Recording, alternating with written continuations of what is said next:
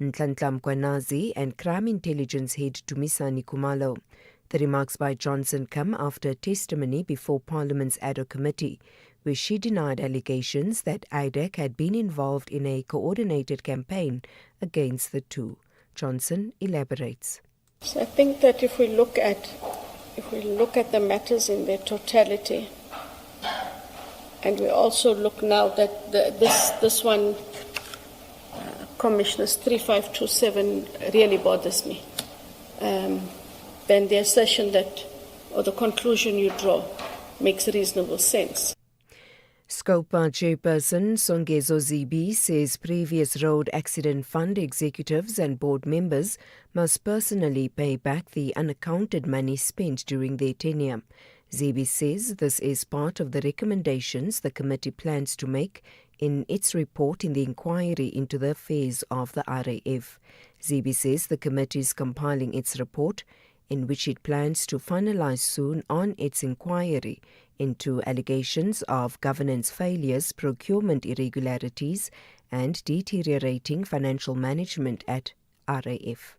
In such cases, the committee may then, pursuant to legal advice, recommend that all of those monies be recovered from the responsible officials and board members. There are many other decisions like that where we're going to look carefully at each one and determine if recoveries are necessary. And I'm certain this will not be the only one. Police are investigating 2 counts of murder, attempted murder and possession of unlicensed firearms and ammunition following a shootout with suspected illegal miners in Roodepoort, west of Johannesburg. 3 unlicensed firearms, including an AK-47 rifle, a 9mm pistol and 126 rounds of ammunition were recovered. Police spokesperson Tinswalo Sibeko says police responded to reports of gunfire in an open veld where suspects allegedly opened fire on officers. Members of the South African Police Service in Roodepoort, assisted by the West Rand K9 unit and BAS Security, responded to reports of a shooting in an open field in Roodepoort. Upon arrival, the members approached the area to investigate. The suspects allegedly opened fire on the police, resulting in a shootout. During the exchange of shots, 2 suspected illegal miners were fatally wounded. No police officers or security personnel were injured during the incident. Municipal workers in the Northern Cape say delayed salary payments have left them struggling with debt and financial hardship. The crisis followed National Treasury's decision to withhold equitable share funding from 69 municipalities over governance and financial management concerns. Although Treasury has announced that the remaining July allocations will be released this week, workers say the damage has already been done. Tembelihle local municipality employee Willem Kopper says many workers have fallen behind on their financial commitments through no fault of their own. Personally, me also, I'm sitting with garnish orders for not paying my debtors, and then it has a bad reflection on my name. So I can't even, for instance, go now to a bank and say that I'm in need of 2,000 rand, can you please help me? They will not help me because my credit score was being affected. And finally, a new UN AIDS report released at the 26th International AIDS Conference in Rio de Janeiro, Brazil, has warned that the global fight against HIV is at a critical turning point, with funding cuts threatening to reverse decades of progress. Zandile Mieza reports from Rio. The report estimates that 1.2 million people acquired HIV in 2025, while 570,000 people died from AIDS-related illnesses. Without urgent action and renewed investment, more than 3 million people could become infected by 2030. Recapping the top story, former head of the Investigating Directorate Against Corruption, Advocate Andrea Johnson, has told the Matlanga Commission that it makes reasonable sense for it to conclude that there appeared to have been a coordinated attack against the KwaZulu-Natal Police Commissioner, Nhlanhla Mkhwanazi, and Crime Intelligence Head, Dumisani Khumalo. For SAfm News, I am Anne Musa. Good morning to you in your SAfm sports headlines. Lara van Niekerk has struck gold again as Team South Africa swimmers continue their outstanding Commonwealth Games campaign.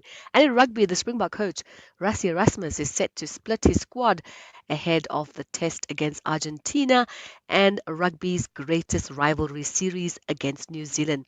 We'll find out more at around 6:30.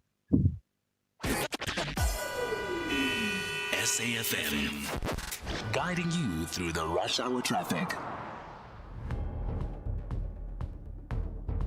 Good morning. We start with an urgent alert down in the Eastern Cape with heavy snowfall reported this morning between Queenstown, Komani and Jamestown. The worst of the snow, Penhook Pass through to Jamestown. So if you're on that East London, Aliwell North option this morning or East London Bloemfontein option, maybe just hold back a little bit later today. Let's get a really good look at just what's happening in terms of that snow, how thick it actually is and when it dissipates a bit and safe to travel. So you don't want to be setting out along that Penhook Pass N6 route just at this hour. Some roadworks coming into Pretoria, Sefaka Makato, just south of Pumalani Plaza, all coming off the N4 onto the M1 via Durhamport Plaza, heading down towards that Montana exit. Some roadworks there causing some delays. Roadworks on the N3 that we're keeping an eye on between Limbo Park and Buccleuch, both sides. That could get a little bit slow again this morning. Cape Town had crashed in along the N2 inbound at the ramp to Jake's Curvell Drive. Coming in from the airport, watch for some delays there. And the Huguenot Tunnel along the N1 still closed to high-sided vehicles due to strong winds in that area. If you're driving a truck, you'll be taken off the N1 and rerouted slowly along to Toys Kloof Pass. With your traffic updates, I'm Rob Byrne. The National Briefing on SAfm. Clarity, context, and conversation. This is where the day begins with Kathy Mutlatlana on the National Briefing.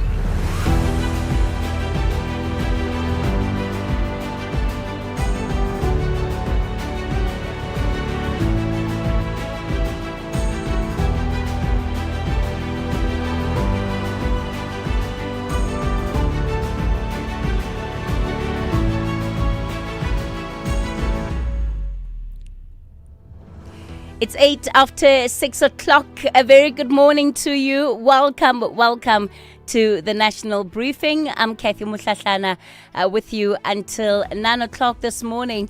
It's Wednesday, the 29th of July. And of course, as you get ready to step into your day, we'll give you everything you need to know, the latest developments and updates.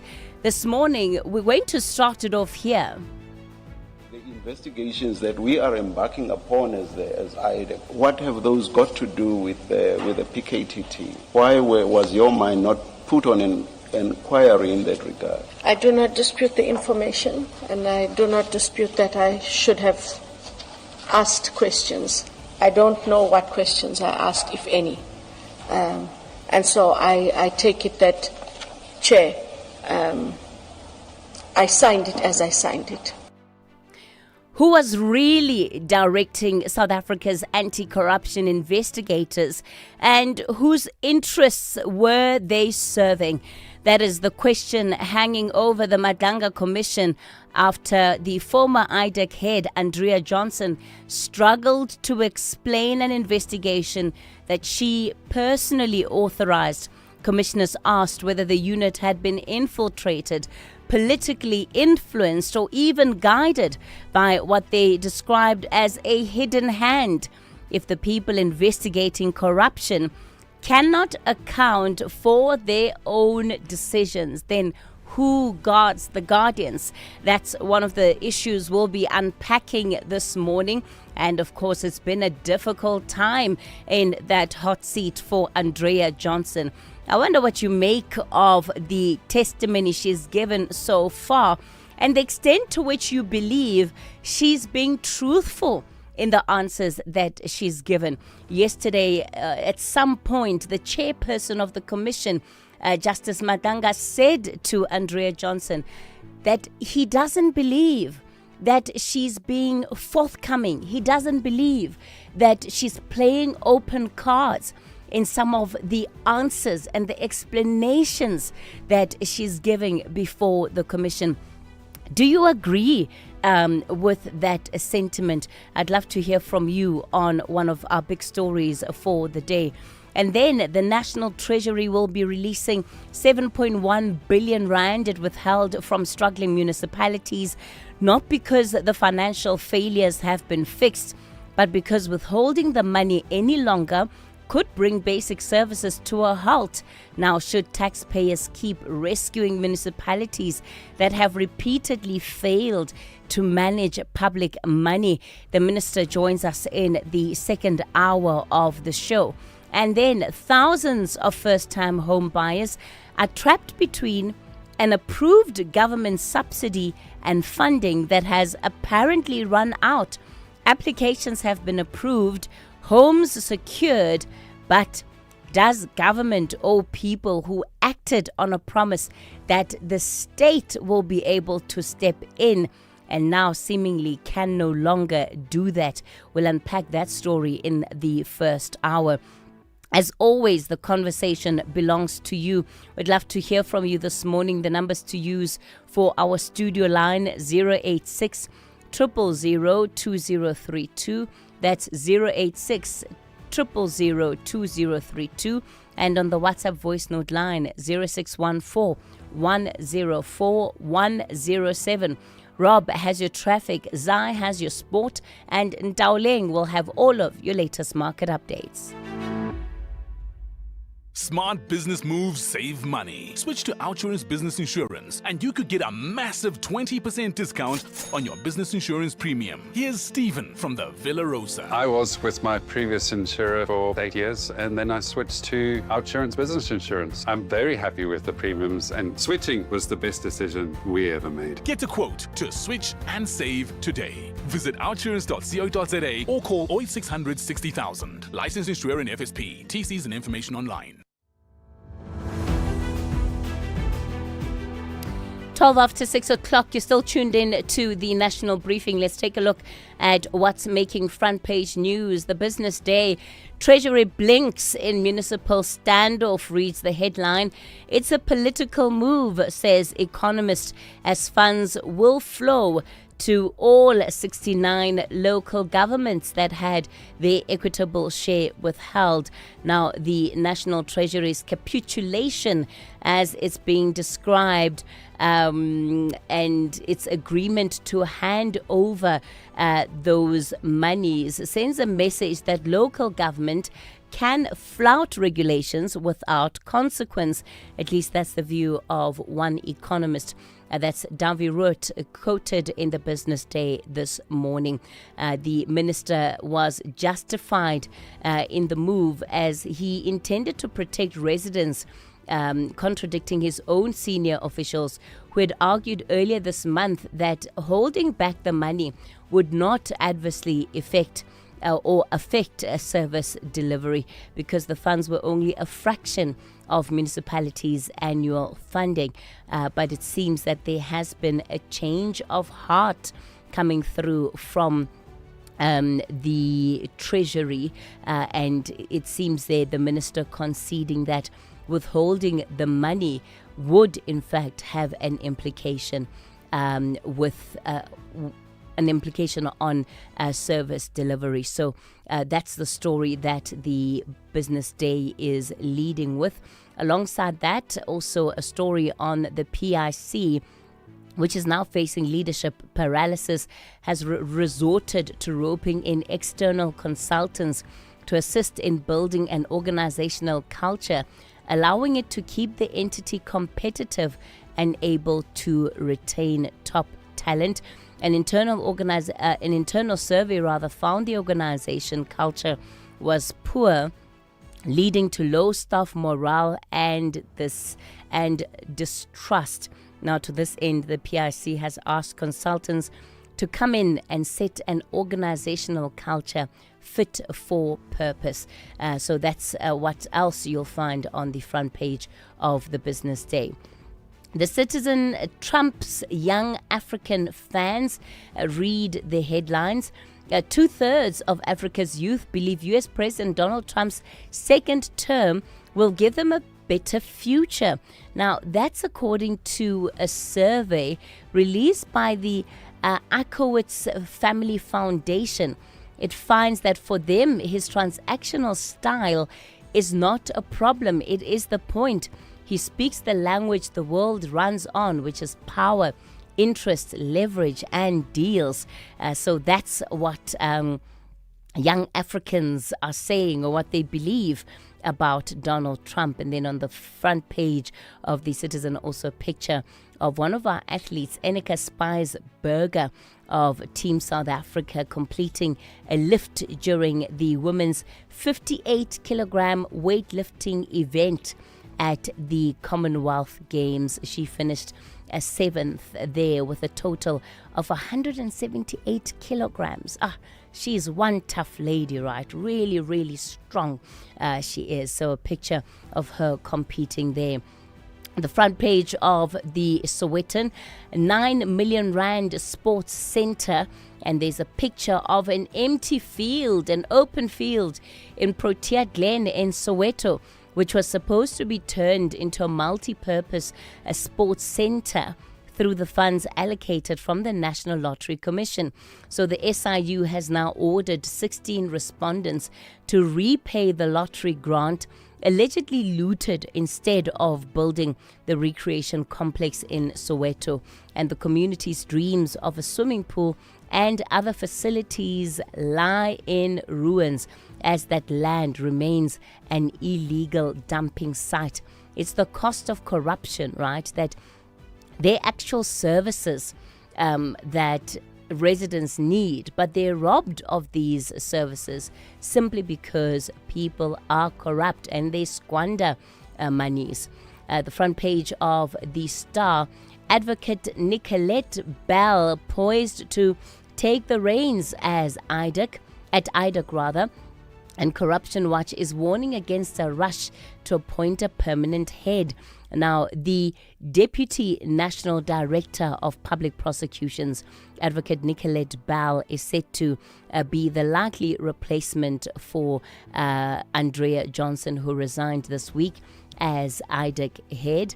On Sunday, of course, Johnson issuing her resignation to the president. Now, according to some reports, Bell and the Special Director of Public Prosecutions and head of the NPA's Special Commercial Crime Unit, Advocate Nkebe Kanyani, surfaced as potential successors. And this is a process that the presidency, Vincent Magwenya, has said that they will only be commenting on it once the appointment has actually been made. But the concern there is that there shouldn't be a rush to fill the post. So that's what you can expect making headlines on the country's national papers.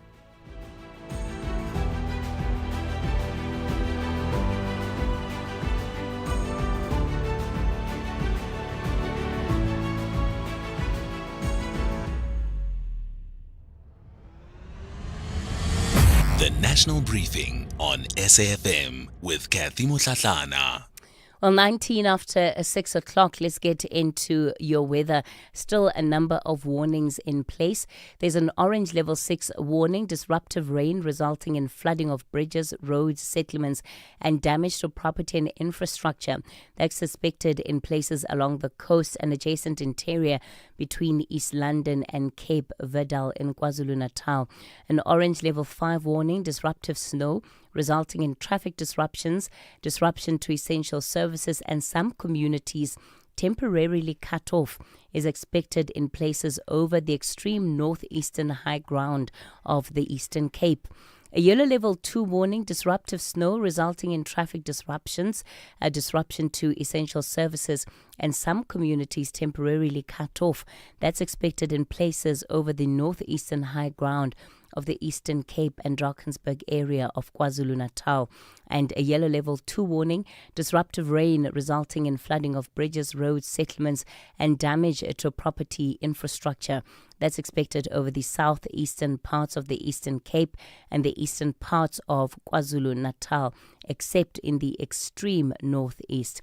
There are no fire warnings. The advisory for this morning: very cold and wet conditions with light snowfall expected to set in from Wednesday evening in places over the Eastern Cape, southern parts of KwaZulu-Natal, southern Free State, as well as along the Lesotho border, with the passage of the cut-off low weather system clearing from the west by Thursday. Farmers are advised to take precautionary measures to mitigate the negative impact under such adverse weather conditions. In Pretoria, it's partly cloudy with isolated rain and showers, 7 and 20. The expected UVB sunburn index is moderate. In Johannesburg, partly cloudy with isolated rain and showers, 5 and 17. Vereeniging, partly cloudy with isolated rain and showers, 3 and 18. Mbombela, partly cloudy with isolated showers, 10 and 20. Polokwane, partly cloudy, 7 and 21. Mahikeng, partly cloudy, 5 and 22. Vryburg, partly cloudy, 4 and 23. Bloemfontein, partly cloudy with isolated showers and thunder showers, 6 and 18. Kimberley, partly cloudy with isolated showers and thunder showers, 7 and 21. Uppington, partly cloudy becoming fine, 6 and 23. Cape Town, fine, wind light and variable, 11 and 22. The expected UVB sunburn index very high. George, partly cloudy, wind moderate northeasterly but fresh southeasterly in the afternoon, 8 and 18. Gqeberha, cloudy with isolated showers and rain in the morning, becoming partly cloudy, wind moderate to fresh easterly, 13 and 18. Kugombo City, cloudy with widespread of showers and rain, wind moderate southeasterly, 12 and 17. Durban, cloudy with scattered showers and rain, wind moderate to fresh southerly to southeasterly, 15 and 18. The expected UVB sunburn index is low. And Richards Bay, cloudy with scattered rain and showers, wind moderate to fresh southerly to southeasterly, 16 and 20. And Pietermaritzburg, cloudy with scattered showers and rain, 9 and 14. Pedestrians, winter days are shorter. That means more walking in the dark. If drivers can't see you, your life is at risk. Wear bright or reflective clothing, add reflective strips to your school bag, and use a flashlight when walking at night. Walk in groups where possible. Being visible is not just a choice, it's your protection. Be bright, save your life this winter. This message is brought to you by the National Department of Transport. Clientele is here to safeguard you and your family with compassion because life happens. Be part of a family that truly cares. Our funeral dignity plans have helped South Africans bury their loved ones with dignity for more than 30 years. Let us help you create a meaningful tribute that honors your life and those of your loved ones. We pay out within 24 hours and you will get double accident cover with a clientele funeral plan. Our plans are affordable. Pick the option that suits your needs. Easy to apply, no medical examinations, and no paperwork. SMS SAFM to 48031. That's 48031. Clientele Life is an authorized FSP and licensed life insurer. T's and C's online. Standard rates apply. The Global Briefing on SAFM. It's 24 after 6 o'clock. Let's get into our global briefing this morning. The United Nations says nearly 500 civilians have now been killed as fighting between Afghanistan and Pakistan escalates. It's a border conflict that keeps spilling outward while the diplomacy goes nowhere. Kanya Vilakazi is a lecturer in the Department of Political Science at the University of Mpumalanga.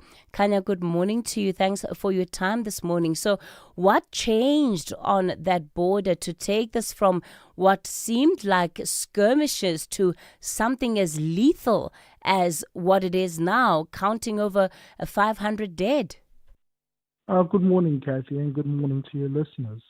I think, Kathy, we need to always be reminded of how closely Pakistan and Afghanistan have, in previous years during the American invasion of Afghanistan, how closely they have been working or been accused of working with each other. However, the caveat to that is that it is not the countries themselves, but the Taliban of Pakistan that is now moving in and out of Pakistan into Afghanistan to hide there, and then going back into Pakistan to create, to attack and to rain terror on the populace of Pakistan. Yeah, certainly a concerning situation indeed.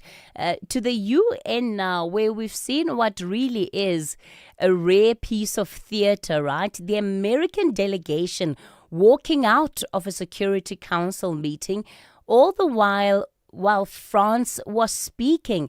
Now, these are allies in public, but the idea of refusing to be in the same room, what was Washington really signaling by walking out when France started speaking? No, I think what the U.S. is signaling is disgruntlement on terms of what the French ambassador had said about the Americans not supporting the return of the human rights chairperson. So this is indicative of the Americans not being able to negotiate behind closed doors in terms of how and why they're voting the way that they do, that then this spills out into social media and to the public discourse. Then when we are watching these things unfold and the Americans walking out of the room, it literally weakens the American power in terms of it being the bastion of human rights and being the bastion of diplomacy when they no longer are able to diplomatically sort certain things out behind closed doors. And in Lima, Keiko Fujimori has been sworn in as Peru's first democratically elected woman president. It also signals the latest turn in Latin Americans' shift to the right. So what is Fujimori's win telling us about what voters are prioritizing right now in Latin America?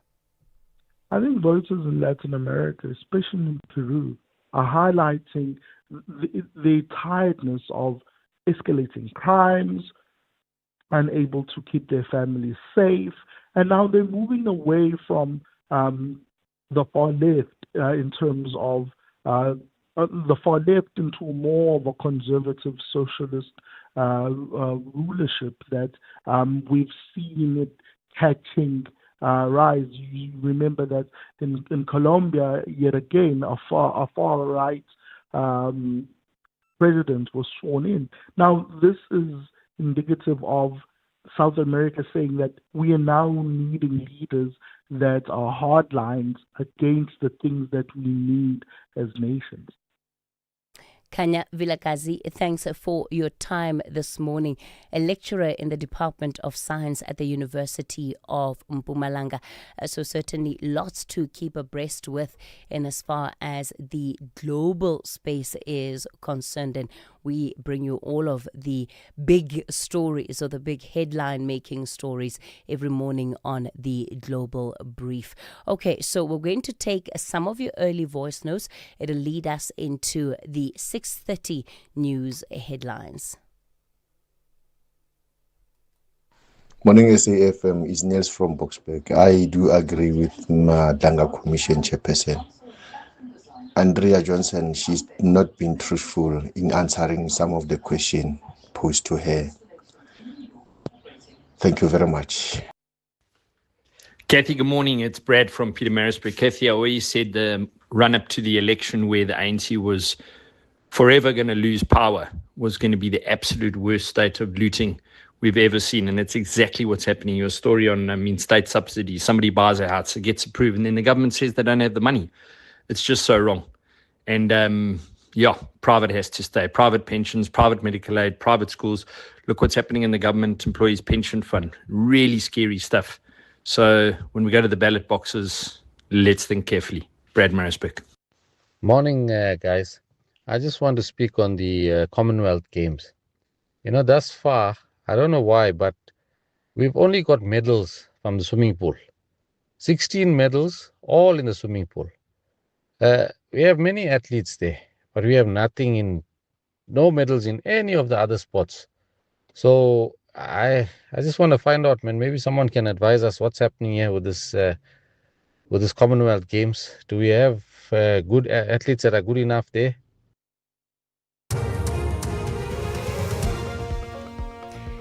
Good morning, I'm Anne Musa. In the headlines, former head of the Investigating Directorate Against Corruption, Advocate Andrea Johnson, has told the Madlanga Commission that it makes reasonable sense for it to conclude that there appeared to have been a coordinated attack against the KwaZulu-Natal Police Commissioner, Nhlanhla Mkhwanazi, and Crime Intelligence Head Dumisani Khumalo. Accused number 3 in the Senzo Mehiwa murder trial, Ntobisi Ncube, is expected to continue with his testimony this morning. He told the High Court in Pretoria yesterday that the description of the person who allegedly shot and killed former Bafana Bafana captain Senzo Mehiwa does not match his appearance. And judgment has been reserved on suspended Public Investment Corporation CEO Patrick Dlamini's case to be reinstated as CEO at the asset manager. I'll have details on these and other stories at 7. SAFM, guiding you through the rush hour traffic. Good morning. We started Pretoria with some heavy traffic on the mighty Mopari Highway. Looks like a crash at Block XX. If you're leaving Shosha and Guve, there's a really heavy backlog coming out of Shosha, heading south towards Pretoria on that section of the R80. WFN Como leaving Attridgeville, all backed up again this morning, down to Little Manhattan. Joburg crash at Galulis, and 12 and R24 after they merged just before the interchange. A crash scene there. At Durban, traffic in the usual places this morning, including the run out to Phoenix on the Phoenix Highway towards Trade Centre. Artie on the traffic line reports some light rain falling across the Durban region, so take it easy. If it's wet where you are, that rain only just starting now. At Cape Town, a crash on the R300 going north. It's before Van Riebeek Road, so very heavy coming up through that Kales River area this morning. Traffic already backlogging from the Stellenbosch Arterial. Also in that area, the R102, Van Riebeek Road through Blackheath up to Station Street, looking slow as it did yesterday. And heavy snowfall reported in the Eastern Cape. Motorists going between East London and Bloemfontein should delay travel on that section between Queenstown and Jamestown due to the heavy snow along that N6 at the Penhook Pass. With your traffic updates, I'm Rob Byrne. This is SAFM Sport with Zai Khan. Zakan, good morning to you. Chish, you know, the more I hear about the weather in the Eastern Cape, I just wonder, is it going to be a snow wonderland? Zai, maybe you and I need to go to the Eastern Cape, hey, so we can go take pictures in the snow. I tell you what, that snow is waiting for no one. But the way I sound this morning, I'm all about tea and honey right now. Yeah. Just getting this. You sound like you've been playing in the snow. You sound like you've been playing in the snow. All right. So Zai Khan, I must say, our swimmers, I mean, one of our listeners raised this about the athletes and why the medals are coming from just the swimming team. But we've got to give it to the swimming team, right? I want us to play this because they really do deserve it. I've had my share of sand kicked in my face, but I've come through. Let me to go on. We are the champions, my friends, and we'll keep on fighting till the end. We are the champions. We are the champions. No time for losing. So Zai, the swimming team is showing that we run the pool. We own the pool. Lara van Niekerk is striking gold again as, Team South Africa swimmers. They just continue an outstanding campaign at the Commonwealth Games. Long may Team South Africa keep giving us reasons to play that song. What a soundtrack. Yes, Kathy, I have to agree with you. Laura van Niekerk successfully defending her Commonwealth Games women's 50-meter breaststroke title, winning gold in Glasgow. Team South Africa outstanding. Another I don't know, what an amazing night for them. Adding 5 more medals, Amy Canny claimed silver in the women's 200-meter individual medley before combining with Peter Coetzee, Michael Hooley and Erin Gallagher to win another silver. And that was in the mixed medley relay to set a new African record. Nathan Hendricks, Danica Fake also collected silver medals. Team South Africa now have 16 medals in the game. 4 gold, 7 silver, and 5 bronze. So there's still plenty in this Commonwealth Games. We're hopeful that there'll be medals in athletics as well as netball and the other sporting codes. Which brings me to my next story, where the Spa Proteas, they made it 3 wins from 3 at the Commonwealth Games with a 78-30 victory over Northern Ireland in Glasgow. South Africa led 14-8 after the opening quarter before stretching their advantage to 32-18 at halftime. So netball looking like they're heading for a medal as well. Let's go to some soccer action. Barbara Banda producing a captain's masterclass as Zambia hammered Egypt 6-0 in their opening Women's Africa Cup of Nations match in Rabat. Meantime, Tunisia have appointed Moin Shabani as their new national team coach on a 4-year contract following a disappointing FIFA World Cup campaign.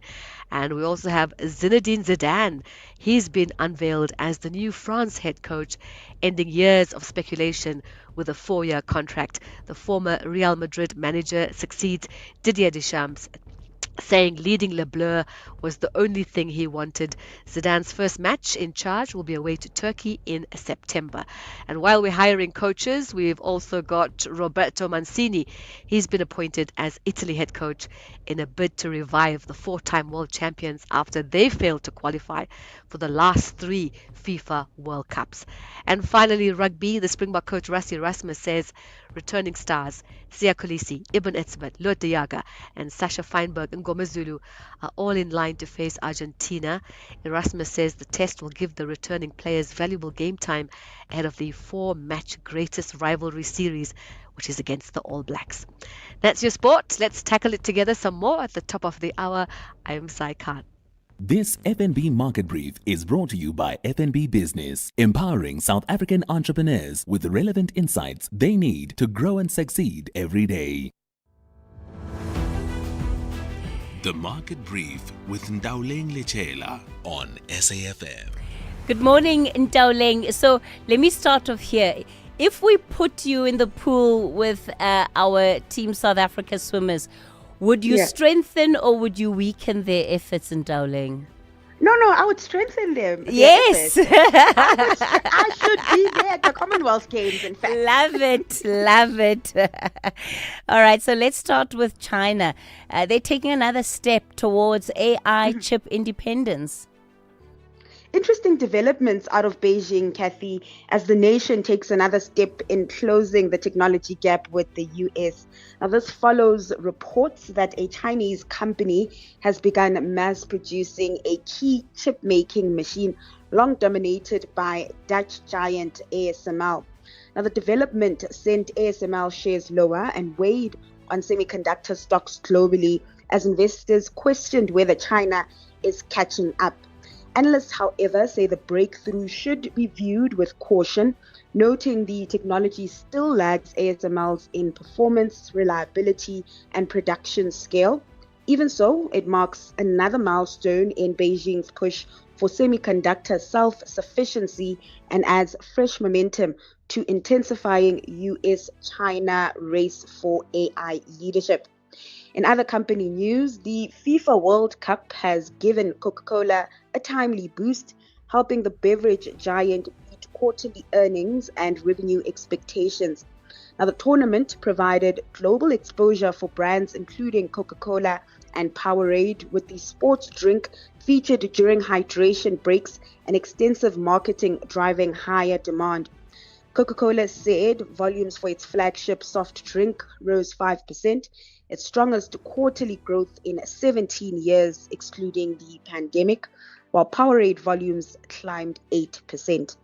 Now, the strong performance helped lift overall sales and prompted the company to raise its full-year forecast, setting shares to a record high as investors cheered the upbeat outlook. Now, Coca-Cola, one of the best performing stocks in yesterday's session, benefiting not only from upbeat momentum following its results, but also from a rotation out of tech stocks. Now, that saw Wall Street close mixed overnight, with the mood filtering through to Asian markets this morning. Trade choppy on that front as the chip stock sell-off deepens, with investors concerned about rising AI spending ahead of results from Microsoft, Meta, and Apple. Back home, the JSE All Share ended the day 0.2% lower, really being weighed down by losses among resource stocks. Then over to currencies, the rand steady at 16.75 to the dollar, 22.28 to the pound, and 19.09 to the euro. And that's your market brief this hour. I'll be back just after 7:30 with another update. The FNB Market Brief was brought to you by FNB Business, your dedicated partner with decades of expertise building and growing South African businesses. FNB, help changes everything. FNB Business is proud to partner with SAFM's The National Briefing. We stand shoulder to shoulder with South African entrepreneurs and businesses because we know building a business is a 24/7 commitment. Whether you're managing cash flow, planning for growth, or navigating challenges, we deliver the sharp insights and practical solutions you need to move forward with confidence. From smart funding options to expert business advice, FNB Business is right there with you. Visit fnb.co.za/business. FNB, help changes everything. Time. When you're a kid, it moves slower than a sloth trying to get through airport security. There is just so much of it. Skip forward a few years to your 20s. Time is still your friend. It says have some balance. Go party and have fun.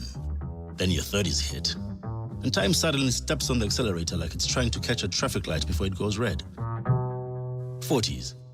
Now time is moving faster than your 10-year-old on a sugar high. 50. You're desperately trying to save as much as you can, but time is moving so fast. And all you can think is, where did all the time go?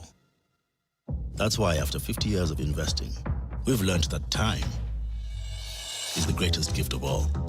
And the good news is, if you invest early, time gives you money, and then money gives you more time for some much-deserved you time.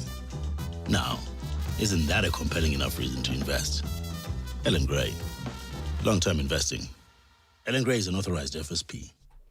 Experience the magic of world-class ballet at the International Winter Ballet Gala coming to the AfroForum Theatre in Pretoria on Friday the 31st of July. Featuring international stars from the Bolshoi Ballet, acclaimed Cuban artists and South Africa's finest dancers, this spectacular one-day event has performances at 3 p.m. and 7 p.m. Book now at Tix SA or AfroForum Theatre. Across South Africa, online and on radio.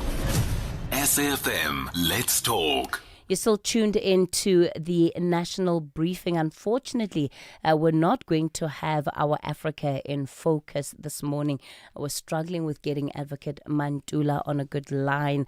I do apologize for that. We are, however, going to move on then with the morning's key developments on the agenda. And we'll get into this story now. An outer investigation has raised fresh questions about governance at the Insurance Sector Education and Training Authority, that's INSETA. A budget that has reportedly ballooned by 1,900%. This is from around 22 million rand to more than 442 million. The organization alleges serious irregularities in the administration of student funding, including procurement concerns, weak oversight, and failures that reportedly left hundreds of qualifying students without financial support. Rudy Heineke is project manager at Outer. Joins us this morning. Rudy, good morning to you. Thanks for your time. So, the place to start really is around this investigation. What triggered the investigation that you have run and these, the expansion of this budget, it almost doesn't make sense how an entity moves from 22 million rand a year to 442 million rand. Good morning, Kathy. The investigation was sparked by the fact that early in June this year, the Board of Insurance SETA suspended the CEO, Ms. Gugu Mkhize. And we are following the stories at Insurance SETA and have done more investigations in the past.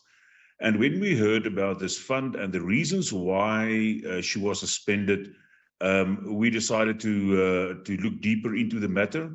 And that is the reason why we started to do this investigation. With regards to the increase and the ballooning of the budget, I think that everybody will welcome if there's millions of rands available for bursaries for students across South Africa in different sectors. But what raises a red flag is the fact that, if you have a budget that conservatively every year goes around 20 million rand, and all of a sudden in one financial year it jumped up to 440 million rand, then you should start asking the questions, where does this money come from? Who contributed to this fund? We know that this fund was funded by public as well as private money. And then I think the more important question, where did this money go? According to the financials of Insurance SETA, almost 160 million rand of that 440 was paid out. And the question is, where did it go? Was it to deserving students? Was it paid to the correct institutions, accommodation providers, etc.? And those questions are, important for us to get answers on.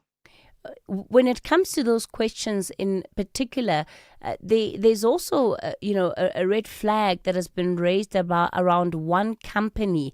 I think it's Mabope Business Solutions that seems to have received a significant share of these monies, around 70 million rand. Now, is there anything to suggest that there was any irregularity in the awarding of those monies to this business school? Kathy, if you manage that, these kind of amounts, a fund manager, one would expect that you will be able to find some indication of previous experience. Are they skilled to do this, etc.? Our investigation could not find any proof of previous experience. Mabope was awarded 2 tenders previously, one by the Security SETA for fundraising projects, and the other one by Food Bev SETA as an event management provider. Now, all of a sudden, this unknown company are entrusted with millions of rands, public and private money, and then we get reports that student accommodation providers and tertiary institutions, they didn't get paid this year. And then you start to ask questions, who is this company? Who is the service provider? And we could not find any positive. There's not even a website for this company. So we could not find any positive experience that we can say, yes, we can entrust this company with our funds. I guess the most concerning thing is when you have students, 879 of them, that have been unpaid for months, not receiving the support that they were meant to. Yes, this fund, our investigation and research show that it will pay tuition fees, textbooks, accommodation, and for technical devices, and then obviously a stipend as well.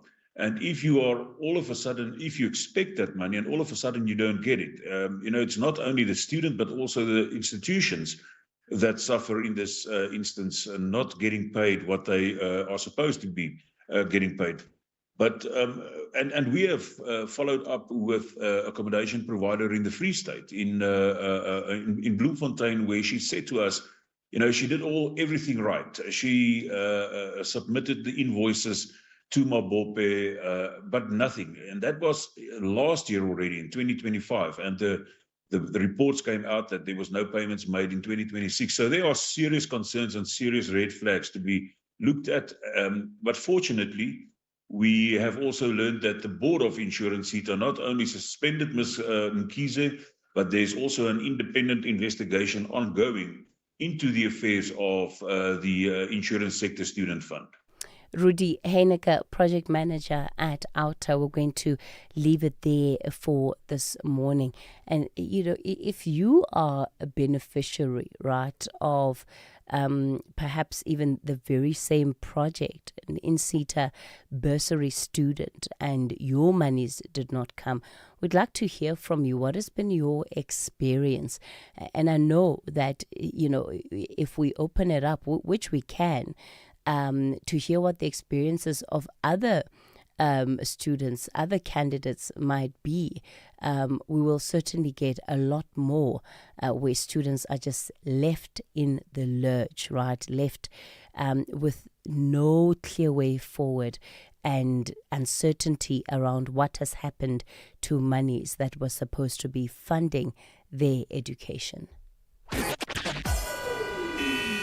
SAfm, guiding you through the rush hour traffic.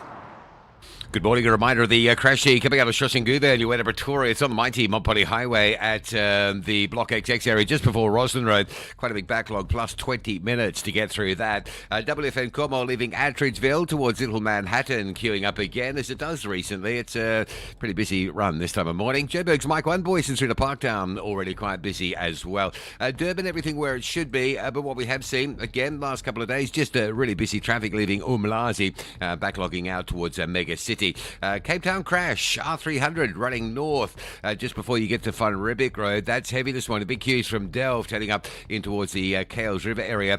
Fatal crash just outside Quebec on the N2 at Gamtoos River. That's likely to have some delays, possible diversions. Looks like there might be a road closure in place at that crashing, given the fact that it is fatal, could be a while. And don't forget, heavy snowfall reported this morning along the N6 between Komani, Queenstown and Jamestown, just north of Penhook Pass up to Jamestown. So we're north of Queenstown, seems to be the heaviest of that snow. You might want to delay your trip through that area until that has subsided. With your traffic updates, I'm Rob Byrne. Time. When you're a kid, it moves slower than a sloth trying to get through airport security. There is just so much of it. Skip forward a few years to your 20s. Time is still your friend. It says have some balance. Go party and have fun. Then your 30s hit. And time suddenly steps on the accelerator like it's trying to catch a traffic light before it goes red. 40s. Now time is moving faster than your 10-year-old on a sugar high. 50. You're desperately trying to save as much as you can, but time is moving so fast. And all you can think is, where did all the time go? That's why after 50 years of investing, we've learned that time is the greatest gift of all.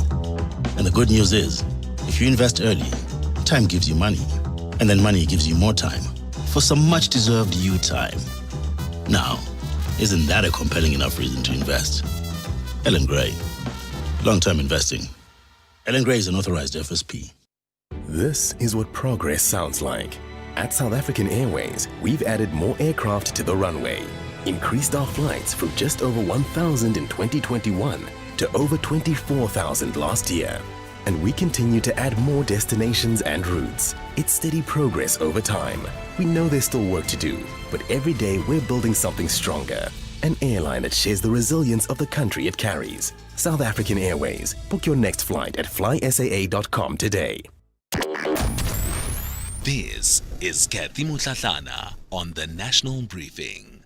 Well, let's get into this story now. So if you earn between 3,500 and 22,000 Rand a month, First Home Finance was meant to be your way in. It's a once-off government subsidy paid through the National Housing Finance Corporation, and it's meant to close the gap between what the bank will lend you and what the house actually costs.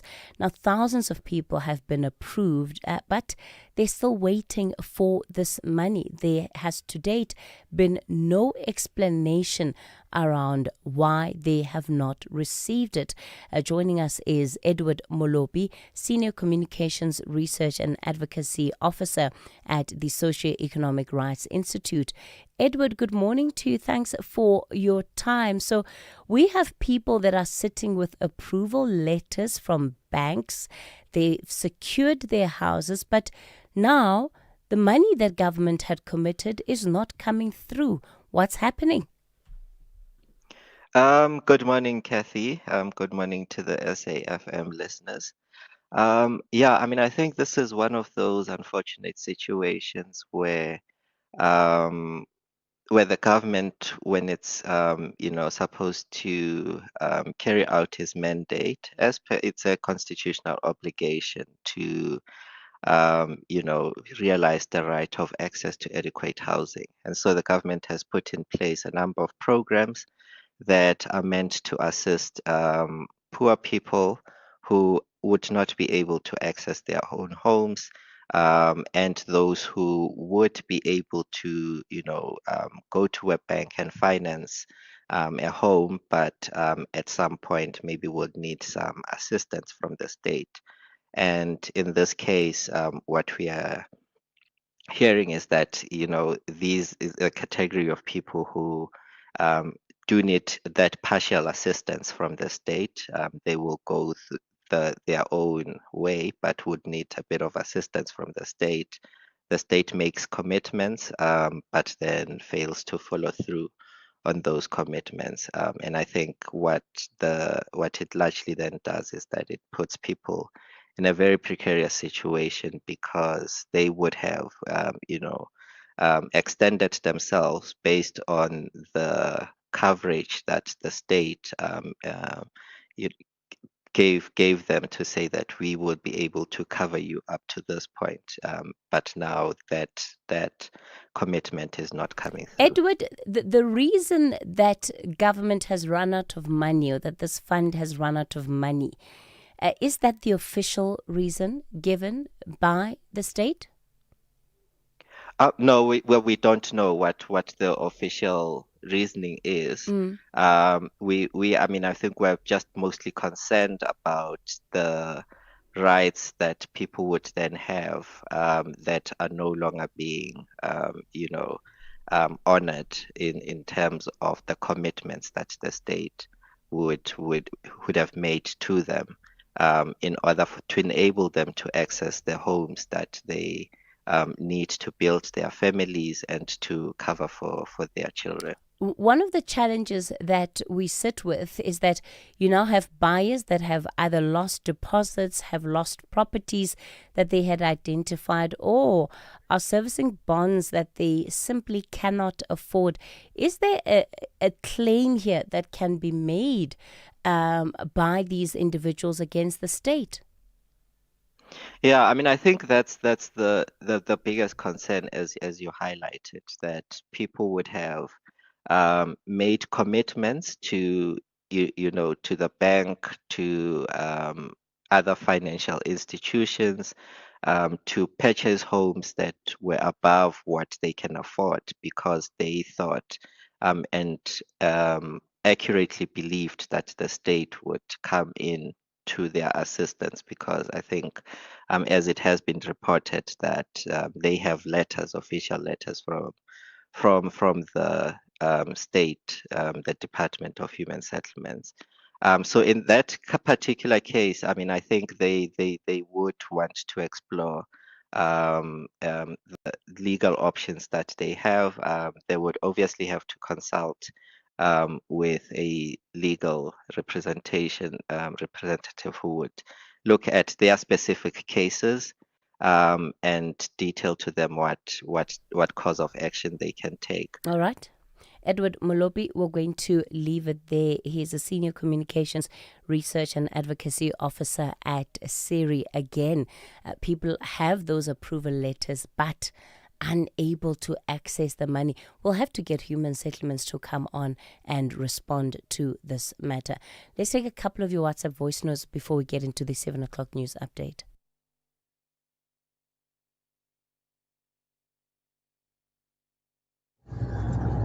Good morning, Katie, fellow listeners and your team. Katie, this government is taking us for a ride. Our government does not take us serious. What if I were to say they are releasing the funds, municipality funds that were withheld, because they have now borrowed the money from the World Bank? In fact, there was nothing that was withheld. There were nothing, there were no funds. They have eaten all the money. And we must suffer as taxpayers. Thanks, Aunt Casey. Outsurance Essential is made for older cars. Claims are paid in cash within 5 working days, and you choose your own panel beater. SMS CAR to 43185. That's CAR to 43185. Theft, accident, and 1 million rand third-party cover for your older car. Outsurance Essential has it all. Get a quote. SMS CAR to 43185. That's CAR to 43185.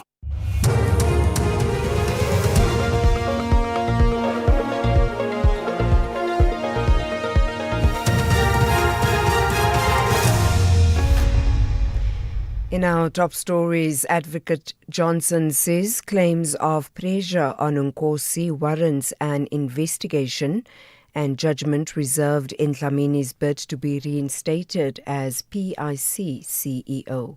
Good morning.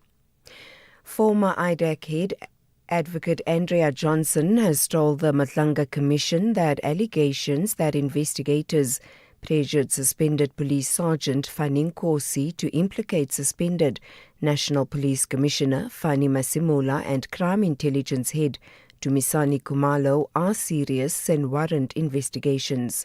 Nkosi's lawyers have written to the Commission complaining about the abuse of power and harassment of witnesses by IDAC investigators. Nkosi has claimed that IDAC investigators interviewed him at the Hosimampuru prison on the 13th of this month without his lawyers present. According to Nkosi's affidavit, senior IDAC investigator Sunil Balochan asked him what he knew about alleged corrupt relationships involving alleged crime cartel kingpin Vusimuzi Matlala, Masemola and Khumalo. Evidence leader Mahlapeselo read Nkosi's affidavit.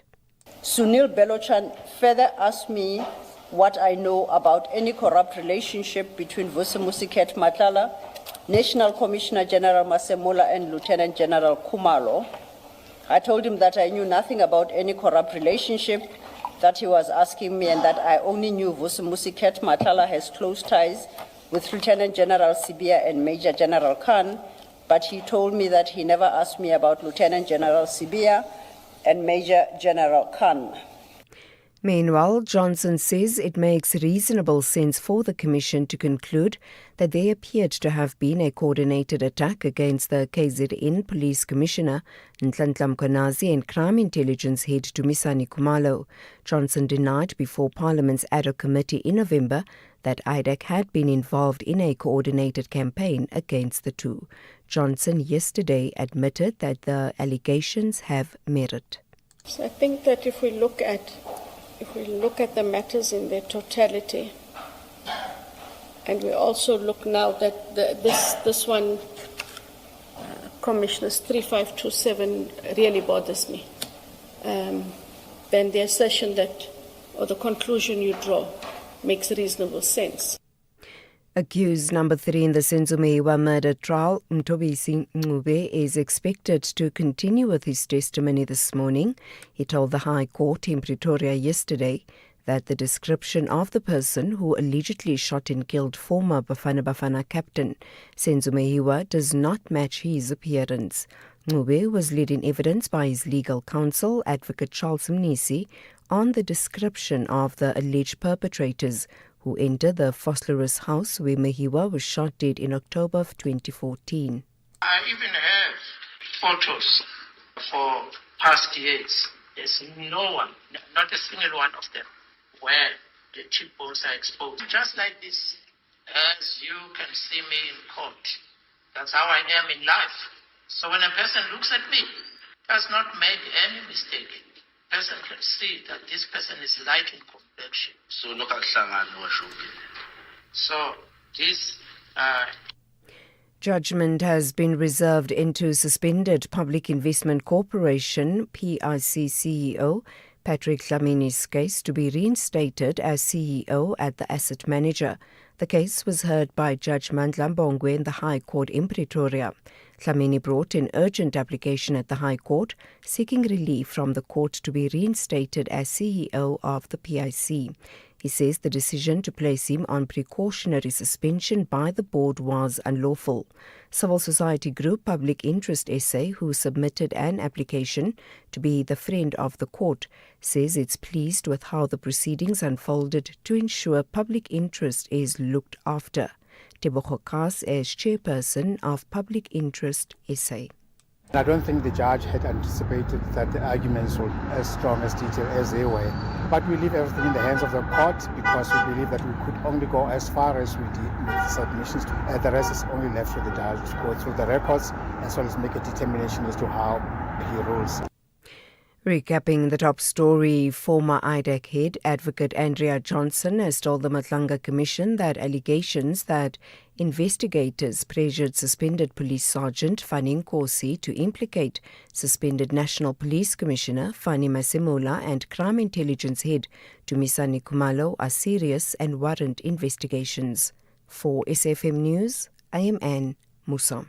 Outsurance is in the business of saving you money on your car insurance premium. If they can't, ask for 500 Rand. SMS out to 30754. That's out to 30754.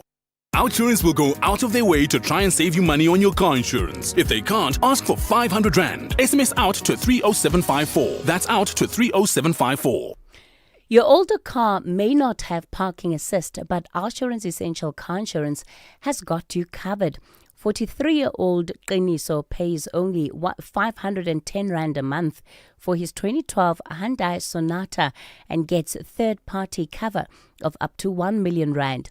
Ready to stop paying new car insurance premiums for your older car? Get Outsurance Essential Car Insurance today for unfinanced cars older than 5 years and valued at less than 150,000 Rand. SMS car to 43185. That's car to 43185. Licensed insurer and FSP. T's, C's and information online. It's a very good morning to you in your SAfm sports headlines. Team South Africa swimmers continuing to dominate at the Commonwealth Games with Lara van Niekerk striking gold again. And in rugby, the Springbok coach Rassie Erasmus has hinted several of his senior stars, including Siya Kolisi and Eben Etzebeth, are in line to return for the Rugby Championship clash against Argentina. We'll have details around 7:30. SAfm, guiding you through the rush hour traffic. Good morning. We started Pretoria with about a plus 20-minute queue on the mighty Montpellier Highway. A crash down at XX this morning, causing that really big backlog. N4 coming in from Watermeyer towards the M1 Highway. Quite a big queue forming through there. And a crash on the M1 South ramp to Atterbury Road this morning. Watch for some delays coming through that part of Pretoria as well. Collision in Four Ways, Willie Mandela at Leslie Avenue. That's on top of the myriad of traffic lights that are out around Four Ways. So some extra delays. A little bit of traffic building up on the M1 from Randburg through towards the Four Ways exit as well this morning. Durban's N2 already queuing from the M7 heading up towards the roadworks at Westwood Mall. Komarshu Highway slow out of Malandela Road towards the N2, and the Wakesley Road heading through towards the M7 Highway, quite slow coming up from Sarnia Roadside. Cape Town, big delays on the R300 this morning. A crash up by Van Riebeek Road. Traffic is heavy all the way from Delft. You might want to give that R300 north a big miss this morning. It is absolutely jam-packed. Marine Drive, Tableview Sunset Beach is busy, and a reminder about snow around Penhawk Pass on the N6 route in the Eastern Cape, and a massive truck crash just west of Gebeka at Gamtoos between Gebeka and J-Bay. There will be some diversions and delays around that scene at Gamtoos for some time this morning. With your traffic updates, I'm Rob Byrne. The National Briefing on SAfm. Clarity, context and conversation. This is where the day begins with Kathy Mutlatlana on the National Briefing. It's 7 after 9 o'clock. You're listening to the National Briefing. A very good morning to you. Welcome to the show. I'm Kathy Mutlatlana with you until 9 o'clock this morning. Andrea Johnson signed a summons demanding the promotion records of the Political Killings Task Team. Yesterday, when asked about why, she told the commission that she doesn't know and she doesn't recall. Karen Moore will be joining us with the latest from that commission. And then the Finance Minister, Enoch Godongwana, joins us shortly on the 7.1 billion rand that's now going to be paid over to municipalities. It was held as a way to try and enforce compliance from these municipalities. He'll tell us why he's paying it anyway. And then, of course, we'll also get into our reality check for the day. Dr. Stavros Nikolaou, our contributor for this week. All of that coming up shortly. Are you a SASSA beneficiary? Have you received a message to go to a SASSA office for a review or to verify yourself through a self-service portal? Or have you only received your payment on the 7th of August? Do not ignore this message. Attend to it immediately. Your grant is under review. This is being done to ensure that social assistance is paid to eligible beneficiaries only. This process also assists in ensuring that your personal details are up to date in the SASSA database. Social grant beneficiaries are requested to report and update any changes in their financial circumstances, change of marital status, change of address, and change in contact details. Avoid being a victim of scams. Do not share your personal information such as identity number or document with any stranger other than an identifiable SASSA official. Hashtag SASSA Cares. This is Kathy Mutlatlana on the National Briefing. It's 11 after 7 o'clock. Let's get into one of our big stories for this morning then. Who was really directing South Africa's anti-corruption investigators and whose interests were they serving?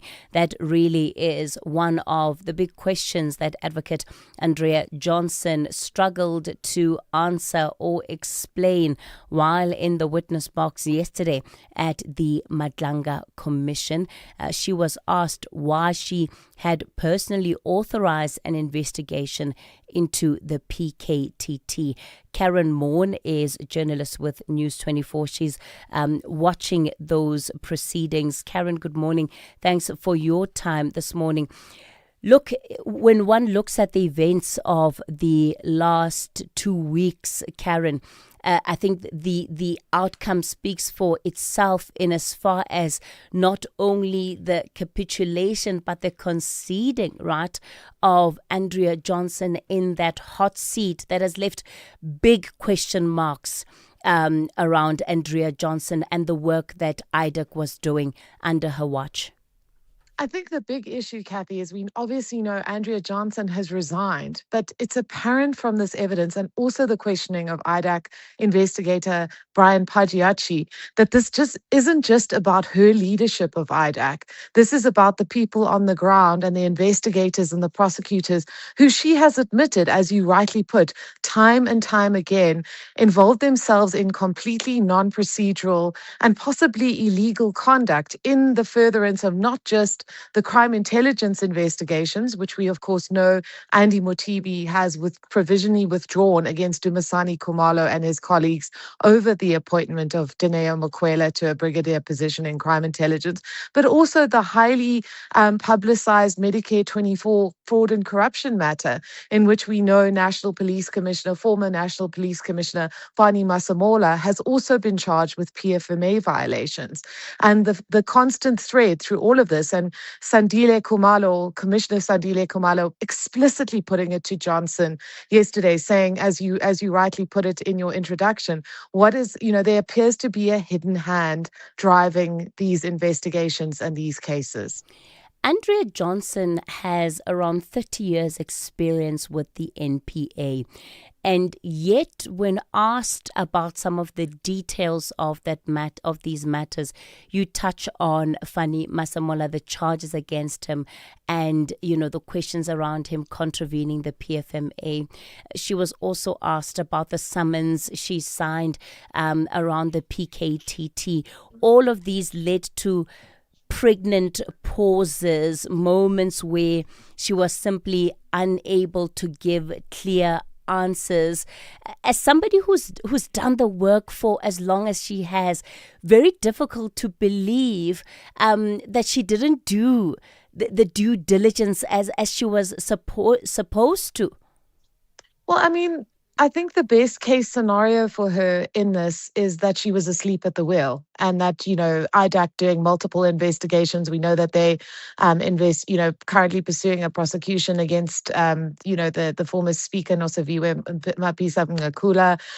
We know that there were, these so-called state capture matters that New Lane, Istina, which unfortunately, are not currently being pursued for various reasons. But, there were a multiplicity of organizations, but the commission isn't accepting that. It's very apparent from the questioning that they want to understand why she would have made these decisions, as you put it, as an experienced prosecutor, in scenarios where it was evident that, particularly in terms of seeking the promotion records of the PKTT members and then also seeking sending a summons for the names and for the details and the travel arrangements of the officers who were involved in the arrest of MP Fadiel Adams, that she was not involved in that summons, but it was done, during this whole period.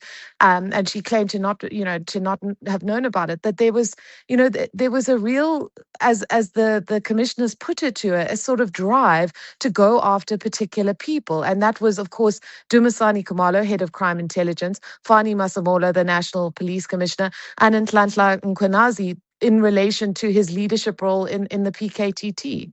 I want to play this moment around what was driving these investigations, and if there's another motive, if there's a hidden hand, as Commissioner Kumalo put it.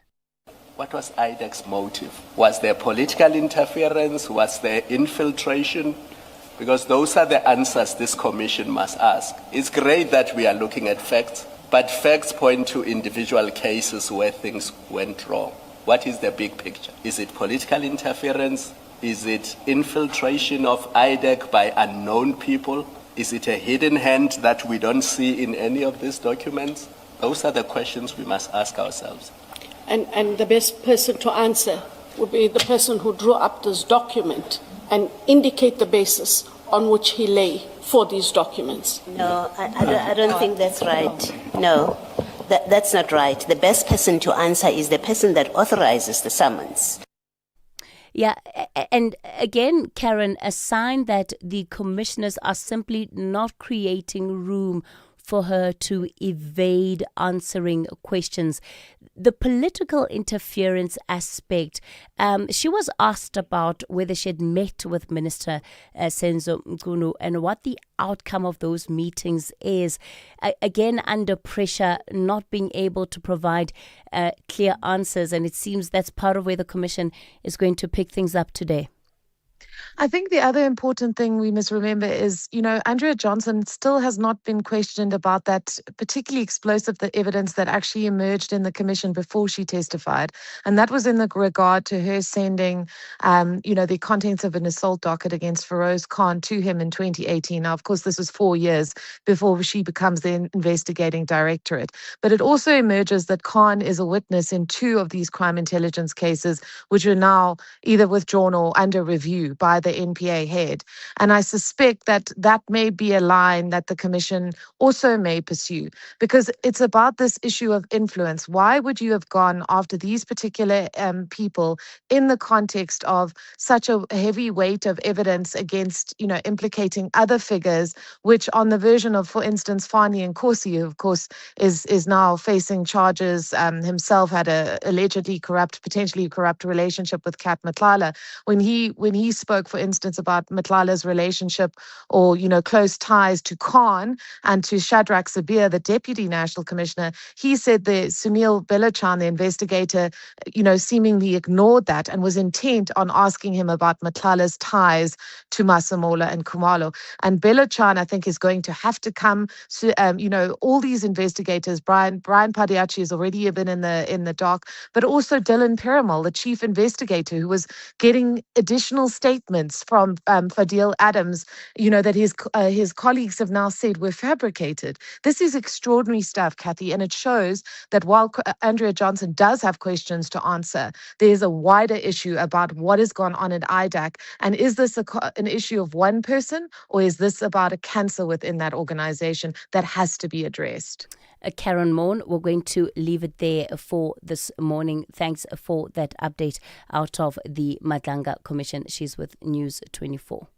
This week on Expresso, Mandela Day may be over, but the spirit of giving lives on. We reflect on the impact of this year's initiatives and discover how organizations like the Homestead are inspiring South Africans to keep making a difference in their communities all year round. We also get moving with Claudia as she shares simple anti-inflammatory workouts to boost circulation, support your lymphatic system, and keep you active through winter. And we swing into action with Spider-Man, brand new day. Join us on Expresso weekdays from 6 to 9 on S3. Experience the magic of world-class ballet at the International Winter Ballet Gala, coming to the AfriForum Theatre in Pretoria on Friday the 31st, featuring international stars from the Bolshoi Ballet, acclaimed Cuban artists and South Africa's finest dancers. The spectacular one-day event has performances at 3 p.m. and 7 p.m. Book now at Tix SA or AfriForum Theatre. In case you missed it, how much of the panel's recommendations have been implemented, and is South Africa better equipped today to prevent the repeat of the July 2021 unrest? We cannot forget what happened there. We also cannot forget that there was a report that made certain recommendations that highlighted certain issues that we have in the country. And so then the question is, what has been done about it? We used to have the Pick and Pay outlet here by Brampija Phase 4. The people looked at that outlet. It used to help us a lot because if you need some money, you could withdraw, and there were 2 ATMs. Now, whenever you need something, just for a normal price, you must get a local by 14 rands or just to get a local price because you don't have that Pick and Pay anymore. That was The Meeting Point with Koketso Sachane. With the ever-changing financial landscape, it can be difficult to make sense of all the moves at times. Join me, Jimmy Moyaha, on the SAFM Market Update with MoneyWeb, Mondays to Thursdays, 6 to 7 p.m, as we break down the key market trends, top financial stories, and smart investment insights, all in one place. It's everything you need to stay financially informed and ahead of the curve. SAFM values your views. Be an active citizen. All right, 22 after 7 o'clock, getting ready then to welcome the Finance Minister, Enoch Godongwana. This is in relation to the payment that he's now released of the equitable share, which was withheld to effectively force municipalities to pay. Minister, good morning. Thank you for your time this morning on the National Briefing. Good morning to you and your listeners. Let's start off with why it is that you've now decided to pay over these monies to the municipalities. You've said in your own press release that it's not based on a finding of compliance. So what drove the decision? Let me take you back. When I took the decision, I said, we're not trying to punish anybody. This is not a political measure. What we're trying to do is to kind of force in a way the municipalities to comply with the regulatory environment. That's the first point. And the second point, what we are saying is not our decision to now to release the funds is based primarily on our concern to balance this constitutional responsibility of enforcing compliance and the need to make sure that there's no disruption on basic services. That's what we're saying in our statement. It's interesting because, Minister, 2 weeks before, or rather, the week that the announcement was made around the withholding of these shares, the team from Treasury was very explicit in saying that the withholding of the money would not have an impact on service delivery. So when did that change? No, there's nothing changed. Nothing changed. At that point in time, that was the beginning of the month. So it would not have had an impact at the time, a massive impact at the time. But we're coming now to the end of the month where the possibility of impacting on basic services may become a reality. So but let me come back again and say to you, the release is not unconditional. We've made it point blank that those municipalities which have not complied, we'll do monitoring them. They will have to give us reports on a quarterly basis. To what extent are they improving and complying with the regulatory framework, so that by the next time when we do the next tranche in December, they must have fully complied. If not, SAFM will do the same. The difficulty here is that, do you not feel it puts you in a position where come December, municipalities are still not complying, and now that they know that the U-turn is a possibility, that they'll simply wait for you to push things as far as you can, and then at the 11th hour release the funds anyway? I'm aware of that. I'm aware. Two things we're doing is that we are giving the provincial leadership of each municipality to do the supervision, so that if in December we don't make a U-turn as we have done now, which is a possibility that in December we may say we're not going to move until you comply, and whether it may have we're not going to change at all.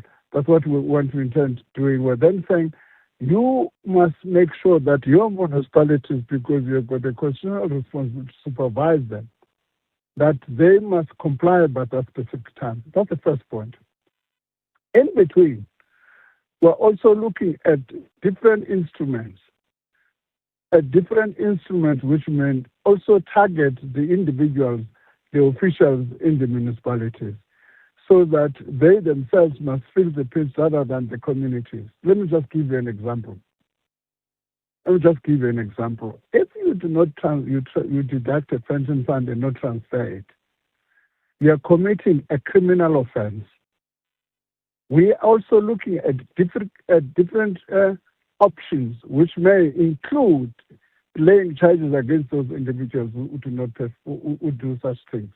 So at the moment, we're saying we're giving you an opportunity to comply, but we're exploring all the different instruments and tools that are at disposal, which you can deploy, not to force the individuals in the municipality to And Minister, one feels the desperation from Treasury, right? Is the same desperation from the Auditor General, is the same desperation from residents who still live without services and seemingly not enough mechanisms in place to bring in accountability.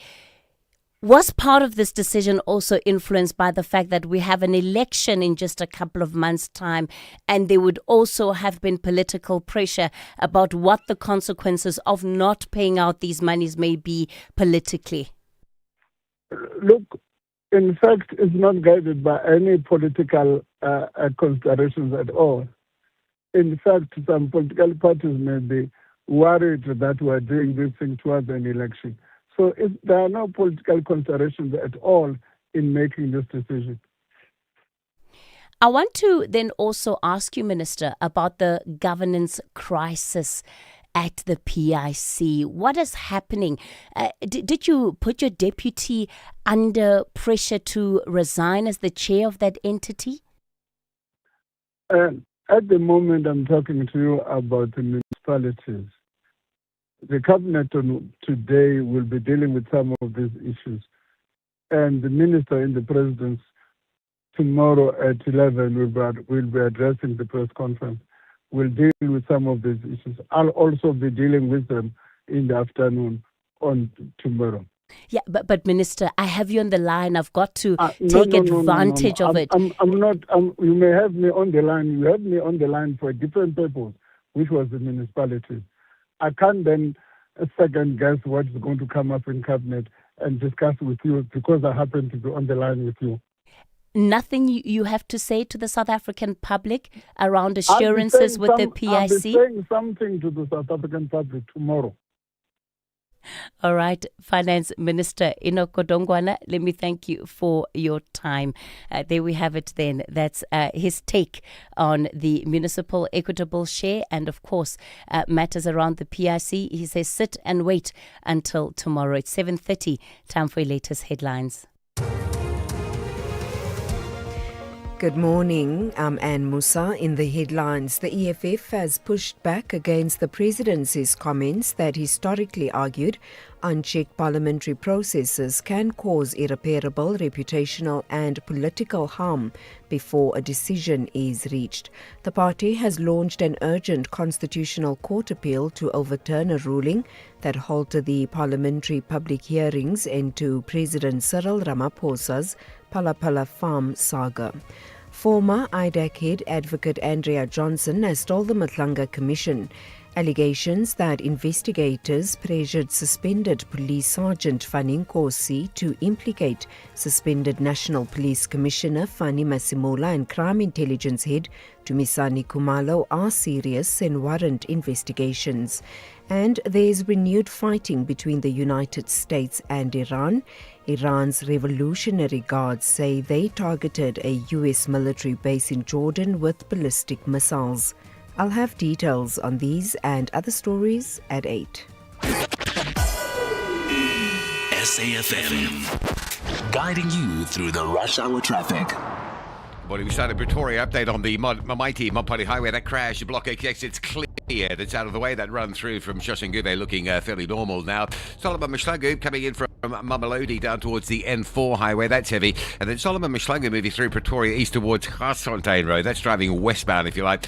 Really big traffic there. I think that's roadworks related. William Mandela leaving four ways crash at Leslie, causing some delays. That's on top of all the multiple traffic lights that remain out in that four ways area. Malapong way to Stratham Park is slow. Bay is Nordeer across the highway direction Fairland looking quite busy as well this morning. Durban is a queue on the Southern Freeway coming in around the Jacobs Clarewood area. So if you're on the M4 having turned off the N2, there is a delay up towards Durban. Wakesley Road from Salia through to the M7 is really bad. And the Kumashu Highway stuck in a big queue from Malindela as you head down towards the N2 coming out of that section, that side of Kumashu, pretty heavily backed up. Stationary truck, Durban bound at Market Road has been cleared. That backlog's moved through. And Cape Town, a big crash on the R300 north before Van Riebeek Road. Very heavy backlogs right back to the N2 highway in the Delft area. And a big crash just west of Gebeke between Gebeke and J-Bay and the Gamtoos River area. That section of the N2 currently closed. It's a fatal crash involving a truck. It may well be closed for some time this morning. Expect delays and diversions along that routing. With your traffic update, I'm Rob Byrne. This is SAfm Sport with Zai Khan.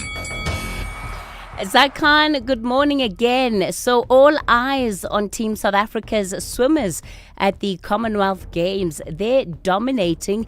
Lara van Niekerk, she's struck gold again. That's right, Kathy. Lara van Niekerk is the one that's, literally giving us gold, and she's going for gold like you cannot believe. Plenty to cheer about and definitely stealing the headlines. So the woman setting the standard in Glasgow as we hail Lara van Niekerk. She successfully defended her women's 50-meter breaststroke title, leading a 5-medal haul on day 6. Team South Africa now have 16 medals, 4 gold, 7 silver and 5 bronze, with every podium finish so far coming in the swimming pool. Now, netball, where the Spar Proteas remain unbeaten at the Commonwealth Games after cruising to a 78-30 mighty victory over Northern Ireland in Glasgow. South Africa made it 3 wins from 3 to stay top of the standings and strengthen their bid for a first ever Commonwealth Games netball medal. Soccer action. Zambia made a perfect start to their Women's Africa Cup of Nations campaign, thrashing Egypt 6-0 in Rabat, with captain Barbara Banda scoring 4 goals. Meanwhile, the tournament debutants Malawi produced one of the biggest upsets in Women's Africa Cup of Nations history, beating the defending champions Nigeria 3-2, thanks to a brace from Temwa Chawinga and a goal from her sister Tabitha Chawinga. Let's go to rugby, where the Springbok coach Rassie Erasmus says next weekend's rugby championship clash against Argentina remains the team's immediate focus before attention turns to the All Blacks. The Boks have assembled in Johannesburg, with training resuming tomorrow after a scheduled rest day. Erasmus also confirmed that apart from Oxen Chair and Franco Mostad, all returning players are available for selection ahead of the trip to Buenos Aires. And finally, the agent of winger Gift Link says AGF's decision to hand the player a new 5-year contract reflects the Danish club's determination to cement his status as one of their modern greats. The South African extended his stay until 2031, despite attracting interest from clubs in France and Major League Soccer. Speaking to SABC Sport, his longtime manager Paul Mitchell revealed AGF not only rejected multiple offers for Links, but rewarded his performances. The new contract for Gift's very significant. Obviously, given the fact that not only did he have, big interest from different clubs outside of Denmark, but there was actually, 4 or 5 offers on the table that went in for him. But obviously, after discussions with AGF,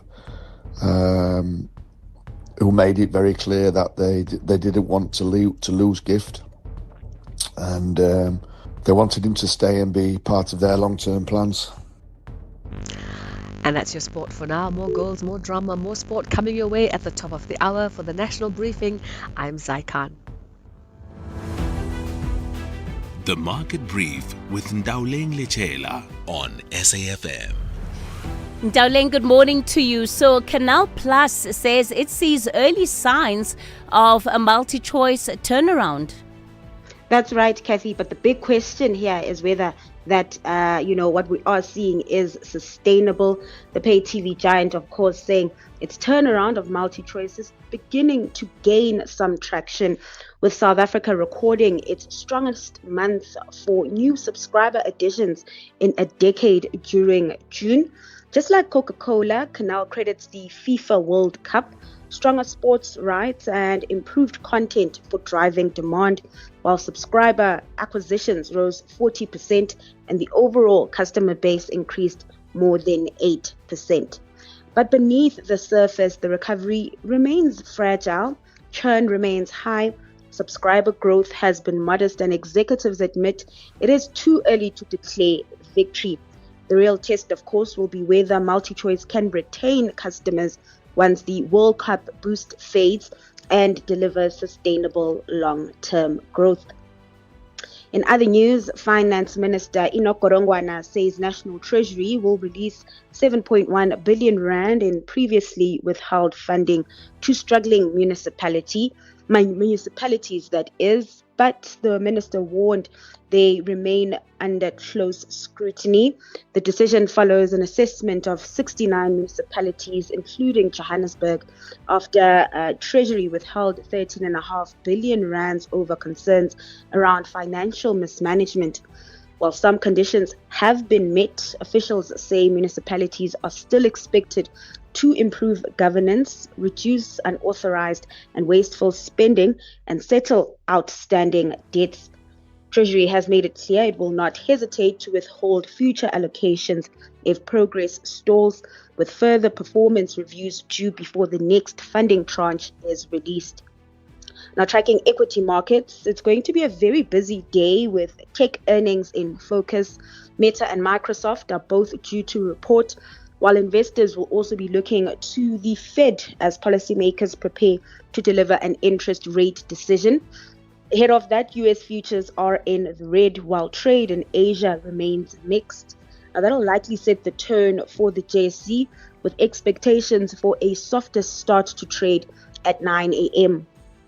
Over in currencies, the rand is steady, even as oil edges slightly higher, thankfully still below the $90 per barrel mark.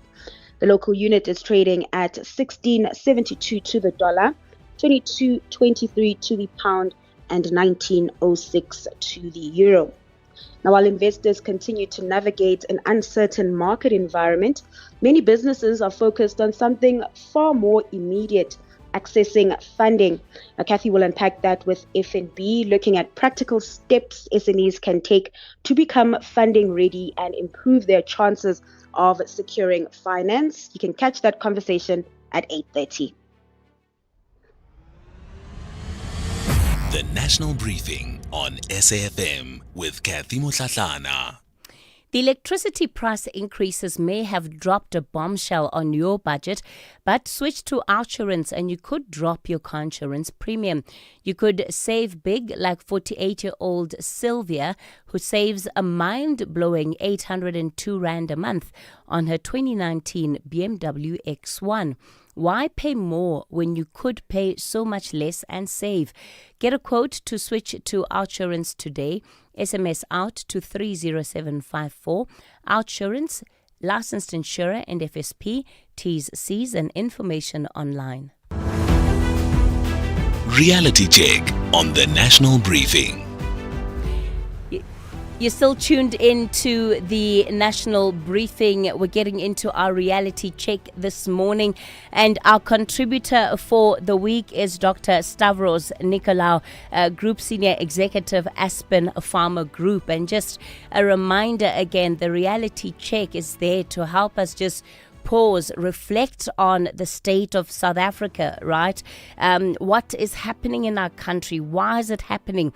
What is it costing us? And most importantly, what can we do to change it?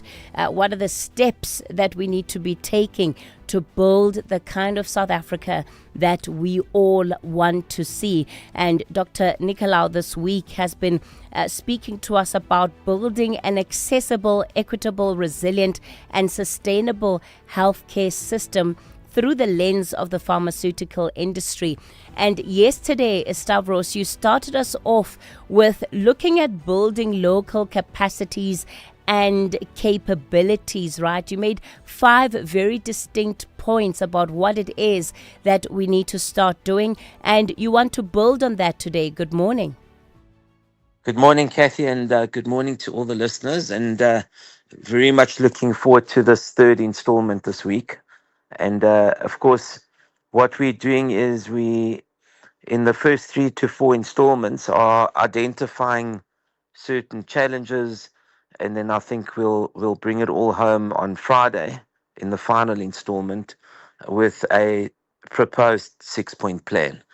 So that's kind of what we can look forward to in the next three days or so. But let me go back to 2 things I was saying yesterday and to build on from that.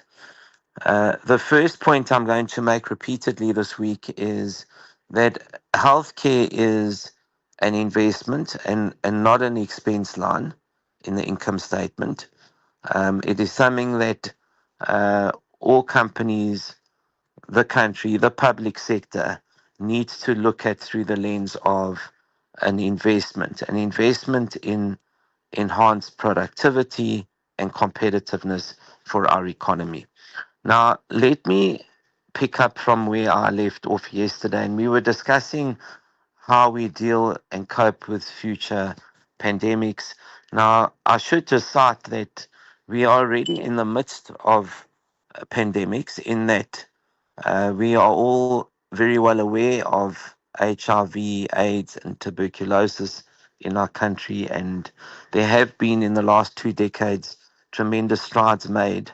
But we have an objective as a country to eliminate HIV, AIDS completely in the next decade. Now, it's an ambitious plan, but it is one that if we put shoulder to wheel is quite possible. Now, how do we get there? Firstly, we have 9 million South Africans that are presently infected. And those 9 million should find their way onto antiretroviral therapy, ART as it's called. If successfully managed, then those 9 million patients can become virally suppressed. If they are virally suppressed, they cannot or will not transmit the virus to the next potentially infected person. So that's the 9 million. But then we have another 53 odd million, 53, 54 odd million South Africans who we think are uninfected. And the trick there is to get those 53 million to prevent infections. Now, there's a number of ways of doing that, and that is, of course, education and health literacy is critical. Regular testing is critical, but we are also seeing the emergence of long-acting antiretrovirals for prevention, or what we more correctly called PrEP. PrEP stands for pre-exposure prophylaxis. So there are these options now. The most notable one is lenacapavir, which has been recently launched. There are oral forms that are in phase 3 clinical trials that will become available, we hope, in time. So the preventative part as well as the treatment part, if we execute and roll that out successfully, we can make a major dent in what is an existing pandemic in our country called HIV/AIDS. Now, TB usually manifests in patients where the immune system is not any longer resilient, and that is what HIV does. If left untreated, then around 60 to 70% of patients develop either TB or other pulmonary diseases such as bronchitis. So that's the first thing we need to do on HIV and AIDS. I also spoke on Monday about a new pandemic that's on the horizon, and that was diabetes. There are a number of other chronic diseases that we need to look at. There's cancer, there's cardiovascular diseases, but let me just pause on diabetes for a moment. And there's a link between the high obesity rates we have in our country and what we call type 2 diabetes. And again, with type 2 diabetes, there are new innovative medicines. They are called GLP-1 medicines that allow patients to not only lose weight, but also manage their diabetes. And I think if we make these products accessible, both in the private and public sector, we can also make a significant dent in diabetes. And as I said on Monday, diabetes is also leading to a number of other chronic diseases, such as cardiovascular disease, which includes heart attacks, it includes strokes, it includes chronic kidney disease, and eventually kidney failure. Now, the very last point I want to make today is I've covered what we call communicable diseases, such as HIV, AIDS, and TB. I've also covered some of the non-communicable diseases and what we need to be doing there, and they will find their way in the 6-point plan on Friday. But let me cover the last topic. What is it that we need to do to build local pharmaceutical and vaccine manufacturing capacity and capability in our country, so that when we do have outbreak pandemics, such as we have seen with Ebola in the Congo, such as we saw with Mpox and many other outbreaks that we've seen since COVID, what do we need to do? I covered many of these aspects yesterday, but in terms of establishing our own local pharmaceutical capacities, I have a very simple 3-point plan. And this 3-point plan speaks to the fact that even although from the president down in our country, we are committed to strengthening local and regional pharmaceutical manufacturing. In the public sector, the opposite is in fact happening. We continue to import pharmaceutical products at scale. Our trade deficit keeps growing in the sector. So, what do we need to do? The first thing is point number 1 of 3. We need to implement our public procurement policies. The National Department of Health is the procurer in the public sector of medicines. The public sector accounts for 70% plus of the volume of pharmaceuticals, and they need to start, together with other departments in government, implementing our preferential and public procurement policies, which is presently not happening. That in itself will give the domestic industry scale, and you can leverage scale and economies of scale in particular for export orientation. So it also creates an export opportunity for the country. Point 2 of 3 is we need to reform where we can or reconfigure the procurement mechanism of the international procurement agencies that are procuring pharmaceutical products for and on behalf of the continent, and in some instances in our own country. The third and final point is regulatory harmonization, regulatory swiftness without compromising quality, safety, and efficacy, and also at the same time speeding up process so that we can improve access to treatment. If we do these 3 things, it will make a significant difference to establishing and strengthening local and regional capacities. There are a few other things I could have mentioned, such as the role of trade, industry, and competition in introducing a range or a suite of incentives. But those 3 points that I've just mentioned are critical to strengthening our local capacity so we can deal with any future outbreaks, but also create jobs and export opportunities for our country. Dr. Stavros Nicolaou, let me thank you for your time. And I guess the point there is that one doesn't prepare for pandemics or epidemics when they happen, right? When they're seized with the outbreak. What is it that we are doing now to be building those capacities and capabilities? And he's certainly given us quite a bit to think about there. I'm going to go into the latest traffic update with Rob, and then I'll bring in your calls. SAfm, guiding you through the rush hour traffic.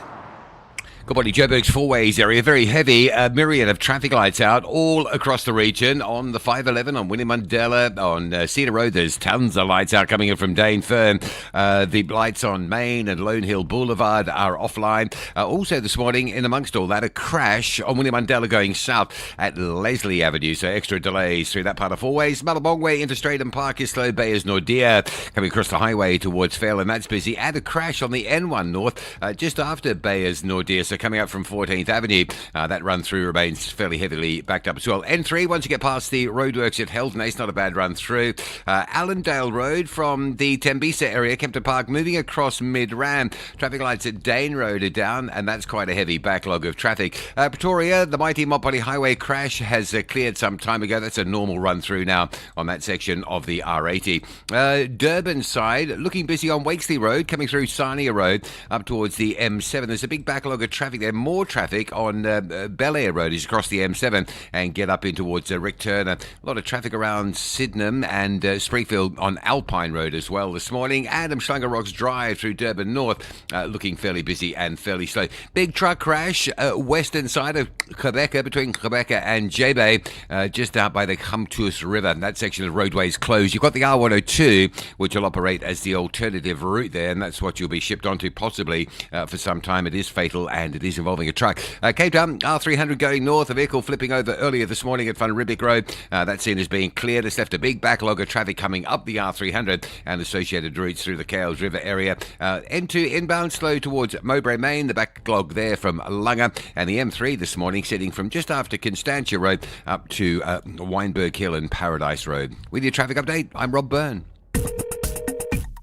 Call SAFM now on 086 000 2032.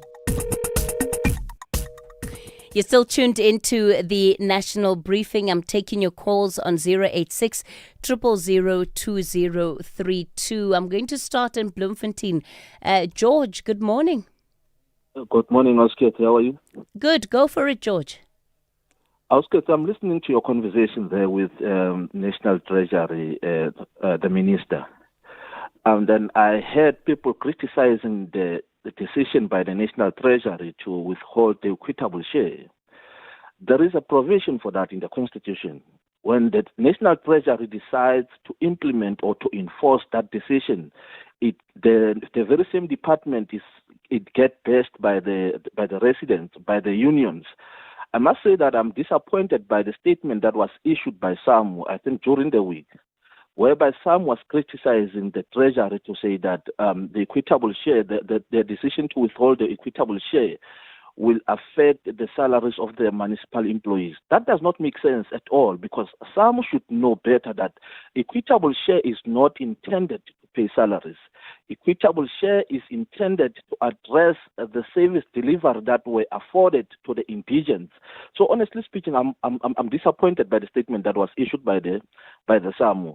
But the National Treasury must continue to enforce or to implement the Constitution. It is there in the Constitution that if the municipalities are failing to pass the funded budgets, what the Treasury should do. Thank you very much, Oscar. Okay, George, thanks for that view. And I think what the minister spoke about, which is bringing in individuals and personal liability and consequence management, is also one of the tools that they're going to be looking to explore.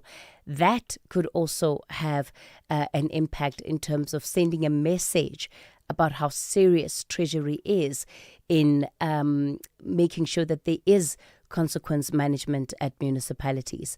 Sfiso, you're in Meyerton. Good morning. Morning, Kathy, and thank you very much for the interview. Kathy, I believe we are at the end game. I think you were spot on in terms of saying that the minister was put under pressure. It all boils down to politics.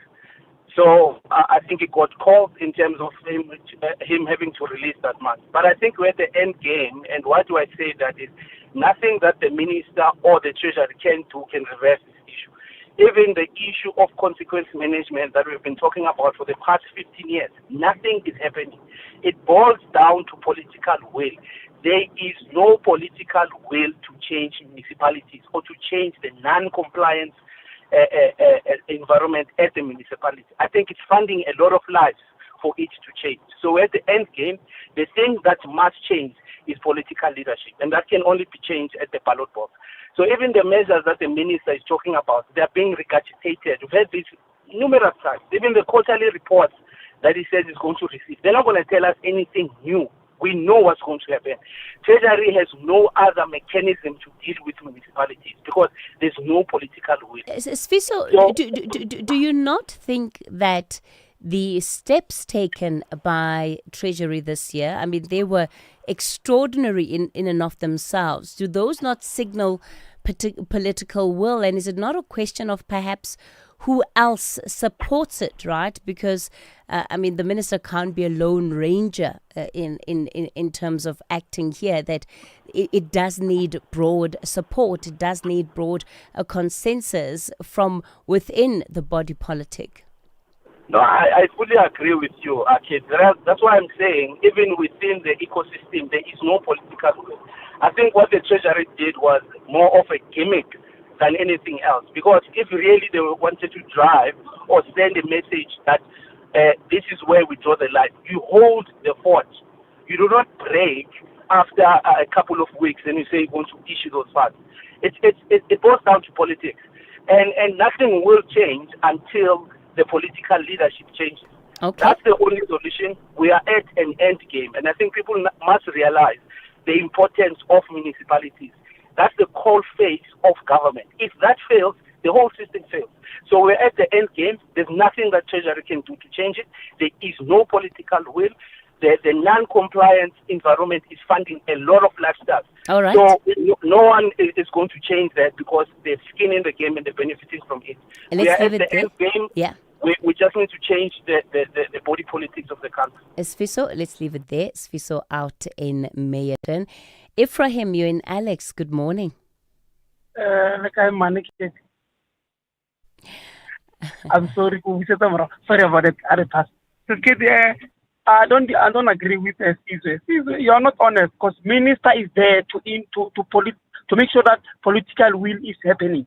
So if the minister is taking time, is dragging feet for so many years, that's why you ask the minister why accountability now after so many years. He can't even answer that question. So we have been played.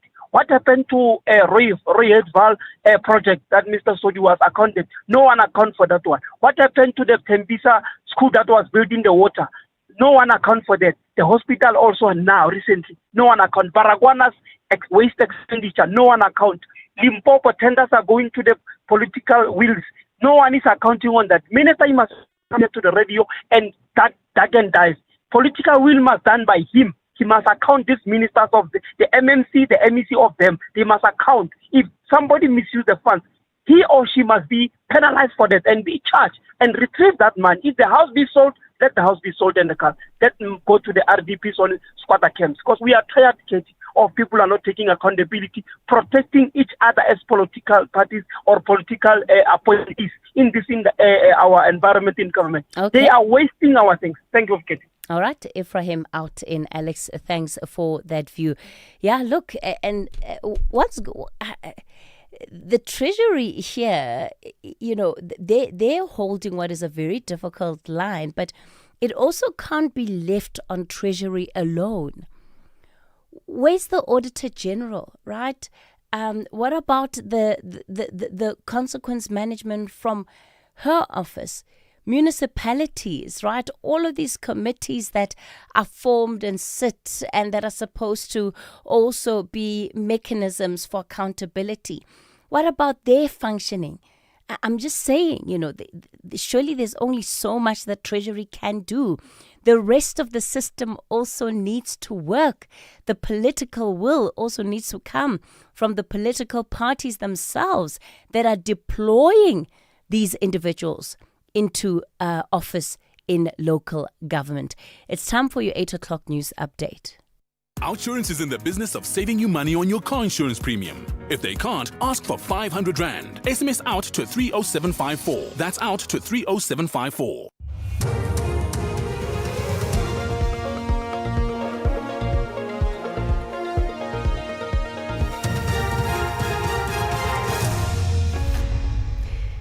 In our top stories, EFF argues Phala court ruling undermines accountability and Advocate Johnson urges investigation into claims against investigators. Good morning. The EFF has pushed back against President Cyril Ramaphosa's argument that unchecked parliamentary processes can cause irreparable reputational and political harm before a final decision is reached. The party has launched an urgent constitutional court appeal to overturn a ruling that halted parliamentary public hearings into President Ramaphosa's Phala farm saga. The party is seeking to set aside a Western Cape High Court decision, arguing the judiciary improperly blocked the impeachment committee from its constitutional duties. EFF MP Mazwi Bloze says attempts to delay the impeachment process through legal action could set a dangerous precedent and undermine accountability in public office. I really don't understand that argument, by the way, to say that when a person has been given a platform to clear their name, they argue that there will be irreparable harm caused on them. Because precisely what the impeachment inquiry seeks to do is to bring the president in the forefront, in front of the public, in front of South Africa, and say, clear your name. So I don't understand why the president says he's going to suffer irreparable harm. There's no such that's going to happen. It's just, tactics for him to delay accountability, and he doesn't want to be held accountable and to tell the truth in terms of what would have happened in that farm. So that argument for us doesn't really hold water. Former IDAC head advocate Andrea Johnson has told the Matlanga Commission that allegations investigators pressured suspended Police Sergeant Fani Nkosi to implicate suspended National Police Commissioner Fani Masimula and Crime Intelligence head Dumisani Kumalo are serious and warrant investigations. Nkosi has claimed that IDAC investigators interviewed him at the Kgosi Mampuru prison on the 13th of this month without his lawyers present. Evidence leader Matlapesello read Nkosi's affidavit yesterday. Sunil Belochan further asked me what I know about any corrupt relationship between Vusimusiket Matlala, National Commissioner General Masemola and Lieutenant General Kumalo. I told him that I knew nothing about any corrupt relationship that he was asking me, and that I only knew Vusimusiket Matlala has close ties with Lieutenant General Sibia and Major General Khan, but he told me that he never asked me about Lieutenant General Sibia and Major General Khan. Johnson says the timing of the visit to Nkosi has to be considered. On the 13th of July, Matlala withdrew from a plea deal with the state into the Medicare 24 Tshwane district tender.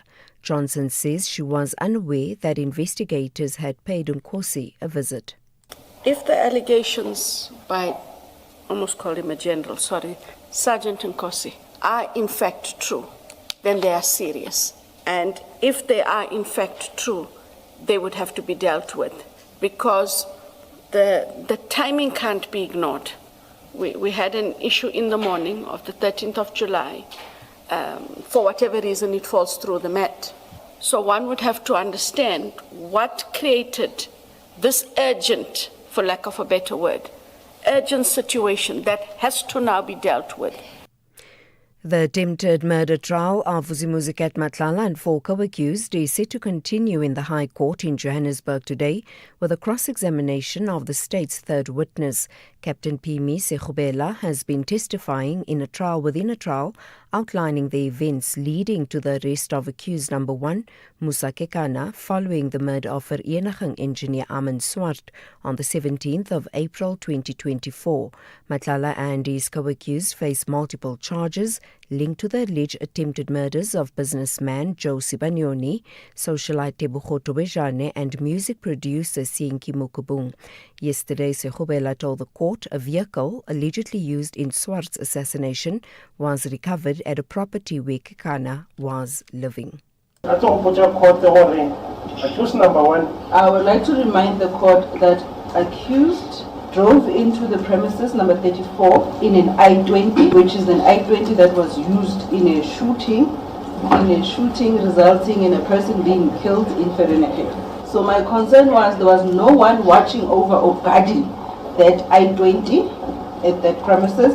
So I was worried if maybe one of the suspects might come and move the I-20 while no one is watching it. And finally, the Garden Route District Municipality in George is to part ways with its municipal manager, citing poor administrative leadership. In a statement, the municipality said the council decided on a mutual separation agreement with Monde Stratu. His departure comes amid opposition parties and unions' criticism of a move to transfer the district's road department to the province. DA caucus leader Marius Kruger says they support lawful steps to restore stability. Over the past number of years, the Garden Route District Municipality has experienced unnecessary instability, governance challenges, and strained relationships that have undermined service delivery and public confidence. The DA caucus believes that the municipality now has an opportunity to turn the page and restore a culture of professional administration, constructive intergovernmental relations, and accountable governance. Recapping the top story, the EFF has pushed back against President Cyril Ramaphosa's argument that unchecked parliamentary processes can cause irreparable reputational and political harm before a final decision is reached. The party has launched an urgent constitutional court appeal to overturn a ruling that halted parliamentary public hearings into President Ramaphosa's Phala Farm saga. For SAfm News, I'm Anne Musa. Outsurance will go out of their way to try and save you money on your car insurance. If they can't, ask for 500 Rand. SMS out to 30754. That's out to 30754. You may not be able to drop the price of your child's school fees, but switch to Outsurance and you could drop your car insurance premium. You could save big, like 36-year-old Jill, who saves a jaw-dropping 471 Rand a month on her 2025 Hyundai i20. Don't pay more than you need to. Get a quote from Outsurance to switch and save today. SMS out to 30754. That's out to 30754. Outsurance, licensed insurer and FSP. T's, C's and information online. It's a very good morning to you. In your SAfm Sports Headlines, rugby, the Springbok coach Rassie Erasmus insists Argentina remains the immediate focus as the Boks prepare for the Rugby Championship, and Team South Africa swimmers continuing to dominate in Glasgow with Lara van Niekerk leading another 5-medal haul. We'll have details around 8:30. SAfm, guiding you through the rush hour traffic. Good morning, motorists leaving Brakpad and Springs. There are two sets of roadworks on the N17. The first queue at Rondebolt Road, and then the next queue coming through Wits Rifles into that Germiston area. Two big roadwork zones, two single-lane sections, and pretty heavy traffic. Coming out of Four Ways remains busy. Earlier crash on William Mandela at Leslie, still backlogging things there. A lot of lights out on Cedar Road if you're in from Broadacres and Dainford, all the way down to Vitkoppen Road. That remains absolutely jam-packed. N1 South, a little issue around Samran. Traffic very quickly backlogging towards the Old Joburg Road exit. Pretoria looking fairly normal this morning. The Solomon Mhlanga run out of Mamelodi down towards the N4, that remains a problem. And Solomon Mhlanga around Delphi in Pretoria East still very slow as well. Pietermaritzburg, no traffic lights on the New England N3 bridge. New England Road coming inbound to Pietermaritzburg is slow. M7, Central Pinetown, very busy northbound. N2, moving up through Spaghetti Junction towards Westwood Mall, busy into the roadwork zone there as well. At Cape Town, the big crash on the R300 North at Van Riebeeck Road is cleared, but it's left a heavy backlog of traffic coming up from the Delft side this morning. N1 from Plattekloof Hill through to City Centre, and the M3 from Wynberg Hill through to Hospital Bend, all jammed up as well. With your traffic updates, I'm Rob Byrne. The National Briefing on SAfm. Clarity, context, and conversation. This is where the day begins with Kathy Mutlatlana on the National Briefing.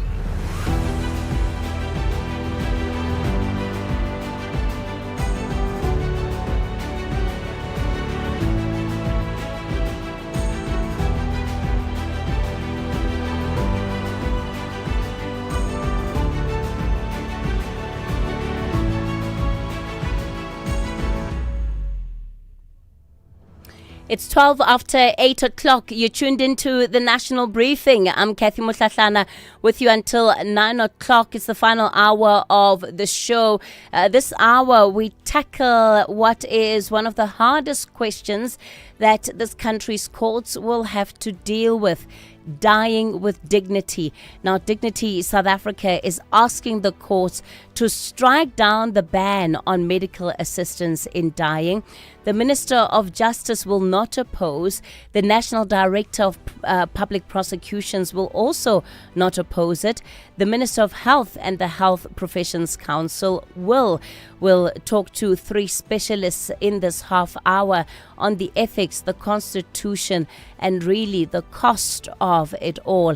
And then we'll focus on small business. What are the 5 things that you need to make your small business fundable? We'll get into that in our FNB interview of the week. And as always, we'll take your calls on 086 000 2032. That's 086 000 2032. On the WhatsApp voice note line 0614 104 107.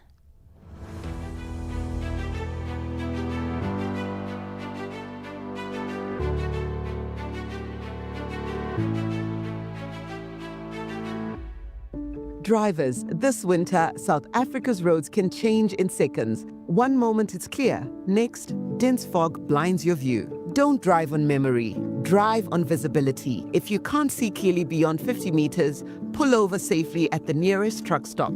Stay alert, stay alive, check your surroundings and inform others. See and be seen. Let's navigate winter roads together. This message is brought to you by the National Department of Transport. This week on Expresso, Mandela Day may be over, but the spirit of giving lives on. We reflect on the impact of this year's initiatives and discover how organizations like the Homestead are inspiring South Africans to keep making a difference in the communities all year round. We also get moving with Claudia as she shares simple anti-inflammatory workouts to boost circulation, support your lymphatic system, and keep you active through winter. And we swing into action with Spider-Man, brand new day. Join us on Expresso weekdays from 6 to 9 on S3.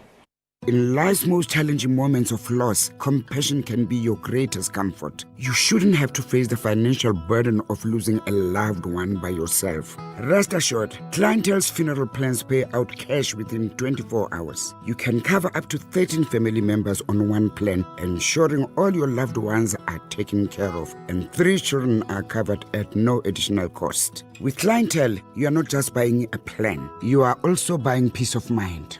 When the time comes, you will need to make important calls with your 200 Rand airtime you will receive when you claim. Plans offer double accidental death cover as well as a transport, grocery and unveiling benefit. Apply today, it's easy. There are no medical examinations and no paperwork. SMS SAFM to 48031. That's 48031. Clientele Life is an authorized FSP and licensed life insurer. T's and C's online. Standard rates apply. The National Briefing on SAFM with Kathy Mutlatlana.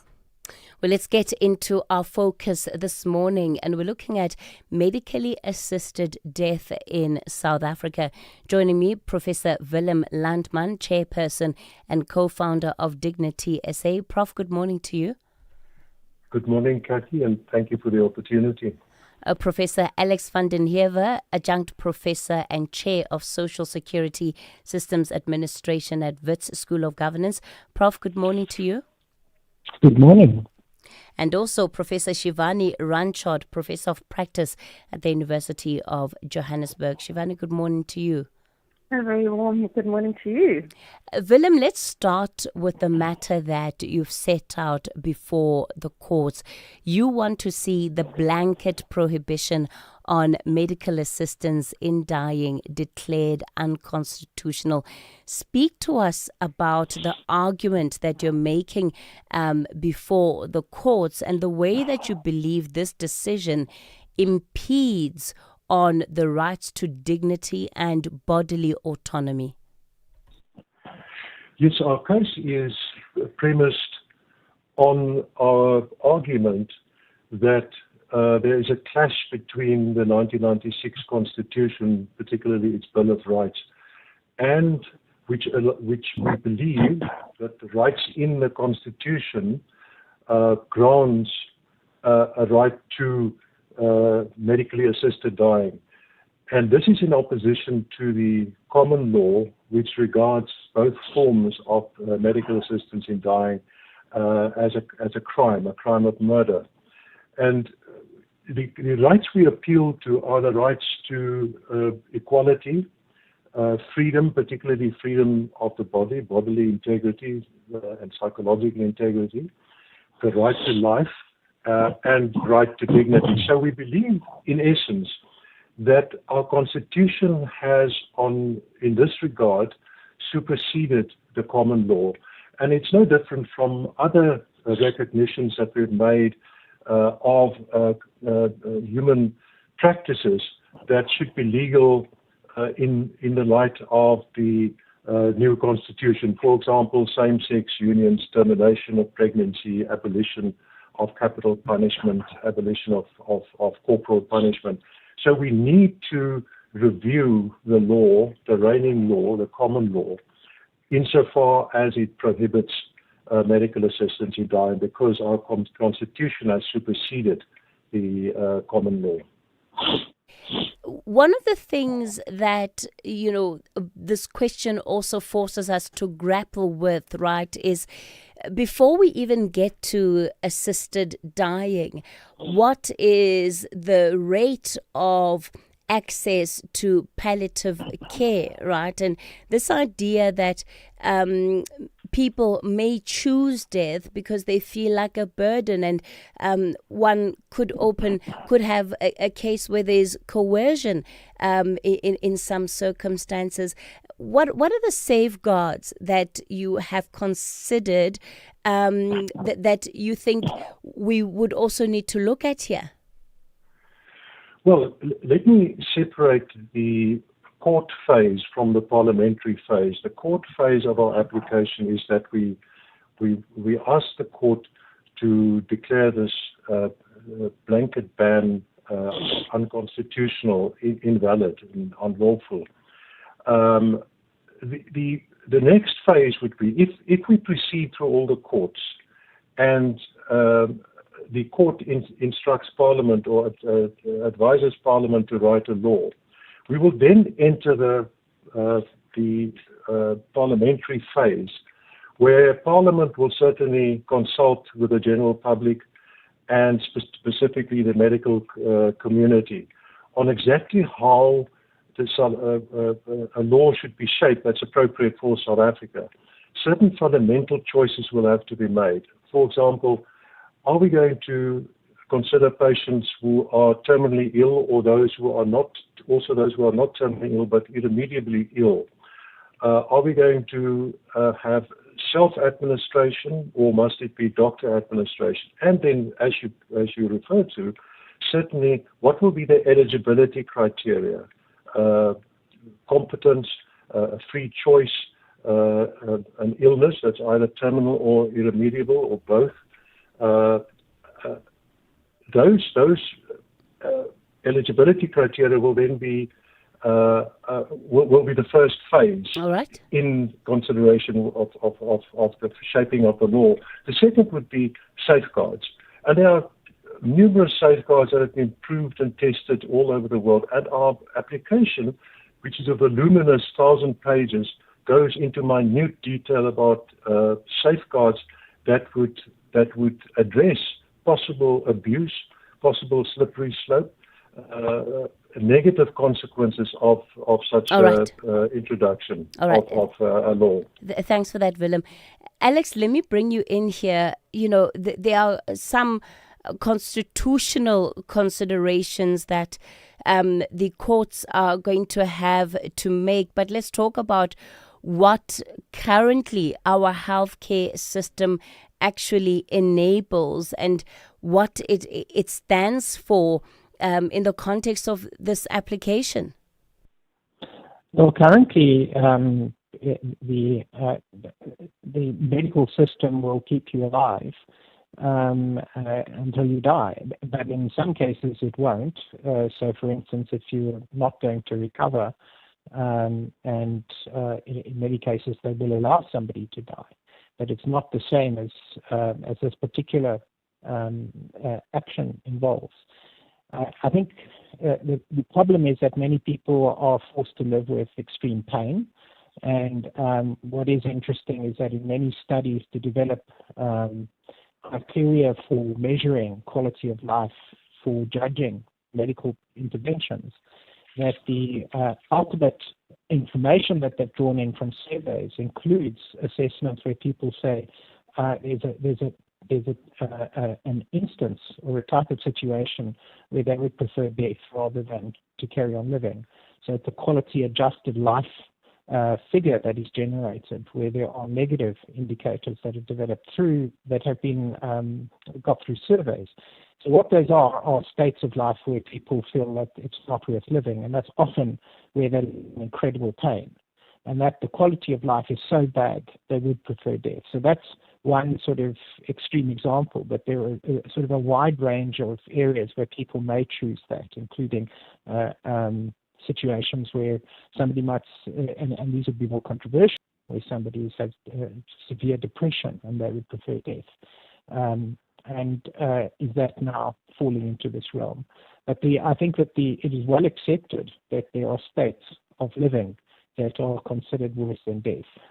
And so I think the most appropriate course of action is exactly what has been described, is that you accept that there are going to be instances where people must be allowed to action that choice, but you want to do it with guardrails, which means that you've got to, if we carry on with the situation we have now, we just have nothing. People are abandoned to their fate, as opposed to a framework where proper legislation is developed and the guardrails are in place, and people can act with appropriate ethical guidelines and support. Alex, you made a very important point, and that is the approach of our healthcare system as things stand is to try and keep people alive for as much and as long as possible.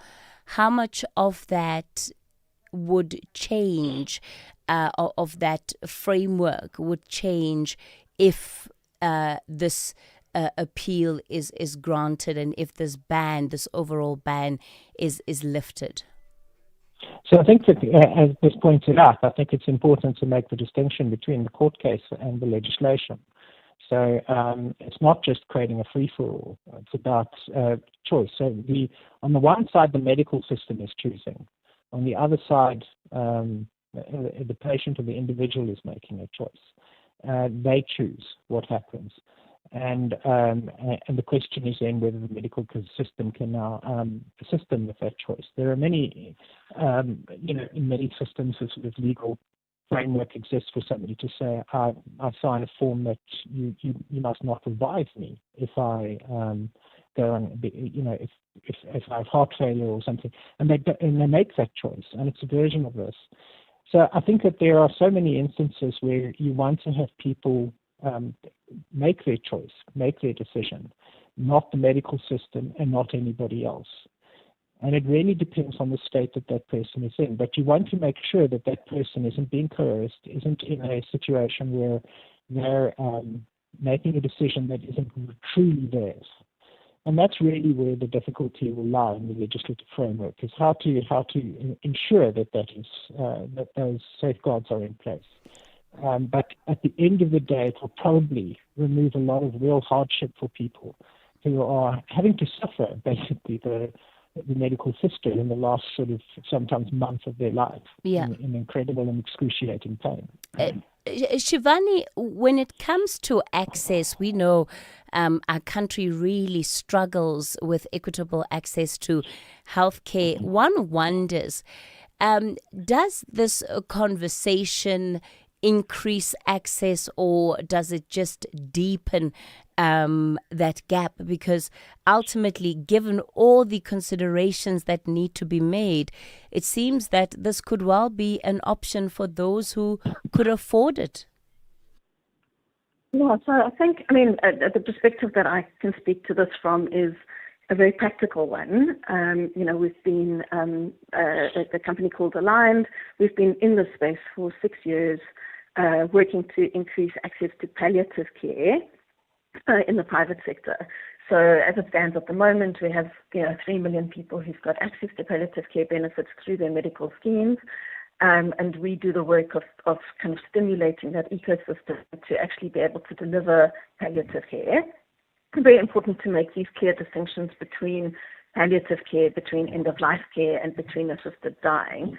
So palliative care is really care that is directed towards providing relief from symptoms, providing support for patients and their families, and it can sit alongside curative or disease-directed care. But from this work of kind of practically on the ground looking to shift the, can we actually provide actual access, meaningful access on the ground, not just sort of policy mandated access, but, translating into what people actually experience. And I think the reality is that it takes time. It takes time for these ecosystems to develop. So when there isn't funding for palliative care, for example, you also find that there aren't people training in palliative care, and there aren't people actually delivering palliative care services. Once you unlock funding, then that ecosystem begins to develop. And so, if we were to have this sort of change come through at a constitutional level, both Alex and Willem have talked about that needing to translate then into policy, but then beyond that, there is a need to translate into trained professionals, consistent access, like actually making sure that the system on the ground works. And then also recognizing that we've got these very big discrepancies in access to care in South Africa. We've got this maldistribution of resources with huge differences in the dynamics between the private sector and the public sector, between urban and rural, for example. So even if we did have, sort of palliative care as a safeguard, which we should absolutely do, that doesn't mean that everybody is going to have access to palliative care overnight because we just don't have sufficient doctors trained in palliative care, sufficient nurses, sufficient carers, sufficient hospice infrastructure. So it will take time for that to establish. Willem, does this change the conversation at all? This idea that if, in fact, there was greater access to palliative care, then the option of assisted dying may not necessarily be one that should be an option of first resort? I want to make the important point that the experience in other jurisdictions where medical assistance in dying has been legalized is that invariably palliative care improves.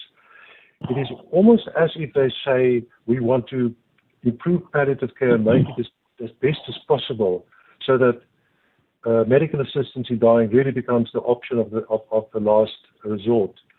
Now, what we have in mind is that safeguards for palliative care would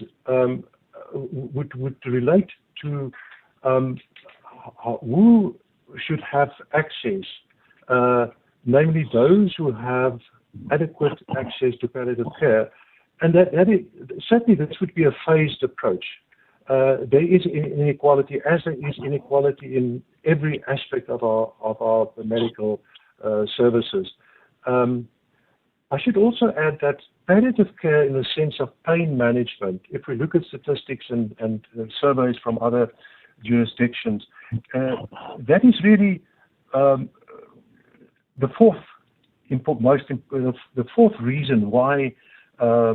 most likely reason why some would opt for medical assistance in dying. The most important is stated as the loss of ability to engage in meaningful activities, the loss of ability to perform activities in daily life, and the loss of dignity. Now, palliative care, as we know it, in terms of pain management and symptom control, cannot really address that. Okay. Alex, do you think we're ready for this conversation as a country? I know that about 7 to 10 years ago, it was really brought into the public space, particularly with one of, the late MPs who really raised it in Parliament. Do you think the psyche of the nation has shifted at all? Well, I think there's no reason to delay this conversation. I think it's an entirely appropriate one to have. And as I pointed out earlier, and it's been pointed out, I think that the issue is that it should be permitted, but then the conversation is, well, how do we structure it? And that becomes the focus of the conversation, rather than no, yes or no. So I think that once we say yes, it is permitted, the question is, how is it permitted?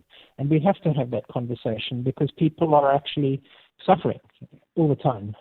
And one can end that suffering, but obviously there is the risk of abuse and those kinds of concerns. And that's where the conversation should focus. It should focus on basically those kinds of issues. Okay. How to make this meaningful, possible. Shivani, very quickly from you. My feeling is that a very fundamental thing is actually understanding what people's preferences are.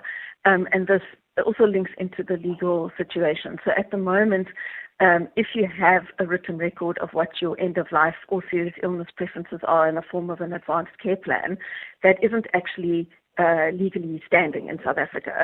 And so it's connected into this conversation. We don't actually at the moment as a country give due regard, and this is the fundamental question for me about dignity.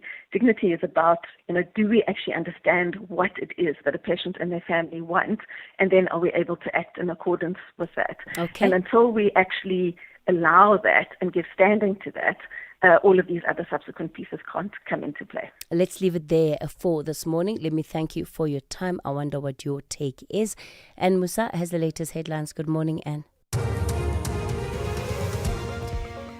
Good morning. Thanks, Kathy. In the headlines, Parliament's impeachment committee will again meet this morning, this as it experienced a setback last week after the Western Cape High Court granted President Cyril Ramaphosa's urgent bid to stop the oral testimony or public hearings of the committee.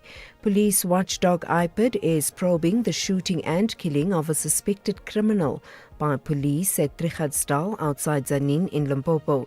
Police spokesperson Malisela Lidwaba says a suspect wanted for domestic-related violence produced a firearm while facing arrest on Monday. And a former Mfuleni local municipality fleet manager is expected to appear before the Vanderbijl Park Magistrates Court in the Vaal today for a formal bail application judgment. I'll have details on these and other stories at 9.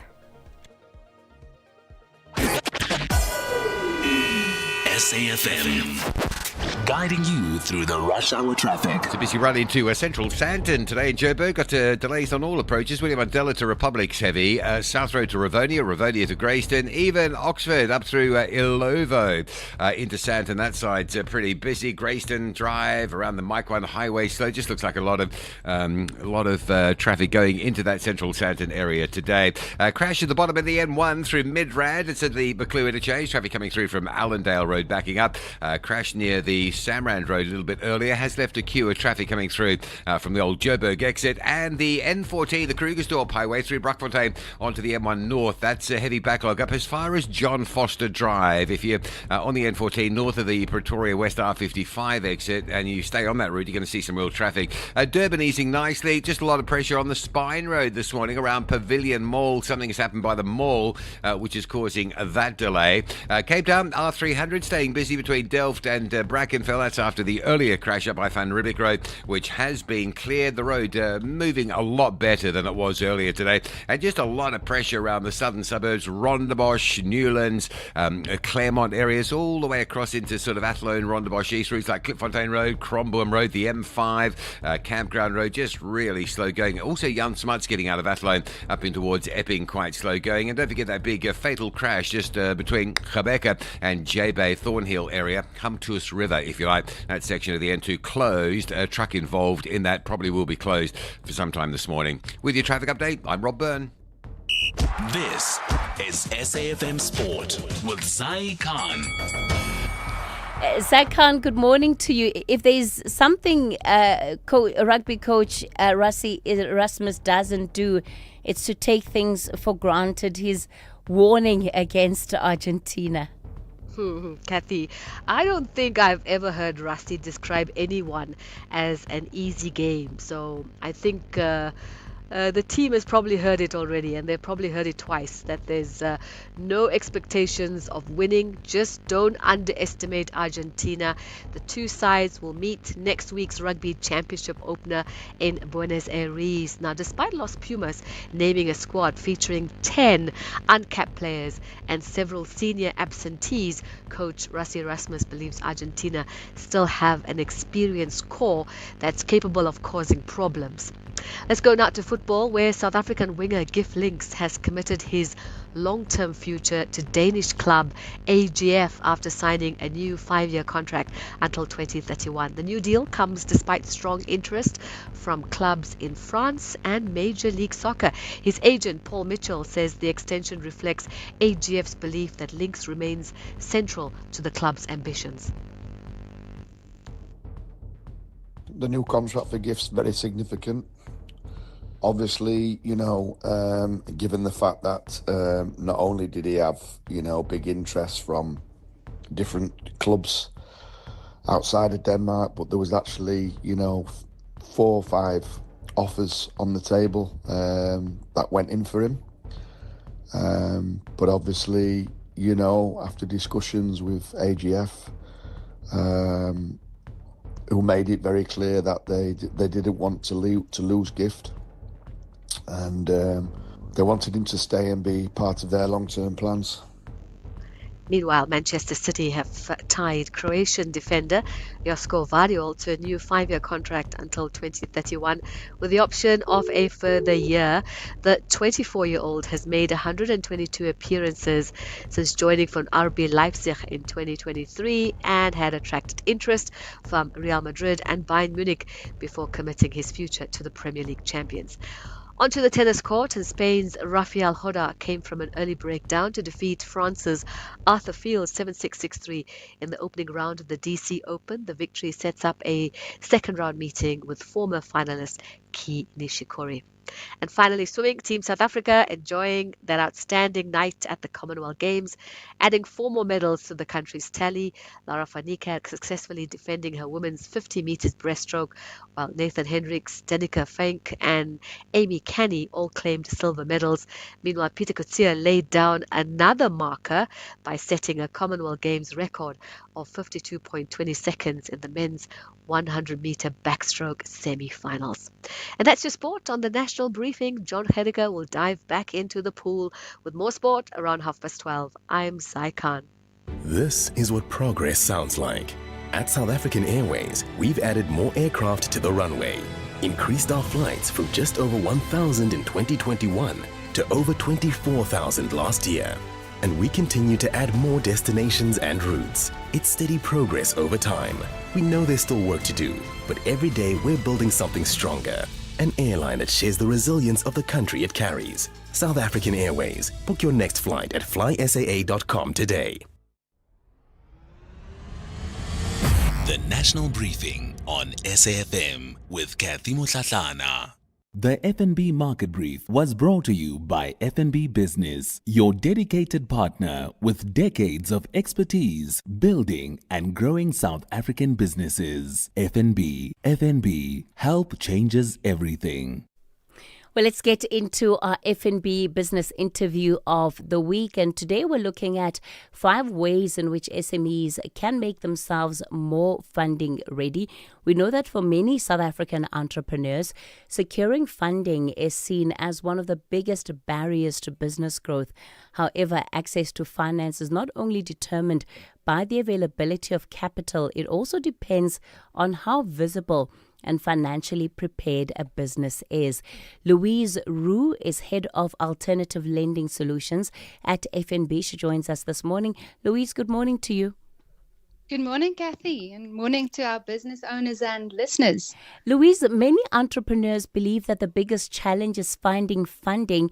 From your perspective, is that always the challenge, that it's access to finance rather than it being about a business being funding ready? Yes, so Kathy, it's actually often a combination of both, but I'd say many businesses underestimate the importance of being funding ready. There's basically 2 points. So firstly, lenders can only lend based on what they can see. So they look for consistency and the ability to repay.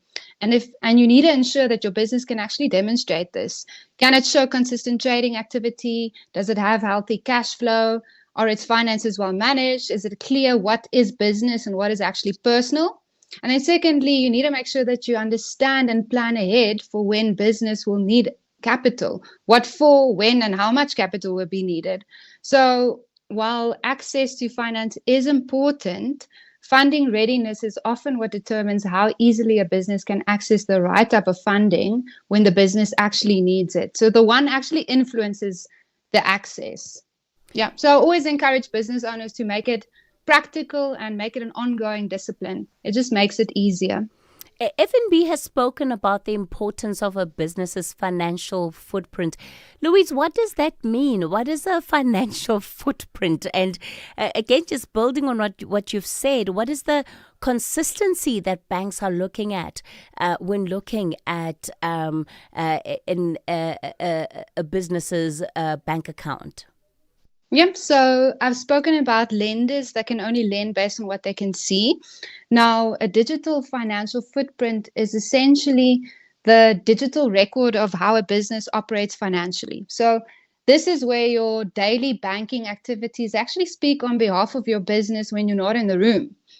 A digital financial footprint is created through daily activities such as receiving customer payments and making sure your customers are paying you on time and into your bank account, paying your suppliers on time, using your bank account, processing payroll, depositing cash, and managing expenses through a business account specifically.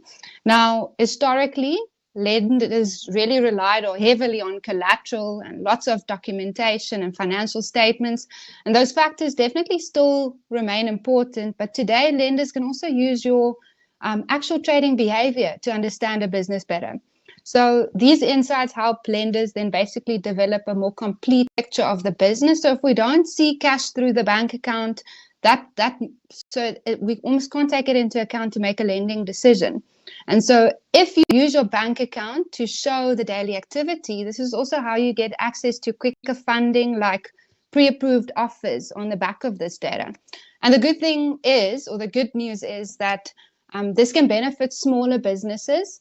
And you can still change this today. So even if your business is relatively young, a strong and consistent financial footprint can really help demonstrate stability and growth potential, which just makes it easier to access funding when they need it. You've also said that it's important for entrepreneurs to separate their personal and business finances. And this can be where things get a bit tricky, especially for SMEs. So this is probably one of the easiest things a business can do, yet it's so often overlooked.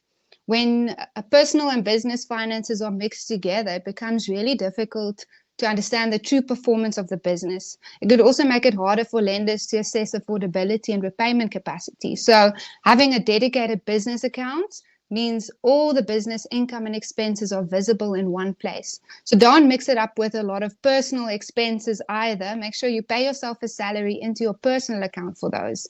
And then think, it also helps. It's not only about the lenders, but if you do this, it also makes it easier for you as an entrepreneur to make better decisions. So you get a clearer picture of your business profitability, your cash flow, and your growth trends. So it's really important to split those finances, business and personal, and to just make sure that you always keep both sides up to date, because lenders look at both when they assess you for business funding. And how can people build that credibility, especially without a long credit history or even not having significant assets? Yeah, so like I mentioned before, in the past, we used to look at assets and audited financial statements, and that is still relevant when you're looking at larger, more secured facilities.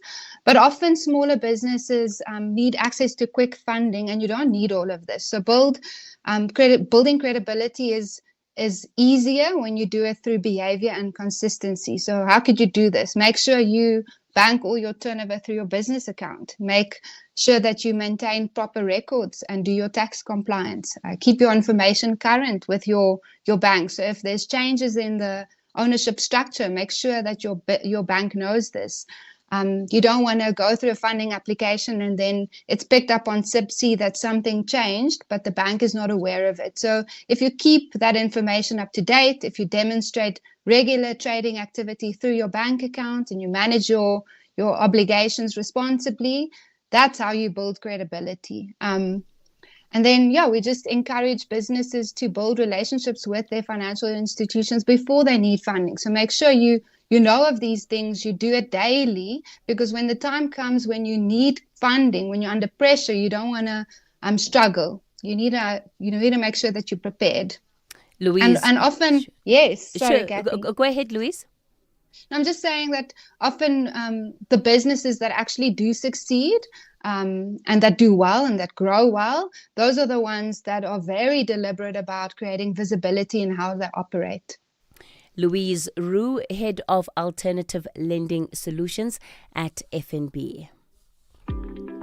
FNB Business is proud to partner with SAFM's The National Briefing. We stand shoulder to shoulder with South African entrepreneurs and businesses because we know building a business is a 24/7 commitment. Whether you're managing cash flow, planning for growth, or navigating challenges, we deliver the sharp insights and practical solutions you need to move forward with confidence. From smart funding options to expert business advice, FNB Business is right there with you. Visit fnb.co.za/business. FNB. Help changes everything. SAFM, guiding you through the rush hour traffic. It's pretty busy on all the approaches getting into Central Sandton. It must be a high office day today because all of those approach roads from Winnie Mandela and Republic across to Rivonia and south down to Oxford and Rivonia, all of those main drags getting into Central Sandton into the CBD are very heavy. The Mike 1, quite a queue as well to get up from Parktown Houghton through towards the Grayston Drive off-ramp. Crash at the bottom of the N1, Midrand, just coming into Buccleuch interchange, heavy across all lanes back to Allendale. Another crash on the M1 South near Old Joburg Road, so coming through Bruckfontein interchange, that remains really busy. Durban side easing up pretty nicely this morning. Been a decent run up through Spaghetti Junction, in fact, towards Umgena Road. Spine Road is very heavy. Looks like an issue around Pavilion Mall coming from Westville or coming up Harry Gwala from the university side. Spine Road really heavy, and there's an impact on the N3 outbound from Spaghetti Junction to off-ramp at Spine Road as well. Cape Town side, the N2 inbound from Langa through Hospital Bend is busy. Jan Smut's really heavy from Athlone, moving all the way to Gunners Circle on your way very slowly towards the Epping area. Marine Drive still backed up from Bayside Mall down to Sunset Beach, and the N2 highway or the N2 route west of Rebecca towards J-Bay remains closed at Humtus, and that's due to a major truck crash this morning. Local diversions via, I guess, the R102 to get around that. With your traffic update, I'm Rob Byrne. At Specsavers, we're committed to offering affordable and professional eye care. That's why we're offering 1,500 Rand worth of savings with our winter promotion. Get a free frame up to the value of 1,500 Rand or use the 1,500 Rand on one of our leading vision enhancements, like Climate Eyes, which automatically adapts to changing light. To qualify, simply purchase a comprehensive eye examination and prescription frame and lenses. Affordable eye care, Specsavers. T's and C's apply. Call SAFM now on 086 000 2032. You're still tuned into the national briefing. I know we're just pressed for time this morning, but let me see how many of your calls I can squeeze in. Stephanie, you're calling us from Joburg. Good morning. I need some help from somebody out there. I've my washing machine packed up. I phoned Hisense, asked them for an agent in Johannesburg. They gave me an agent, phoned the agent. Agent says pay $650 for a call out, which I did. They came the same day. Said to me the washing machine needs a new gearbox. Pay in $2,550, which I did. Now they're not taking my calls. They're not coming to fix my machine. I don't know what to do. I'm desperate, Kathy. I am desperate for somebody out there to give me advice. All right, Stephanie, we'll have to leave that with the rest of our community, right? What does one do in a situation like the one Stephanie finds herself in? And yeah, it's an independent service provider, as you can hear, and seemingly not winning with the agent that was sent to help her. Perhaps even the company here is the one that could get involved since they made the recommendation for the agent. I wonder if it's also still under warranty, Stephanie, because maybe if it is, you could just go back, return it for a new one. Unfortunately, I don't have much advice for you, Stephanie, but we'll leave it out there, see what our listeners have to say. Eunice, good morning. Yeah, hi there, Kathy. Kathy, my point is about these raids that the Department of Labor is doing at businesses. Now, I'm rather concerned. I want clarity, and maybe you should get tomorrow, and the time is running out, a lawyer or someone, in terms of the legality. Now, as far as my understanding goes, the Department of Labor or SAPS can go into a premise and raid, okay? But from what I've been seeing on television and on videos, for example, in Pretoria, there was an incident where the Deputy Minister, and I think it's Sibia of Labor, who went in there at a company because they've issued out a press statement, Cortec, and they employ over 220 people there. Most are locals. About 6 or so were Lesotho nationals who the business claimed that they had papers and everything was there. But nevertheless, the point I'm asking is, number one, does the media have a right to enter a private premises? Because it seems here that the minister is telling the television crews to come in there. Because those businesses are private premises, number one. Number two is that in front of all the workers, after the owner explained to the situation, he was bundled into a police van there in front of the media and all his workers. Now, shouldn't a compliance certificate or a fine or whatever they are, and I need clarity on those two points, because it seems this is going out of control, Kathy, because if you've seen, I've seen videos where other employers are saying they're going to be closing shop there and moving to Swaziland and Lesotho and Botswana. If that is there, then it's going to have an adverse effect. Eunice, thanks for that contribution. A very important point that Eunice is making. And of course, when it comes to private property, right, the rights of admission are reserved. So do these raids then come with special waivers around those rights? That's where we leave it with your calls for this morning. Built in Mzansi on the National Briefing. Let's get into our Built in Mzansi segment for this morning. Our next guest is a University of Free State PhD student who's doing research that uses DNA extracted from animal droppings to estimate wildlife populations without disturbing them. Now, this breakthrough could transform conservation efforts, making it easier to monitor biodiversity and protect endangered species. Ruan Jacobs is a wildlife geneticist, wild genetics at UFS. Ruan, good morning to you. Thanks for your time this morning. Yes, good morning, Kathy. Thank you so much for having me. Your research has been described as pioneering. What makes it so special? That is a good question. I think it is because it hasn't been done in Africa, specifically Southern Africa. And it really does open up a new avenue, to research specifically endangered species and animals that are generally just really hard to manage on South African reserves. When it comes to then being able to find the right kind of samples for the work that you are doing, where do you need to be positioned? Is it in different parts of the country? How widespread would your findings be applicable to the wildlife population in general in the country?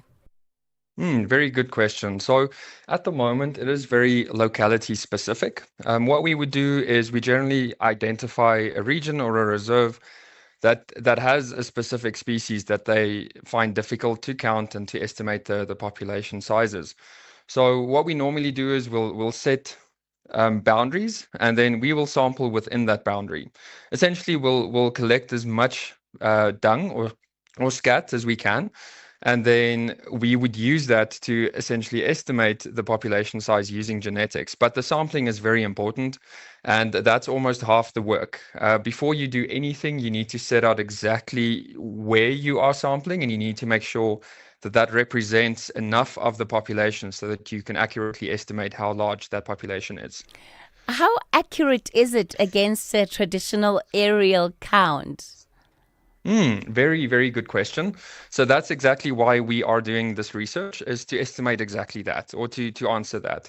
So at the moment, it depends on the animal that you are counting specifically. Animals that are easily observed from the sky, for example, giraffes, elephants, buffalo, and so on, aerial counts are pretty accurate with that. But when you look at species that are very hard to see. So a good example would be greater kudus, where they prefer thick or Albany thicket or very dense vegetation. It's very hard to spot them, and you often miss quite a few. So compared to that, so far, and with the preliminary results, it seems to be very accurate, and it seems to be improving on what is currently done for these animals. So our estimates seem to be more accurate than aerial counts, for example, but a lot of work still needs to be done. You're also picking up relatedness and inbreeding. Why does this matter for whether it's reserve owners, game breeders, or even conservationists like yourself? Also a very good question. So beyond counting the animals and estimating how large the population is, we often need to know whether these animals are interbreeding, whether there's enough genetic diversity. And the reason for that is this translates directly into long-term viability and health. Populations that are very inbred are generally or succumb more easily to diseases, to stresses in the environment, and a bunch of other factors. So if you have a very diverse population, generally they are pretty safe. But if they are very inbred, then you are in danger of losing a lot of individuals over a longer period. To another young person, Ruan, who may be listening to this show, some of them may be still in school, some of them just out of school, good at science, but really have no idea what to do in terms of what to explore career-wise. What would you tell them? So that is also a good question. I think it's a growing field. And to answer that really simply, it is just for them to put their hand up. I think anything science related seems intimidating and scary at first, but no one starts as an expert. And that's why we do the research. So for any kids in school, anyone interested in this, just put your hand up. Start reading books, read articles, ask questions, and start with your school teachers. A lot of them often have a lot of info that they are very happy to impart. But start somewhere, and if you're interested in it, just put your hand up, and the rest of it will follow from there. Ruan Jacobs, let me thank you for your time. Wildlife geneticist and is with Wild Genetics at the University of Free State. So how's that for possibility and the different paths that young South Africans are choosing for themselves and forging for themselves? We look forward to more of what Ruan's research will produce. On that note, that's where we leave it on the National Briefing, the Daily Discourse. Up next, I think John Gerike in for Joanne Joseph this morning.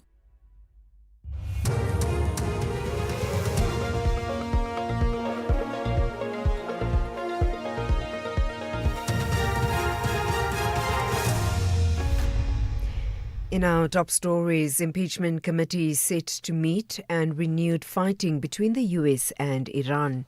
Good morning. Parliament's impeachment committee will meet again this morning, this as it experienced a setback last week after the Western Cape High Court granted President Cyril Ramaphosa's urgent bid to stop the oral testimony or public hearings of the committee. The committee was set up after the Constitutional Court ruled in May that Parliament's decision to reject the Section 89 independent panel report was unconstitutional. Last week, the matter of Ramaphosa's in-person appearance became a sticking point during deliberations about the terms of reference. The committee also decided to broaden its pool of potential evidence leaders to choose from. It's expected the committee will finalize these matters today. Meanwhile, the EFF has pushed back against President Ramaphosa's argument that unchecked parliamentary processes can cause irreparable reputational and political harm before a final decision is reached. The party has launched an urgent constitutional court appeal to overturn a ruling that halted parliamentary public hearings into the president's Palapala farm saga. EFF MP Mazwi Bloze says using legal action to stall the impeachment process sets a dangerous precedent for accountability. I really don't understand that argument, by the way, to say that when a person has been given a platform to clear their name, they argue that there will be irreparable harm caused on them. Because precisely what the impeachment inquiry seeks to do is to bring the president in the forefront, in front of the public, in front of South Africa, and say, clear your name. So I don't understand why the president says he's going to suffer irreparable harm. There's no such that's going to happen. It's just, tactics for him to delay accountability, and he doesn't want to be held accountable and to tell the truth in terms of what would have happened in that farm. So that argument for us doesn't really hold water. Police watchdog IPID is probing the shooting and killing of a suspected criminal by police at Trigatsdal outside Zanin in Limpopo. Police spokesperson Malisela Lidwaba says a suspect wanted for domestic-related violence produced a firearm while facing arrest on Monday. Lidwaba says police responded by shooting as they faced danger. Lidwaba says IPID has taken over the investigations.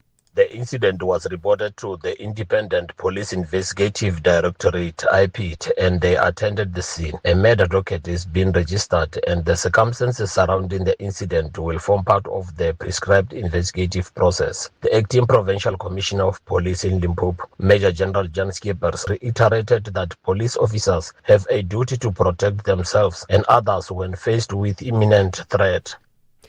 A former Mfuleni local municipality fleet manager is expected to appear before the Vanderbijl Park Magistrates Court in the Vaal today for a formal bail application judgment. The 42-year-old faces charges of fraud, corruption and theft linked to an alleged 16 million rand ghost fleet tender.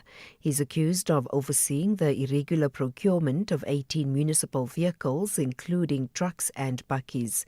Rifilwe Mekwa has more. According to police, the 42-year-old was arrested by the political killings tax team in Gauteng last week. The accused is linked to an alleged 16 million rand tender scam. He has been in custody since his arrest. Investigators allege that despite the municipality paying the full amount to the service provider, only 7 vehicles were delivered. He briefly appeared in court on Monday, and the matter was postponed for a formal bail application judgment. And finally, there's renewed fighting between the United States and Iran. Iran's Revolutionary Guard say they targeted a U.S. military base in Jordan with ballistic missiles. The U.S. said it had struck Iran-allied militant groups in eastern Iraq. The BBC's David Willis has more. A statement from U.S. Central Command said that since Sunday, what it called terrorists aligned to Iran had mounted more than 24 drone attacks against U.S. and Saudi targets from bases in eastern Iraq. Officials say hundreds of such attacks had been attempted since the war began in February, and U.S. and Saudi fighter jets struck multiple targets near the Iran-Iraq border and elsewhere in Iraq as part of what it called a strong response. The operation followed an attempted attack by Iran on a U.S. airbase and command headquarters in Jordan. Recapping the top story, Parliament's impeachment committee will meet again this morning. For SAFM News, I am Anne Musa. SAFM 104 to 107 nationwide. Leading the conversation. It's always the same with you. I want this, I need that, and somehow I am always the one paying for it. I think we need a little time apart. Not forever, just long enough for me to build some interest again. After all, distance makes the funds grow stronger. Give your money time this July savings month. Open a Nedbank 32-day notice account on the Money app and earn up to 7.55% interest with 0 monthly fees. Go to nedbank.co.za. See money differently. Nedbank. We're a licensed FSP and registered credit provider. T's and C's apply. SAFM supports a litter-free South Africa. Play your part in keeping our surroundings and environment clean. SAFM, leading the conversation.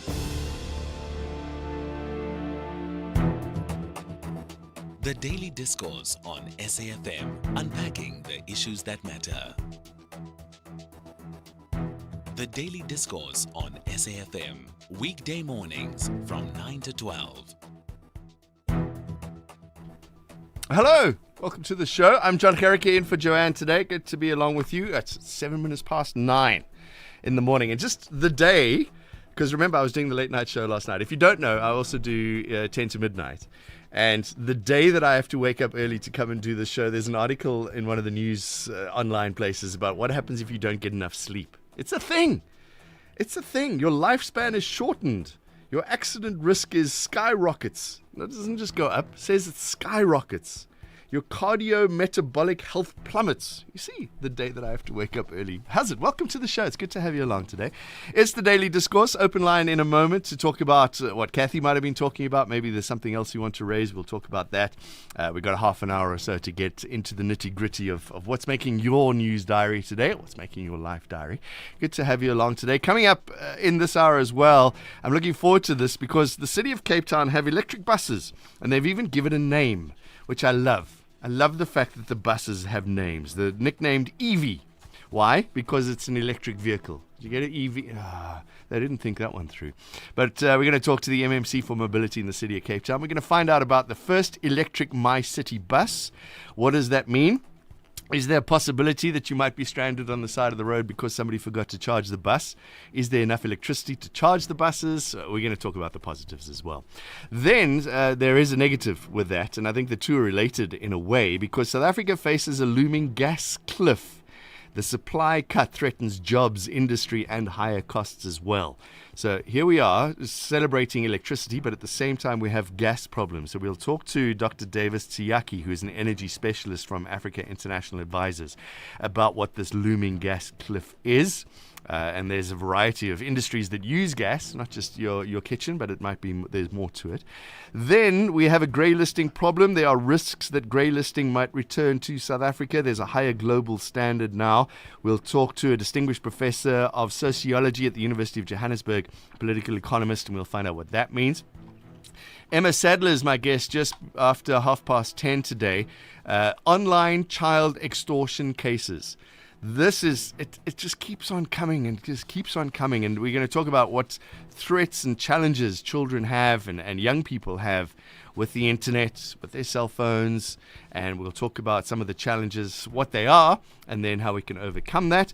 Brian Hirsch is in just after 11 with our finance segment. Looking forward to that. And we're going to be going back to some of the questions that have been raised over the last month or so with Brian Hirsch. So if you have asked questions or they've been regular questions, now would be you should get an answer for them, but we'll take your calls as well. And then our book reading today, we continue with The Shadow of the Spring I Saw by Barbara Adair. So that's all coming up. John in for Joanne. Good to have you along. Let's get going. Let's start with the open line. Plenty news topics that you might want to talk about today. We can talk about sport if you want, which is one of my favorite topics, but we can talk about what's going on at the Madlanga Commission.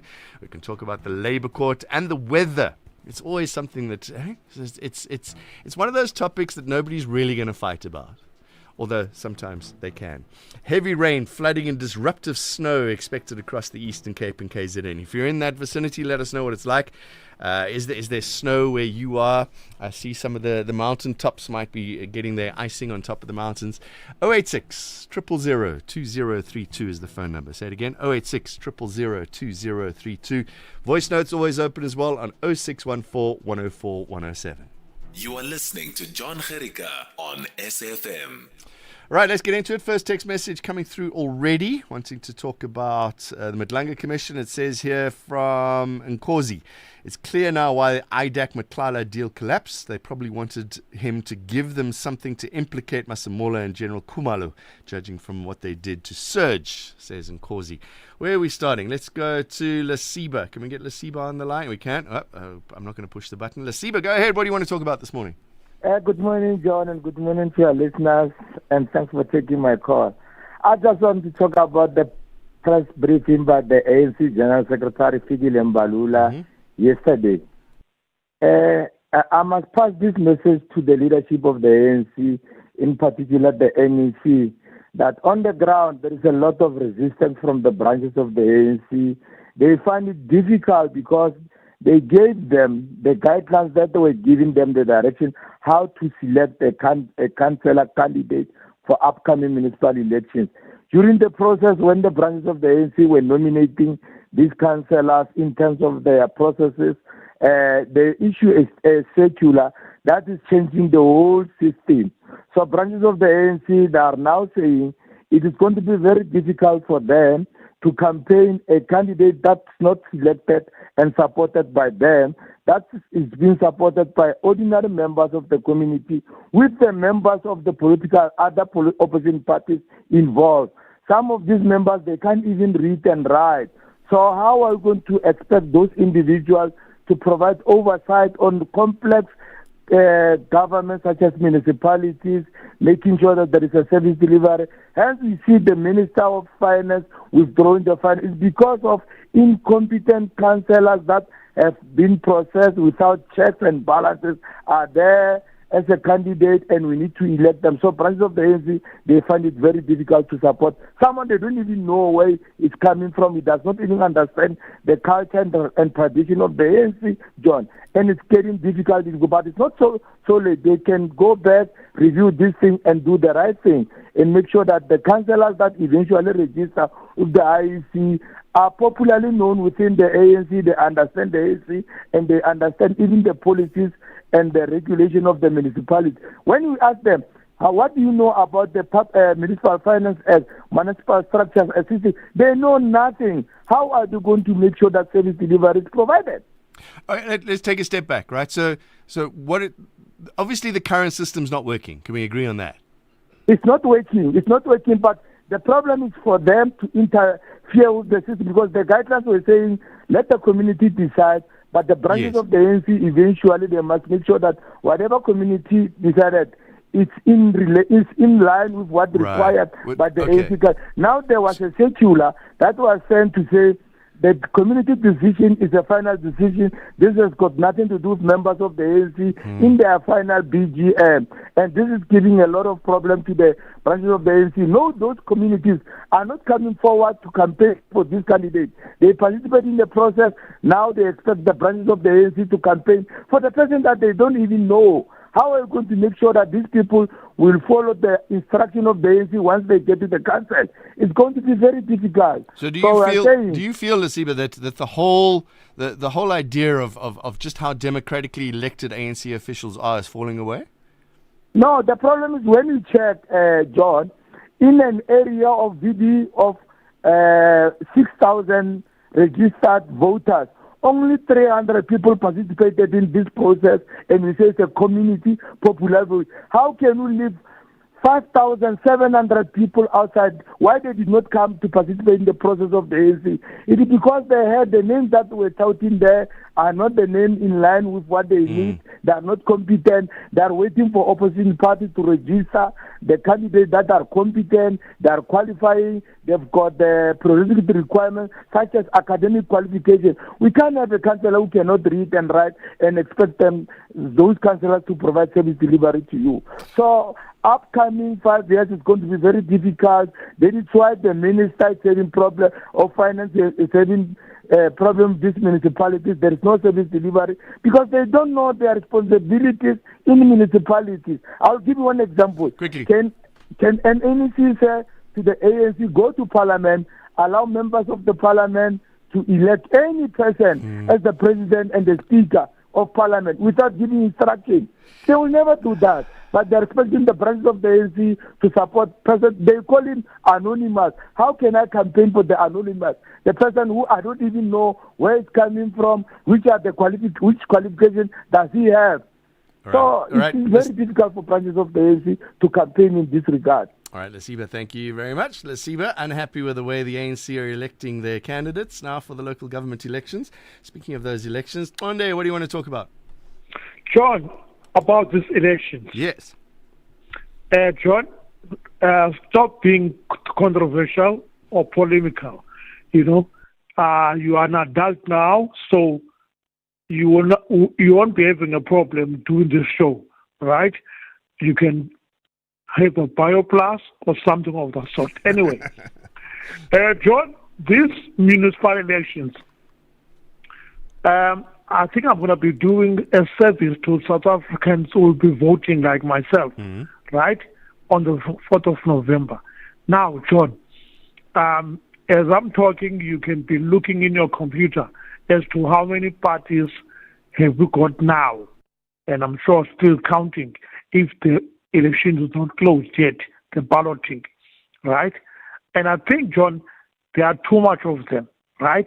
But what will help each voter for deciding, right, is two things: consistency and ability, right? Now, the party that they'll be voting for must have a consistency. In other words, what have they done in the past, right? And they must have the ability to do it, right? I want to be counting the third one, called charisma. If you're voting for a party, you must vote for a charismatic leader. But I've got a problem with that, because to me, one of the meanings of charisma is a devotion to God, right? And I think if we're going to impute God in elections, it's not on.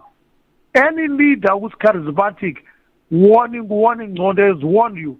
Be careful of those charismatic leaders. John? I've just done, as you said, just done a quick search, and I've seen that there are 526 political parties in the Western Cape. You see, John, now that choice would be difficult for the voters, Yes. right? It's too much. I think if they can be reduced to about 10, maybe, right? John, in particular, I'm interested, but I won't vote for them. I'm interested in the party that I heard yesterday from your sister station called Move, right? Now, these guys are saying only business people, entrepreneurs who will be municipal mayors, right, for these elections. And there was a guy who was on the radio, I just did not get his name. He would be a candidate for a mayorship of Johannesburg, right? He says only entrepreneurs can do the trick, not politicians who talk left and do right. Yeah, but, John, in conclusion, I might have a problem with that thing, me personally, right, to vote for an entrepreneur businessman because they do things they don't theorize. Because, one, I'm sorry, Action SA, Herman Mashaba, businessman who has proven his salt long time ago, right? He promised to remove those three people who were trapped in Lilimai, Pretty Nyambula, whatever, you know, and Yvonne Muniz in Solomon Nyirenda. Until now, John. So to me, you know, the proof of pudding was in the eating. Yeah. So the horse was bolted. Those people are still there.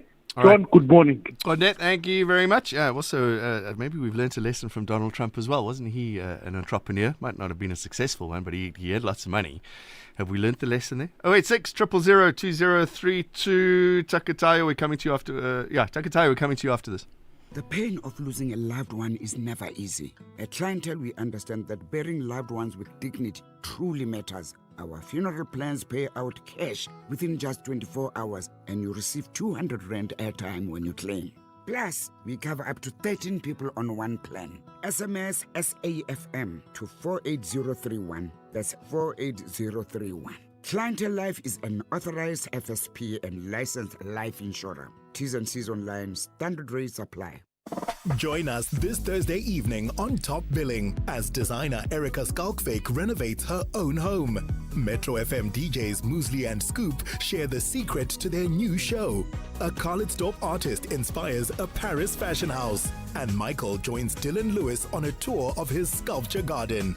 That's Top Billing this Thursday at 7. Repeat Sunday at 1 on S3 and Tuesday at 9:30 p.m. on SABC1.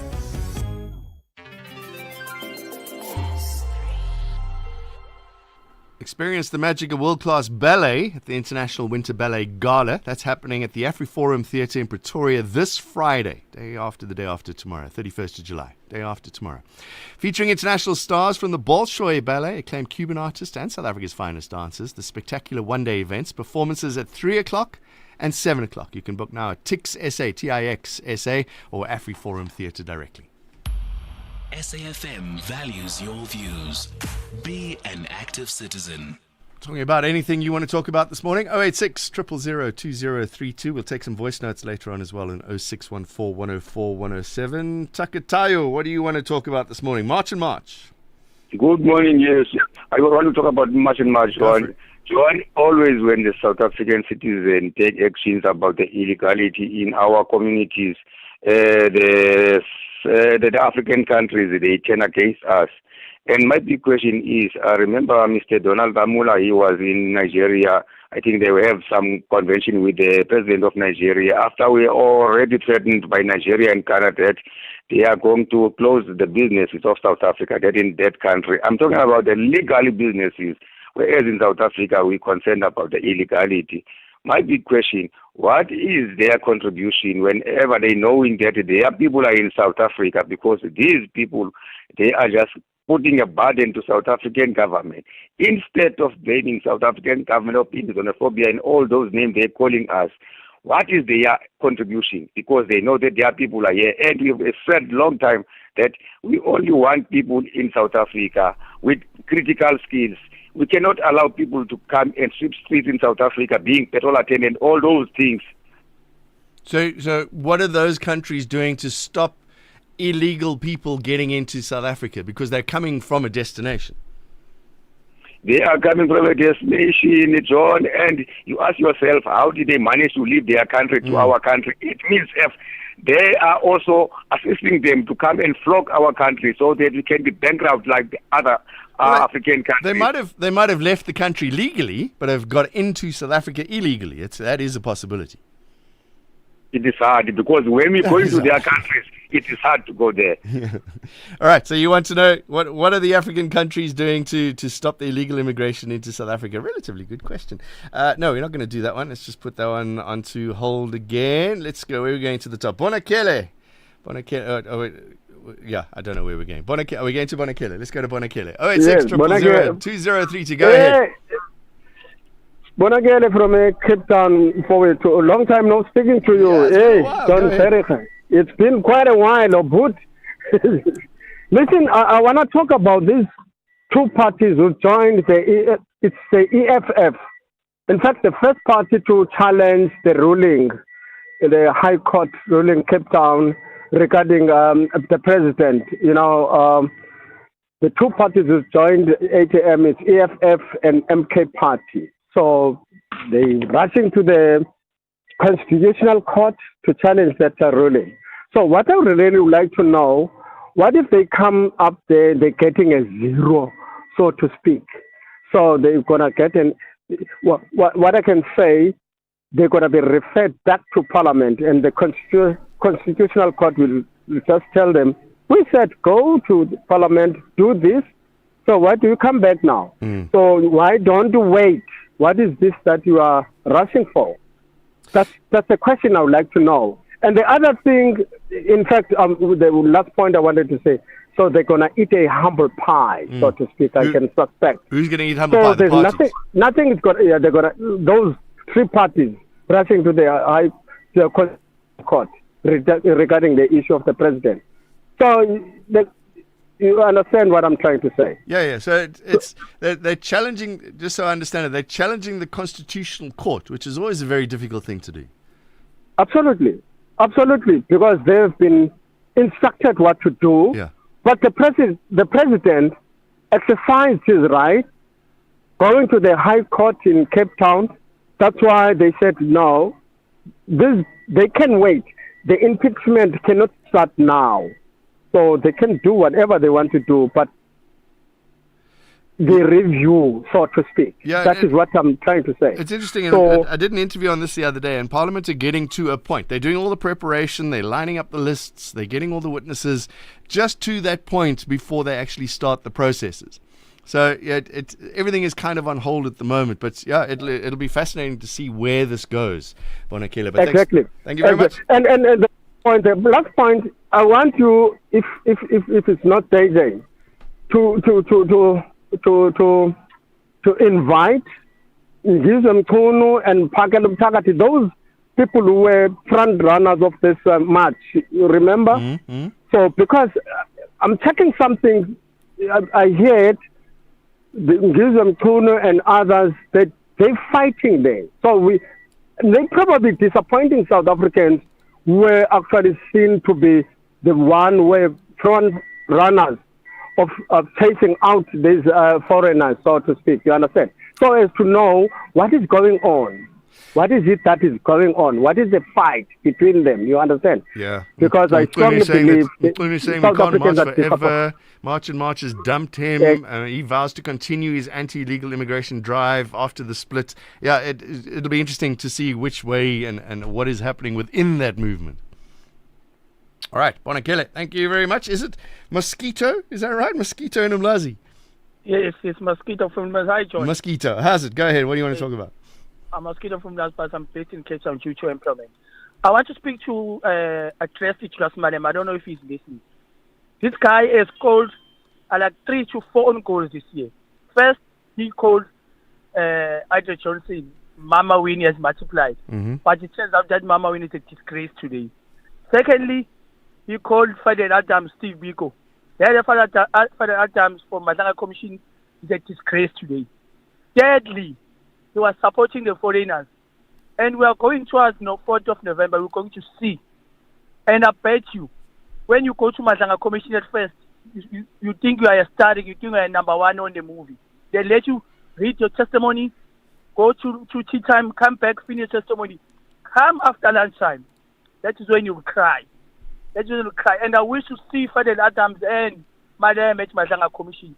That is when you will cry. Madanga doesn't play around.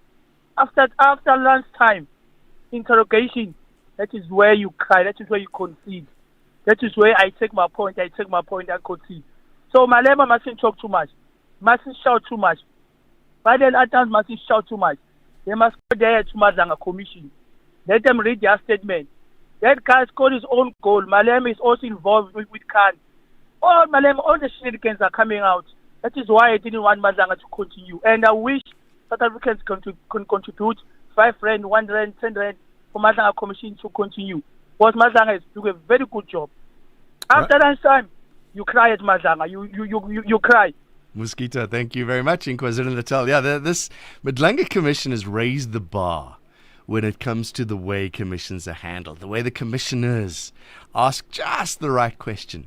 And they, as Mosquito is suggesting there, they give you the rope. They allow you to rope, and then they let you do your statement, and then they go into every little line. And I don't know how they do it, but the way they analyze those statements, and then they ask those questions. And sometimes, as you said, lunchtime, but sometimes it's the second day, as we've seen. Yeah, you can say everything. Let you have your say. Day 2, you're in trouble. You're with SAfm, 9:30, time for news headlines.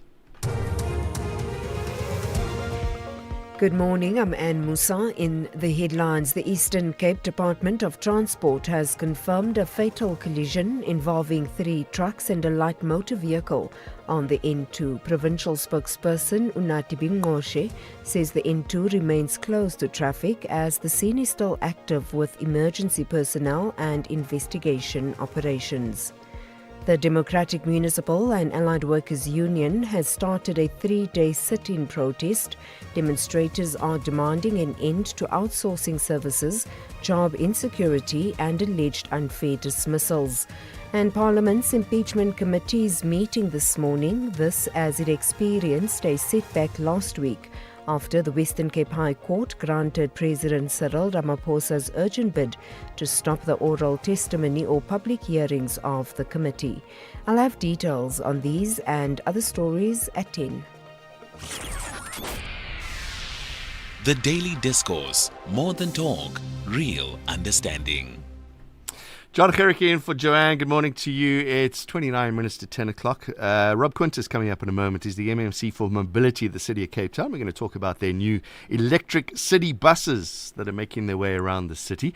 We've got a couple of voice notes that have come in that first half hour, 0614 104 107. Let's see what you have to say. Good morning, John and the crew and the SAFM listeners. Madlanga Commission. Mama Winnie, final day today. You're going to hear again, she's going to be knowing about IDEC going to visit Nkosi in jail to go and dig up dirt on the people that they're after. But it's a final today. I just want to say thanks, Mkwanazi, for fixing the country. Robert in KZN, Mutu. Good morning, John and listeners. John, I've got an issue with so-called employers who don't want to be searched, hiding by saying it's a private property. Meanwhile, they run businesses in South Africa. Someone complained that Home Affairs came with media. Listen, you can't hire illegal immigrants and expect that you are a law-abiding citizen. Why so much? And I'm sorry to say this, but most of those businesses, if you go to Fortsbeck and all those places, China City, they hire foreign nationals, illegal foreign nationals. Why do these people hate South Africans so much? Can someone come out and tell us, what did South Africans do to them? Yeah, when I saw that, I think you're referring to that. There's been a video, I don't know if it's gone viral, it certainly came up on my social media, where a host of politicians and inspectors were there with a business, and the businessmen seemed at that time to be quite receptive and accepting of them coming in, but it was a raid. And then I thought, like, what are the legalities about inspectors, labor inspectors coming into a private business? It's private property, it's a private business. And then I was interested to find out that they can. If you run unless it is in your home, unless you run a business from your house. And I think that's a whole different legal aspect as well that I don't know about. But I thought, like, how can these inspectors just come into a private business and check? But they can, because of the law that you are not allowed. You can't hire people without the proper documentation, without proper salaries, without all the legal things that come with hiring staff. Be they legally in South Africa? Are you paying them legitimately? Are you paying all their taxes and their funds and UIF and all those kind of things? And inspectors can come into your private business and demand to see if you are hiring people legally. So yeah, it was an eye-opener for me. I didn't realize just how much responsibility you have as a business owner when it comes to hiring people. And I think part of that is the labor inspectors are doing such a bad job in going into businesses and finding out if people are hired legitimately. That's part of the problem here as well. We don't have enough labor inspectors, and we hear that there are going to be many, many more put out and hired so that they can make sure that everything is done legitimately. Let's see if we can squeeze in one more voice note, and then we're going to go to our first guest. Let's talk a little bit about football. Come on, Flores from a beautiful Western Cape. Gianni Infantini is turning into a money monster. If you hang out with Donald Trump for too long, then this is what's going to happen to you. Greed, trying to sell off or privatize the FIFA World Cup. This is insane, man. And this is Donald Trump all over, because there's a family member of him also involved in this. But let me tell you, the CAF Federation is going to support all of this nonsense because they're the lapdogs. Good for you, UEFA, not to take this nonsense if you think that Blatter was corrupt. Now, Gianni Infantini is taking the cake. Have a good show. Bye-bye. John Cherokee on SAFM.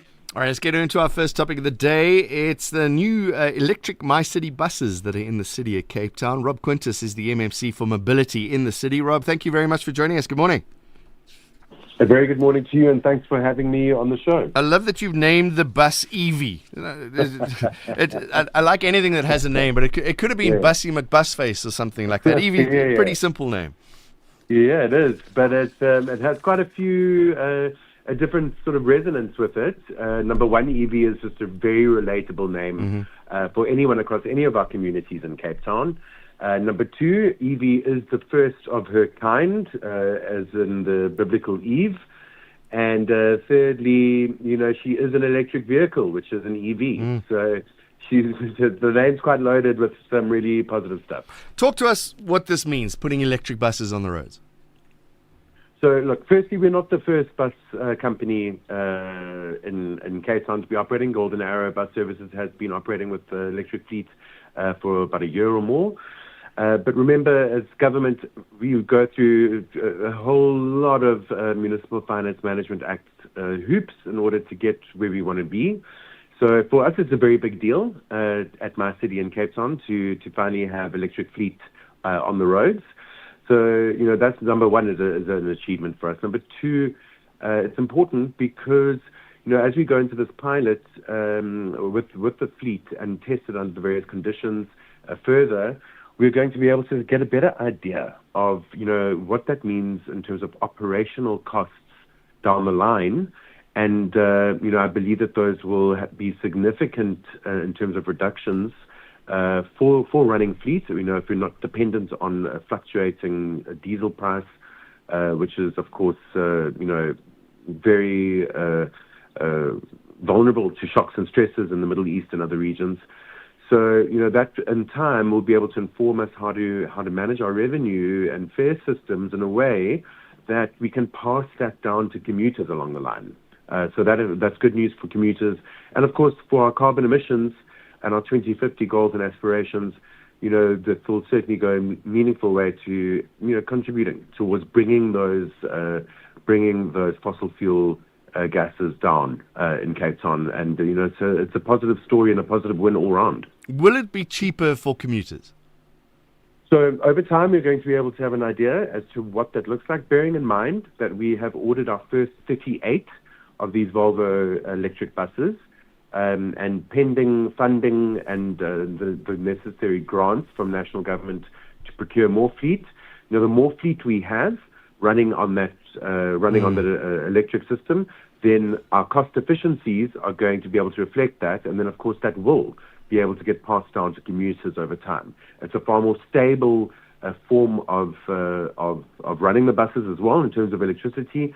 Our depots at Spine Road and at Claremont that are being under construction or completed already have solar installations and all the necessary charging stations. And we're building more electric charging stations at the foreshore, in the foreshore area of Cape Town, also with a green component in terms of solar, inverters and everything else. So, we'll be able to peg the price in terms of fares closely more to the electricity price and our own generation of power over time, and as we move away from a diesel combustion fleet, a diesel combustion engine heavy fleet to electric. I'm going to take a quick ad break. I'm talking to the MMC for Mobility in the city of Cape Town, Rob Quintus. I'm going to talk about where that electricity comes from. He did mention solar. We'll talk about that after this. Clientele is here to safeguard you and your family with compassion because life happens. Be part of a family that truly cares. Our funeral dignity plans have helped South Africans bury their loved ones with dignity for more than 30 years. Let us help you create a meaningful tribute that honors your life and those of your loved ones. We pay out within 24 hours and you will get double accident cover with a clientele funeral plan. Our plans are affordable. Pick the option that suits your needs. Easy to apply, no medical examinations and no paperwork. SMS SAFM to 48031. That's 48031. Clientele Life is an authorized FSP and licensed life insurer. T's and C's online. Standard rates apply. As we celebrate 90 years of existence, SAFM takes you back to the voices that shaped a nation. Berea, the home of the four bespectacled Tisson brothers, all of whom work or have worked on the English service, particularly Audio Mix and Radio Today. Watch how the night proceeds towards dawn. And I need a lot of consoling when I started the early program. People couldn't believe that John O'Donnell and B. Reid were chosen for the early morning program, because if ever two announcers used to want to swap a morning shift for an afternoon shift, John and I would do it. 90 years of trusted voices. This is SAFM. Looking for exclusive content, live events, and special broadcasts like the Madlanga Commission? Then connect to the all-new SAFM Connect stream. The Madlanga Commission, live and uninterrupted from 9:30 Monday to Friday. SAFM Connect brings you more of the conversations that matter. Listen anytime, anywhere by visiting connect.safm.co.za or stream directly on SABC Plus at sabc-plus.com. SAFM Connect. More conversations, more access. There's much more coming. The Daily Discourse. More than talk, real understanding. Rob Quintus is the MMC for Mobility in the city of Cape Town. 38 electric buses set to be introduced in the city, they say, to deliver cleaner, more affordable, more reliable public transport. You mentioned solar there, MMC. Is that how you're going to be charging these buses? So they will come from the grid, of course, in terms of power, but that power will be supplemented by the extensive solar paneling along the roofs of our various depots and stations that are going to be part of that route, particularly with the Phase 2A. That route is largely extending from Kylie to Mitchell's Plain, where the Spine Road depots are, via Philippi through Hanover Park into Athlone, and then to Wynberg Claremont. So there's quite a lot of stationing that is prepped for solar to add to that capacity, we're pretty confident that over time, as we introduce more of the electric fleet, we will be able to then look at a significant operational cost reduction that can get passed over to our commuters in terms of fares.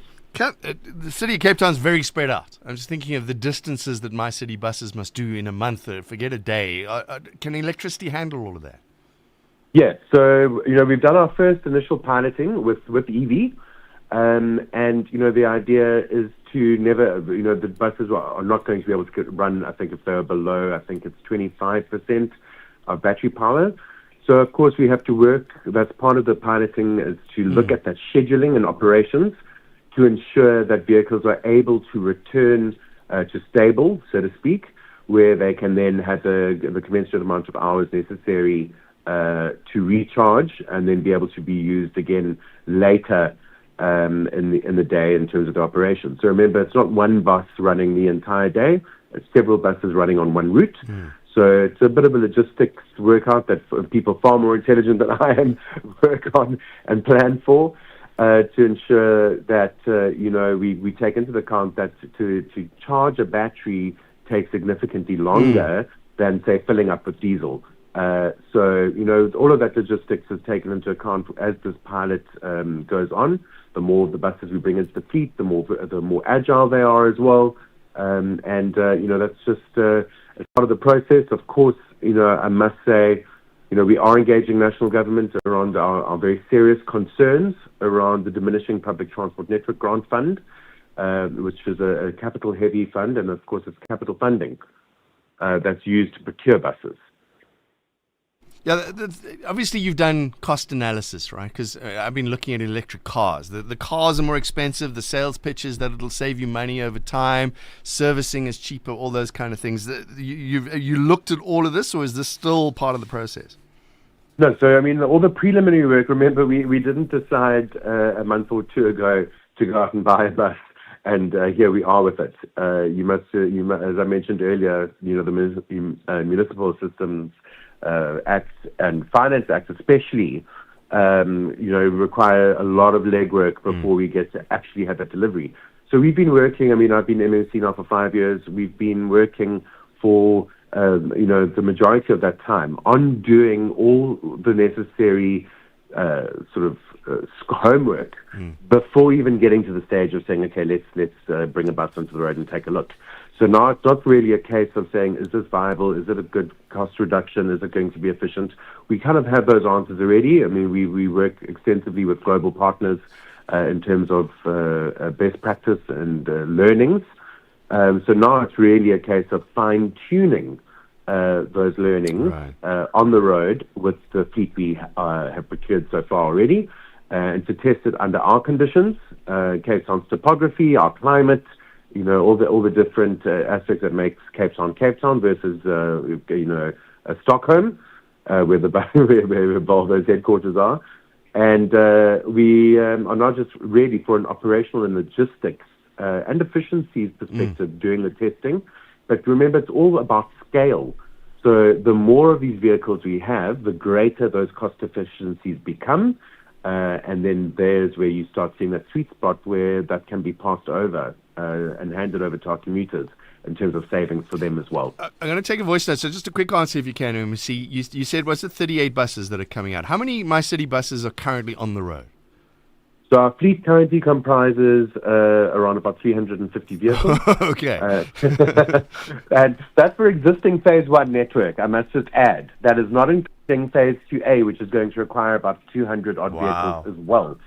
So, so this is just a 10%? Yeah, of Phase 1, of Phase 2A, which is the Southeast Corridor.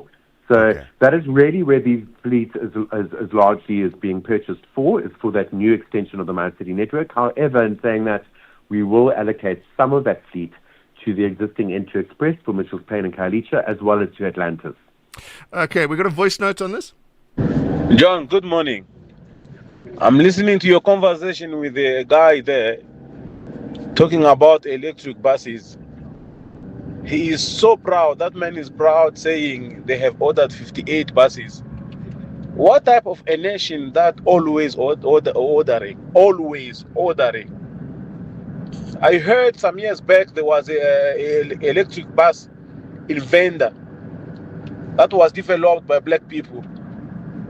That issue was never sponsored, was never even looked into. But they are busy ordering. When will they make their own?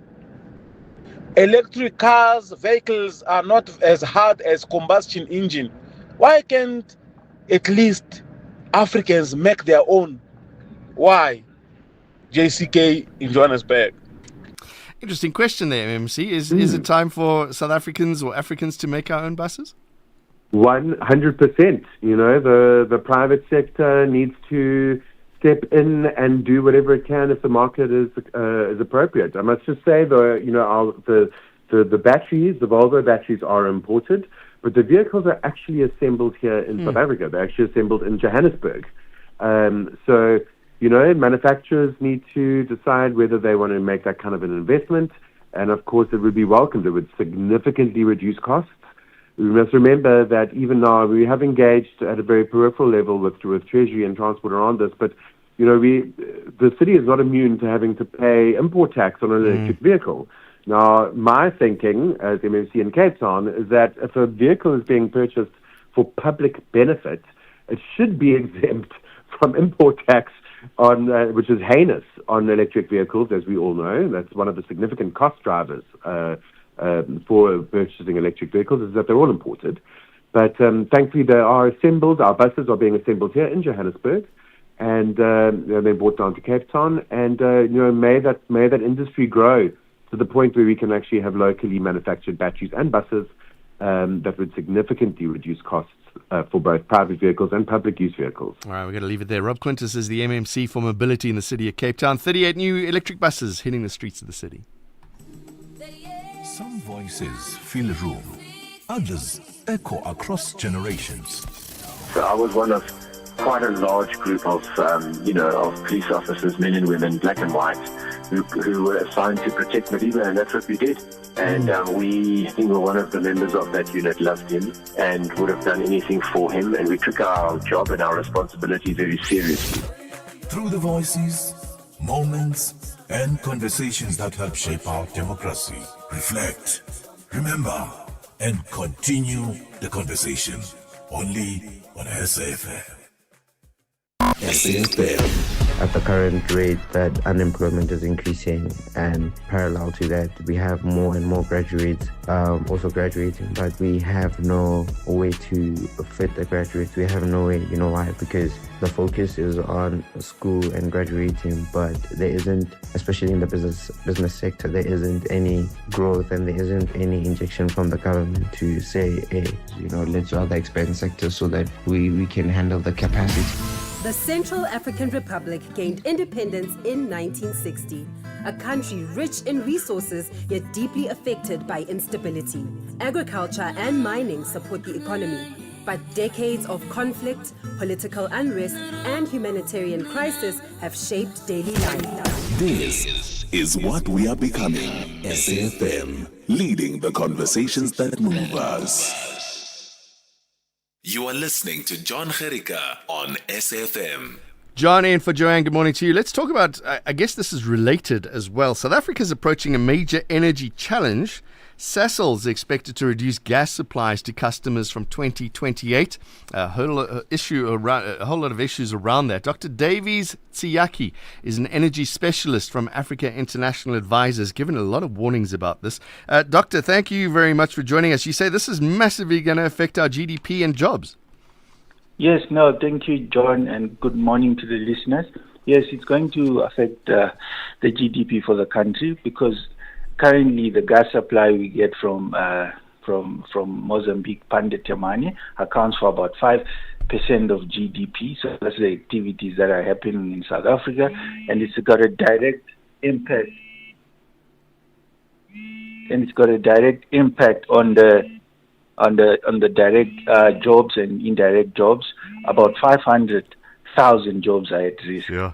Sorry, do you want to get your... No, don't get your phone. Sorry, I'd said your name wrong. It's Dr. Davies Tsiyaki. Sorry, apologies for saying your name wrong. 100,000 jobs at risk, 500,000 jobs linked to gas-dependent industries. Yes. This is not something that we should be swept under the carpet. This is a crisis if they do this. Yes, it's a major crisis because the economy really, and especially around Gauteng, there's a lot of companies that rely on gas, and not having access to this gas or having alternatives that will come at a higher cost, and that might have implications in terms of where those industries and all those commercial activities take their business forward. We were just celebrating electric buses in the city of Cape Town, Doc. Is this part of the problem? Maybe the question should be, why would Sasol want to cut its gas supplies? They want to. They've announced to the market that they're going to cut supply. This is mainly because the volumes where they get gas now at Pande Temane through the Romco pipeline, the volumes are declining. So Sasol has announced that it will cut supply to the market so that whatever gas supply that is still there can be used for its own operations. So that's the first thing that they're looking to do in 2028. But they have also announced to the market that they could potentially bring in methane-rich gas, which will be a bridging fuel. And recently they've just done an application with NESA, and what we're seeing from that application is that new gas or that methane-rich gas will come at a higher cost compared to the gas that is being supplied right now. So all of those are sort of the domino effects of this supply of gas coming to an end. You're going to have a bridging supply that will come at a higher cost. Then we're probably going to have LNG imports that will also come at a higher cost, and they're very much linked to what happens in the foreign markets.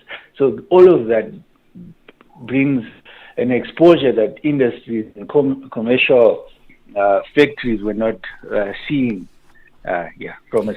Yes. See, I'm confused. The whole point of Sasol when it was created was to create this independent supplier of fuel and gas and all those wonderful things from coal. Is that not a thought process anymore? So, that was the plan, but over time the supplies have come to an end. And now we sort of running the risk of not having gas supplies. But what Sasol has announced is we're going to give you something to bridge, a 2-year bridging fuel, which is methane-rich gas, but it will come at a higher cost. So, unfortunately, because they need to do sort of new investments in capex to ensure that they can produce more of this methane-rich gas to sort of be a buffer when the gas supplies from Pande Temane deplete. Isn't methane bad? It is bad, but similarly to gas, they all have emissions. The emission factor is not good, but we need it for economic activity. Just before we go to Mohammed, I've heard about infrastructure limitations as an obstacle here as well in Gauteng and Mpumalanga. Yes, so for us to have LNG imports coming into South Africa, we do need the infrastructure to allow for that.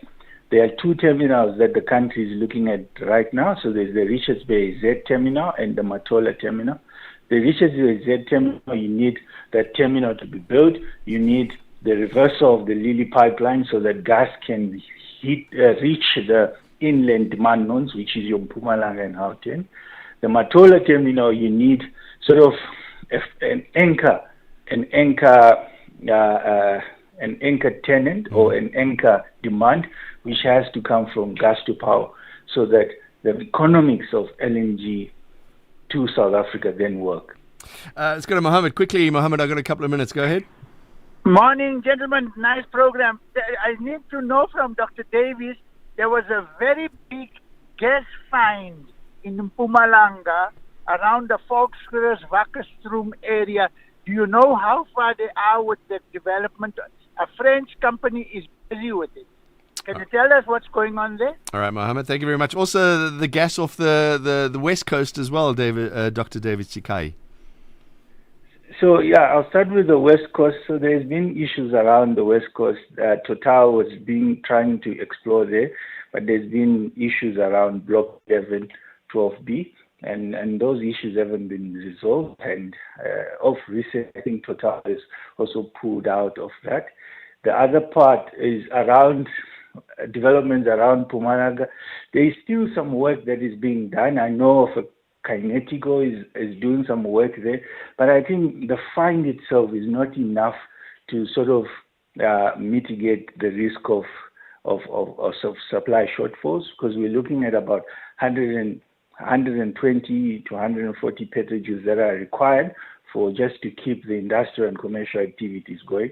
And if we look at what IGWASA has said, IGWASA estimates that the country, for it to develop at the rate we want it to, we need about 300 to 400 petajoules.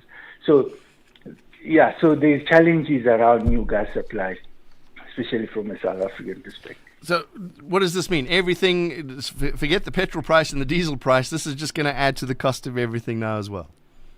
Yes, it's going to add to the cost of everything, but we must just monitor the deliberations that are currently happening, because the first indication of the increase in gas pricing will come as a result of what NESA will put out to the market after deliberating on NESA's application. All right, I've got a minute. Let's see if we can squeeze in one more question. Morning.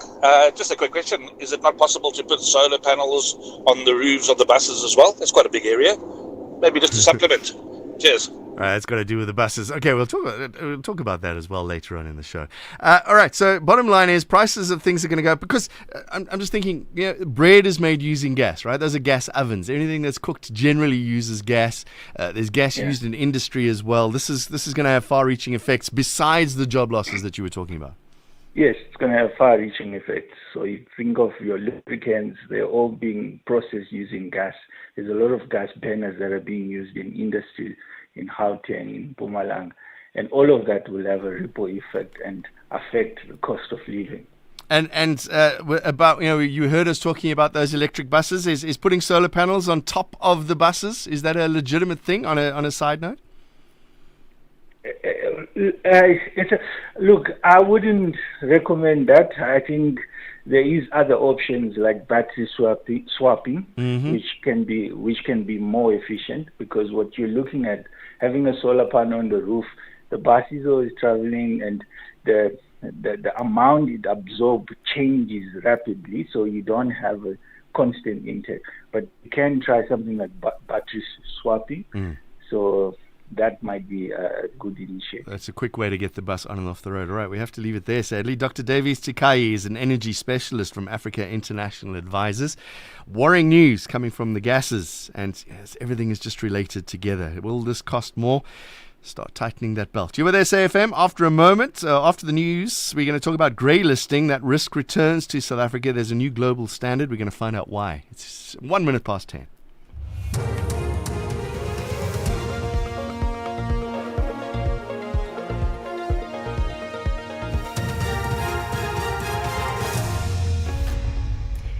In our top stories, fatal multi-vehicle crash on the N2 and emergency crews battle informal settlement fire. Good morning. The Eastern Cape Department of Transport has confirmed a fatal collision involving 3 trucks and a light motor vehicle on the N2 at Gamtoos Hill. Provincial spokesperson Unati Bingoshe says the N2 remains closed to traffic as the scene is still active with emergency personnel and investigation operations. Bingoshe added that details of the number of casualties and circumstances surrounding the crash are yet to be confirmed. Firefighters have been dispatched to Imizamoyetu in Hout Bay in Cape Town, where several informal structures have caught fire. Fire and Rescue spokesperson Jermaine Carlser says they were called out to the scene earlier this morning. The first arriving officer made a quick assessment and additional resources were requested, including the Incident Management Team Type 4. Various crews are on scene and firefighters are actively trying to stop the spread of fire and minimizing the damage. The fire area has been divided into 2 divisions to maximize firefighting efforts and strategies. This is a fluid situation and more information will be shared once confirmed. The Democratic Municipal and Allied Workers Union has started a 3-day sit-in protest at the Metro political offices in the city of Johannesburg. The union says the demonstration is against systemic injustice facing local government employees.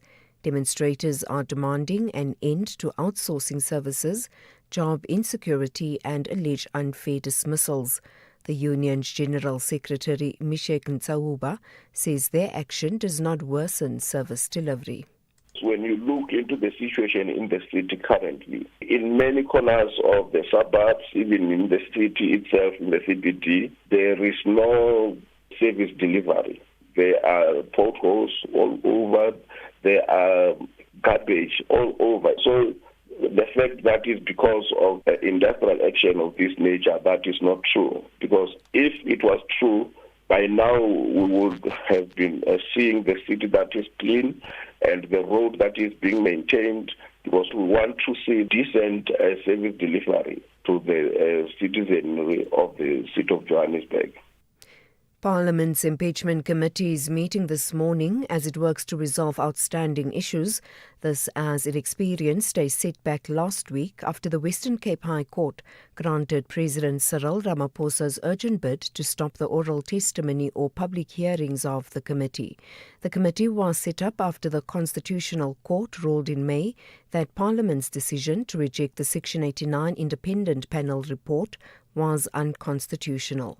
Last week, the matter of Ramaphosa's in-person appearance became a sticking point during deliberations about the terms of reference.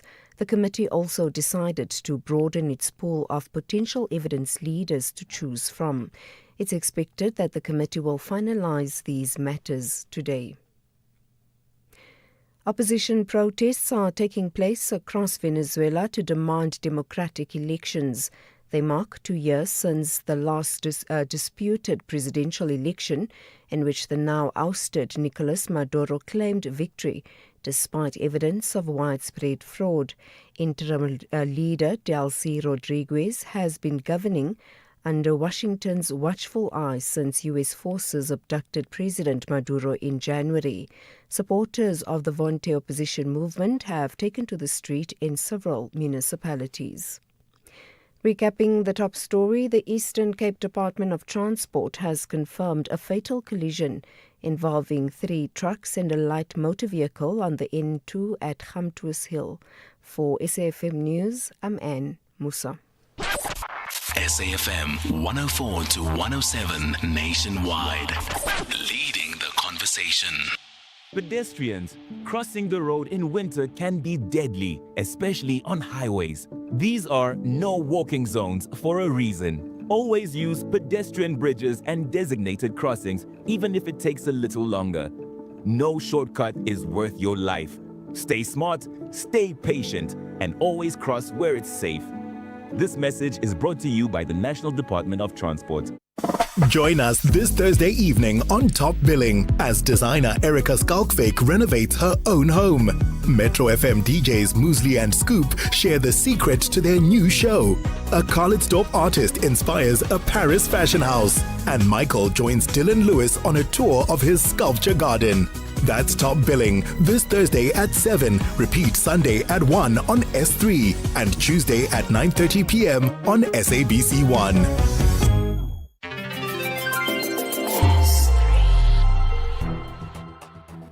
The Daily Discourse on SAFM, unpacking the issues that matter. The Daily Discourse on SAFM, weekday mornings from 9 to 12. John Gericke in for Joanne. Good morning to you. Great to be along with you. 6 minutes past 10 if you're watching the time. Coming up in the next, after 10:30 today, there's online child extortion cases on the go. A social media law expert, Emma Sadler, will be joining us talking about that. She put out I don't know if it was a TikTok or a reel, but whatever it was, she put something on the internet about how children are being abused online. 13-year-old boy reportedly took his own life when he was the victim of an online extortion scam. So we're going to have a conversation about that and how you can help your kids as well. Help themselves and how you can help them. But now, though, let's talk about grey listing in South Africa. We've emerged, as you know, from that global financial watchdog grey list, but already facing a tougher round of scrutiny. International standards for combating money laundering and terrorist financing have been strengthened, meaning past reforms may no longer be enough. Unless South Africa continues improving its enforcement, investigations and prosecutions, it could once again face grey listing. Let's find out what all of that means with Professor Patrick Bond, who's a distinguished professor of sociology at the University of Johannesburg. Prof, good morning to you. Thank you very much. First of all, why is there an assessment so soon after getting out of grey listing? Yeah, thanks very much, John. I mean, they are changing the rules, and we have to be very aware of that. And the particular threats posed by cryptocurrency, where South Africa is very, very vulnerable in it, sort of a very sophisticated network of people using Bitcoin and other cryptocurrencies is one. There's money laundering and terrorist financing, but I think the basic problem: no prosecution, weak policing. We've got a long list of sort of three-piece suited Tsotsis who are still running around. One of them, the most damaging, the highest profile, Marcus Christ, is no longer with us, committing suicide. But I think there's basically a sense that our regulators are more or less asleep at the wheel, and even though we were taken off that grey list in 2025 from the February 2023 listing, as the international financial system has been much more fragile, as Donald Trump has weakened it, of course, dramatically by lowering the what's called the Foreign Corrupt Practices Act prosecutions and regulation. It is very important to make sure that the money is flowing, that it's clean and not full of the kind of criminality and illicit financial flows that we know too well. How often do these Financial Action Task Force assessments happen? Well, they're every 5 years as a general rule, but as the regulations change, they are putting us on alert, and right. it won't be for a little while. There is legislation that can be passed this year against terrorist financing and money laundering, and I suspect this is a good boost for the second half of the year to see Treasury push that through. They did, as you might remember, in 2022, just before the grey listing, they did try to get some legislation in, but that's fine.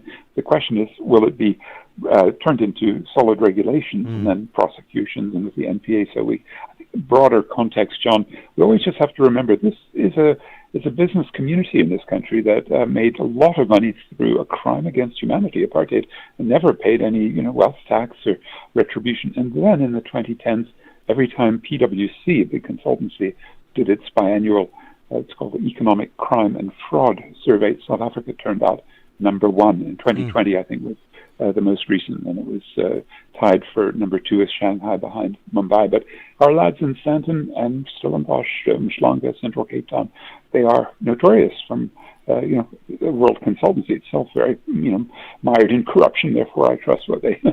It takes one to know one. And I think if we still have a big business community that thinks they can get away with pretty much anything without much regulation, we're in trouble, and the society has to do a lot more public interest advocacy.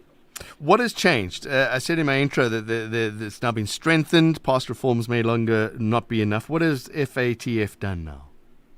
Well, what they're trying to do is pick up on some of the holes of virtual assets, especially it's called standards on virtual assets and virtual asset service providers. So we're talking mostly the cryptocurrency. I mean, I think the best thing to do really is to open a debate. Should we not follow China? And it did two things from 2015. Let me say three things that were terribly important, and we felt some of them in 2015-16. They tightened exchange controls when they had dramatic stock market crashes in several of the Chinese stock markets. Secondly, they banned cryptocurrency, which is, I think, a useful thing to do. It's something that will always be done, sort of secretly. But if you do find, if you're investigating through SARS or other means, that there is crypto activity in China, they can take measures against you. Third, one thing that the Chinese have the power to do, which they did in early 2018, was to ban certain, let's say, destructive activities online.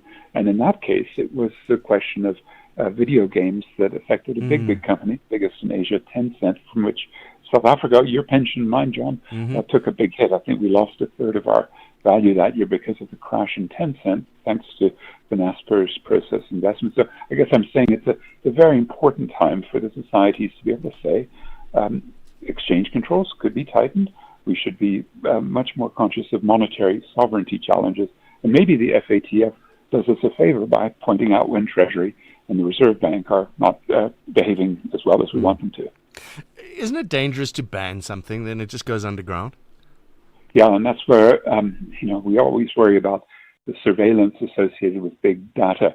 It really started, John, in 2001. You might remember way back when there were airplanes hitting the World Trade Center in the Pentagon in the U.S., the reaction was very, very much overboard, a sort of Islamophobia that affected the U.S. Treasury and the entire U.S. regulatory apparatus. And those guys then went really hard on an Islamophobic hunt for funds that might have supported Al-Qaeda. But what it gave them the capacity to do was snoop around everywhere, even Zurich, right, the most, let's say, criminal banking center in the world historically.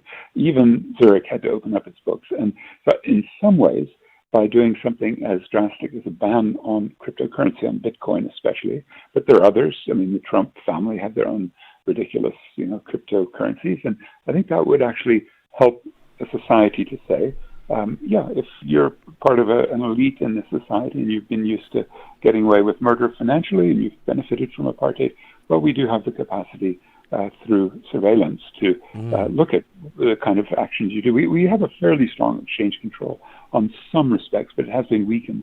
About 35 times it's been weakened since liberation in 1994. And it's an ideological question, isn't it? It's whether you really believe that the bank's financial system, monetary processes are rational and whether they are for the benefit of the society to liberalize your capital accounts. And I simply don't believe that. I happened to work in a regulator, U.S. Federal Reserve, for a couple of years after I graduated from university over there, and just to pay my debt back. And it was just shocking the extent to which I think our regulation, it's really what we would call captive regulation, because the guys in the Reserve Bank here and Treasury, they don't think that differently from the financiers they're meant to be regulating. So, yeah, we have a lot of wolves in the chicken coop. If you can, Prof, explain how crypto can be used to circumvent exchange controls. Well, the most obvious way, we saw it so dramatically on November 17, 2017, not in South Africa, but next door.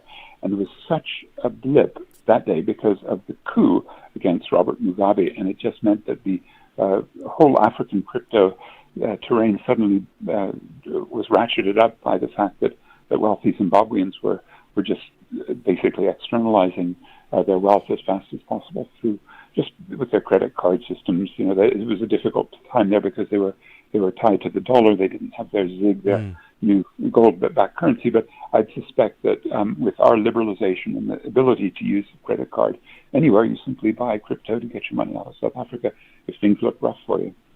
All right, so you're only allowed to send so much money out, but you buy a whole lot of crypto, and then you can that's instantly available anywhere in the world, and you're not paying any of those exchange controls. That's right, and it goes into these circuits where I believe the Reserve Bank is, I can't remember, is it 2 million rand a year you can take out?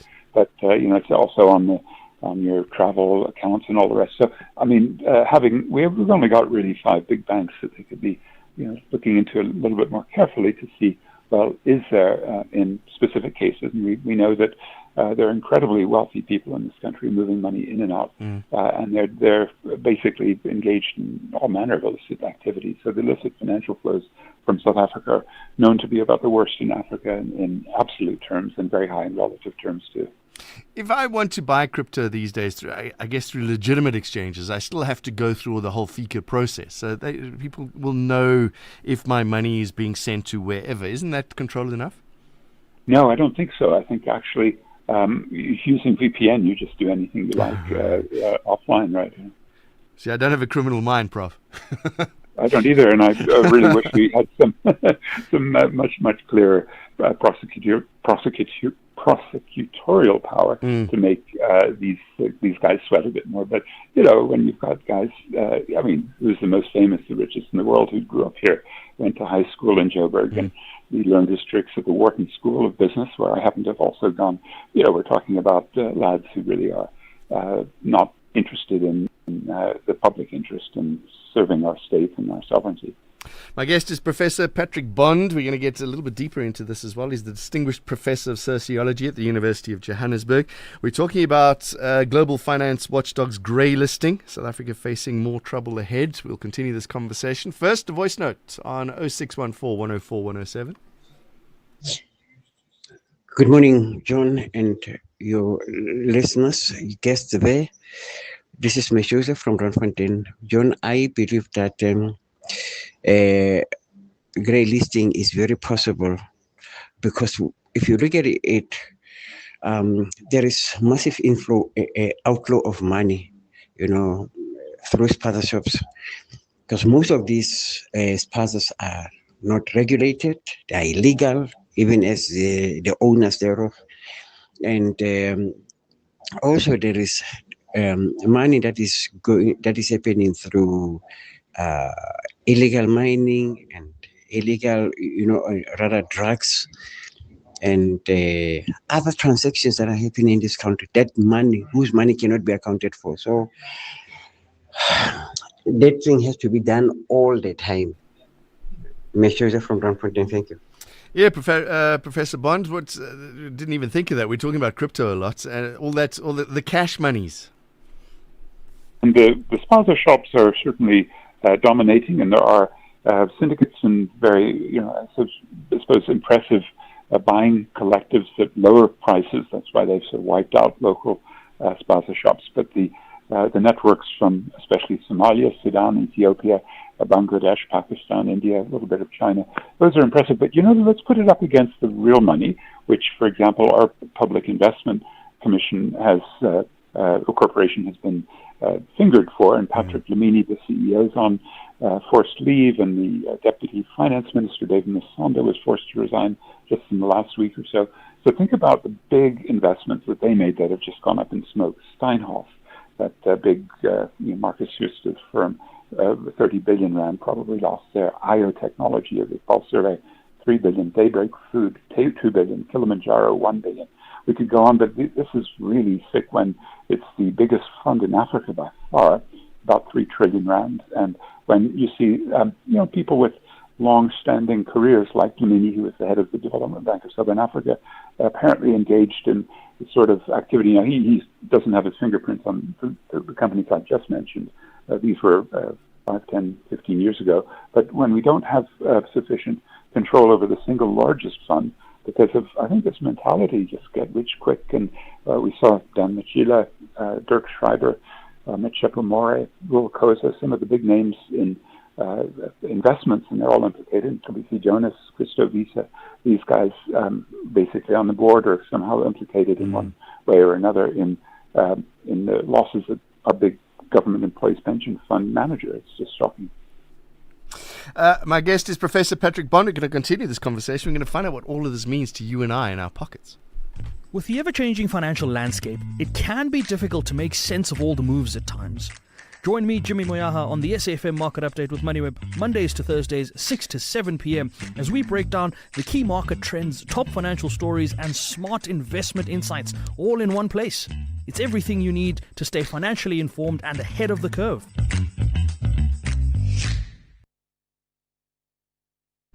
Experience the magic of world-class ballet at the International Winter Ballet Gala. It's happening at the AfriForum Theatre in Pretoria on Friday, the 31st of July. It'll feature international stars from the Bolshoi Ballet, acclaimed Cuban artists, and South Africa's finest dancers as well. A spectacular one-day-only event has performances at 3 p.m. on Friday and 7 p.m. on Friday night. Book now at Tix SA, that's Tixsa, or at the AfriForum Theatre. John Gerika on SAFM. We're talking about the Global Financial Watchdog's grey list. South Africa could be facing a tougher round of scrutiny with Professor Patrick Bond, who is a distinguished professor of sociology at the University of Johannesburg. What does this all mean for you and I, Prof? And how's this going to hit our pockets? Because I feel as if it might.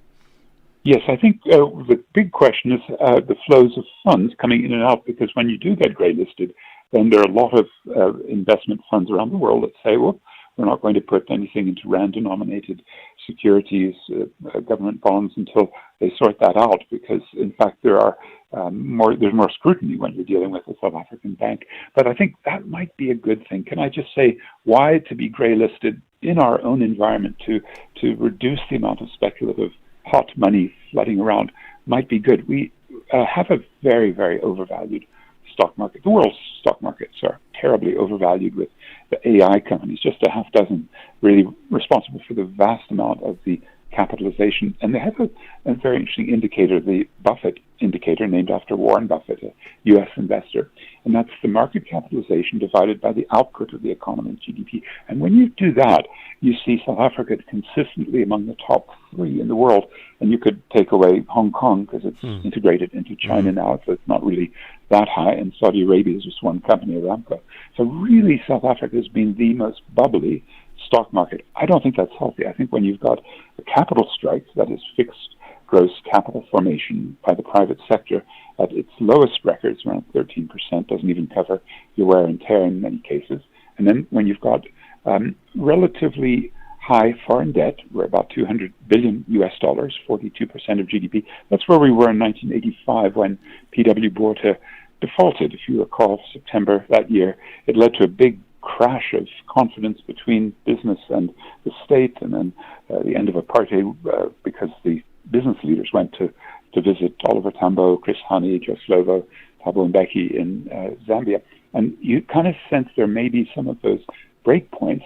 When we saw breakpoints of this sort, financial collapses or extreme volatility, 2 times, 2008 and 2020 with COVID, and both times what the West did, the G20, which includes South Africa, but it was basically driven from Washington and the Federal Reserve, from London with the central bank, from the Brussels central bank in Tokyo, and it was to print money.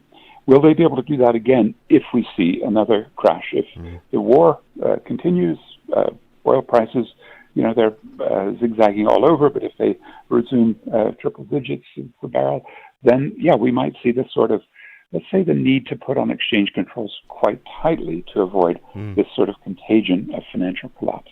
And it makes investors wary of coming into the country, this big push that the president's been pushing. Yeah, but yes, there's 2 types of investors, right? Those who invest in, let's say, the plant and equipment. I'm seeing more, for example, Chinese car companies setting up. But there may be some argument that that's a generally beneficial thing. You want to look at profits, dividends, and the different ways that money is taken out. However, what is not healthy, given that we have the highest valuation in the world already at the JSE and very little real investment. In other words, companies would want a high valuation so they can issue shares and turn that into investment, but that's not happening. So then we've just got bubbling. And I don't think foreign portfolio capital, that is the financial flows that come in just to make a quick buck, because they're attracted, by the way, by the high gold price. It's down to 4,000, but it was up to 5,400 per ounce. But it's still extremely high, and our interest rates, which attract a lot of hot money, are extremely high. So I think that's not good for the real economy, for the ordinary people. Those of us who are in debt, paying a lot on a mortgage bond and car loans, student loans, all the other loans we have, you'll all agree that if we had tighter exchange controls, you could lower the interest rate without fear of capital flight. And I think, unfortunately, ideologically, that's not where the heads of the leaders, Enoch Godongwana in Treasury and Seseko Kganyago at the Reserve Bank, that's not where their heads are. We've obviously made progress in our laws and regulations after we were grey listed. Do we have the political will and the ability to keep up with these new changes? Yeah, especially the prosecution and the policing, because that's where, even if the Reserve Bank and Treasury were much stronger on the regulatory side, that's where it would fail and is failing. And I don't think anyone will dispute that you can do your bribe and get out of policing investigation, and the national prosecutor is not in good shape. So that's obviously where there needs to be a lot more political will, and unfortunately there doesn't seem to be. And can government ensure these reforms are done in time? Government works very slowly. Sometimes the finance market, especially with the way technology is moving, is moving much quicker than government can. Yeah, I think, John, government needs a kick in the pants. And we've seen that a few times. For example, township folk who didn't like the way houses were built in the 1980s, they went on the so-called bond boycott that was to put pressure on government to start regulating housing, and that finally began to happen. The second case, more recently, is Black Sash. Remember that lovely old group of white liberal ladies who would stand out on Jan Smuts Avenue outside Wits and protest apartheid, but they've actually become a black working class advocacy group of the highest capability, and they've gone after especially Cash Paymaster Services, which did very, very predatory finance, to quote Aaron Torkelson's new book on that very topic. And that was a very impressive case where the activists in working class communities put pressure on the state, went to court, and actually the courts in September 2020 did I think you could call it, like for Bell Pottinger, a corporate execution, a death sentence. And CPS is no longer with us. It was a World Bank subsidiary, quite shamefully. And I think that's a sort of pressure from the society, activism and good monitoring from the extent to which we can. We can't look in at these private financial flows, but we can certainly demand more justice, lower interest rates. And I see that with the South African Federation of Trade Unions and CASATU and some of the social movements, institutes like the Institute for Economic Justice and the Alternative Information and Development Center. So we have a small infrastructure. We have a superb investigative journalist group, Open Secrets.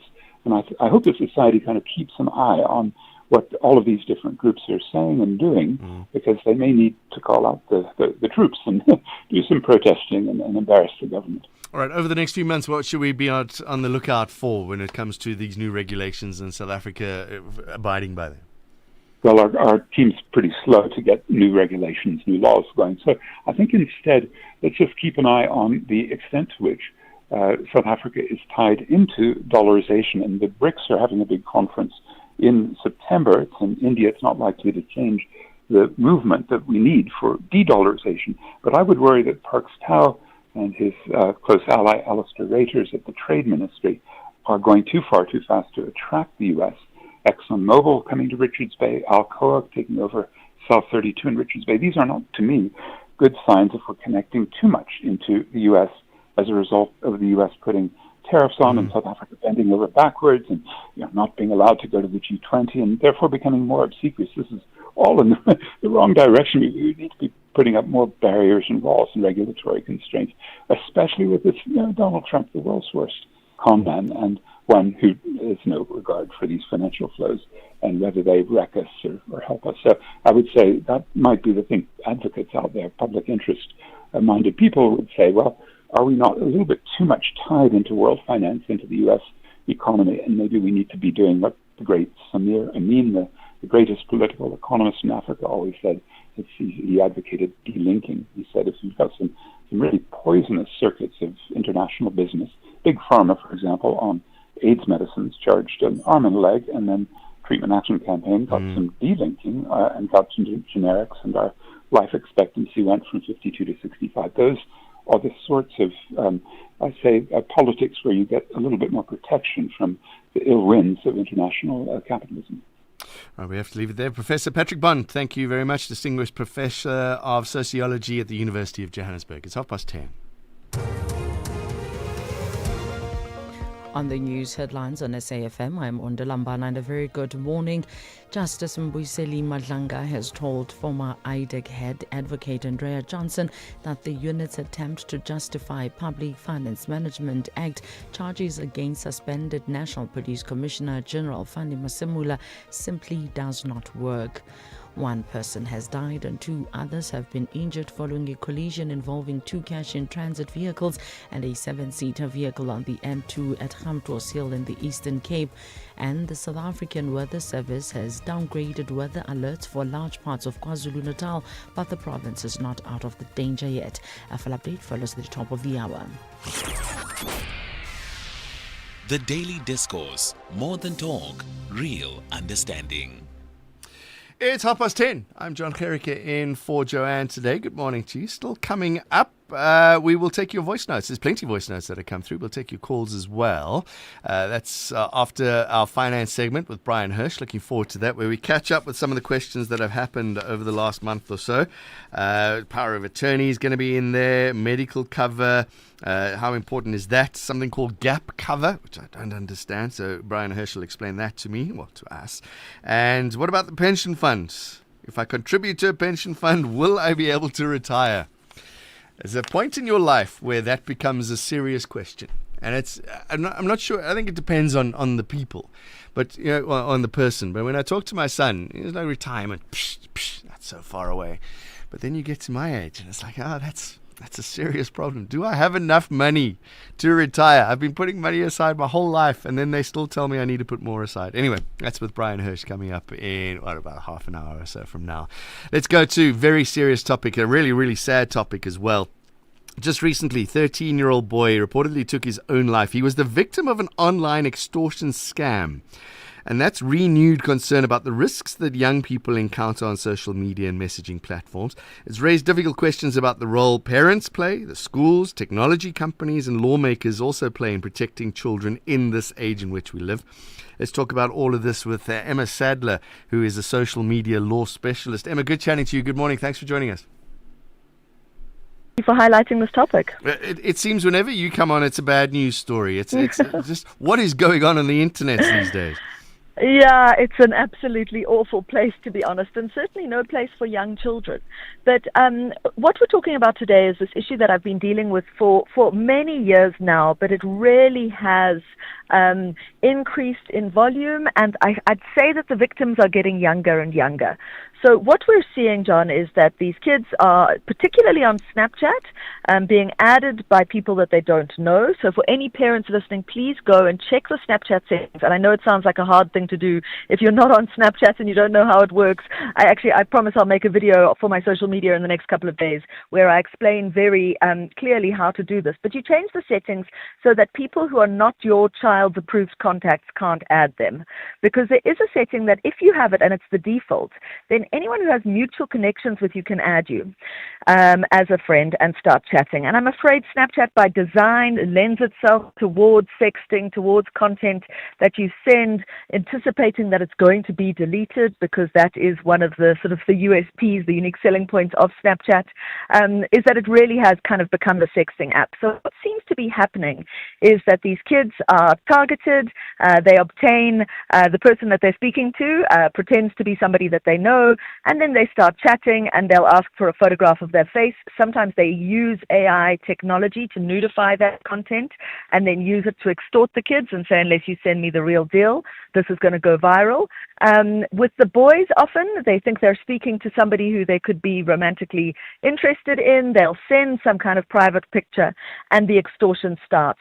With the boy victims, it's very often that they want money. So, John, they'll ask them to send some kind of e-wallet, or they will ask for Bitcoin or MoneyGram or some kind of online betting voucher or Robux voucher, which is the currency used in the world of Roblox.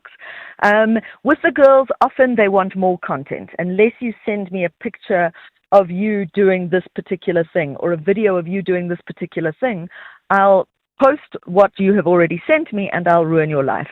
And particularly with the young victims, they are very easy targets for these criminals, because obviously that's what they are. And we're seeing a huge, huge fallout in all ways as a result of this. I don't even want to call it a scam, John. This criminal act. You used the word sextortion and online exploitation. Why are our teenagers, who are supposed to be so tech savvy, why are they so vulnerable? I think that particularly South African children actually are very, very vulnerable targets. And there are a few reasons why I say that. The first, I think, is that there are still a lot of kids in South Africa getting phones and access to these platforms too young. So the impulse control isn't there. Nobody's teaching them the digital literacy. We're seeing this happening to kids as young as 10, 11, 12. The second big issue that I'm seeing is that particularly in households that are conservative or religious, the fate worse than anything is that the parents find out what has happened. So if parents listening could take one thing away from listening to this, is to please, I beg of you, have some kind of arrangement with your child that if they are the victim of some kind of online harm, or they've been caught in a blackmail web, and it can be because they've got a video of them doing something they shouldn't have, or saying something they shouldn't have, or a private sexual picture, whether it's real or fabricated, that they know they can come to you and that you are going to help them. You're not just going to punish them and take their devices away. And I think particularly a lot of our cultures in South Africa have very conservative views around nudity, around talking about sexual activity. And a lot of these kids, when they realize that they've messed up and they've sent this photo, the reason that the sextortionists are so successful is because they're so terrified of their own parents finding out. So I quite like this idea, John, of like giving children like a sort of a golden ticket of immunity. Or, I was speaking to a friend on the weekend who told me that when she was 15, her father gave her a letter and said, basically, if you ever just call on this letter, I'll never ask you questions. If you have to phone me at 4 o'clock in the morning because you're in trouble somewhere, you're somewhere that you shouldn't be and you're stuck, you just phone me, you call on the letter, I won't even ask you a question about it. And it's that kind of thinking that your children can come to you in these moments of absolute crisis. What should a parent be looking out for then? You mentioned going through the phone, going through the technology and the computer. Kids will say, that's my privacy, I don't want my parents looking at it. Run us through those details. Yeah, absolutely. So in simple terms, and there is actually a legal reason I say this as well, and that is that children don't have privacy on their phones. If they want privacy, you buy them a little book, and they have a diary, and they can write in their diary and keep it under their bed. But the reality is that if the whole world can see what your child is up to, why aren't you checking out what they're up to, right? Valid, yeah. And, it is basic parenting. Would you let your child go to a party where you... Emma, we seem to have lost Emma. We'll see if we can get Emma Sadler back on the line. Emma Sadler is a social media law specialist. We'll see if she's seemed to have dropped that line. We'll get her back on the line. 086 000 2032. If you want to get involved in this conversation, you can also send us a WhatsApp voice note on 0614 104 107. Sorry, Emma, you sort of broke up there. Carry on. Sorry, I'm driving to KZN for a talk. I can't even remember what I was saying. You're talking about I think kids' info is on the internet, so why can't the parents look at it? Yeah. Yes. So the parents need to know what they're up to. It's like, would you let them go to this dangerous place without you keeping an eye on them? It's just... parents wouldn't be very familiar with what their children are up to. And I know it sounds scary, John, because, now I'm telling you to go and check settings of Snapchat, and parents are like, I don't even know what Snapchat is. So, how could I possibly keep them safe on Fortnite or Roblox or Snapchat or TikTok if I'm not on those platforms? But what I can tell you is that there's some amazing resources out there. Even if you just ask your chatbot that you talk to, how do I make TikTok as safe as possible for my child? Or is Snapchat suitable for my 11-year-old? So the first point is just to keep these children off these platforms, I would say at least until 15 years old. And then having open conversations, Googling. I'm not saying you have to go and play Minecraft for 4 months before you let your kid on it, but you spend 10 minutes of your life Googling it. And there are some incredible resources out there. Bark, Common Sense Media, Protect Young Eyes. People can have a look at my social media accounts. I try and share some of the more topical issues that I'm seeing. So it's really just talking to your children, having a look at their devices, having basic parental control technology on their devices, which are free on all of the smartphones. So I'm afraid it really is an issue that parents have to grapple with, have to educate themselves on, and really be the parent. These stories continue, Emma Sadler. Remind us what you always say about sending pictures on the internet. So I'm sure you're talking about my billboard test, which is something that I teach from primary schools to captains of industry. And the simple test is, if you wouldn't put it on a billboard next to a huge highway, next to a picture of your face, your name, if you're a child at school, the name of the school you go to, if you're an employee, the name of the company you work for, you do not let it exist. And please talk to your children, parents, about the fact that nothing disappears. So, a lot of these kids are sending content on a view once on WhatsApp or sending as a snap, thinking, oh, well, no one will ever find out. So Emma says, I can't send it if I wouldn't put it on a billboard, so I'll just send it as a view once. But we know there are so many sneaky ways of getting around that technology, the most basic of which is to use a secondary device to know something that kids do when they see there's a snap or a disappearing message or a view once waiting for them.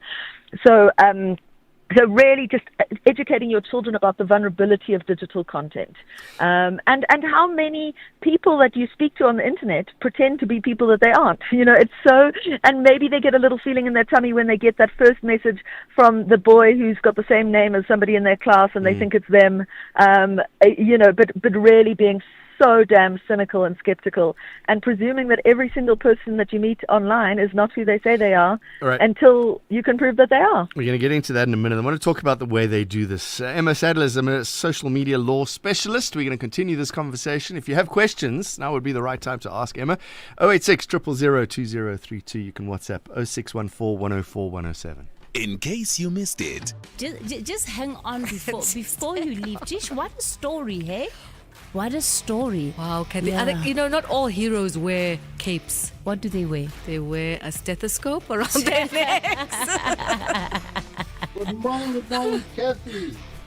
At least Zykan didn't bring a sick note today. No break for Zykan, that's for sure. Yeah. I am well. That was National Briefing This Morning with Kathy Mutlatlana.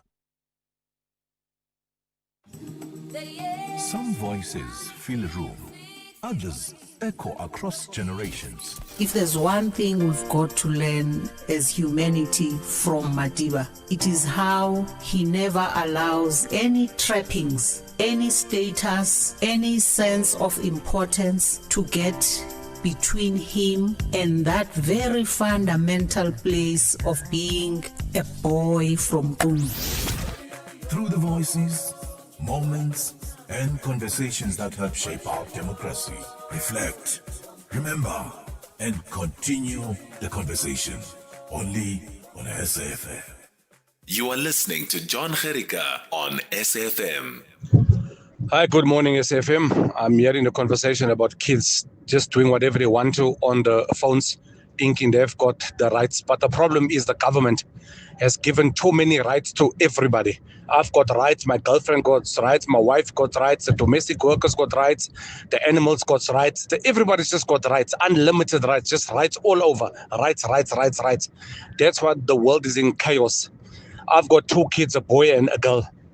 They both finished with school now. Not once did I ever give them a phone to have during the week. Not once, until they matriculated. Only weekends they had a phone, weekends only. And both of them done very, very well, very well. The other kids used to complain about them not having their phones. They can't talk to my kids. I said, sorry, you're not my child. If you got your phone, it's got nothing to do with me. But my child will not have a phone during the week. Even checking up on their phone, taking it at any time. I checked it. I done that.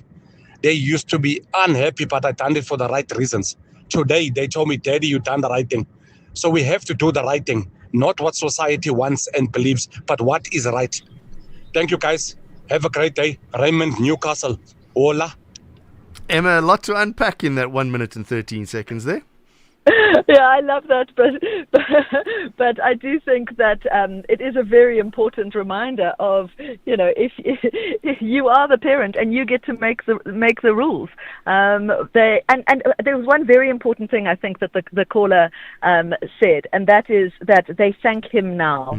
And when I speak at schools, as I do every day, I'm on my way, as I say, to speak at a school in KZN, and when I say to the high school kids, do you wish, and I'm talking to the older high school kids here, do you wish that you had been kept off these platforms? Or do you think that social media should be age-gated? Literally every single child that I've spoken to in grade 11 and grade 12, which is, in the hundreds of thousands, has said to me that social media is no space for children under the age of 16. And that's so interesting because that's people who are on the ground, they're fresh, they've been living in these spaces. I'd say it's a much more authentic assessment than an old fuddy-duddy like me coming and saying don't be on the platforms. But I've got a very good idea about what goes on the ground because I'm kind of the first responder in South Africa when things do go wrong, and it's just unbelievable the extent of the harm that is being caused and how young these kids are. And I do think the world is waking up a little bit. There's been some unbelievably groundbreaking court cases in America holding these companies legally responsible for the harm that they're causing, kind of equating the social media world to big tobacco, that they know on their own research, these big tech companies know that these platforms are harmful and B, addictive in the same way that smoking was. And the tobacco companies knew, but they did nothing about it because they didn't want people to stop buying their product. Exactly the same on social media. So I do think that it should be properly age-gated. The enforcement in South Africa will be an issue when it comes to age-gating because these big tech companies are not based here. But I would say it would be a very good start. I'm going to get into that in a bit. We got a voice note. The little note here says it's from a victim. Emma, let's see what you have to say. Hi there. Brilliant conversation. Thank you very much for bringing this up. I have unfortunately been a victim of cybercrime. What my question is, in my research, I realized and came to notice that there are millions of apps out there that can do the same thing that TikTok or Snapchat, etc., does. How do you prevent your children from downloading the other app as opposed to Snapchat? Thank you very much for everything. Is that just keeping an eye on that phone all the time, Emma? Exactly. So yes, absolutely. I think that you've got to have some parental control technology. It's a very basic setting that you set on the App Store or on the Google account. So on that note, is that something that works overall on the phone? Yes, so we're talking about particularly screen time on the Apple devices, Google Family Link on the Android devices. They're both free technologies, and there's a setting that you can't download an app unless it's been approved. Right. And I do want to pick up on what the caller said, and that is that there's so many apps out there doing the same thing. There also don't take the apps at face value, because one of the biggest issues that, one of the biggest, most popular apps is a Vault app, where children look like they're downloading a calculator, but actually it's what we call a Vault, which is an app where you can hide content in that Vault app. So you can hide all the nudes and the websites you're not supposed to be going to and the apps that you're not supposed to have behind this app that looks like a calculator. Wow. So really interrogate the apps that your child wants to download, and they must only have apps that you've approved, especially when they're young. Let's go to Soldier in Tembisa. Go ahead, Soldier. What do you want to talk about? Good morning, my brother. How are you? Good. Go ahead. Yes. You see, let me just say this in terms of kids abusing this internet, or kids getting abused by the internet or by so-called distortion, whatever. I want to tell the parents must play a responsibility. We stay in the locations. What we see from the people who claim to be parents is absolutely disgusting sometimes, let me say the least. You find a father is holding a 250 rand phone. The kid is holding a 5,000 tablet. What do you expect? You find someone tells you that I want to go and pay Wi-Fi so that my kids can have access to internet. You don't check all those things, but you are impressed that the kids have got the Wi-Fi. You don't even look what they are doing. What do you expect at the end of the day? Do you expect to harvest a nice food there? You don't expect that. All right, Soldier and Timbisa. It's an interesting question because there's a voice note that's just come through. I'm not going to. It's a short one.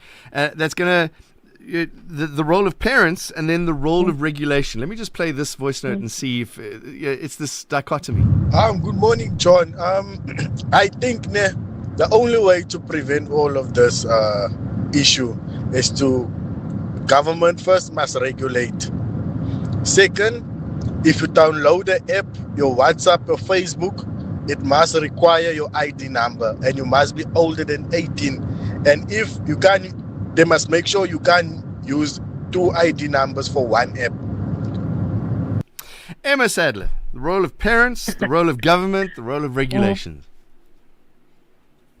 First caller, it is a very big issue that we're seeing, especially in sort of lower income groups where it's almost a status symbol to get your child a smartphone very young. You see kids as young as 5, 6 years old with smartphones, and it's almost something that parents are proud of, that they can afford to get their child a phone. And I think we've really got to change the mindset from thinking that it's you're doing your child a favor by giving them this access, rather than it's like putting almost sometimes a loaded gun in the hands of a child. So I think and I think the more we can have conversations around this issue of how inappropriate it is for children to be on social media, and the other groups that I'm very worried about are the kinds of kids who are quite literally left to their own devices.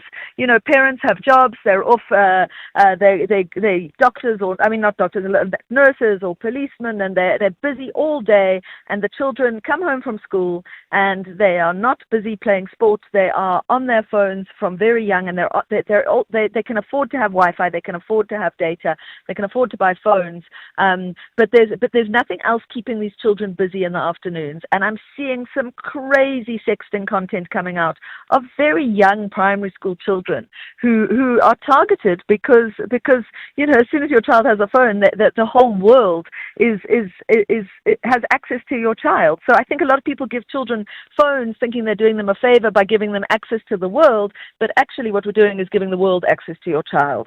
And I'm afraid, as we know, there are some horrible bad elements in the world, and those are the ones who are going to be targeting your children. And legislation? Yeah, I'd love some legislation. So there's 2 things that I really want to get through. The first is age gating. As I say, the enforcement of it will be difficult, but in the same way that you can change the social norm that alcohol is illegal under 18, it's not to say that nobody under 18 drinks alcohol, but at least there's hopefully a social norm change. And most countries around the world are working on similar kinds of laws. I would imagine we will get something in quite soon. I've been speaking to various government ministers about it, but the enforcement of it is very hard because we're not going to be brave enough as a country to turn around to a company like Meta and say, if you don't comply with our laws, we're going to turn you off. Yeah. Which is really our only option, because a lot of these companies don't have offices, they don't have employees, they don't have assets in South Africa, which does make it difficult to make the law enforceable. But I still think it would be helpful for parents to be able to say to children, you can't be on TikTok because it's illegal, right? And then, at least I do think it would help. The other is, I think that there should be a phone-free academic school day. So I would love legislation, and even if it's a guidance note from the relevant departments, basically saying that phones should be locked away from what we call a bell-to-bell ban. So from the first bell of the academic day to the last bell, the children shouldn't have their phones on them, because at least then you're giving these children who are online for so many hours every single day a bit of a break. The other thing that a lot of interesting international countries have done is to introduce a curfew, a social media curfew. Now, that's got to be one of the things that I love the most. From a practical application point of view, I'm not sure how effective it would be. But the idea is that there's certain times at night, so from 10 p.m. to 6 a.m., for example, that social media should simply be unavailable to children. So that's what's going to happen in the UK legislation. There is an opt-out of it, but I think it's excellent. And I've said a few things and a few pieces of advice to parents, but if there's one thing that parents do differently, it's make sure that there are no internet-connected devices in the bedroom at nighttime. That is the one biggest change that every single person can implement in their houses. Make sure that their kids don't have their phones, because if they've got them, they're on them. Yeah, and it's for adults too. All right, you shouldn't even be on your phone in bed. Sibonelo is in Umlazi. Go ahead, Sibonelo. Morning, Harika. I just wanted to say something, but please don't take it to say I'm promoting that concept. I think we now see where China was getting the idea from, where they monitor everything when it comes to electronic communications. Just that, not the policing. Just a concept where government is the one who dictates, who tells you which social media can be used in the country, and they monitor that social media and when and how it is accessed. Now, taking it too far into policing people and all those things, that I disagree with. But when you consider the fact that a majority of users of social media and users of electronic devices, they themselves don't understand the repercussions of what they're doing, it stands to point that government has to step in and filter what goes into the public and how the public is able to use it. I'll agree to disagree on that, Sibonelo. But Emma Sadler, let's hear from you. You're the expert. Yeah, look, I think that there are some lessons we can learn from China. For example, TikTok, which is actually a Chinese product. ByteDance is the company that created TikTok. I can tell you that the kids in China are not being exposed to the kind of slop that the rest of the world's children are. They are literally, they can watch maths tutorials, science experiments, and there is a hard stop of 40 minutes per day, which you cannot get around. So I quite like that. But I do think that the surveillance issue is something of great concern. There's huge lobbying groups around the world fighting against these sort of digital ID books. I would love for there to be some mechanism that we could identify people behind anonymous accounts that cause harm, particularly when it comes to children, because it is the biggest hurdle in using the law to protect children is to try and find out who the hell is behind an account, right? So your kid has been sextorted, they've sent all this content to somebody. How on earth do we find out who is behind that account? And at the very least, a cell phone number should be identifiable. So, for example, if somebody is sending your child very inappropriate content on WhatsApp and that you've got a cell phone number, you should be able to, because of RICA, find out who's behind that. But we've got a huge problem with unRICA'd cell phone numbers in South Africa. The big case we had against Meta last year, where we were trying to get all of these shade rooms removed. A lot of your listeners will remember that case. We did eventually get a court order that required Meta to hand over all of the identifying information that they held on the perpetrators, including mobile devices, phone numbers, area, etc. And unfortunately, because those phone numbers are not RICA'd, that information did not lead to the identification of the suspects in most cases. And that is, I think, a shame. There should be some way that at least law enforcement, not the government, not everyone all the time, but at least that law enforcement should be able to find out who is behind an account that is causing harm, especially harm to children. Emma, I've got a minute and a half, so give us a couple of takeaways that we can implement this afternoon when our kids come home. Yeah, so rule number one, no phones in the bedroom overnight. If your children's not sleeping, they're not doing well academically, they're going to get depressed, they can't achieve on the sports field, etc. So rule number one is there has to be, at least in your own house, a tech curfew, ideally a few hours before bed if you want them to be able to go to sleep easily, but a tech curfew. The second is no phones for children under the age of 13. The idea that your child's first phone should be a smartphone is a bit like saying that your child's first car one day when they first get their license should be a Ferrari and not a car that they can go and make some mistakes on. And then understanding, educating and talking to your children. You know, we don't give 12-year-olds the keys to the car and say, good luck to you, go have a nice time, here's your new present. We make sure that they learn how to drive first, they get a learner's license, you practice with them. And I think it's a very good analogy for parents and phones as well. Like, make sure that you're holding them their hand through this quite scary world and they know that they can come to you. And then just having open conversations with your children at all times. Please keep your children off these dangerous apps like Snapchat Snapchat. I know they're fun with their filters, but I promise you the risk is just not worth it. Emma Sadler is a social media law specialist. You are there, SAfm. Time for the news at 11 o'clock with Ondela.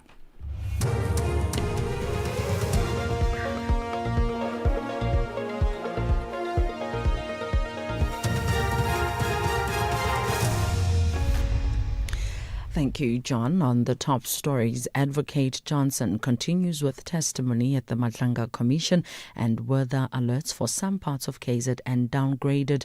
For SAfm News, I am Ondelambana and a very good morning. Justice Mbuyiseli Madlanga has told former IDEC head Advocate Andrea Johnson that the unit's attempt to justify Public Finance Management Act charges against suspended National Police Commissioner General Fandi Masemula simply does not work. Masemula faces 4 counts of contravening the PFMA in connection with the controversial Medicare 24 Tshwane District multi-million rand SAPS contract. Johnson, who has been testifying before the Madlanga Commission for 6 days, was questioned about why Masemula faces standalone PFM charges that are not linked to any corruption-related offences. Justice Madlanga put it to Johnson that the PFMA charges against Masemula cannot be linked to charges faced by other accused persons in the matter. All that General Masemula is charged with are the PFMA offences. So when you look at him, those offences, insofar as General Masemula is concerned, are not additional to anything, are not related to anything. It's just those PFMA offences only. And you cannot force the additional by merely relating to charges faced by other people, charges that have nothing to do with him whatsoever. And the cruel example I give actually makes the point abundantly. Meanwhile, Johnson explained her understanding of the charges. All that General Masemula is charged with are the PFMA offences. So when you look at him, those offences, insofar as General Masemula is concerned, are not additional to anything, are not related to anything. It's just those PFMA offences only. And you cannot force the additional by merely relating to charges faced by other people. Charges. 1 person has died and 2 others have been injured following a collision involving 2 cash-in-transit vehicles and a 7-seater vehicle on the N2 at Gamtros Hill in the Eastern Cape. Authorities say the collision happened in the early hours of this morning after the 7-seater vehicle allegedly travelled on the wrong side of the road. Eastern Cape Department of Transport spokesperson Unati Bingose says police are investigating the circumstances surrounding the crash. While the exact cause of the crash remains under investigations, preliminary investigations point to dangerous driving behavior. We once again appeal to all motorists to obey the rules of the road, remain in their designated lanes, and exercise patience at all times. A single lapse of judgment can have devastating and irreversible consequences. The Democratic Municipal and Allied Workers Union Demawusa has started a 3-day sit-in protest at the metropolitical offices in the city of Johannesburg. The union says the demonstration is against systemic injustice facing local government employees. Demonstrators are demanding an end to outsourcing services, job insecurity and alleged unfair dismissals. The union's General Secretary Meshek Njauba says their action does not worsen service delivery. When you look into the situation in the city currently, in many corners of the suburbs, even in the city itself, in the CBD, there is no service delivery.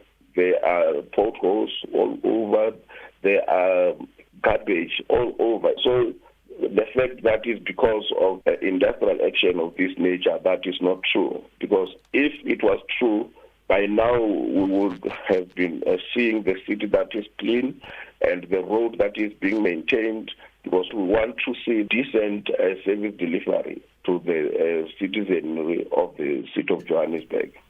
The South African Weather Service has downgraded weather alerts for large parts of KwaZulu-Natal, but the province is not out of danger yet. An orange level 6 warning for disruptive rain remains in place for eThekwini and parts of the south coast, with a high likelihood of roads and homes being flooded today. The rest of the southern parts of the province are now under a yellow level 2 warning. Provincial disaster response teams have been placed on high alert and are monitoring conditions that may be triggered by the cut-off low pressure system. KwaZulu-Natal Human Settlements and Transport spokesperson Dabezinhle Sibia says rain and poor visibility has already been reported in Anderburg and Kokstad, with teams ready to remove any possible snow on the roads. You'll recall that in 2024 we experienced for the very first time snow that accumulated to more than 30 centimeters. The MEC Sibonso Duma met with heads of departments for transport, Zibusiso Dlamini, Human Settlements, Maxim Bailey, and as well as teams, so that we are able to execute the snow response plan. We are going to be removing any snow before it could accumulate to more than 30 centimeters. But for now, we have some rains there, as well as the area is very misty, which means that there's reduced visibility. Keiko Fujimori has been sworn in as the first female president of Peru. She's promised to fight crime and tackle weak economic growth and political instability. In her first address, she announced that the military will take charge of maintaining order in areas with high crime. She said she's received the state in a catastrophic condition, but Peru had infinite potential. Recapping the top story, Justice Mbuyiseli Madlanga has told former IDEC head advocate Andrea Johnson that the unit's attempt to justify Public Finance Management Act charges against suspended National Police Commissioner General Fani Masemula simply does not work. I'm on Lambana for SAFM News Headlines at 11:30. SAFM 104 to 107 nationwide. Leading the conversation. This week on Expresso, Mandela Day may be over, but the spirit of giving lives on. We reflect on the impact of this year's initiatives and discover how organizations like the Homestead are inspiring South Africans to keep making a difference in their communities all year round. We also get moving with Claudia as she shares simple anti-inflammatory workouts to boost circulation, support your lymphatic system, and keep you active through winter. And we swing into action with Spider-Man, brand new day. Join us on Expresso weekdays from 6 to 9 on S3. Whether it is a CCMA referral, problems with a mechanic, unfair blacklisting, or an uncontested divorce, Clientele Legal provides tough professional lawyers for an affordable monthly premium. We cover civil, criminal, and labor-related matters. Our nationwide legal teams are standing by to support you 24 hours a day. Plus, all plans include a bail benefit of up to 5,000 Rand, and we'll go to the police station and pay it for you. Join today. SMS SAFM to 32195. That's SAFM to 32195. And we'll call you back. SMS now. Clientele General is an authorized FSP and licensed non-life insurer. T's and C's online. Standard rates apply. Looking for exclusive content, live events, and special broadcasts like the Madlanga Commission? Then connect to the all-new SAFM Connect stream. The Madlanga Commission, live and uninterrupted from 9:30 Monday to Friday. SAFM Connect brings you more of the conversations that matter. Listen anytime, anywhere by visiting connect.safm.co.za or stream directly on SABC Plus at sabc-plus.com. SAFM Connect. More conversations, more access. There's much more coming.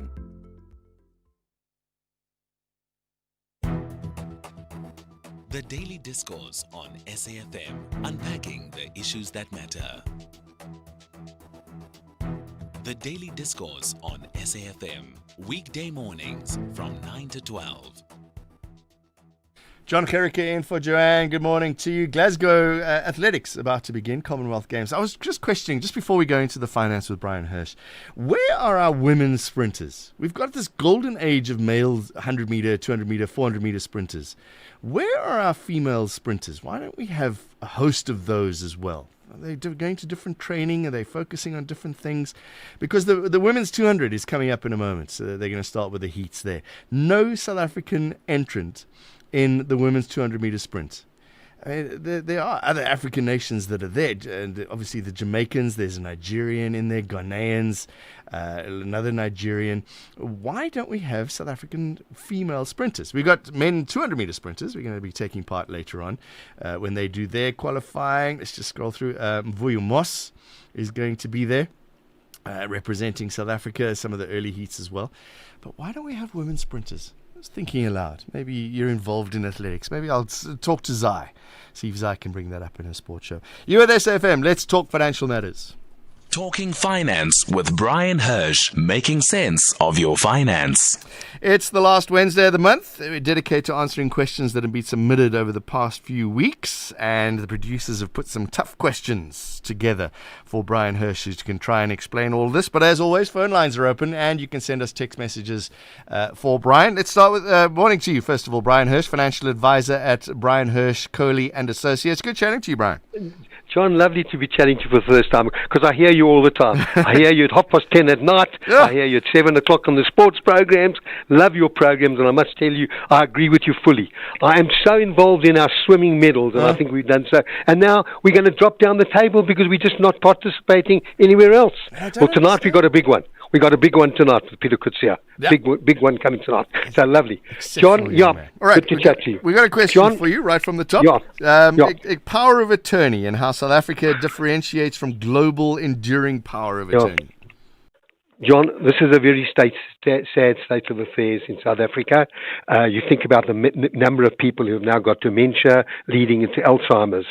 It is highly likely that many people come in their circumstances in their life when they will be unable to manage or undertake tasks themselves. And it's very obviously people not being mentally competent. A power of attorney, a better word for it is POA, power of attorney, would achieve this if you give someone a power of attorney. However, in South Africa, you have a problem.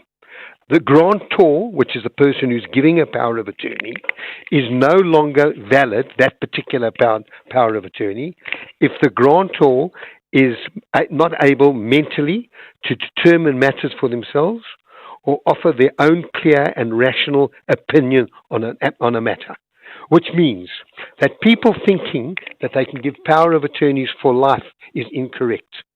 And the consequences are horrific. So simply, when someone gives you a power of attorney, they have to understand all the actions you are taking. The minute they can't, which means if you go into dementia, you can't, that power of attorney in South Africa comes to an end. Globally, we have what's called enduring power of attorneys, which goes on for lifetime. We are currently in the courts between Parliament, between the Minister of Justice, the Minister of Health, the Health Department, trying to sort this out because it's horrific. Because if your power of attorney ends, the only thing you can do is go for curatorship. It's expensive, it's laborious, and therefore so many people, and today the institutions are responsible to making sure that anyone who's acting on that power of attorney is acting on behalf of someone who understands what they're doing. So the solution at the moment is horrific, and I think, I was going to say to Joanne, and I think it's advisable to actually run a program with an attorney about what you can do when a power of attorney comes to an end, because everyone just thinks it goes on for life. It doesn't. Is there a test?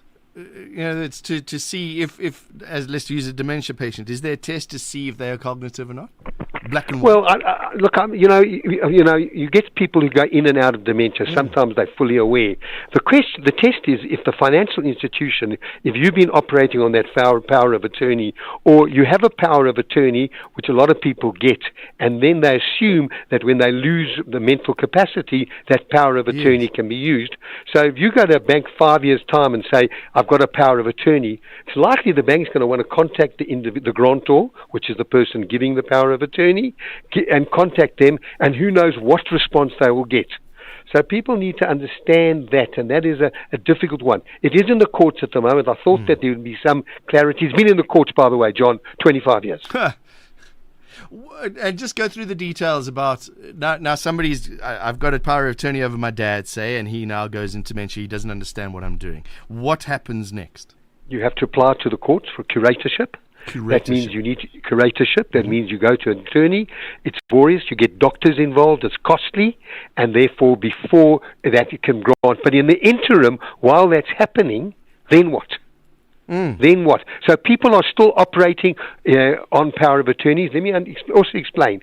If someone's operating, a family member's operating a power of attorney or friend, and something then happens to that person, the dependents can have a go against that person who has a power of attorney that they were acting without full understanding when that power of attorney ends. So there are lots of legal implications as well. So I get that call, when you say questions over the last few weeks, I get maybe 20, 25 calls after every single program, even more sometimes. And then I group them, and I take the ones that are more common. Obviously, there's been a lot of discussion. That's why people have been calling me about power of attorney. So that's how these questions come about. They grouped where I find more people are interested than just the one-offs where it's very involved for the individual person themselves. Can you explain the difference between power of attorney and curatorship? Well, power of attorney is where you give someone that power during their lifetime. Curatorship means when that person's no longer compos mentis, can no longer fully understand the actions that have been taken, then the power of attorney ends, and then an application by the family has to be to the courts to get a curatorship. And you get the two types of curatorship. There's one that is curatorship of the person who looks after the person, and the other is the curatorship of the money, who looks after and makes the money decisions. It's a real hot and difficult situation. So it could very well be the same person who had a power of attorney, but you need to go through a process to get there. But here the courts will make that call. Okay. So it's not assigned by the individual; it's assigned by the court. Yeah. Okay. And when do you think there will be a resolution on this? 25 years? You said? Well, I understand it's in the courts at the moment. I understand there was going to be some decision made in August. However, it's now been referred back to Parliament, where it's been for all these years. But the more pressure and the more discussions we have on air and in the press, the more chance, because it's ridiculous. We've got a country of people who are suffering mental illnesses and all that, and I think we need to have clarity that people's affairs can be looked after without applying. And when I talk about applying, there is for the very low income, there's what's called letters of administration, and that's for maybe assets under R1 million. But today, R1 million won't even give you 5,000 Rand a month. So when you're talking about anyone who's got a home and maybe a rented apartment and a few million rands with investment, they're now retired. It's a minefield. Okay, question number 2, and I'm going to throw in you've given us 2, I'm going to throw in a third. Do you consider a fixed deposit, money market, and I'm going to throw in tax-free account as a good investment? Okay, let's just talk basically a tax-free account. A tax-free account is purely a room. You're buying a tax-free account from an institution. You then have to make a decision under that tax-free account how you're going to invest the money. Okay. And if you're going to be investing it in money market and fixed deposits, I'll now deal with that. I believe a tax-free account, people are thinking more long-term, because you're allowed 46,000 Rand a year. You're allowed a maximum of 500,000 in your lifetime, which means in 11 years you'll have used it up. So if you're thinking 11 years, you're not going to be in money market, you're going to be in growth assets. Because the problem with money markets and fixed deposits is inflation. Let's understand the cost of living. And every year, and you've also got to understand the difference between gross interest and net interest. Gross interest is what you receive. Net interest is what you get after tax, because all interest is taxable, subject to certain rebates. If you're under 65, you get 22,800 as the interest where you will not be taxed, and if you're over 65, it's 34,500. So anything above that is taxed.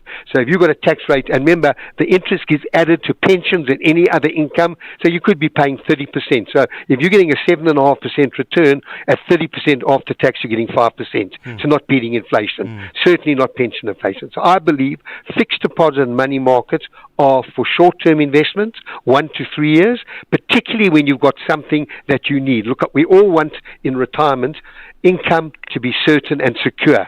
But in money market, you're not going to beat inflation. So for short-term, if you're saving for a house, if you're saving for certain things, that's the place to be, 1 to 3 year.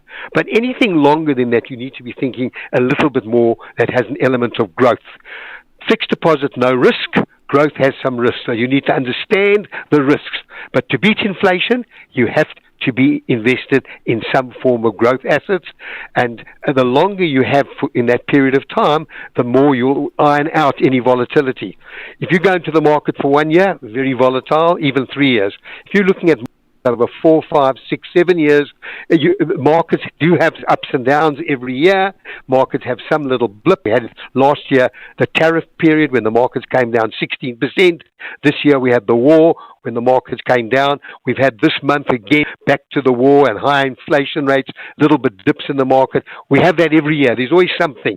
But if you hold on for longer and you don't need certainty and that type of thing, money markets are for people who need for a period of time. I'm saving for the next 1 to 3. But when you start saving 5, 10 years, don't be sitting in money markets. You will not beat inflation. And if you don't beat inflation, your biggest risk is it'll be costing you more and you'll have less money. And just quickly on that, is fixed deposits, I know it'll stop me from taking the money out. Does the money market have that same ability? Because if I see the money, I want to spend it.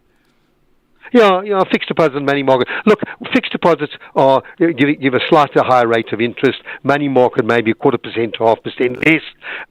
If I think about the government retail bond for 5 years is now paying 8.5%, and I think if you go into 5-year fixed deposit, you'll probably get 7.75%. So it fluctuates, but you're not if you're paying tax on that interest, and that's what people don't realise. Don't hear the big figure. Understand how that big figure relates ultimately to your personal circumstances. All right, let's talk about medical aid and gap cover. Is gap cover important? Yeah, well, let's understand, today, if you understand, let me just talk about medical aid. If you have network doctors, and 90% of doctors are networked, in other words, they have an arrangement with the medical aid to hold their rates to what they call tariff, just for using as a better word. Then you don't. If you've got network doctors who charge the price that medical aid's prepared to pay, you don't really need gap cover. But not always doctors in hospitals are covered. Sometimes when you're lying in a bed, they're all doctors visiting, and gap cover will cover the gap between what the doctors charge and what the medical aids pay. And gap cover is not expensive. It's another item added to your medical aid. I mean, for me, the biggest danger for people, they don't realize that with medical aids increasing at 8 to 9% a year, in 8-9 years' time, you'll be paying double. So think about it, John. If someone's paying 5,000 for a medical aid today, in 8-9 years, they'll be paying 10,000. In another 8-9 years, they'll be paying 20,000.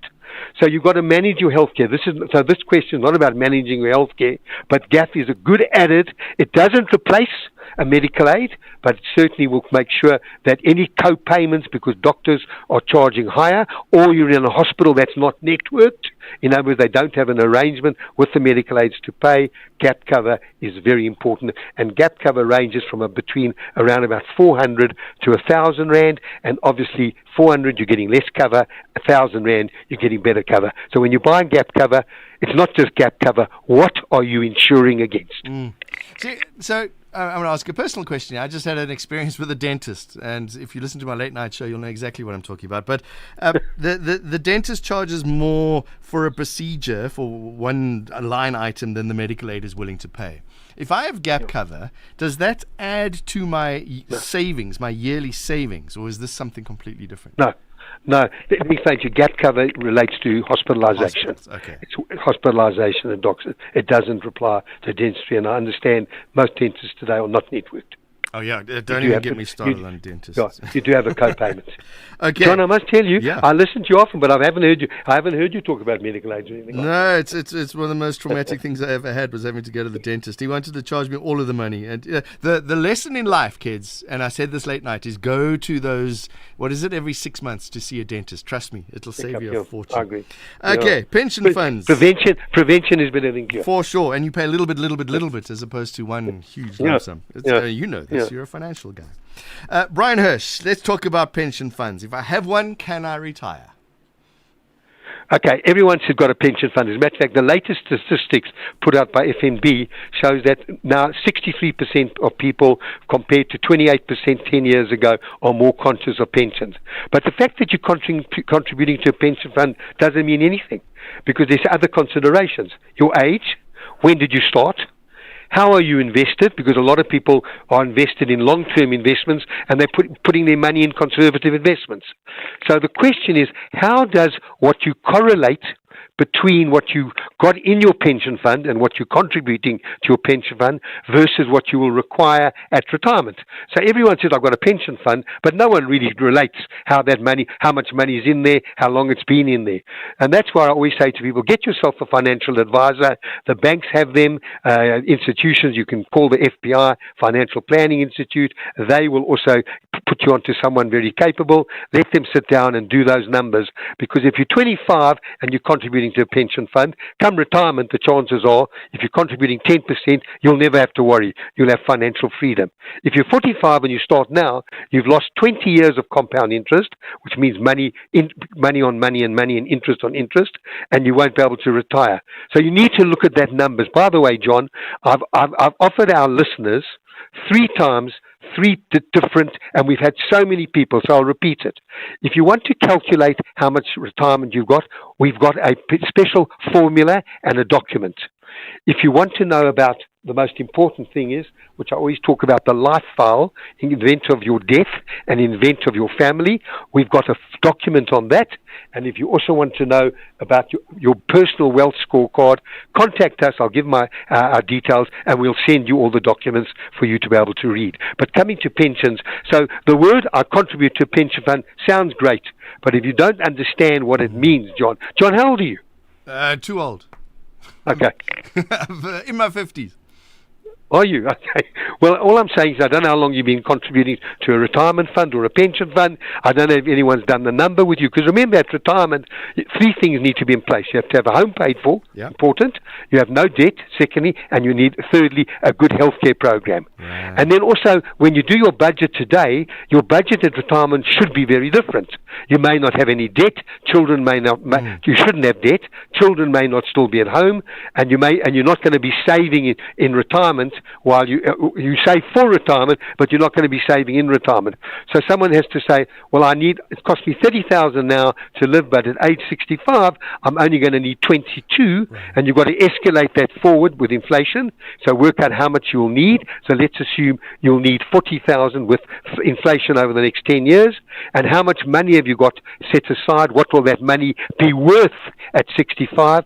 Current value plus future contributions, and how much will how will those two stack up against each other? Yeah. John, I always talk a lot quicker on this program. I used to have an hour program on a Tuesday, but I know time's very short, so I hope I'm not talking too quickly. And the worst thing is those finance guys will then ask you for more money, which it's that balancing act. Well, do I want to spend now or do I want to spend when I get older? John, they won't ask you for more money. They'll show you what your shortfall may be, or in some cases, your shortfall may not be. And you know something? Better to know than not to know. That's true. Okay. Don't get a fright at 65. We got one more that we can squeeze in here, Brian Hurst. So I'm going to leave it up to you. Threshold for no tax or who needs a will? Yeah, I dealt with tax last week, and I just wanted to give the exact figures. If you're under 65, if you earn 99,000 after medical deductions, you pay no tax. Over 65, 153,250, and over 75, it is 171,300. That's taking into account the interest that you can deduct. Under 65 and over 65 being 22,800 and 34,500. So, for example, if someone's over 75 and they're earning 240,000 rand and they've got a 34,000 rand deduction, they can take that off. If they've got medical deduction, they can take that off. If that comes down to 171, you won't pay tax. And then, lastly, who needs a will? Everyone, John. Yeah. Everyone. Even if you own a motor car, who's it going to? And let me tell you, if you die intestate and you have to go to the master for the master to help without a will, that the estate can take months and years to wind up. And I don't know why globally 80% of the people in the world don't have a will. It's so simple. You can write a handwritten will. You can go to the station. They'll give you a will. If you've got children, it becomes more complicated. If you've got grandchildren, even more so, simply because of trust and everything like that. I have dealt as a separate subject completely on wills. I'm just saying everyone needs a will. Don't leave it, because you want your assets to go to the right person. And let me tell you this, if you are divorced, make sure that you have changed your will. You have 90 days. If let's say husband leaves to a wife, get divorced, you have 90 days to change that will. If you don't, and you die, let's say 6 months later, your ex-wife, ex-spouse, whoever it may be, will inherit. So just bear that in mind when you're looking at a will. And a will needs to be looked at least once a year to make sure, are the guardians still there? Are the executors still there? Are all the people that you're leaving money to still there? I've got a woman of 91. We changed the will yesterday because of the 10 people, she's a single woman, 91. Of the 10 people she left money to 2 years ago, 8 are no longer there. Oh, no. All right, Brian Hirsch, I've been given permission. Canelway says that I can see if I can keep you on for a little bit. We've got a couple of questions from the listeners, so can you hang on for a bit? Sure, John. Excellent. Brian Hirsch, financial advisor at Brian Hirsch, Coley and Associates. We'll give out his details as well. Now let's just get quick headlines at 11:30. Thank you, John. On the news headlines, former IDEG head advocate Andrea Johnson has conceded before the Madlanga Commission that suspended National Police Commissioner General Fani Masemula was incorrectly lumped together with his co-accused in the Medicare 24 Tshwane district matter. The legal counsel for accused number 5 Ntabiseng Zama in the attempted murder trial of Fusumuzi Ketmatlala and 4 others has withdrawn from the case, and humanitarian organization Gift of the Givers says they're assisting affected residents in Imizamo Yetu in Hout Bay after a fire ripped through informal structures earlier this morning. A full update follows at the top of the hour. Talking Finance with Brian Hirsch, making sense of your finance. All right, a couple of callers this morning, Brian. Let's go to Patrick. What do you want to ask, Patrick? Hi, John and Brian. John, I've got a couple of questions, but I'll ask only one for the sake of time. Thanks. John, I have a small company.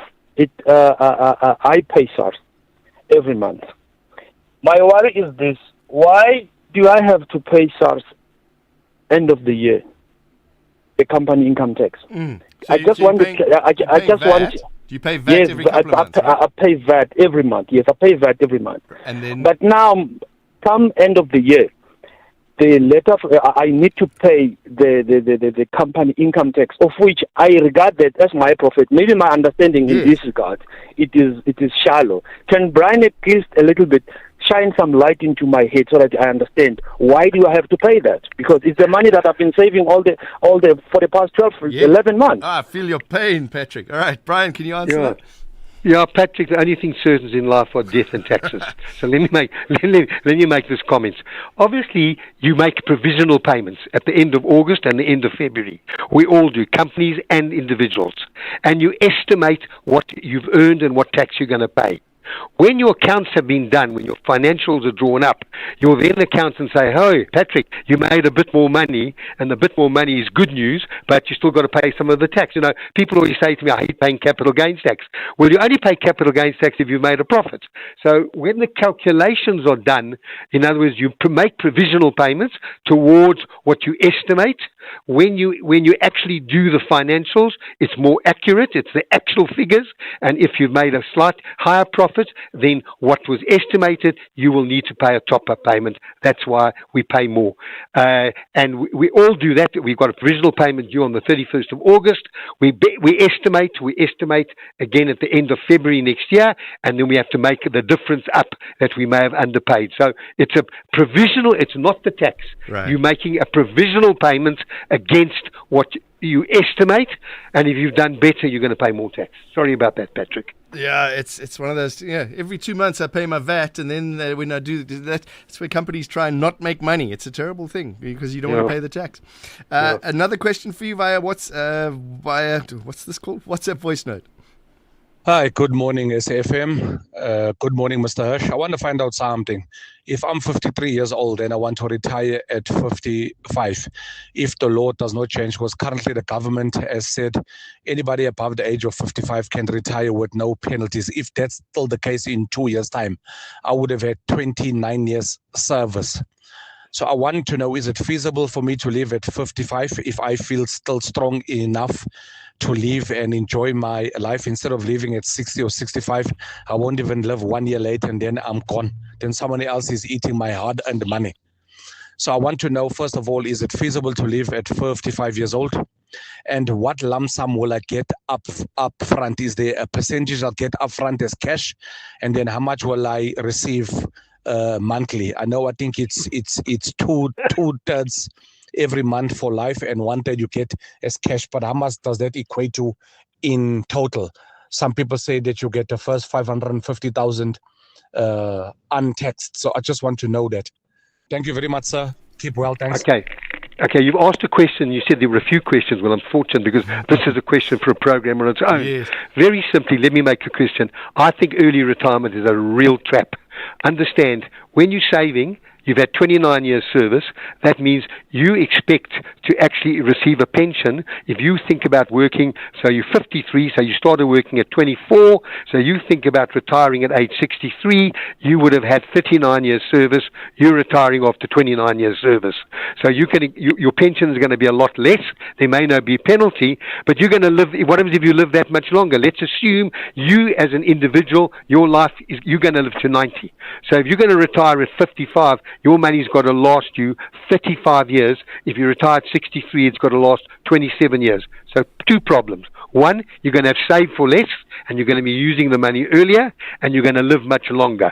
So you've got to be very careful when you do those numbers. You talk about a good life. Let me tell you, so many people have early retired, have found 3 or 4 years later they've got to find work. It ain't easy to find work. It's hard enough at age 30 to find it. Try and find work at age 58, 59, 60. I don't understand why companies don't employ older people, because you don't have to offer them a career. They want a job. They've got experience. They've got knowledge. So just be very careful. Someone's got to do the numbers with you before you even think about it. Please talk to a financial advisor. You can even contact my office, and my people will go through the numbers with you. All right, Brian, how do we get hold of you? Where is that website for all the forms? Okay. www.bhca.co.za. And our radio line is 011-880-4888. All right, just go through that. bhca.co.za or 011-880-4888.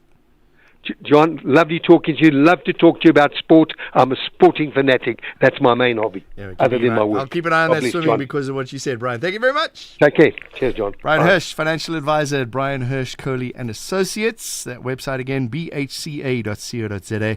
And you can call him on 011-880-4888. And if you missed that, we'll put that up on the SAFM website as a podcast. So just scroll to safm.co.za. If you scroll down to the bottom, you'll see podcast comes up, and then you just scroll to the show and you'll find all the details there. And you can find all the other podcasts and interviews as well that we put up. Just go find the Daily Discourse. In fact, most of the interviews that we do here on SAFM are available as podcasts that you can listen to later. So if you miss some of the stuff late night, or you miss Ashraf, or you miss Kathy because you're up or working, whatever the case may be, or you're in and out of the car, go and find it on the website, safm.co.za. The Daily Discourse. More than talk, real understanding. Well, we're talking about sport. Women's 200 meter breaststroke on the go at the Commonwealth Games. Amy Canny finishing fastest in her heat, 2:27.05 in heat 1. So plenty, 1, 2, 3 heats. So we're just going to wait to see if she advances. What's next for them? Advances to the final. That'll be happening tonight at about 7:15. Plenty voice notes that have come through for the show. Wow, it's been busy. It's lots to talk about in all the topics that we've spoken about today. Let's start right at the top. Good morning, John. Is it okay for one sporting code to succeed in athletics over the others? Like swimming, I like it, right? We are well Peters, but why specifically swimming? It is because swimming is exclusively a private school sport. It's expensive. There are pools to be built, and those people there in private school, they just use their own money, their own school fees. They don't need investment. They don't need funding. So it's just easy for those kids to succeed in that sport because it's heavily invested in. As someone asked this question, I thought I should answer it from the previous show. So, good morning, John. This is Matobola. John, it's so shocking to hear the testimony or the evidence from Andrew Johnson. But I was happy that she accepted that whatever Mkwanazi said, it is truth. What she was doing at ad hoc committee, being called by name Winnie Mandela by some politicians, That's where you see that we can never even trust this impeachment committee, which is forcing the president out. It's because these people, they don't want to be accountable themselves as parliamentarians. I don't trust them because corruption is all over. Good morning, this is my table. Morning, John. I'm Svido and Watemego ruling. Whether people like it or not, they should thank Ramaphosa for establishing the Madlanga Commission. If indeed they believe that the Madlanga Commission is the best thing that has ever happened in this country. And they also should thank the terms of reference that he has drafted for the commission to operate under. Thank you. Morning, John. Bungane from Eastern Cape. With regard to Julius Malema, the problem is Julius Malema, he thinks he's still leading a youth league, a party that belongs to another party. The EFF is not a youth league. EFF is a party on its own. It's very disappointing that he's so disproportionately excited with an intention to rebuke his detractors or to silence them. That cost him lots of credibility. It becomes very incredible. I'm not sure whether people are still following him in their numbers as it was in the past. He must mature enough to understand that he's leading a big party that is no longer a youth league. Thanks, brother. Yeah, we had a conversation about the EFF on my late night show on Nightfall last night. About 10:30 we did that. And if you want to listen to that conversation, fascinating conversation about where the EFF finds itself at the moment, their 13th birthday party coming up at the moment, 13th since they've been founded, the challenges that they are facing as a political party, where their opposition is coming from. Is it from some of the smaller parties that are taking their pie, or is it from the bigger parties? Where do they see themselves in the political landscape? Again, podcast, you can go find it online, www.SAfm.co.za. Let's go to Siklolile. What do you want to talk about today? Hello, sir. How are you? Lega, go ahead. I'm very good. I want to talk about a fraudulent I've experienced. I'm in the Eastern Cape. I'm calling from Umtata. I've applied for a business funding called STREP with a company called the Eastern Cape Development Corporation in the Eastern Cape. So what happened is I applied last year. Then upon following up this year, they told me that they do not have a budget for STREP, it's something that was surprising to me because they increased the amount from 80,000 to 150,000. So it doesn't make sense. Is it possible maybe that you can maybe get us information from the company? It's called the ECDC in short. So it's possible that we can get us an official from their company to come and answer to us on air, because we are like, it doesn't make sense that they do not get budget. Out of money. Yeah, it makes sense. So you're going to get funding. I just did a quick search. 150,000 rand for infrastructure and development, working cap at 20%. Well, there's a whole lot of rules and things, but they say they just have no money. Yes, that's the one. Yes. All right, we'll see what we can do. The Small Towns, Rural and Township Entrepreneurship Program, or STREP, managed by the Eastern Cape Development Corporation. All right, we'll get onto it. We'll see if we can get somebody. Thank you so much. And have a good day. Sikwalile, thank you very much. That's worrying. The very institution that's there to help running out of money. We've got a couple of minutes. One text that's come through on the WhatsApp. We were talking about kids and sexploitation that's happening to our children, and I guess to our adults as well, with Emma Sadler.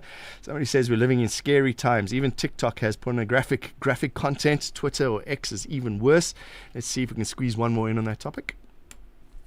Hi, John. Good morning. Mafuta here, John. Besides the obvious dangers of these kids being on internet or online, here is another dimension. Diseases, John, chronic illnesses. These children are no longer active. They spend the whole time after school online, seated, doing nothing, no physical activity. That's another danger in itself, John. Good morning, John, and your team. This is Sakilin Win from Gonflabelingan. You know, John, the reason why most children fall victim to cybercrimes is that they spend a lot of time on their gadgets without parental supervision. Thank you. Our parents getting a bit of flack on that. Let's squeeze in one or two more on Madlanga. Hi, John. Earlier, Durban. Andrea Johnson, like so many witnesses before her, has told a pack of lies to the Madlanga Commission. You know, these people who lie so much that in the end of it, they believe that they are telling the truth when they do lie. So, yeah, that's my take. Errol Durban. That's all we have time for, unfortunately. Don't forget, everything is podcast. Go find us more on the SAFM website, safm.co.za.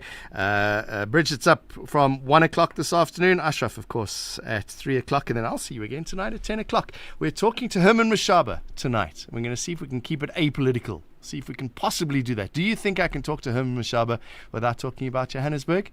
It'll be my challenge at 10. Right now, let's get another episode of our book reading, The Shadow of the Spring I Saw by Barbara Adair. Thanks very much to producers Melissa and Keneilwe for putting the show together. I'll see you soon. This week on Expresso, Mandela Day may be over, but the spirit of giving lives on. We reflect on the impact of this year's initiatives and discover how organizations like the Homestead are inspiring South Africans to keep making a difference in their communities all year round. We also get moving with Claudia as she shares simple anti-inflammatory workouts to boost circulation, support your lymphatic system, and keep you active through winter. And we swing into action with Spider-Man, brand new day. Join us on Expresso weekdays from 6 to 9 on S3. Mavis, I wonder if I should sell my car. I'm not sure where to go. Wanna sell your car, but don't know what to do. You don't have to go far, we come to you. If you're rolling on a 1.5 or a Lacquer 2.2, doesn't matter what you drive, we buy cars once you. We Buy Cars, the easiest way to sell your car by far. SAFM. Cape Verde, West Africa. An island nation in the Atlantic Ocean, located off the western coast of Africa near Senegal and Mauritania. A country shaped by the sea, volcanic islands, ocean winds, and a culture carried through music.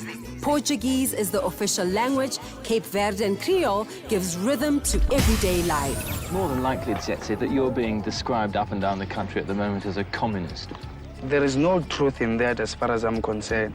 It is just that in South Africa, if you're not doing what the government expects you to do, then you are a communist, of course. This is what we are becoming. SAFM, leading the conversations that move us.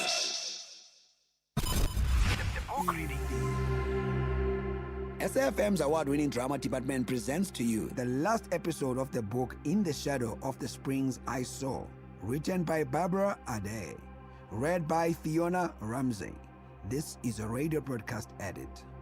Please note that the views expressed in this book are not that of the station. Listeners' discretion is advised.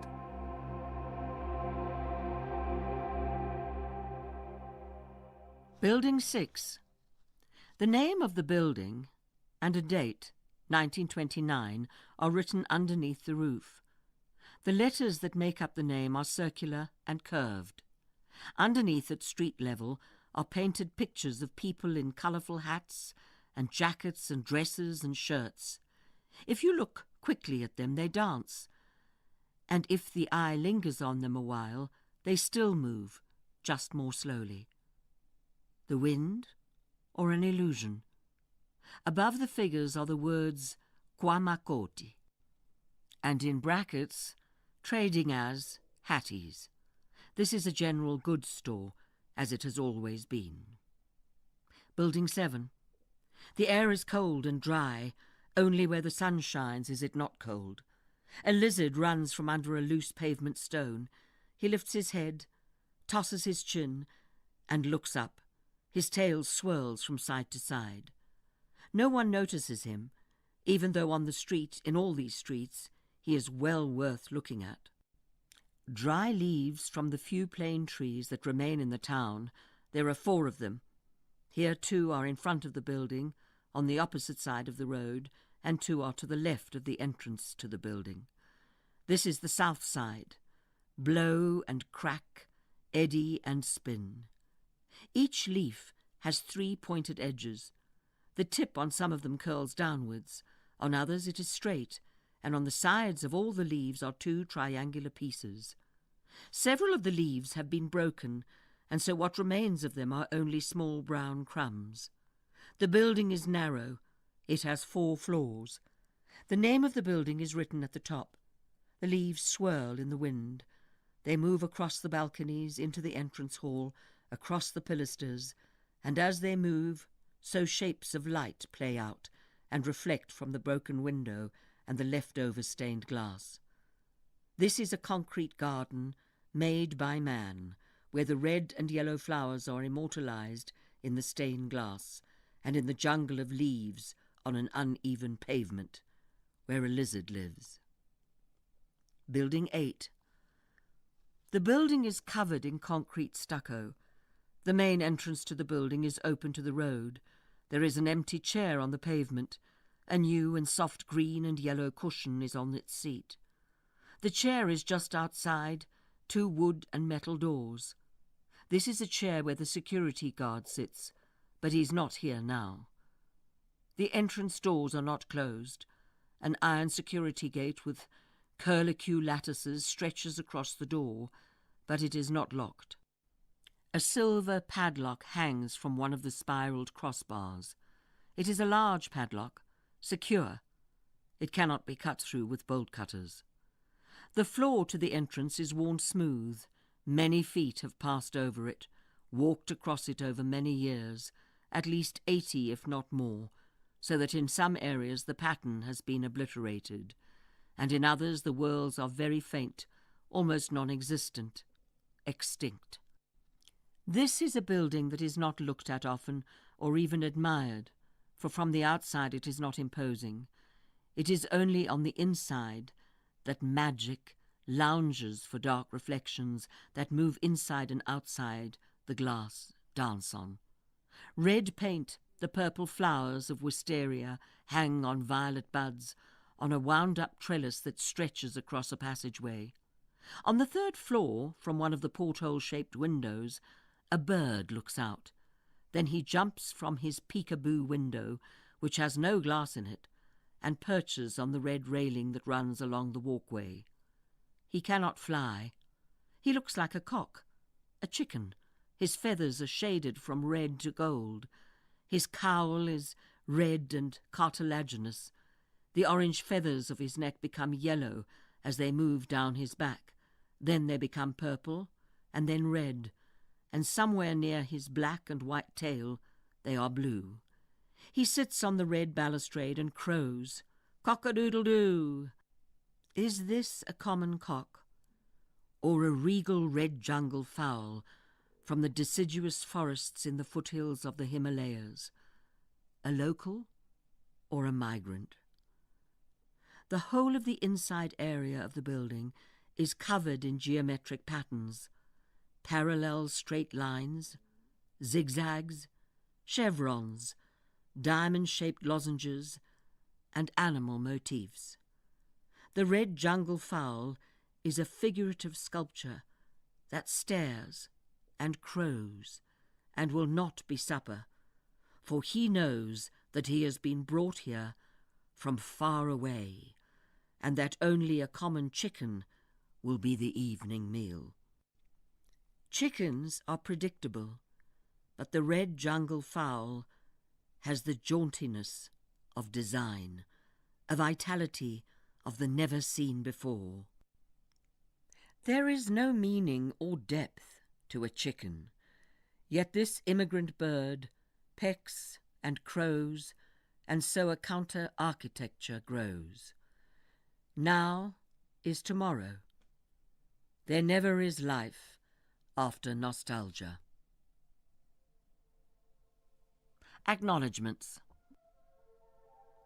In writing this text, I am indebted to, amongst others, Andy Warhol, E. Cummings, Lawrence Ferlinghetti, Woody Guthrie, Filippo Tommaso Marinetti, Raymond Patterson, Lou Reed, J. L. Borges, W. H. Auden, Paul Eluard, Lewis Carroll, and David Wojnarowicz. Thank you, Nelisizwe Mofutsanyana and Shredi Yen, who accompanied me on the many visits and adventures in Springs, where we talked to people, took photographs, fell in love with drug dealers, bought fake goods, and ate in local eateries. Without them, I would never have gone there and had the experiences that I had. In the shadow of the Springs I saw is an exploration and stories of people who live in the Art Deco buildings of Springs. It is the imagined lives of those who live in a space which is not theirs historically, but one which they have reclaimed. This work, in times of doom and complaint, creates a new narrative, one of revival, vigor, and celebration. Author Ivan Vladislavic has said, "The writing tries to capture the grain of a place, object or conversation, as if a swatch were cut from a larger fabric. One could trace the use of similar techniques back to the canonical modernist works of James Joyce, William Faulkner, John Dos Passos, William Carlos Williams, or to a later experimenter like Burroughs. Barbara Adair uses these techniques with flair and purpose. The book's method is to declare and contradict, to present one side and then another, keeping both present." Artist Colbert Mashile says, "The dying mining town of Springs, one might be compelled to say, if you do not take heed and scrutinize more closely, the upheaval that is taking shape there. The traditional conservative Springs community has lapsed, and a new and integrated communal existence is evolving, comprising of people from all over the African continent. Now the architecture remains the only nostalgic connection to the past. Such bold Art Deco buildings that were ahead of their time still retain their regalness, although they are vulnerable. This book is a magnificent showcase of what was and what is becoming, of the historical journey that Springs is taking. The images captured in the book do not attempt to trace historical events per se, but give it a sense of the stark Art Deco architecture that continues to thrive amidst what seems to be chaos or the unled communal revolution of the town itself." From Golden Gate University, Assistant Professor Caroline Ownby. She says this is an ambitious text that comes together as a collage of different modalities of storytelling, from first and second person narration to correspondence in the form of emails, to poetry and songs excerpts and architectural definitions. The novel's collage structure and its focus on themes of disintegration, transient beauty, and changing landscape, it ranges from nostalgic to matter-of-fact, to playful and imaginative. And Professor Bridget Grogan from the University of Pretoria writes, "Barbara Adair reflects on issues with originality and aplomb in an unusual literary style that emphasizes fragmentation, intertextuality, historical palimpsest, multiple perspectives, stark shifts of subjectivity, elaborate repetitions, form and silence, as well as elaborate patterns and structures of the shifting and eroded Art Deco buildings. Within these buildings, ghost-like characters, narrations, never connecting, haunt the work and briefly inhabit and shift the architecture of the text itself."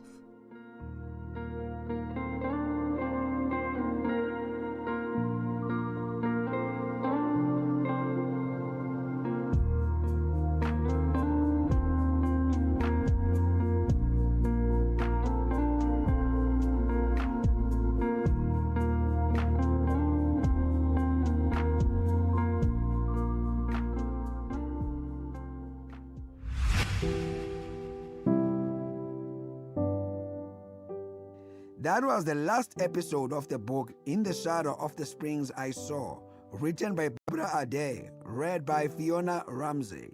The book is available online and in all leading bookstores countrywide. It is broadcast on SAFM at 11:45 Monday to Thursday on the Daily Discourse. It is produced for the station by Vovi Batala, technical production Wiseman Manwele, Nanda Koza, and Tato Mapuruma.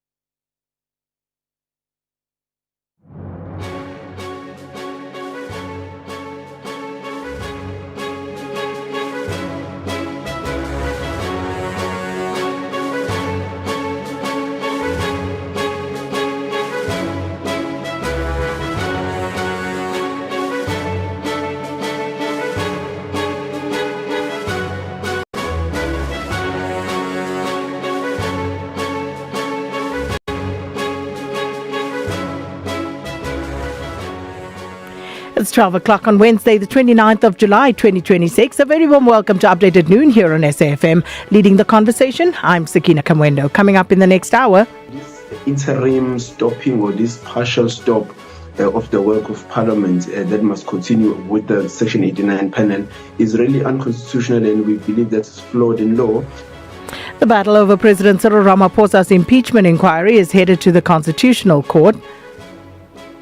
I suggest to you, or as other people would say, I put it to you that your reasoning in this regard will not hold water. It simply does not.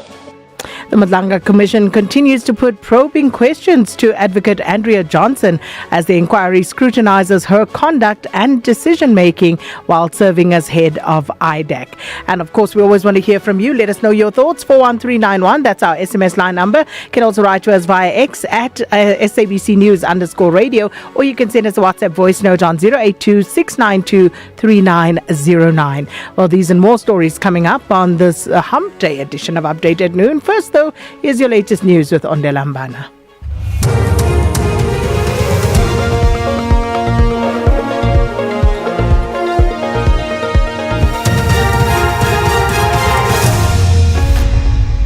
Thank you, Sakina. On the top stories, former IDAC head continues with testimony at the Madlanga Commission and Eastern Cape Transport Department on high alert as bad weather continues to persist. For SAFM News, I am Ondelambana, and a very good day.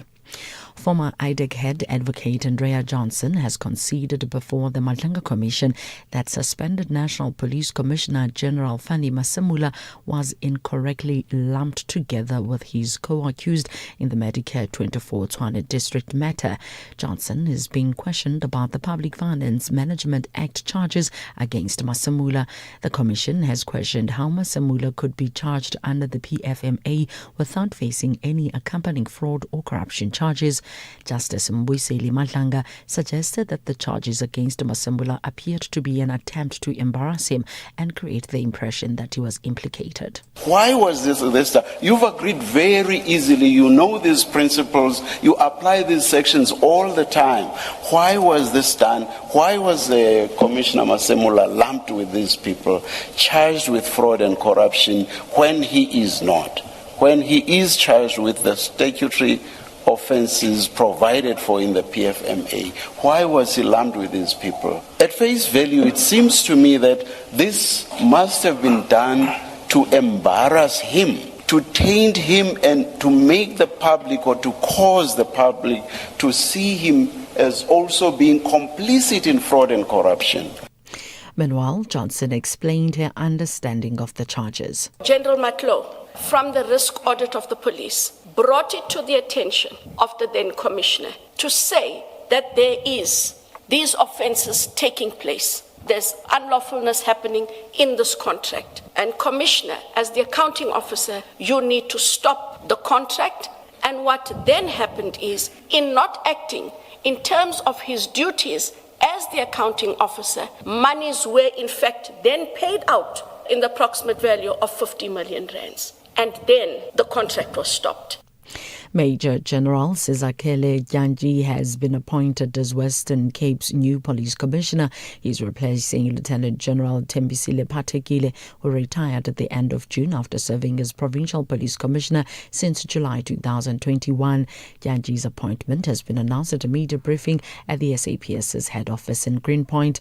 New provincial police commissioners are also expected to be announced in 3 other provinces. The legal counsel for accused number 5 in Tabiseng Zama in the attempted murder trial of Vusimuzi Ketmatlala and 4 others has withdrawn from the case. The High Court in Johannesburg heard that the withdrawal is due to a lack of financial instructions from Zama. Zama, together with Matlala's wife Tsakani, Diego Mabusela and Musa Kekana, face multiple charges linked to the alleged failed assassinations of businessman Joe Sibanyoni, socialite Debucho Tobejane and music producer Sienki Mokubong.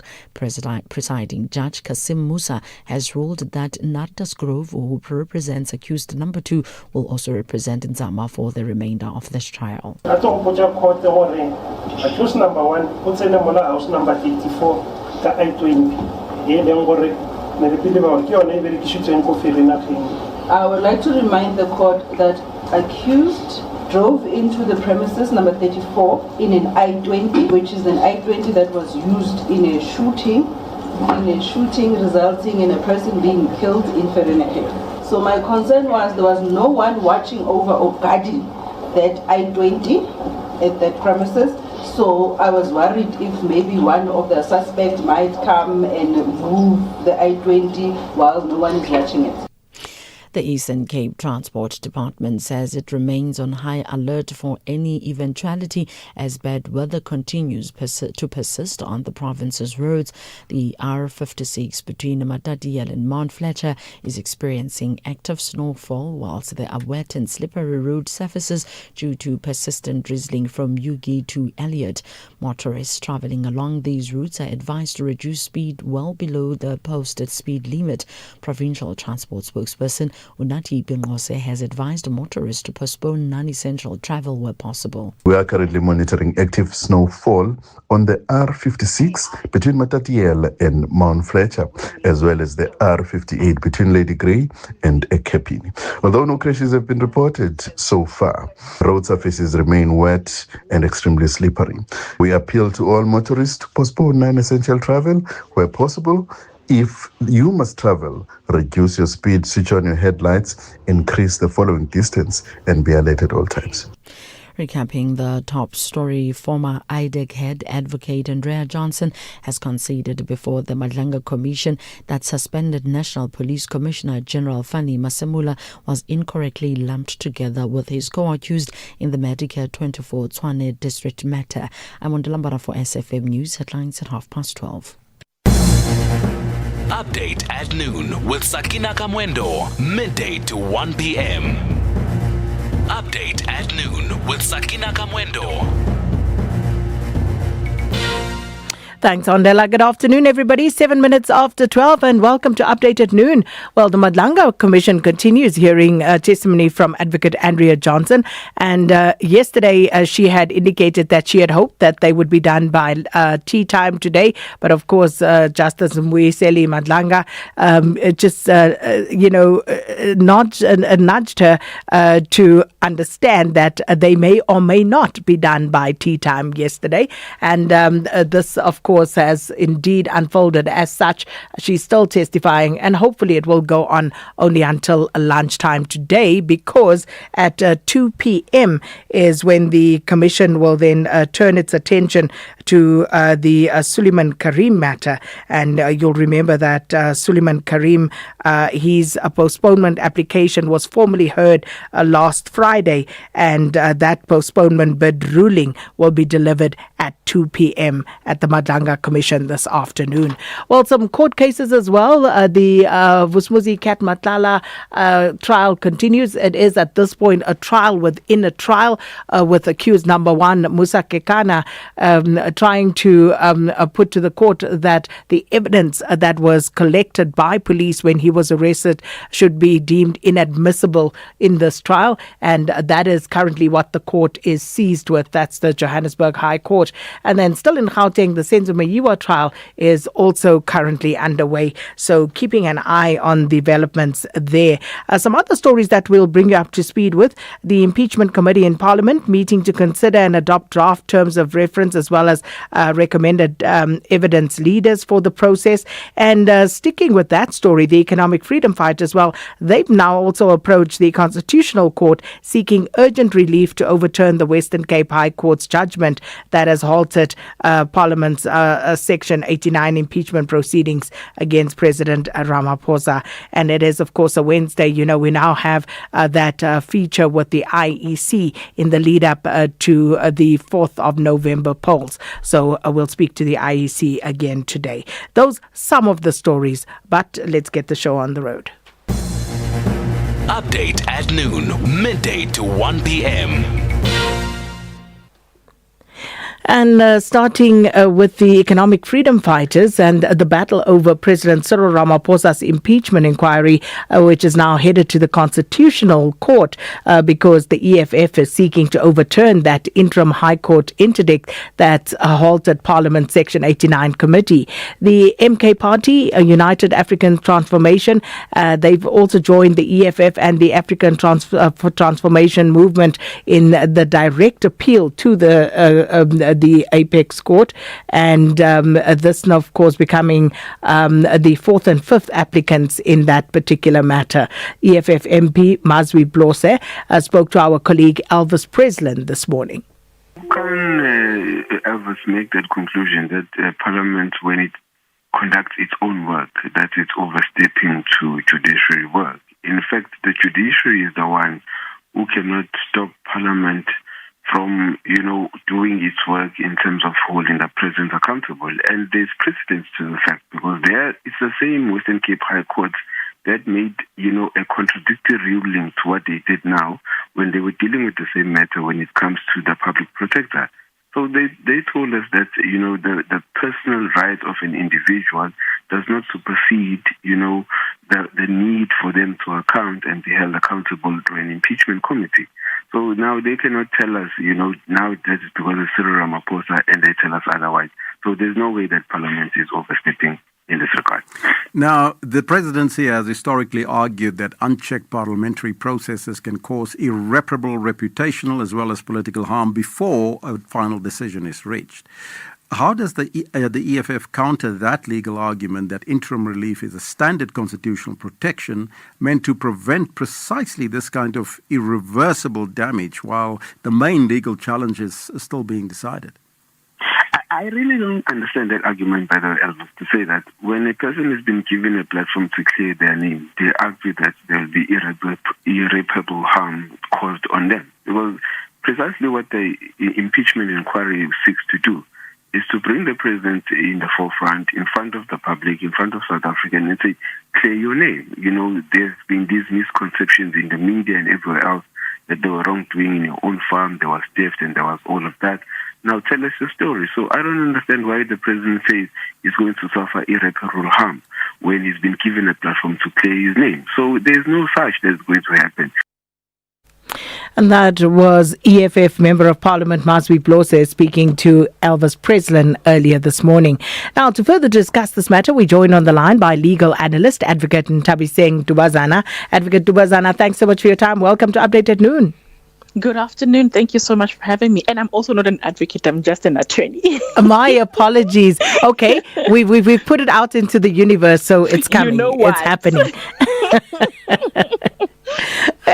Ntabiseng, thanks so much for your time all the same. So let's listen to, we've just listened rather, I should say, to the EFF. And the argument they make is that former public protector, Advocate Busisiwe Mkhwebane, faced a similar situation, and the same court ruled in favor of the protector being impeached. What are the similarities and the differences in these two cases? I think the only difference really would be the applicants in this matter, but more or less the facts are the same in that she wanted a stay of the impeachment based on her own reasons. If I'm not mistaken, part of the reasons there was that there was not sufficient evidence with regard to what she was being charged with. Also, I think her term was about to end and all of those things that she cited at the time. In this situation, it seems more to be an application to say if this impeachment, I beg your pardon, if this this hearing were to happen, it may affect negatively the status of the president in his capacity as a president for more less than him as an individual being Cyril Ramaphosa, in that he is not going to be able, and also over and above that, there's not enough evidence for this procedure to continue in the manner that it should, and therefore it's going to be basically plastering him as somebody who doesn't abide by the law, and therefore it is going to harm his reputation and all of that. And that's what he's relying on in this situation. But apart from all of that, the application really is the same. And the fact that the law that is relied upon is also the same. And that's why I believe the EFF thinks that based on the previous judgment of the public protector versus this current judgment, they basically have a good standing with the Constitutional Court in making an application to reverse this current judgment. And then against that backdrop and the facts that you've just outlined, Mr. Bazana, what are the chances of the Constitutional Court overruling the Western Cape High Court in this matter? Actually, I really wouldn't know how they're going to rule. I would have loved to see the actual application to see what it is that they're relying on, apart from obviously the Constitutional Court having the jurisdiction to hear the matter. They first have to deal with the urgency of the matter. If they can actually stumble over the hurdle of urgency, then we're going to go into the merits of the matter. And if the merits of the matter include part and parcel being that the current court has overstepped its mandate, if that's what they put in their notice of motion as well as in their affidavit, in that they are not applying the rule in the same manner, in that the inherent powers of the High Court do not permit the High Court to make such a ruling that contradicts what they did similarly in a different case, and whether or not the Constitutional Court would have the direct inherent powers to supersede this current ruling instead of it going through the doors of the SCA. So I think the first hurdle is urgency. The second hurdle is going to be that of jurisdiction for the Constitutional Court, whether they should hear it first or should go straight to the SCA. And if those two are passed, then it means the only thing that remains is the merits of the matter, which is that the court did not understand its mandate when it gave the ruling that it did, and therefore they can have the powers to overturn. So it really depends what's in the founding affidavit of the application. And as far as urgency is concerned, do you believe that there is enough sufficient grounds for them to bring this application on an urgent basis? I do believe so. I think the committee is sitting, is it not in the next 2 weeks? So I think if they In fact, they're sitting today. Oh my goodness, you see, I even had my times mixed up. So in that case, urgency is already met. But now the question would be if it's going to be an urgency that is going to stall, so to speak, the current hearing, in that the hearing should not proceed as a direct result of this current application that is happening. I think that's a decision that they need to make as a committee. And if that's going to be the case, will then the Constitutional Court consider that the urgency having been expired, seeing as the committee is sitting anyway, regardless of the High Court ruling. So I think that is the thing that they need to address, or hopefully they would have addressed in their urgent application, to say that we know that the committee is sitting today. We know that the urgent application is 2 or 3 days before, or was lodged 2 or 3 days before the hearing, but the order is preventing us from sitting. And if we don't do this soon, then we're going to be in trouble. So I think that probably would be successful. I think urgency might just be successful. And then the other part is that the parties argue that the Western Cape High Court unlawfully interfered with Parliament's constitutional oversight role by stopping this inquiry before it reached any findings. What do you make of that argument? I think for that, we need to just go back a long way back, actually, when the Constitution was actually made for our country. There was a situation where separation of powers was dealt with in our Constitution, in that the executive doesn't step on the toes of the judiciary and so on and so forth. But even with that, the Constitution also makes provision for what we call checks and balances. So just because we have a separation of powers doesn't mean that the judiciary should run amok, doesn't mean that the executive must run amok, doesn't mean that the parliament must also run amok. You see what I mean? So each spheres of government have to make sure that they hold the other sphere accountable for their actions in terms of the Constitution. So I believe what their argument is probably saying is that the judiciary probably overstepped the bounds of the checks and balances to say that you did not give us the field or the permission of the stance to go through this process to establish whether or not there's any sort of guilt that is going to be attached to the president. And if there is no guilt, then there's nothing for you to actually rule on. And if there is guilt, there is something for you to rule on whether or not he can take it on review. So I think that is the basis of their argument, that they overstepped their bounds and stepping into the territory of the executive, whereas they should have just dealt with their judicial powers as they currently stand.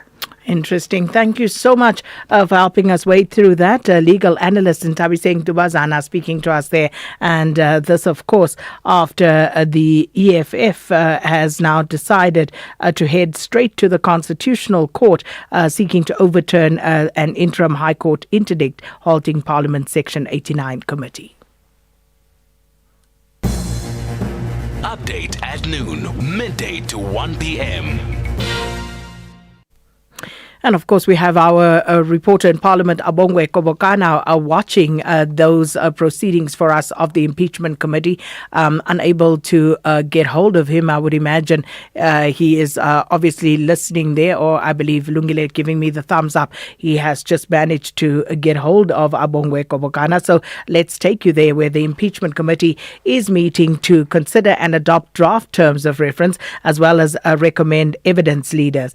So the committee was set up after the Constitutional Court ruled in May this year that Parliament's 2022 decision to reject the Section 89 independent panel report was unconstitutional. So let's catch up with our parliamentary reporter, Abongwe Kobokana. Abongwe, good afternoon. So the committee sitting today, and of course they were meant to finalize preparatory work this morning. Has that meeting started, and what has happened if it has? Good afternoon, Sakina and the listeners. You are quite correct in your introduction. Perhaps as a matter of context, let me just bring in the fact that the work of the committee began even ahead of last week's judgment by the Western Cape High Court. So already the committee was doing its work in terms of the preparatory work, insofar as who's going to be an evidence leader, and then who are the witnesses who are supposed to be called to appear before the committee, which mainly a preparatory work, as you explained, or administrative issues. Part of the issues now that are being discussed by the committee as we speak is that what will be the impact of the judgment of the High Court in the Western Cape on the work of the committee, and then the committee had to seek a legal advice within Parliament. And then just before I came to you, Sakina, is just the legal services of Parliament had given that advice, in essence of what they are saying, trying to give the details of the actual judgment, of the copy of the content of the actual judgment of the High Court. In their briefing, are saying in essence is that, look, the judgment is twofold, in a sense that, look, as much as the suspension of the work of the committee is being now suspended or paused, is that until the review of the application by the president in the Constitutional Court is heard. But the first part of it is that the preparatory work must continue. It's not actually prevented not to continue of the committee. It can continue to do that, to actually select who will lead the evidence, or the evidence leader, and how many people will compromise that team. And secondly, the committee can continue insofar as who will be the witness of this committee, who will be called to appear and give oral evidence. It could be Sakina or Abongo, any other person, for an example. So that part of the administrative work is not actually prevented by the judgment of the court. The only part that is being suspended pending the review is actually what we called Sakina, the substance of the work of the committee. In other words, the hearings and the calling, the public hearings to be made in public, and the calling of the evidence to appear before the committee, just like it is with the ad hoc committee. So those things, they need to be to be suspended until in September the Constitutional Court decide on the preview. So in that regard, so the committee knows where to do its work and not when to do its work, where not to do its work. And another issue that Sakina was discussed quite at length just before the committee was given the advice of the legal services, was the issue of whether it will be possible to call the panel of the Section 89 that brought this prima facie case that the president had to answer to it, which was led by the former Chief Justice Sandile Ngobo.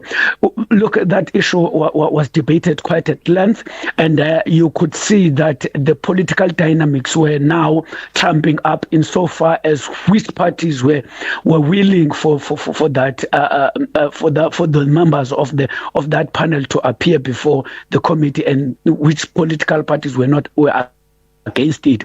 It became that clear that it's only the ANC that was insisting that the members of that panel, independent panel report, must come and appear and actually justify how did they arrived in that findings, but also other members of the committee from other political parties, to mention such as an MKP, EFF, and DA, just to mention few, they were against that, saying that report is the property of Parliament. The first day that it was handed over to the Speaker of the National Assembly, back then that was Nosiviwe Mapisa Nqakula. Now it became the property of Parliament. So it only can be brought in by the evidence leader in terms of the content, and then they can move on, because there were also allegations that it can't be that they are delaying tactics on the work of the Parliament. So that was resolved by the way of voting, and the majority of the members of the committee agreed that it had to the members of the independent panel should not come. They should just look at the content of that report and begin their work. And then, of course, there is the matter of the evidence leaders. Have they touched on that as yet today? Yes, they did, Sakina, quite important. They did touch on that. The last time the issue was that because they were actually the legal services of Parliament was tasked to actually do that in terms of collecting or of coming up with the names of those who are to be nominated to be evidence leaders, of which mainly are the advocates or SCs of the High Court. The issue of at the last meeting was that the committee members were not happy with the with the batch or the number of those evidence leaders were collected by the legal services, and then they say, look, we need a bigger pool than this, and then the legal services were then requested again to go further, to have some other names to be included, and they did, and I think about 4 or 5, if I'm correct, that the names were given today, and then I think today, by the end of today, the committee should be able then to say that, look, we select whatsoever so and so to be the evidence leader of the impeachment committee going ahead. That is has also emerged today. All right. We'll leave it there so you don't miss out on any more of the proceedings. We'll send you back in there, Bongwe Kobokana. Thank you so much, SABC News' parliamentary reporter. Update at noon, midday to 1 p.m. Good day, Sisakina Mbongo, Sundisa, Mbuyisa, Saki.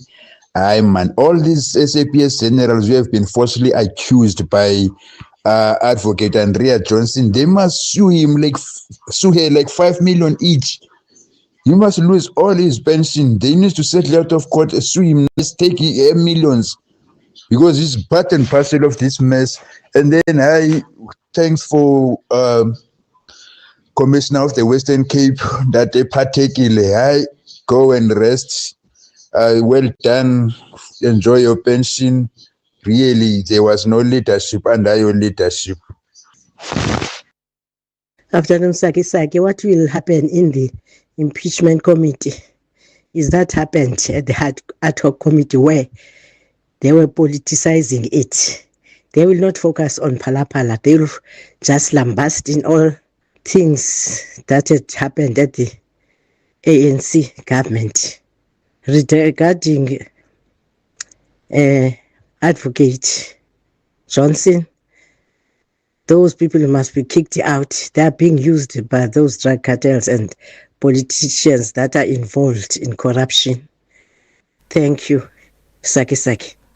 Well, thank you so much. And of course, we'll endeavor to play a few more before we take you to the Matlanga Commission. But first, we have a few other things to get out of the way. Let's start off with getting you up to speed with the latest news headlines. Here's Ondelambana. Thank you, Sakina. On the news headlines, a major takedown operation is underway in the Johannesburg CBD as the Police Service National Counterfeit and Illicit Goods Unit is forcing entry into locked premises. Former IDEC head advocate Andrea Johnson has conceded before the Matlanga Commission that suspended National Police Commissioner General Fadi Masemula was incorrectly lumped together with his co-accused in the Medicare 24 Tshwane district matter, and the Northern Cape Department of Roads and Public Works has received a scientific assessment detailing the impact of the May floods on roads in the John Dalo Khayatsiwe district. A full update follows at the top of the hour. Economic news on SAFM. Facts and figures you can count on. I'm joined this afternoon by Andre Brink, investment strategist at Absa Investments. Good afternoon, Andre. Good afternoon, Sakina. So things are looking a little bit more positive today. We're seeing local equity markets trading in the green, the all-share up around 1%, largely being driven by a strong rebound in the resources space, but seeing both financials and industrials in the green as well. On the currency front, the rand is more or less stable today, so trading around 16 rand 72 cents to the US dollar, but seeing a little bit of weakness against both the euro and the British pound. And then if we move to the global side, market performance a little bit more mixed there. So observing quite a sharp sell-off in Asian markets, particularly South Korea and Japan, where investors remain quite concerned around AI spending and that really continuing to weigh on technology counters. And we've seen that coming through into the US markets as well. In terms of Europe, Euro Stoxx 50 index trading slightly lower, but UK equities seeming to hold up today, so moderately positive. And then in the US, things quite volatile. We have seen the attacks between the US and Iran resuming last night, so we are expecting a little bit of volatility at market open. Since that resumption of attacks, we have seen Brent crude prices climbing around 4%, so sitting currently at that $88 per barrel mark. But despite this, still seeing precious metal prices holding up, so both gold and silver prices moving slightly higher today. And now, if we look at some, economic developments, investors have shifted their attention to the U.S. Federal Reserve Bank's meeting later today. U.S. inflation has, of course, deteriorated over the last couple of months on the back of higher fuel prices that we've seen since the start of the war. We did see a bit of easing in the June print thanks to some temporary relief in global oil prices after the Memorandum of Understanding was signed. But despite this, market participants still overwhelmingly expecting the Fed to keep interest rates unchanged tonight, particularly as inflation still remains above their 2% target. So expecting a bit of a stricter stance there. Aside from the decision itself, though, a key focus for us will be on the Fed's guidance on inflation going forward and whether or not that it will be necessary to introduce a rate hike in the near term. Oh, thank you so much, Andri. By the way, I saw you on the television the other day, and Mark and I were watching, and I was actually saying, Andri is as beautiful as I thought she would be, except for the brown hair. I thought you were blonde, and this is the beauty of radio. We conjure up all these pictures in our heads. But thanks so much, Andri. Andri Brink, investment strategist at Absa Investments.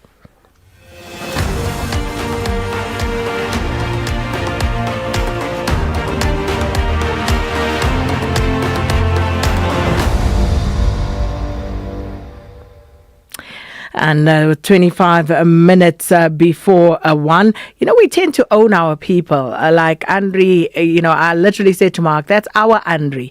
And now someone else is becoming our person is Mahabo Ramatlodi from the IEC, because we speak to them often, they become our people.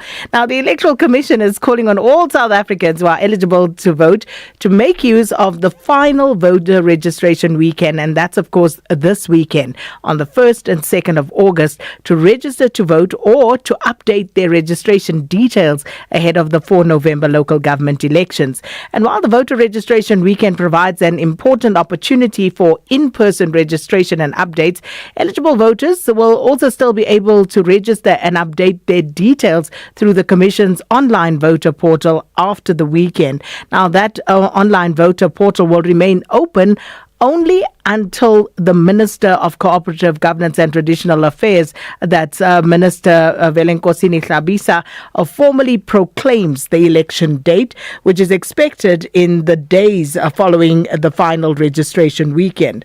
But for more on this, we join on the line now by the IEC's Assistant Manager for Civic and Democracy Education, Mahabo Ramatlodi. Welcome once again. And good afternoon to you, Sakina, and thank you very much for having us. Mr. Ramatlodi, again, this is the final voter registration weekend. Perhaps just to put that into context for people in terms of, why this is important, and also just marking the sort of finality towards being able to register and update your details. You would remember that in South Africa, for one to be able to participate in elections, whether be it as a candidate or as a voter, you've got to be registered first. And for the local government elections, it is also very important to highlight that you've got to be, registered at the place where you will be voting come the 4th of November. When you look at the current voting age population, you would realize that we have about 40 million South Africans who are eligible.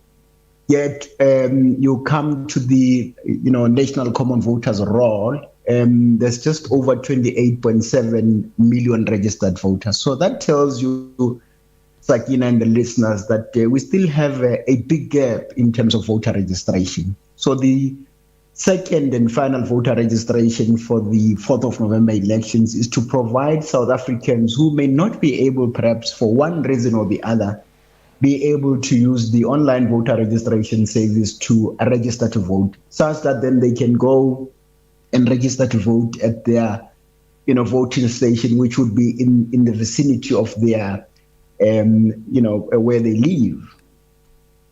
And just in terms of specific digital and social media strategies that are being employed by the IEC, especially during this final push, especially to reach first-time voters and where they spend most of their time.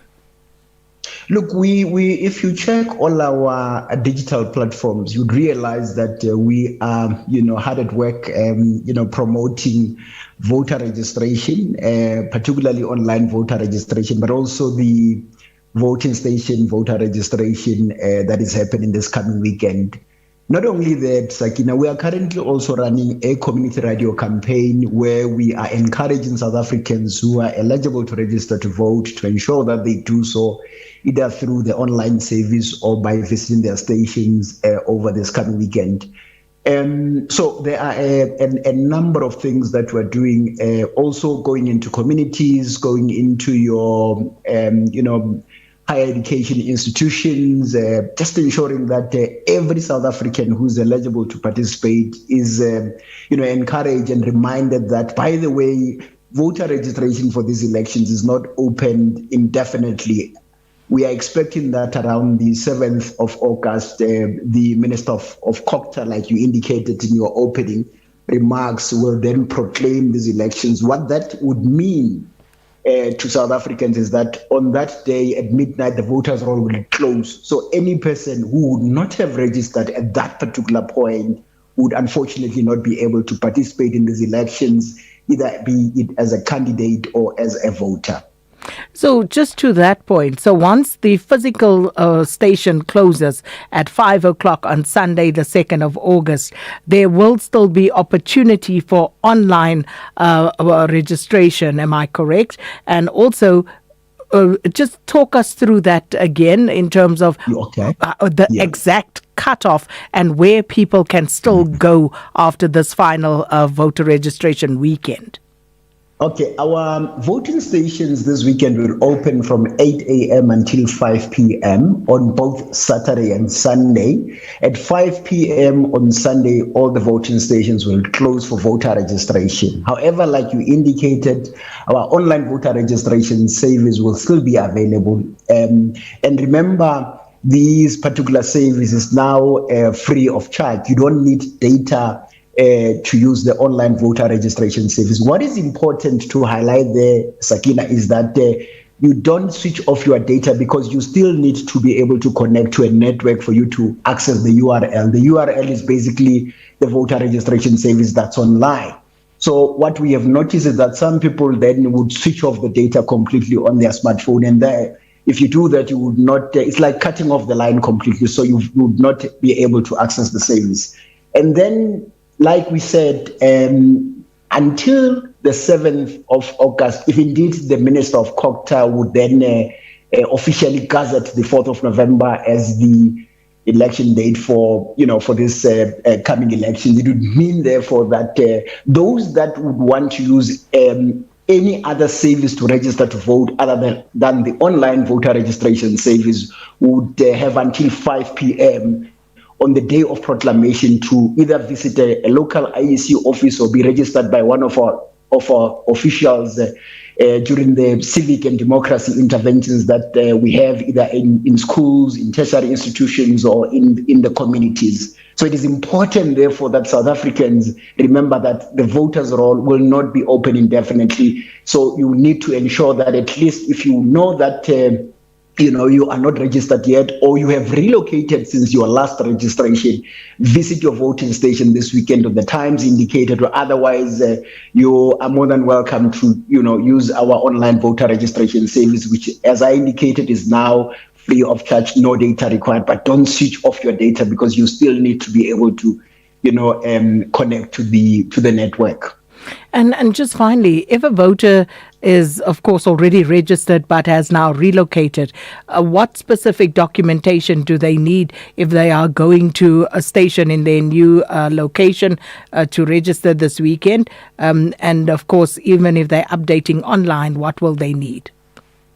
The only thing that you need is an identity document. That's very, very important. Whether you're doing it online or whether you're visiting a voting station physically, you will need an identity document. That could be either your old green barcoded identity document or your smart card, or even a temporary identification certificate. You would also obviously need to provide us with your address details so that we can locate you in the correct segment of the voters roll. Because remember, a person is registered against a particular voting district depending on their address details. So it is important, therefore, that you've got an identity document. And the good thing about it, Sakina, is that your Home Affairs offices would also be open with us during this coming weekend to ensure that those who may, for one reason or the other, not find their original identity documents, then they can apply for a temporary identification certificate, just to ensure that we are able to positively identify you when you present yourself at the voting station to apply for voter registration,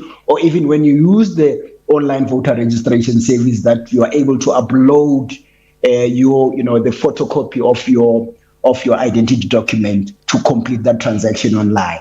And just a final clarity-seeking question from my side.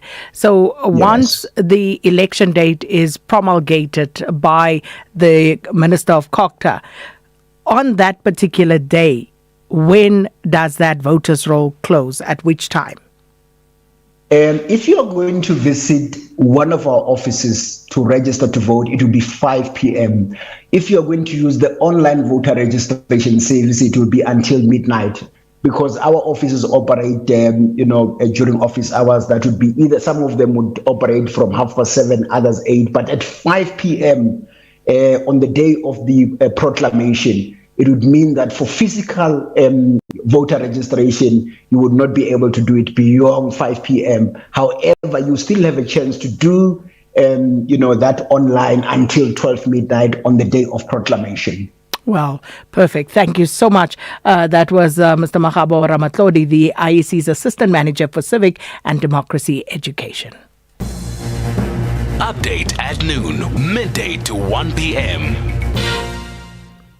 And we will now take you to the Madlanga Commission, where the former IDEC head, Advocate Andrea Johnson, is testifying, and as was indicated by the Commission, perhaps until lunchtime today, when they should be concluding her evidence. But let's take you there. And currently speaking is Commissioner Baloy, and of course, evidence leader is Advocate Matlapi Silo. The discussion, if you were following the evidence of Colonel Parachi, you would have heard the discussion about the least intrusive means being should be the first preference of presenting a person at court, because the whole point of an arrest, if that power is not exercised maliciously, the whole point of an arrest is to make sure that a person appears in court.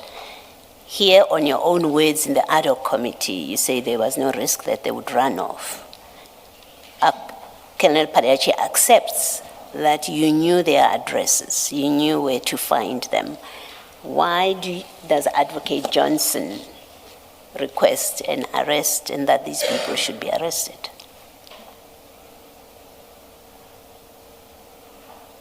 I know that at the time, even though it was not immediately in that time, that we had a lot of debates, and there were criticisms where we invited persons to hand themselves over. And we were seen to be selective when we asked people to hand themselves over. When we got the warrants of arrest, it was a method to secure their attendance. However, the manner in which their attendance was secured was we didn't go and arrest them where they were. I'm just explaining. I'm not saying that it makes it any better. The investigators called the different suspects, asked where they were, asked if they would hand themselves over, how much time they needed, told them where to come. And the actual execution of the arrest only took place then at the police station, and that was the means of then securing their attendance. But the process before that sought to be collegial and to ensure that they'll get to us as they get to us within the time frames they give us, that they should indicate what they need, that they contact their lawyers, etc. It it wasn't, the process didn't seek to embarrass anyone. It did, because with another witness previously, there were pictures that were circulated of General Khumalo in handcuffs. So there's no, and in fact, the very fact itself of an arrest is traumatic for any person. So you cannot sit there and seriously say, well, because of how we did it, that mitigates anything. It doesn't. If you accept that as a matter of law and fact, there was no compelling reason to arrest these people, to bring them to court. If you accept that, then you must accept that it was a misuse of the power and discretion to arrest, because its sole purpose is to bring a person to court. And if you have other ways of bringing them to court, that must be the default. And that is a default that is not only about respecting human rights, but we live in a society where you cannot infringe, you cannot breach the law, infringe human rights, take the most intrusive action and then say, well, at that time we were subject to criticism in other cases that we are selective. Then that's an admission that you used that process of bringing a person to court for a purpose other than what the law permits and prescribed it should be used for. So you in fact concede in your long explanation that power was used for a purpose that had nothing to do with ensuring that these people do come to court. What do you say to that? I hear Commissioner Baloy's explanation, and I'm saying that is the route we followed. Did they appear in your court? Argument okay. That it was not, there are less intrusive means. Yes, that and should that have been used. Yes, and that it was an abuse of that process that's available to you. I'm not taking it further than that. You accept that? I accept it. Did they appear in court on the same day? Do you remember offhand? I can't remember offhand. I'll have to check. All right, but most importantly, it is you accept that in these circumstances, an arrest was not necessary. They could have been summoned to appear in court whenever you eventually presented them to court, and there would have been no harm to the state's case. I accept it. You accept that. Thank you. Thank you, Commissioner. On that score, then let's go. You recall you effected corrections and amendments to your original October 25 statement. And in that statement, you deal with the arrest of General Khumalo. We now have deleted the entire paragraph 14, and in fact 15, and replaced it with what you set out in your third statement at paragraphs 10.1 and 10.2. Your third statement, page 3.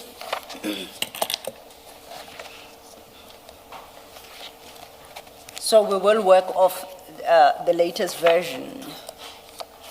So your new paragraph 14 regarding General Khumalo's arrest, you state that Lieutenant General Khumalo was arrested after he had landed at Oliver Reginald Tambo International Airport, OTIA.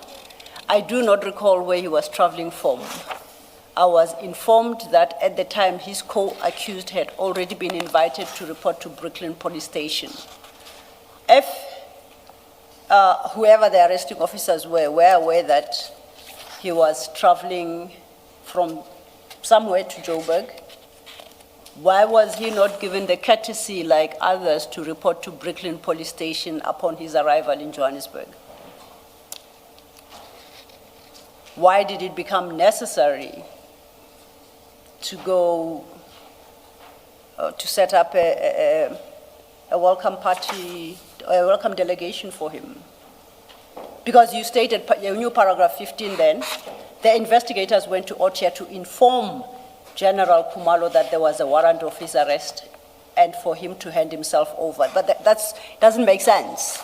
They didn't go there to inform him so that he can walk himself to Brooklyn Police Station. They actually went there to arrest him.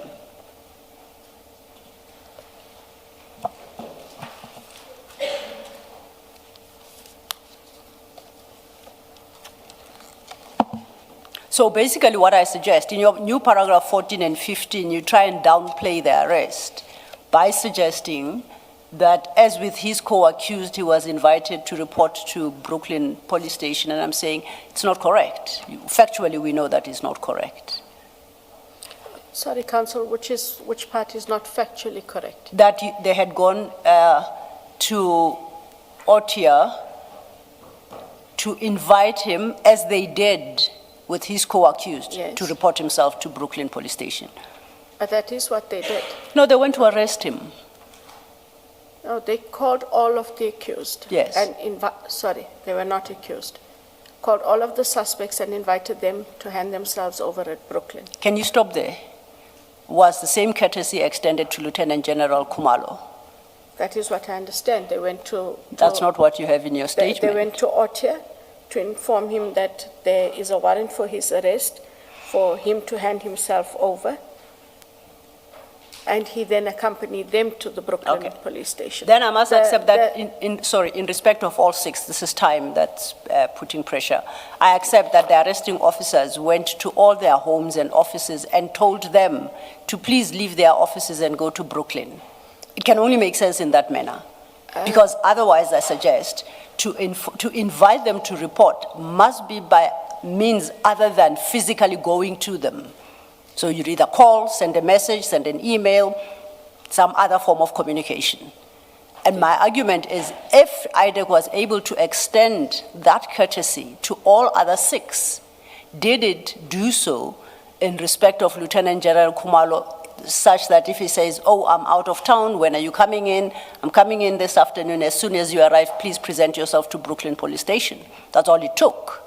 But it doesn't sound like you did, or by you, I mean IDEC did.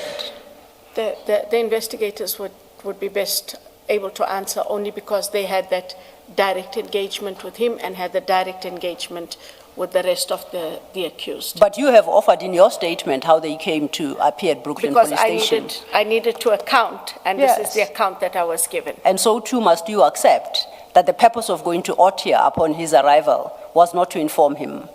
I have a sneaky suspicion that he's got a telephone, he's got a cell phone, that somebody within IDEC, the number may have, including yourself, considering his seniority.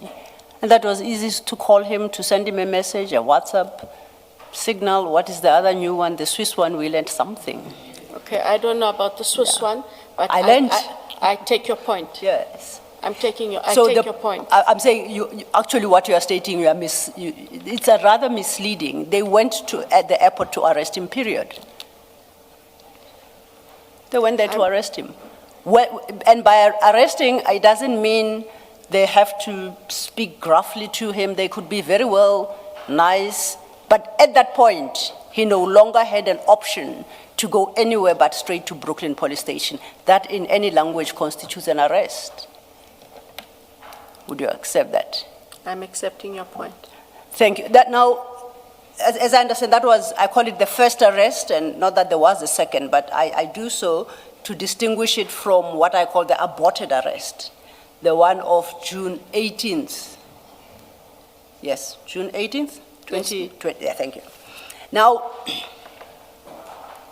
the one of June 18th is in respect of docket 543/06/26, the second docket.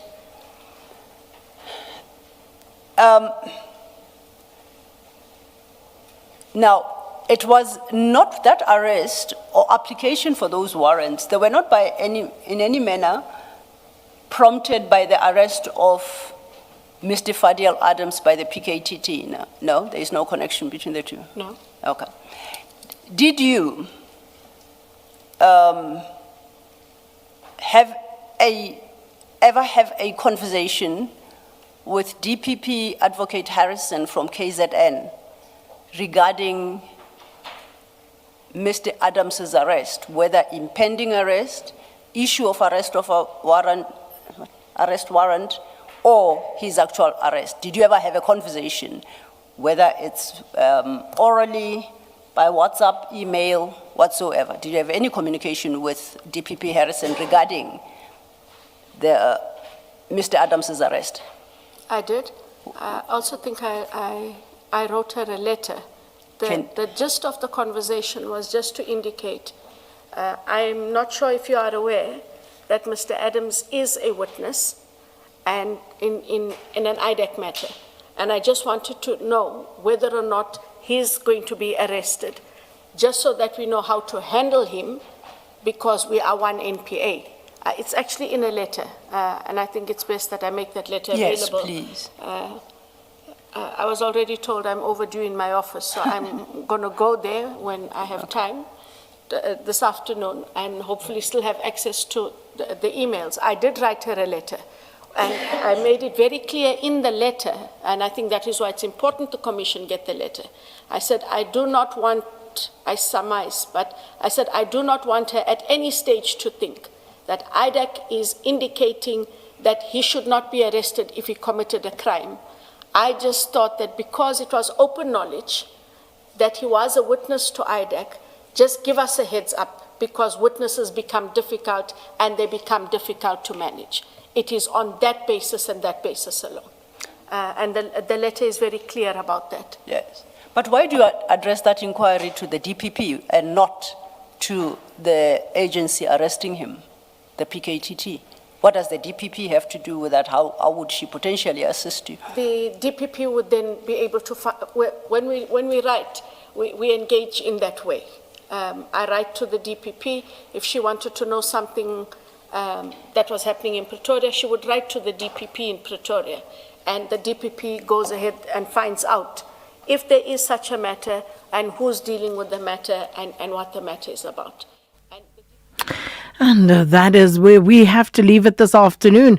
And that is, of course, the former IDEC head, Advocate Andrea Johnson, wrapping up her testimony, so to speak. Of course, there are still some documents that she needs to furnish the Commission with. But for all intents and purposes, they will end the evidence from Advocate Andrea Johnson here at lunchtime. And that is because the Commission will be seized with another matter after the lunch break, which is, of course, the handing down of the judgment regarding the postponement application by Suleiman Karim's lawyers that happened last Friday. So that's where we're going to leave it, because we're out of time here on Update at Noon. Thanks so much for being with us this afternoon, and thanks to the production team. Here's Onda Lambana with your news at 1.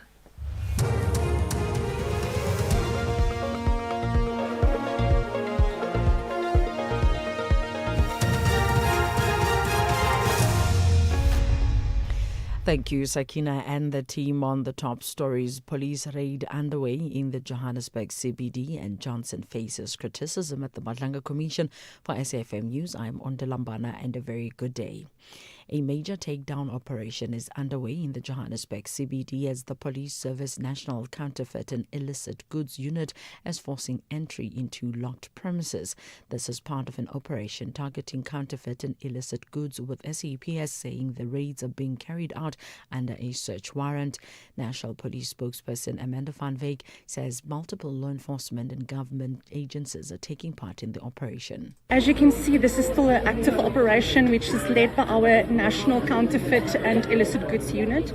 They are supported by several role players, members of the Tactical Response Team, Public Order Policing. We also have officials from the Gauteng Counterfeit and Illicit Goods Unit. We have Department of Home Affairs, Department of Agriculture, African Revenue Services, Customs Division, and the National Regulator for Compulsory Specification. Today's operation forms part of ongoing efforts to dismantle the illegal trade in counterfeit and illicit goods. The Madlanga Commission has criticized former IDEC head Advocate Andrea Johnson for what it described as a shotgun approach to investigations. Evidence leader Advocate Mahlape Silo made the remarks while cross-examining Johnson. Johnson is being questioned about the legality of the investigation that led to suspended National Police Commissioner Fani Masemula being charged in the Medicare 24 matter. During proceedings, Commission Chairperson Justice Mbuyiseli Madlanga agreed with Silo follows characterization of the IDEX investigative approach, warning that a shotgun approach can have serious unintended consequences. This is important, once again, going to the narrative, because what appears, at least at first blush to me, is IDEC seemed to have this gunshot approach to everything. That gunshot approach has got serious unintended consequences. Perhaps more appropriately, not just any gun. A shotgun approach. It's got more serious consequences. The High Court in Johannesburg has heard that the officer involved in the arrest of accused number 1, Musa Kekana, did not have sufficient information to apply for a search warrant before entering Kekana's property. Captain P. Khobela is under cross-examination in a trial within a trial, detailing the events leading up to Kekana's arrest following the murder of Vereniging engineer Aman Swart in 2024. Kekana, Vusumuzi Ketmatlala, his wife Tsakani Diakhomabusela, and Tabiseng Zama face multiple attempted murder charges. Sokhobela told the court he had to act swiftly to preserve as much evidence as possible. Because at the time I had not known the name that I was supposed to apply the search warrant for. Ka experience ke na le yona a ke so kopanele search warrant ba apply la addressing is na lina la. With the experience that I have not come across for application of a search warrant with only an address and not a name. At least le ka ba nickname ba known as Ivan Bukau. At least maybe if the name will be an alias name such as known as, then it's a different story. The Northern Cape Department of Roads and Public Works has received a scientific assessment detailing the impact of the May floods on roads in the John Dwalo Gaetsiwe district. The report found widespread damage, including washed-away roads, drainage failures and embankment collapses, with the Joe Morolong local municipality among the hardest hit areas. 3 people drowned during the floods. Spokesperson for the department is Zandisile Lupahla. She commended scientific methodology used in the assessment, saying it provides government with credible information to prioritize road rehabilitation and build more resilient infrastructure. The MEC added that the findings will assist the department in reprioritizing its infrastructure program and retabling its annual performance plan to respond to the impact of the recent floods. The Solplaji municipality has warned Kimberley and Ritchie residents about a scam where fraudsters are threatening to disconnect their water and electricity supply due to unpaid accounts. Residents who are in arrears are then convinced to pay monies to an account that is not linked to the municipality. The municipality spokesperson Thabo Mutibi says residents should pay their monies only at designed pay points. The Solplaji municipality is once again warning ratepayers about a WhatsApp scam wherein fraudsters claim to be employees of the municipality, threatening disconnections for unpaid accounts. Fraudsters contact residents claiming to be from the municipality's electricity or water departments. They threaten immediate disconnection of services due to unpaid accounts or meter tampering and demand urgent payments be made. We urge all residents, especially the elderly and vulnerable, to remain vigilant and warn neighbors and family members. Recapping the top story, a major takedown operation is underway in the Johannesburg CBD as the police service National Counterfeit and Illicit Goods Unit as forcing entry into locked premises. I'm on Lambana for SAFM News Headlines at 1:30. SAFM 104 to 107 nationwide. Leading the conversation. In life's most challenging moments of loss, compassion can be your greatest comfort. You shouldn't have to face the financial burden of losing a loved one by yourself. Rest assured, Clientele's funeral plans pay out cash within 24 hours. You can cover up to 13 family members on one plan, ensuring all your loved ones are taken care of, and 3 children are covered at no additional cost. With Clientele, you are not just buying a plan, you are also buying peace of mind. When the time comes, you will need to make important calls with your 200 Rand airtime you will receive when you claim. Plans offer double accidental death cover as well as a transport, grocery and unveiling benefit. Apply today, it's easy. There are no medical examinations and no paperwork. SMS SAFM to 48031. That's 48031. Clientele Life is an authorized FSP and licensed life insurer. T's and C's online. Standard rates apply. This week on Expresso, Mandela Day may be over, but the spirit of giving lives on. We reflect on the impact of this year's initiatives and discover how organizations like the Homestead are inspiring South Africans to keep making a difference in their communities all year round. We also get moving with Claudia as she shares simple anti-inflammatory workouts to boost circulation, support your lymphatic system, and keep you active through winter. And we swing into action with Spider-Man, brand new day. Join us on Expresso weekdays from 6 to 9 on S3.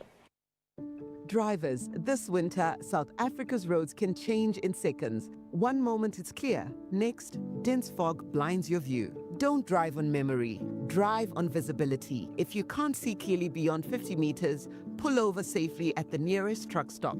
Stay alert, stay alive, check your surroundings and inform others. See and be seen. Let's navigate winter roads together. This message is brought to you by the National Department of Transport.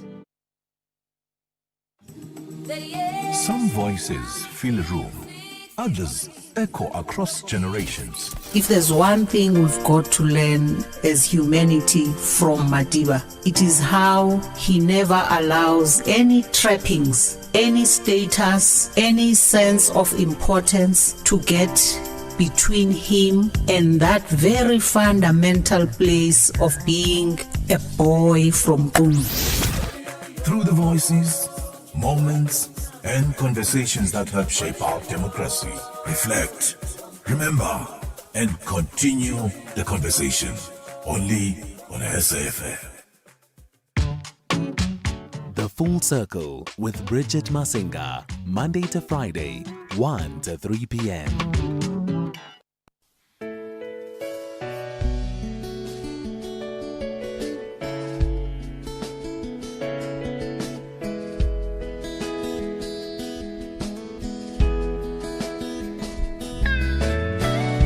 Dalipunga, Tela Kufa, Madiba, Nolomsila, Vela Bambensele, Yem. A global icon, internationally acclaimed. Nelson Mandela, Dada Madiba, father of the nation. Nelson Mandela, Dada Madiba, father of the nation. Kawela makawe, ageko ovana naye.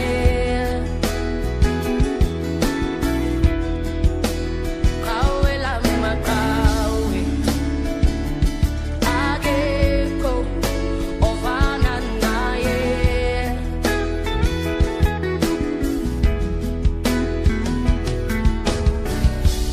Imisebenzi yakho iyasimangaza, uyibekile nduwe bandla, sonke sifisa ukufana nawe.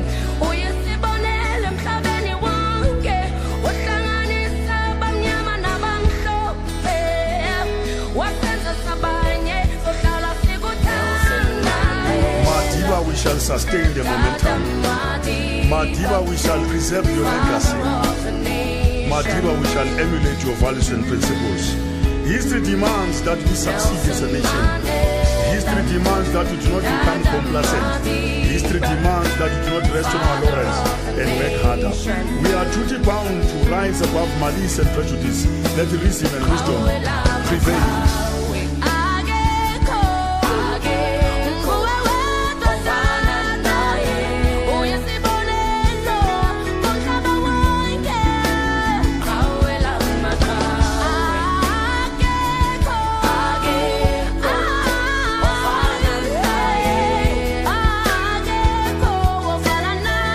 Nelson Mandela, a human treasure, a chief of our Tembo tribe, a former amateur boxer, a graduate from Robben Island Prison, a lawyer by profession.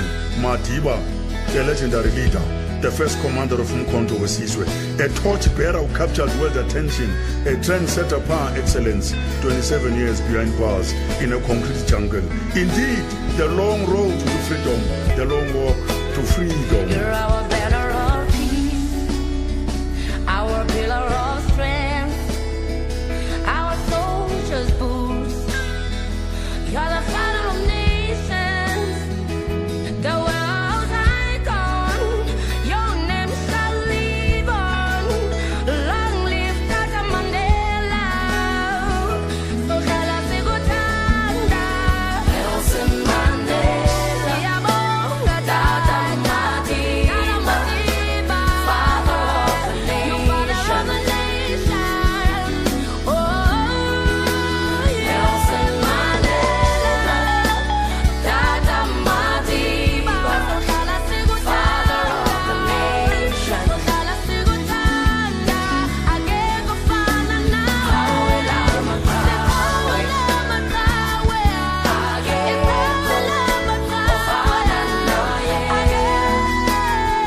akekho ofana naye. Hero of the nation, there is no one like him. You united black and white, I'm a rainbow nation.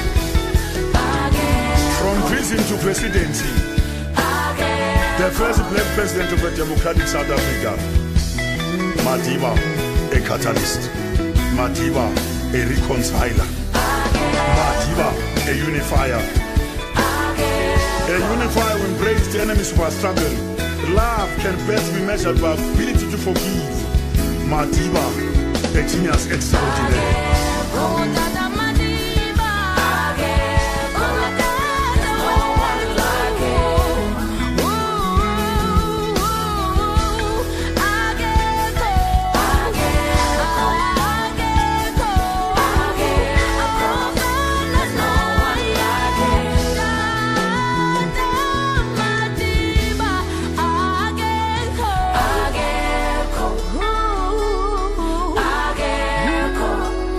no one like him. God was in a happy mood when he created Nelson Mandela through his parents.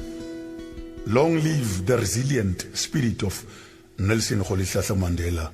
Long live. I've actually never heard that particular line by the people's poet, that God was in a happy mood when he created Nelson Mandela through his parents. Zahara, coming through with Nelson Mandela there, featuring the people's poet, as we begin to wind down on Mandela Month, of course, July, celebrating and honoring the late great statesman's birthday. Good afternoon to you. How are you doing? Hope you are great. It is the full circle with myself, Bridget Massinger, on this fine Wednesday afternoon, but hump day. We've got a great show coming up. We are going to be in conversation with Professor Mangu around Mandela's legacy ahead of the UJ public lecture that is presented by Prof. Xolile Mangu, who is, entitled Rewriting Mandela, the Making of a Radical Pragmatist. So we're going to have this conversation for moments in time, reflecting back on the legacy, the contentious points for some of you regarding that legacy, how we choose to remember Nelson Mandela, his contributions, the challenges that perhaps he faced, or the shortcomings in retrospect that a lot of folks often associate with him, particularly as a statesman and someone who led this country to its liberation. That conversation is also open for you on 061-410-4107 is our WhatsApp line. So if you want to send through a WhatsApp voice note, you are more than welcome to do so. And maybe this would be a good time for you and I to also just interrogate, with the build up to the local government elections, interrogate which one of Mandela's values do you think that we need the most right now, particularly given everything that our society is facing? So between unity, forgiveness, justice, or leadership, which one, or if you want to throw in your own one, you're more than welcome to do so. And then also coming up on the show a little bit later on, we are talking finance and psychology, how to mentally and emotionally cope with financial stress and economic uncertainty. That conversation is coming up on the other side of 2. A quick pause, and then SAFmRadio is going to be joining us. If you think you cannot afford a lawyer, think again. Clientele Legal provides tough professional lawyers for an affordable monthly premium. Our range of plans include cover for you, your spouse, children, and extended family. Plans include cover for civil, criminal, and labor-related matters. Whether it's protection orders, gender-based violence, uncontested divorce, or poor service, your Clientele Legal lawyer will be there to assist you. Our services are convenient. Simply pick up the phone and call your lawyer, or send us an email and we'll get back to you. All plans include a bail benefit of up to 5,000 Rand, and we'll go to the police station and pay it for you. Plus, Clientele Legal offers you 24-hour telephonic legal advice. Join today. SMS SAFM to 32195. That's SAFM to 32195. Clientele General is an authorized FSP and licensed non-life insurer. T's and C's online. Standard rates apply. Looking for exclusive content, live events, and special broadcasts like the Madlanga Commission? Then connect to the all-new SAFM Connect stream. The Madlanga Commission, live and uninterrupted from 9:30 Monday to Friday. SAFM Connect brings you more of the conversations that matter. Listen anytime, anywhere by visiting connect.safm.co.za or stream directly on SABC Plus at sabc-plus.com. SAFM Connect. More conversations, more access. There's much more coming. The Road Traffic Infringement Authority is now implementing Phase 2 of the Administrative Adjudication of Road Traffic Offences Act. R2 is now rolling out in 62 municipalities with 43 service outlets nationwide. We're here to help you resolve your infringements quickly and easily. Act now. Remember the elective options available to you under R2 Act. Get a 50% discount when you pay within 32 days after receiving the fine. Make a representation to dispute a traffic infringement. Arrange to pay installments. Nominate a new driver and apply for revocation of an enforcement order. Always remember to make use of the RTIA approved payment platforms when paying your traffic fines, and don't be scammed. For any R2 related inquiries, call 0861 227 861 or visit online.r2.gov.za.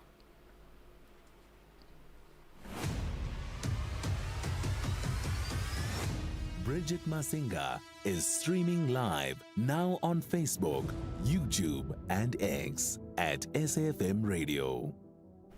Okay, let's quickly start with the business of the day, catching up with SAFmRadio out at the Madlanga Commission. We hit day 150, SAFmRadio. When this began, we were wondering whether or not we should poll if we would ever get to a day 150, and slap bam, here we are without even being finished.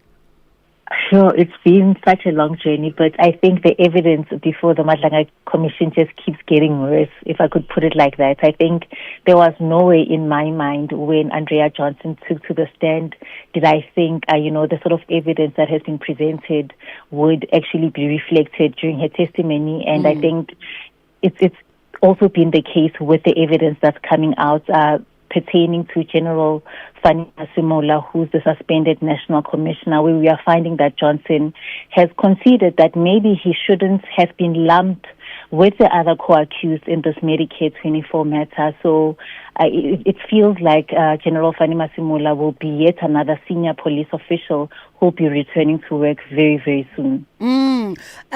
It does seem, from what we've saw developing between yesterday and today, the suggestion could be that there was, an ulterior motive targeting the likes of the National Police Commissioner, General Fanny Masemola. A lot of people on social media also telling him to dust off his navies and polish his shoes and get ready to resume his post.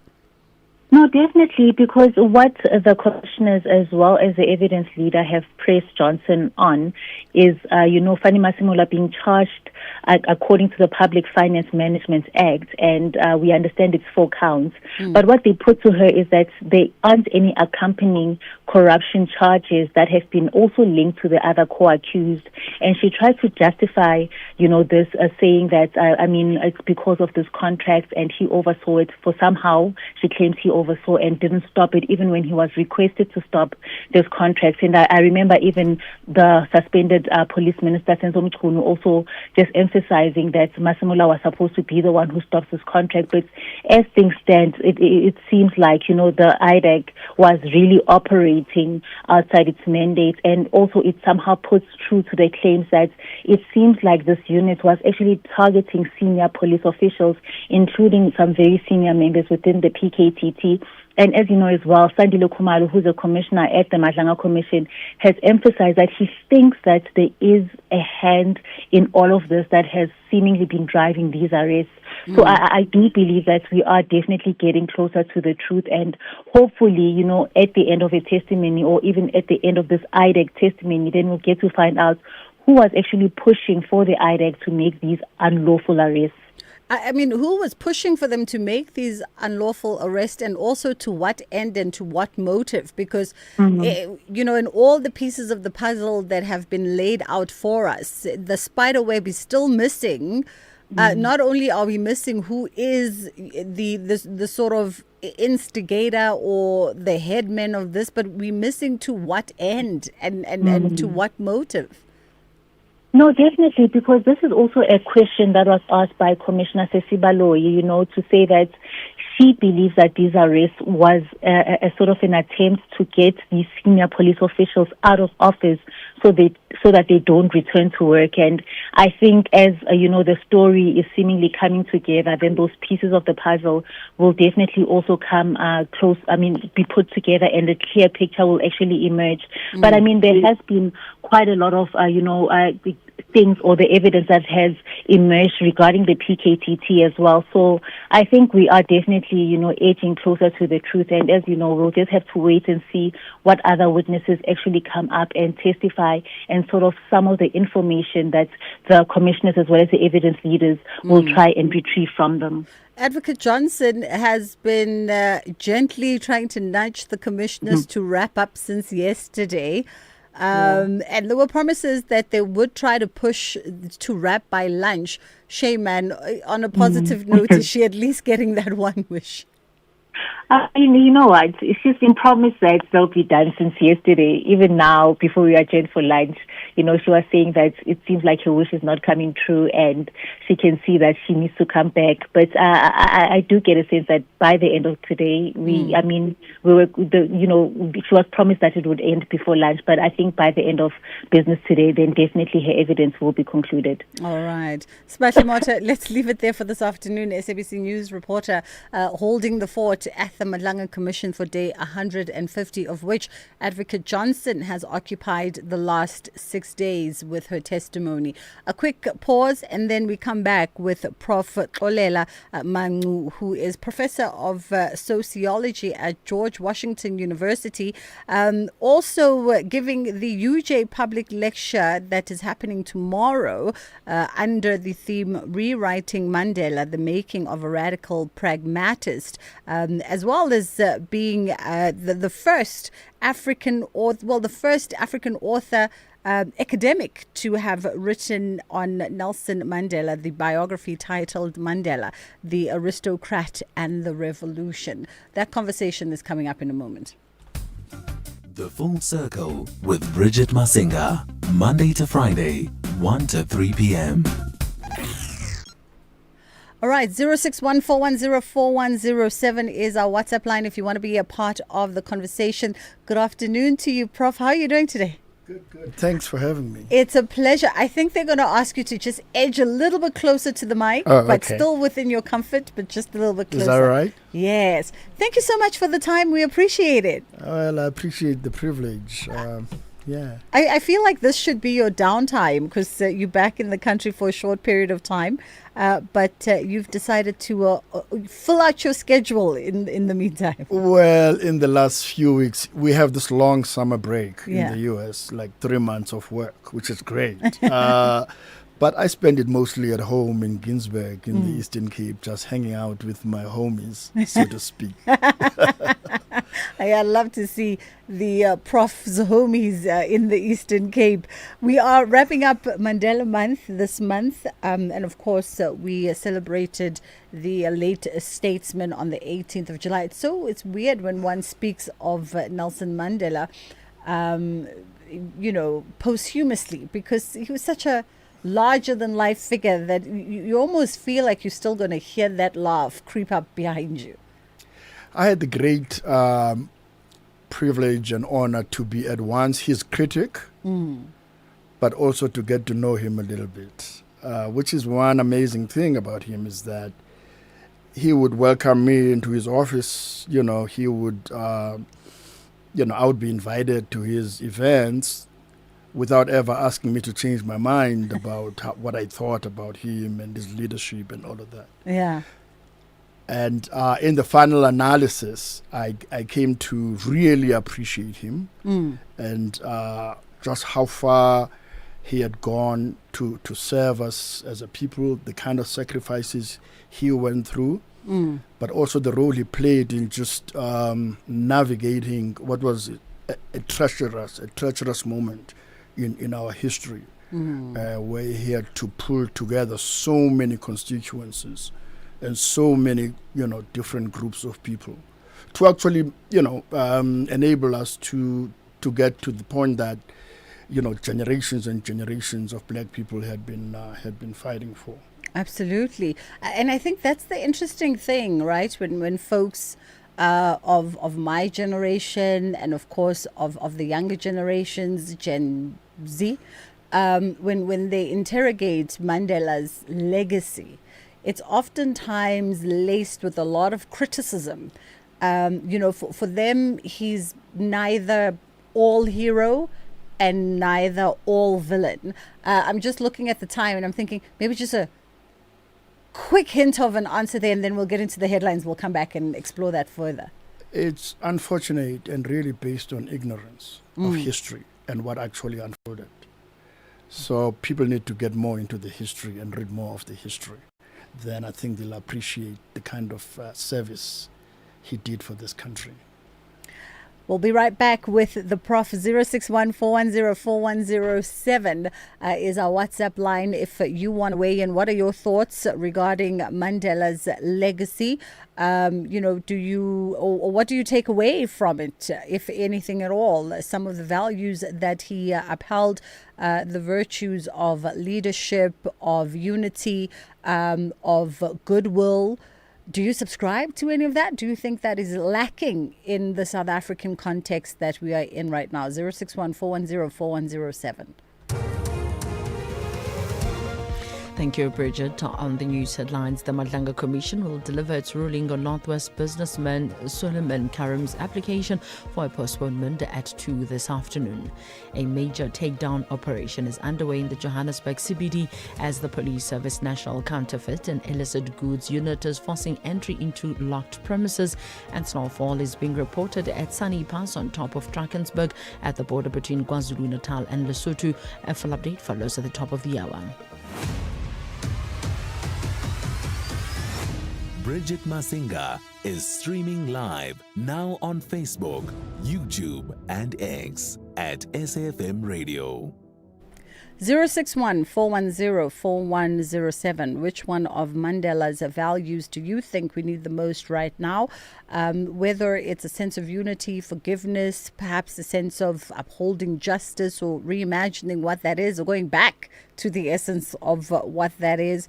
Or do you think also leadership is something that is lacking at the moment? Or maybe you are one of the folks that really still sit in criticism of his legacy. 061-410-4107. And it's interesting, Prof, that, you say that you were once his critic. So I wonder what sort of, because I think it speaks to the question of the folks that often criticize his legacy, right? For you, what challenged your perception of him at the time, that it wasn't all buy-in and all positive? Yeah. Criticism is valid, and no leader should go uncriticized, including Mandela. But there's a difference between criticism and cynicism. And really what I find disturbing today is just cynicism. You can disagree with leaders over policy, which has been my life's work over the past 3 decades or so, What I really appreciated about him, though, was that willingness, to engage. And I really wish that is one of the values I wish that our leaders would embrace, because it's through that you begin, to learn and to have different viewpoints and to be a much more effective leader. But if you think, you know it all, one of my great experiences was a conference I hosted, and I'd invited Julius Nyerere, just the great Mwalimu, and to talk about leadership. And his first sentence was, leadership is the ability to say, I don't know. And it's a different orientation, because even though you are inviting others into the conversation. But if you know it all, then you're just like keeping other people's perspectives out of your knowledge, the breadth of your knowledge. And that's why we are here in this trouble in this country. We have had leaders who just, at all levels, who just, don't possess that capacity to say, I don't know. Sure. And as you reflect on that, I'm thinking perhaps that was the endearing quality that we as, normal folks who perhaps are not overly analytical, we took that as the warmth and the openness of Madiba, right? But it really boils down to that, is his openness and willingness to engage his people on his level, not on his level, and essentially to see every South African. He was decisive, though. He was incredibly decisive to the extent that, other people in the ANC were rightfully, concerned about that, with all leaders. But Madiba, once he had made a decision, there would be no doubt about. And what characterized him, though, with that, he was not an autocrat in the sense that whatever everybody thinks, it's my way or the highway. But he was decisive. And what made him decisive in that way is political judgment. And that's an essential aspect of leadership in politics. That ability to kind of figure out, when you've reached the fork in the road. And it's very hard to kind of teach people how to do that. It's something that's generated. And that's why I love biography, because it's something that's generated over generations. And in his case, he grows up, right, within a broader culture. Well, first of all, he's an aristocrat. That's why the title of my book is The Aristocrat and the Revolution. As an aristocrat, he grows up in a culture of that sense of self-sufficiency, but also that sense of self-assurance that is generated over time. Now, in his case, he grows up in that within the Tembu royal family. But it goes beyond that. It goes to the mission schools where he goes to school, right? The Clarkbury and Hilltown and the University of Fort Hare. What is important about that journey is that those institutions, and I want to emphasize the word institutions, because institutions are the most important factor in the development of leadership. Because it's through those institutions that young people are taught values, are taught responsibility, and are taught a sense of, shall we say, noblesse oblige, it's a sense that you are responsible. You have a responsibility that goes beyond yourself as an individual. This is a tradition. It goes beyond South Africa. You know, it goes back centuries, right? That those in positions of authority, and in many cases it came through education, but it also came through religion, it came through culture. But those who are in positions of authority have a sense of responsibility that goes beyond themselves as individuals. And that generation, take the ANC for example. The ANC is started by people who are either, doctors or lawyers or priests, right? But they have this sense of noblesse oblige. People like Dr. Kluma, like Pixley Kaseme, and they are. It's a different kind of orientation from what we have right now. People like Tambo, Ruth Mompati, Lillian Goyi, the list goes on, but they have the sense of it's bigger than me. It's bigger than me, the individual. And that tradition, people like Walter Sisulu, who's just the greatest, Sisulu is able to stand back and stay back and say, here's my protege. Nelson Mandela. I'm going to put him out there in front. It's not about me. And that kind of, there's an amazing story actually where Sisulu is and the others are released before Mandela from prison, and Cyril Ramaphosa is taking them to the new ANC offices. And they say to Walter Sisulu, now this one is going to be yours, and it's the biggest office. And Sisulu turns to Ramaphosa. Ramaphosa then was Secretary General of the ANC. And Sisulu turns to Ramaphosa and says, no, the big one is for Madiba. Oh, let's hold it right there with Prof. Mangu. We'll come back on the other side. Have your grant reviewed or to undergo eLife certification? Do not be scared. Just comply. For the month of August, older persons grant beneficiaries will be paid on Tuesday the 4th, disability grants on Wednesday the 5th, and children's grants on Thursday the 6th. If you do not get your grant on these dates, worry not. Do not rush to the SASSA office. Wait until Friday the 7th of August. Should you receive your grant on the 7th of August, note that your grant is under review and you need to visit your nearest SASSA office in August to conduct a review or life certification. This message is brought to you by SASSA. #SASSA Cares. At Specsavers, we're committed to offering affordable and professional eye care. That's why we're offering 1,500 Rand worth of savings with our winter promotion. Get a free frame up to the value of 1,500 Rand or use the 1,500 Rand on one of our leading vision enhancements, like Climate Eyes, which automatically adapts to changing light. To qualify, simply purchase a comprehensive eye examination and prescription frame and lenses.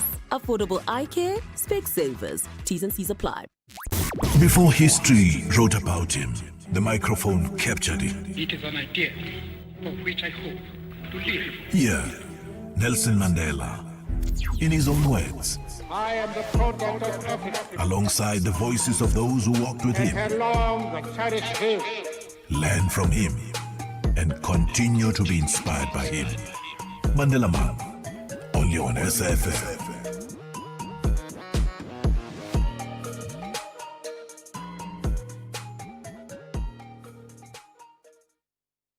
OUTsurance is in the business of saving you money on your car insurance premium. If they can't, ask for 500 Rand. SMS out to 30754. That's out to 30754.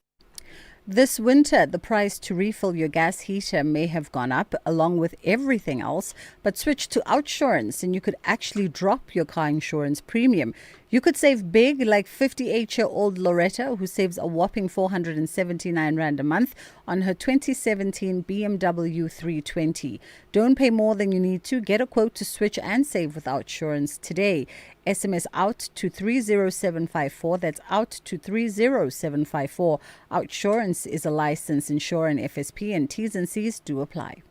OUTsurance will go out of their way to try and save you money on your car insurance. If they can't, ask for 500 Rand. SMS out to 30754. That's out to 30754. You're listening to Bridget Masinga on SAFM. All right, we are in conversation with Professor Xolela Mancu, who is the man behind the book, The Aristocrat and the Revolution. It's an independently researched biographical book by sociologist and historian who joins us in studio today ahead of that lecture at the UJ Public Lecture. And he's inviting you, by the way, if you're listening and you can get to UJ, you're more than welcome to come through for the lecture. We'll give you details on that a little bit later on in the day under the theme Rewriting Mandela, the Making of a Radical Pragmatist. I mean, let's unpack that before we get to WhatsApp. Let's unpack that theme for your lecture tomorrow. So, as the first African author to write the first biography of Nelson Mandela, a full-length biography, it occurred to me that all the existing biographies have this one narrative, and it's repeated in biography after biography, which is that Mandela was raised by Chief Jongindaba, the regent, and that is how you explain his leadership. It's kind of ridiculous, because it kind of reduces very complex historical processes, right, to this colonial anthropological frame, if you like. And I come from a history of black consciousness. I come from a history of studying African politics, African political modernity. And it's clear that Mandela grows up, both his family, the Tembo royal family, were allies of the colonialists. But that happened not because they were selling out or collaborating, because those are concepts that are very recent. Groups of African kingdoms used to, form all kinds of alliances. So that's one source of his pragmatism, right? You might call it a conservative heritage. And then you have the liberal, moderate, mission school educated Africans who adopt a more liberal, moderate, they model themselves basically on Britain. And the Victorians, I was brought up by parents who were like that. They called themselves the royal readers, and they gave me all these English names, right? One of which I will reveal for the first time is Tennyson, after the great, British poet, right? But they were still moderate in the sense that they still believed that there could be some kind of incorporation of themselves into the political system, and they will speak for the rest of the masses. But then what begins to happen after 1944, after the ANC Youth League, is a radicalization in black politics. But for the most part, black politics was this pragmatic accommodationism, if you like. Starting after the Youth League into the 1950s and 1960s, you see a more radical tone in black politics. And of course, the black consciousness movement and the Pan-Africanist movement. So that's why I call him a radical pragmatist. I mean, it would only take Professor and the research to connect those various dots. Let's go to WhatsApp, because folks want to be engaged in the conversation, and really Moments in Time is our history lesson, not just for myself to be self-indulgent, but also for our listeners. 061-410-4107. Let's go to WhatsApp. Good day, SAFM. Good day, Prof. Prof, it's Loiso Gula in Bloemfontein. Just a quick one. Had Utata Nelson not chosen the democratic road with the ANC, Apla, Piento, Azamla, and MK, did they have what it take to defeat SADF then? And had ANC chosen the route,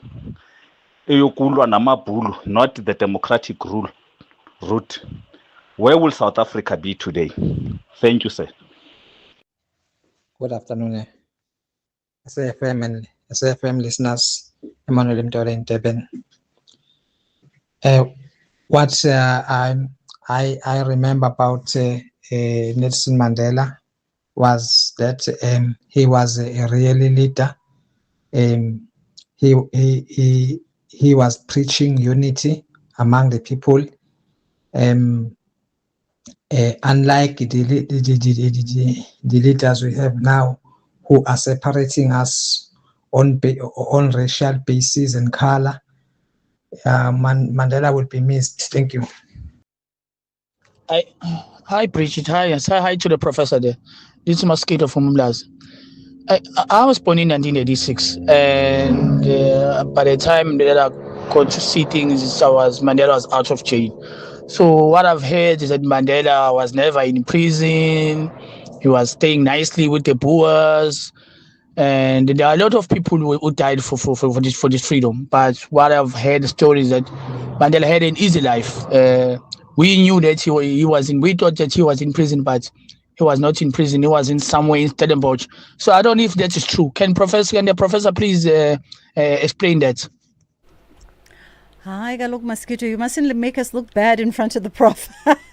No, it's not. It's not true, Mosquito. It's just not true. He was in prison until he was released 27 years later. Do you think, Prof, and before you get to responding to some of these voice notes, do you think that these sort of stories, these legends that have emerged from that time, and in part it challenges what you said at the beginning, right? Mm-hmm. People who say that he was a sellout, and you go, well, perhaps we don't know our history that well. We've been lazy to pick up a book.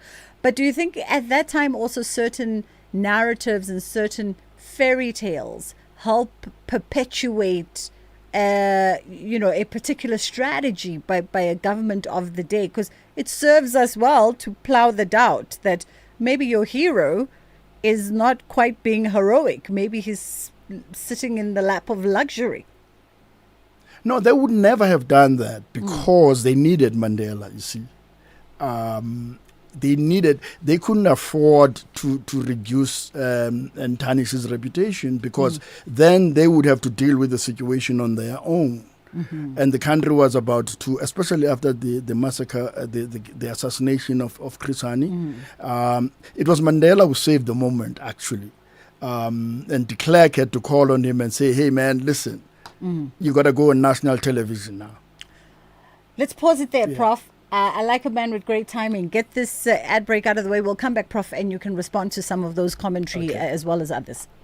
Are you a SASSA beneficiary? Have you received a message to go to a SASSA office for a review or to verify yourself through a self-service portal? Or have you only received your payment on the 7th of August? Do not ignore this message. Attend to it immediately. Your grant is under review. This is being done to ensure that social assistance is paid to eligible beneficiaries only. This process also assists in ensuring that your personal details are up to date in the SASSA database. Social grant beneficiaries are requested to report and update any changes in their financial circumstances, change of marital status, change of address, and change in contact details. Avoid being a victim of scams. Do not share your personal information such as identity number or document with any stranger other than an identifiable SASSA official. #SASSA Cares.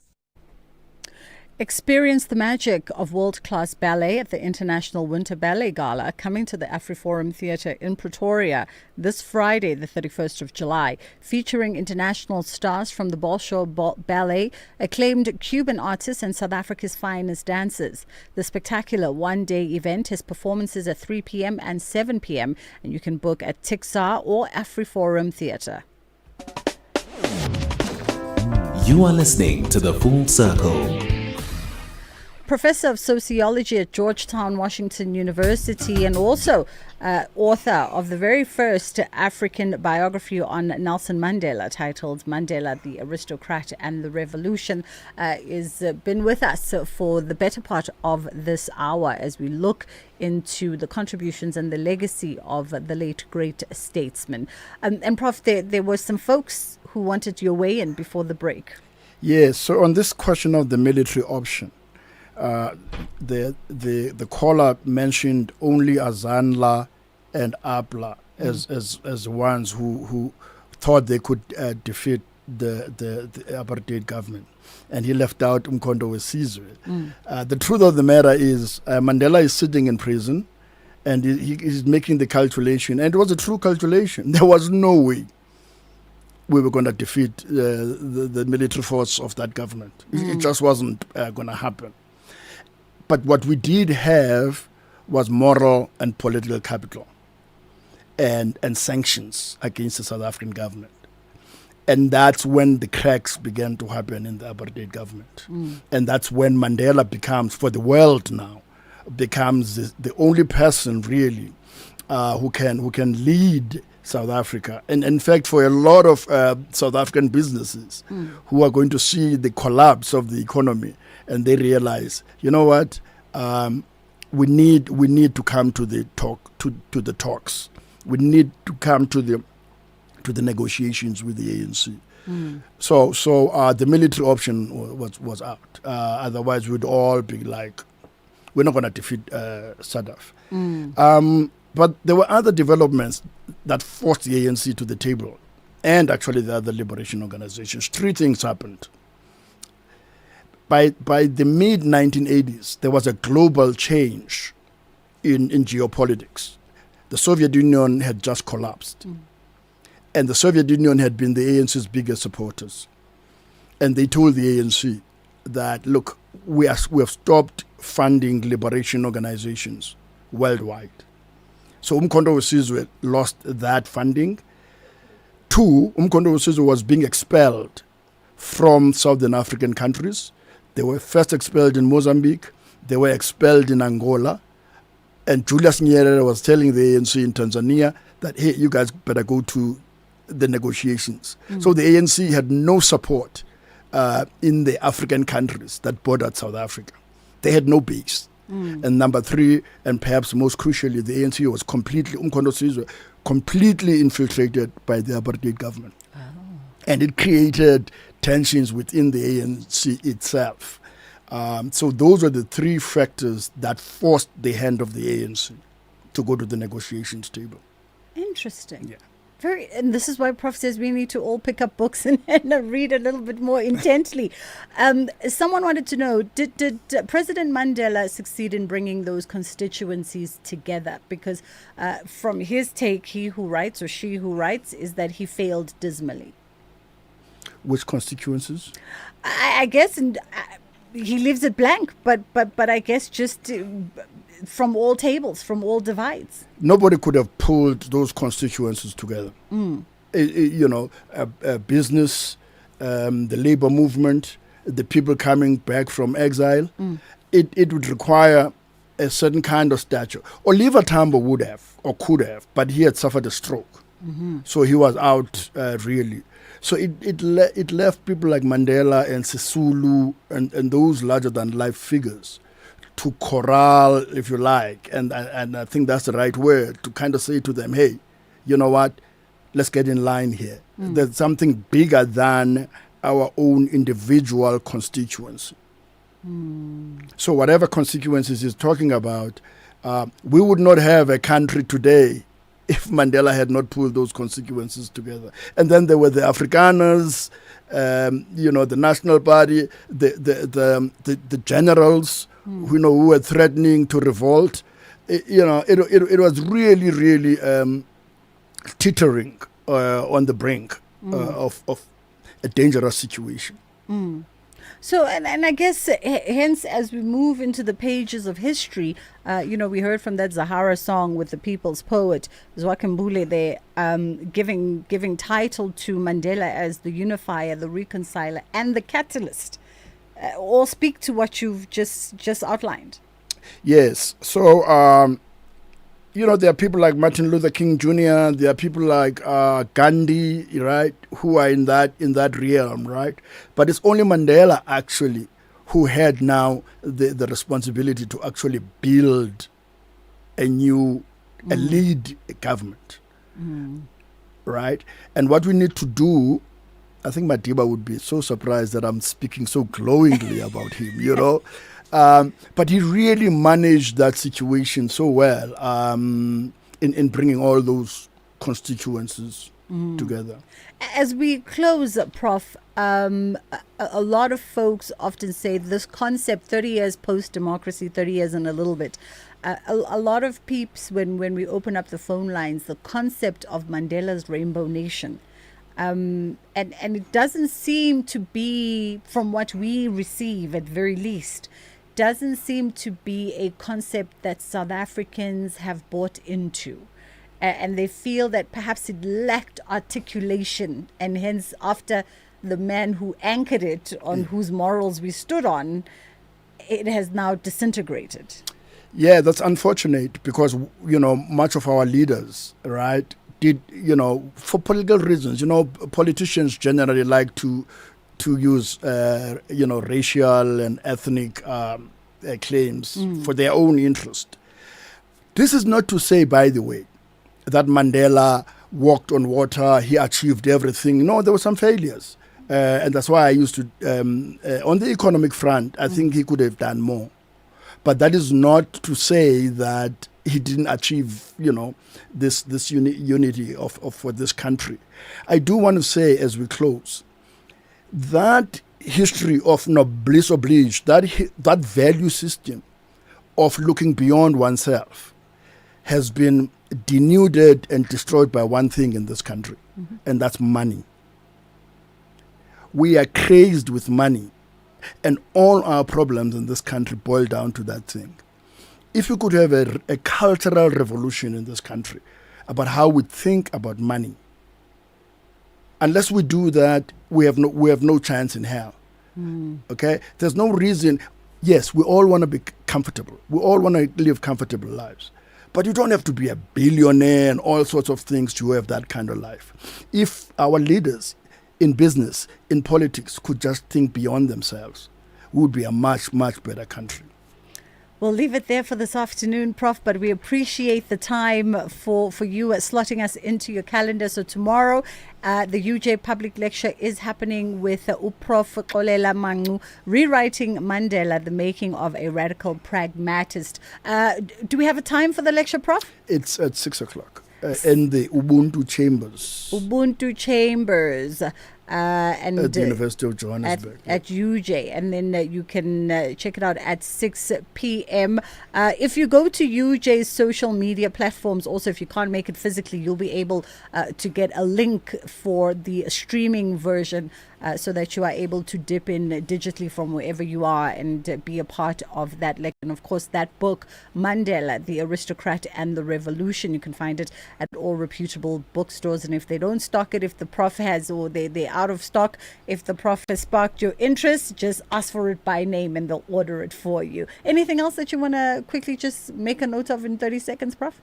No, we just need a cultural revolution. We just need to reclaim those values that Mandela and their generation, and people like Steve Biko, who had this sense of responsibility towards others. I've learned a new Latin term, by the way, noblesse oblige. Thank you. That was Professor Mangu. Tomorrow, Rewriting Mandela, the Making of a Radical Pragmatist, Ubuntu Chambers at UJ Campus, 6 p.m. At 2 o'clock, Ondela is standing by with the news.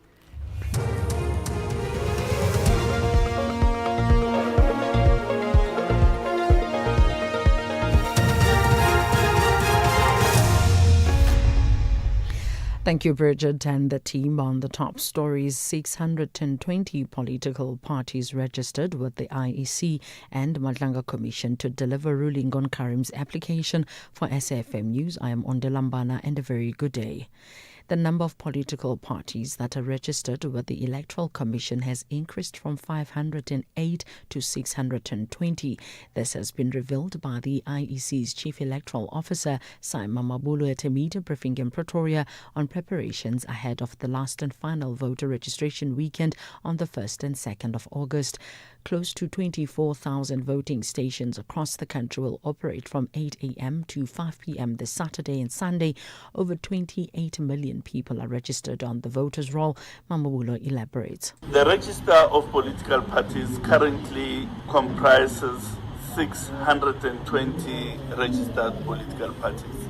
So there's been a hive of activity relating to the registration of new political parties. Hence, that growth to 620 parties on the register. The Madlanga Commission will shortly deliver its ruling on Northwest businessman Suleiman Karim's application for a postponement. Karim, who suffered a heart attack in April, has reportedly been medically unfit to testify before the Commission.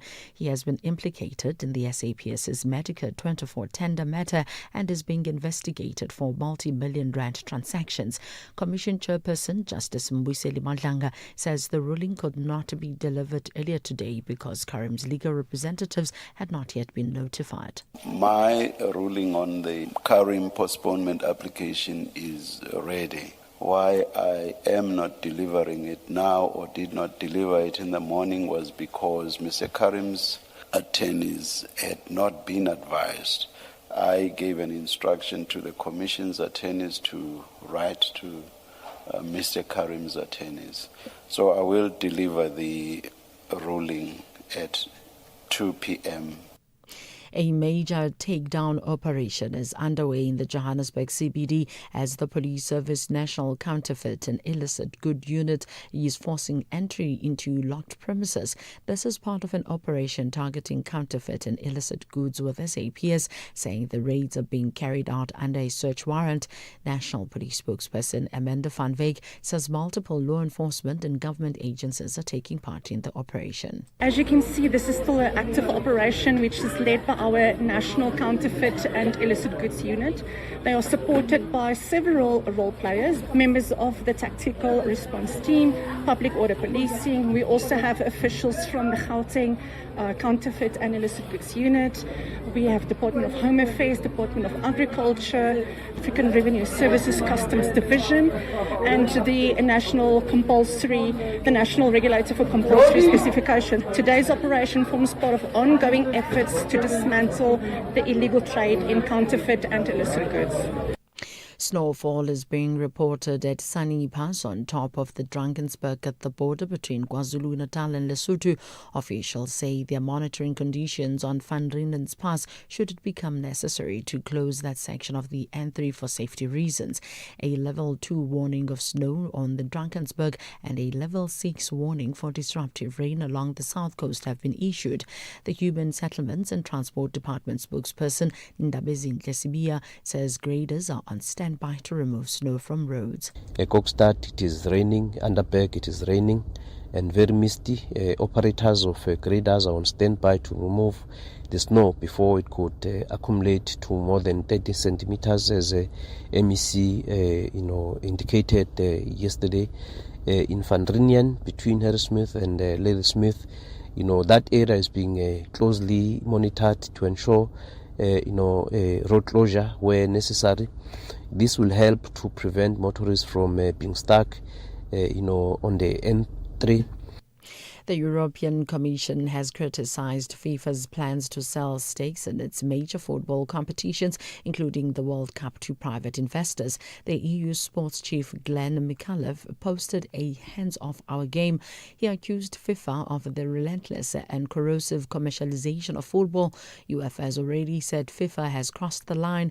The BBC's Simon Stone reports. FIFA, in their statement, say Thrive Eternal is expected to lead the proposed investor group for FFV, which is FIFA Forward Enterprise, which is the title that FIFA have come up with for this subsidiary body. Thrive is an American venture capital firm founded by Joshua Kushner, who is the brother of the United States President Donald Trump's son-in-law, Jared. And we saw the pictures of Infantino and Donald Trump at the World Cup, and clearly there's a positive relationship between the two men, and that is the reality of the situation.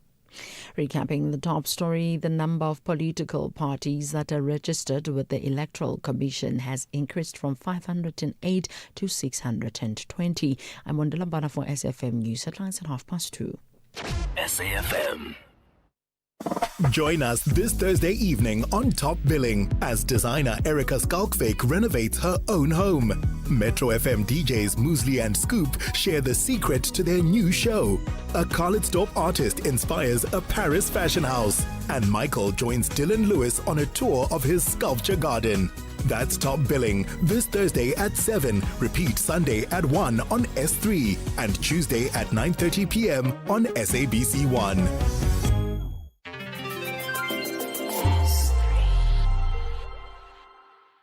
Pedestrians, winter days are shorter.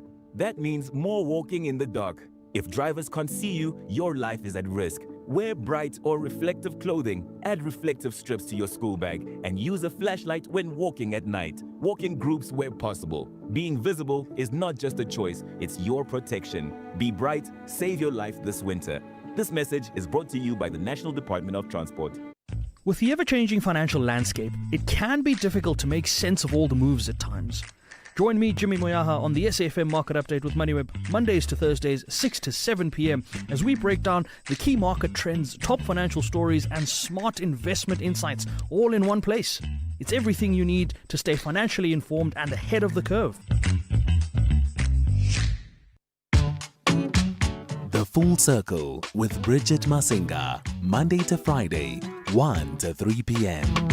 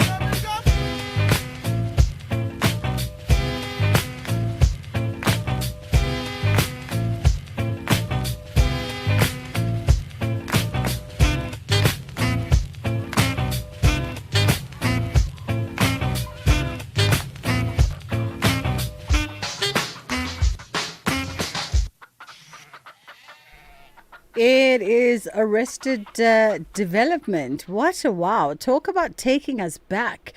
What a wow. We're actually not even talking about, there were so many iconic moments because there was Arrested Development, this particular group. There was also a show that came out at about the same time called Arrested Development. But this song, wow, we were just saying in studio that we haven't heard this in a long time. It's grown folks hip hop. Really, it's grown folks hip hop right here. So beautiful, so refreshing to hear some music that we grew up with. And this song came out, it actually came out in July of 1992. Can you imagine? And it did really, really well. It was from the debut album, if I remember correctly, 3 years, 5 months, and 2 days in the life of. Okay, let's go into that. Let's interrogate that album title, 3 years, 5 months, and 2 days in the life of. I would be interested to know, what exactly all of that meant. What was the context behind that particular title? So I'm going to commit to doing some research during Kids Corner, and then we come back, we'll get some context around it. For now, though, we are catching up with Dr. Gitumetsi Mashego, who is a clinical and sports psychologist, author, and performance life coach. And we're having a conversation around finance and psychology, financial stress, to be more specific, how to mentally and emotionally cope with financial stress. And I think a lot of South Africans, Doc, welcome back, by the way. Thank you for the time. We appreciate it. I think a lot of South Africans have been under financial stress and maybe even buckling or just trying to cope for one too many years now, if we're being honest. Good afternoon, Bridget, and thank you for having me, and good afternoon to the SAFM listeners. Definitely, we are functioning as soldiers trying to survive because it has been tough. We're trying to tighten our belts so that we can just afford the basics. And that puts us as an anxious society because, we constantly now have to make things work. And remember, money or finances are linked to basic survival, basic needs, right? And safety as well. Yeah. Because you need money to move, to be safe, to ensure that you afford the basic, never mind the bigger things. But also our relationship with money is often a reflection of how we view ourselves or what's going on internally. That's where the psychologist steps in, because some people, their self-worth is wrapped around that. So imagine if someone who's been a breadwinner, but in these times we're living in with high unemployment, if they lose their job, that can trigger a lot of things. They can spiral and really develop poor coping strategies because of that, sadly. Yeah, and when you say that we are an anxious society, we really are, because when we link that to financial security and financial safety, a lot of us are living in survival mode. Every year you kind of try to be optimistic and you go, this year it's going to be 22 and thrive. But every year it's just 22 to survive, honestly. And how can a person be in that cycle for a prolonged time before something buckles emotionally? Definitely, we cannot live in survival mode forever. Hence, I always say whenever I speak about, the survival mode, that just think of soldiers. When they come back from war, we have to help them become civilians, because you cannot be a soldier for life. That adrenaline, that cortisol, it's a lot. Always anticipating the worst case scenario. It's not a good state to be in. Unfortunately, finances, force you to be in that constant worry loop, right? Where if you're really not resilient, you will struggle. But it sometimes goes beyond, being resilient, because you might develop, stress symptoms. And I always say stress is physical symptoms without the physical cause. That's where you get people develop irritable bowel syndrome. Their stomachs are just not doing well. They've got this headaches, these constant pains that don't go away. They go to doctors do tests, they take bloods, there's nothing. It's because of that stress. And in the extreme cases, then people develop mental health challenges. So that's a constant stress can unfortunately trigger those who are predisposed to mental health challenges such as depression, anxiety, to develop those because of finances.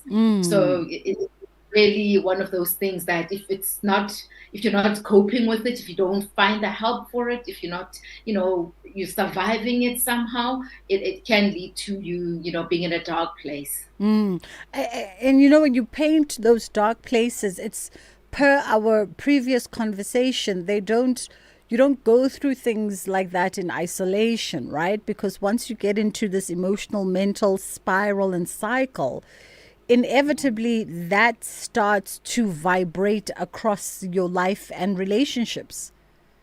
Definitely, because then, if you're, for example, anxious because of the finances, you can imagine how you interact with your children, in as much as maybe you're trying to suppress it, repress it, avoid, the reality of your state in terms of your finances, but also not paying attention to the anxiety. It will be projected. And that's the thing about psychological things or challenges that makes it heavy, is that no matter how much you're ignoring this thing that you're struggling with, you will project it, right? And sometimes it's towards people who love you or towards yourself. That's why you get people who start self-medicating. Some people start cutting. Some people have suicidal ideation because they're struggling. But some it's outward, where they are just unbearable to live with. Yeah. You can't just sit with them. They're just so restless. And understandably, and it's not to excuse their behavior, right? It's just to explain, what's going on in their mind, is that they're struggling. Some don't speak about it. And I think that's where, we need to really promote. There's still so much stigma around seeking help from someone like me. And I always make this joke that I'm 1.5 meters tall. What am I going to do? I will not harm you. Just give me a try. But it really, sadly, still takes courage. And it's not just the males, because sometimes we think the females have it easier. Some females sometimes, come to therapy or to my consulting rooms when it's really a crisis mode. And that's where, but we can still help, but, we really need, then the intervention will be longer than if you had come earlier when you were struggling. Absolutely. It's gone 20 past 2 o'clock. We're going to hit a quick commercial. We'll come back and we'll continue our conversation with Dr. Kitumetsi Mashego, who is a clinical and sports psychologist. We're exploring financial stress and how to mentally and perhaps emotionally cope with financial stress. Some voices fill a room. Others echo across generations. We want to see that Baba Mandela leaves us with a legacy that we shall forever treasure. He's already got that stature which really charms anyone. And I think it charms the ladies even more. Through the voices, moments, and conversations that help shape our democracy. Reflect, remember, and continue the conversation. Only on SAfm. Looking for exclusive content, live events, and special broadcasts like the Madlanga Commission? Then connect to the all-new SAfm Connect stream. The Madlanga Commission, live and uninterrupted from 9:30 Monday to Friday. SAfm Connect brings you more of the conversations that matter. Listen anytime, anywhere by visiting connect.safm.co.za or stream directly on SABC Plus at sabc-plus.com. SAfm Connect. More conversations, more access. There's much more coming.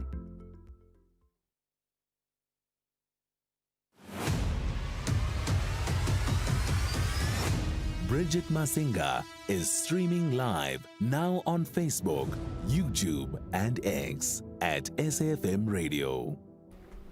All right, we're in conversation with Dr. Kitumetsi Mashego, who's a clinical and sports psychologist, and we're looking at the correlation between finance and psychology, financial stress. How do you mentally and emotionally cope with financial stress? And I think, Doc, before we go further, maybe let's go to WhatsApp. 061-410-4107 is our WhatsApp line. Hi, Bridget. I'm really one of those who really needs financial assistance. My ID has been, I think it's 6 months now, kept by a financial loan. My stress is that I have to feed my kids. I have to go to work. I don't even enjoy work anymore. I really, really need financial assistance. I don't even know where to go. I feel like I'm on alone. How can doctor advise me? Yeah, and I think we played that doc not particularly because you are a financial advisor or you're able to give guidance in as far as how he moves and mitigates the financial situation he's in, but it depicts the tale of many households in South Africa, right? Many households are overly in debt. Many households are in this situation where they've relinquished control of their identity documents to loan sharks and other people out of the desperation of trying to put food on the table and keep a roof over their children's heads. But you can hear the strain in the gentleman's voice. And particularly for me, it segues me into what I was also going to ask you, in terms of the weight that is placed also on male South Africans, males in society who silently commit suicide at staggering numbers. And sometimes I wonder, is it because we've not asked them, how are you coping with the responsibilities that have been laid at your feet of being a provider? Definitely, there's so much pressure on men to provide. And sadly, they are having the human experience as well, meaning whatever as women we're struggling with, they're also struggling with it. The unemployment rate and, all these things. But also there is so much stigma around them having feelings about it or talking about it, that they don't feel safe to come and talk to someone like me, or they will be judged by society or judged by their families for wanting to express how, under pressure they are feeling. But they also can judge themselves or self-stigmatize themselves, for struggling and having these emotions. And what tends to happen is those emotions will come out, the stress will come out differently in a man versus a female because of that. They might come across as more aggressive. They might, be more defensive, avoidant, and develop maybe poor coping strategies whereby they're feeling, the pressure, where there's substance abuse now, and also maybe the decisions that they make are very compulsive, or they get more into debt because of the pressure. And they don't even speak about the pressure they're feeling because of the fear of just not being hurt by their families or by anyone. So to those struggling, the males, they should know that, we exist. We are non-judgmental. Please come and have a conversation with us so that, we can also refer you to the places where you can get the help that you need. It doesn't have to be a loan shark, right? Because that just creates, spirals you deeper into the dark hole. There is a place where, it's safer. Let's refer you, let's assist you so that you can, manage whatever circumstances you are in. Also downgrading is okay, because sometimes we tie our self-worth and want to give kids things that we never had because we're functioning from a place of lack as parents. So that's also something that might need to be addressed, that, it's okay to take your child, for example, to a good public school and remove them from the private school, to let go of that car, to let go of this and that. And of course, that comes with another level of conflict, maybe in the relationship, that we can also help you address so that you are able to stand in spite of what's happening around you. So I think that message is very important to say. Let's not stigmatize those who are struggling. Life happens. And I think, we're always focusing on the successes and we want people to succeed. But loss and struggles are a part of life. And it happens. So the question is, how do you deal with it? And sometimes it shows you who your partner is when you're in that situation. But that's why we also exist. Let's help you process those intense emotions or shock, or maybe you knew, but now it's so evident and you're feeling powerless. But let's, get that help so we can help you navigate this thing and hopefully, survive it and be on the other side of what you're going through. Absolutely. And, I love the emphasis and the encouragement of help is available regardless of gender, because one of the things I like to say on the show all the time is that males deserve softness.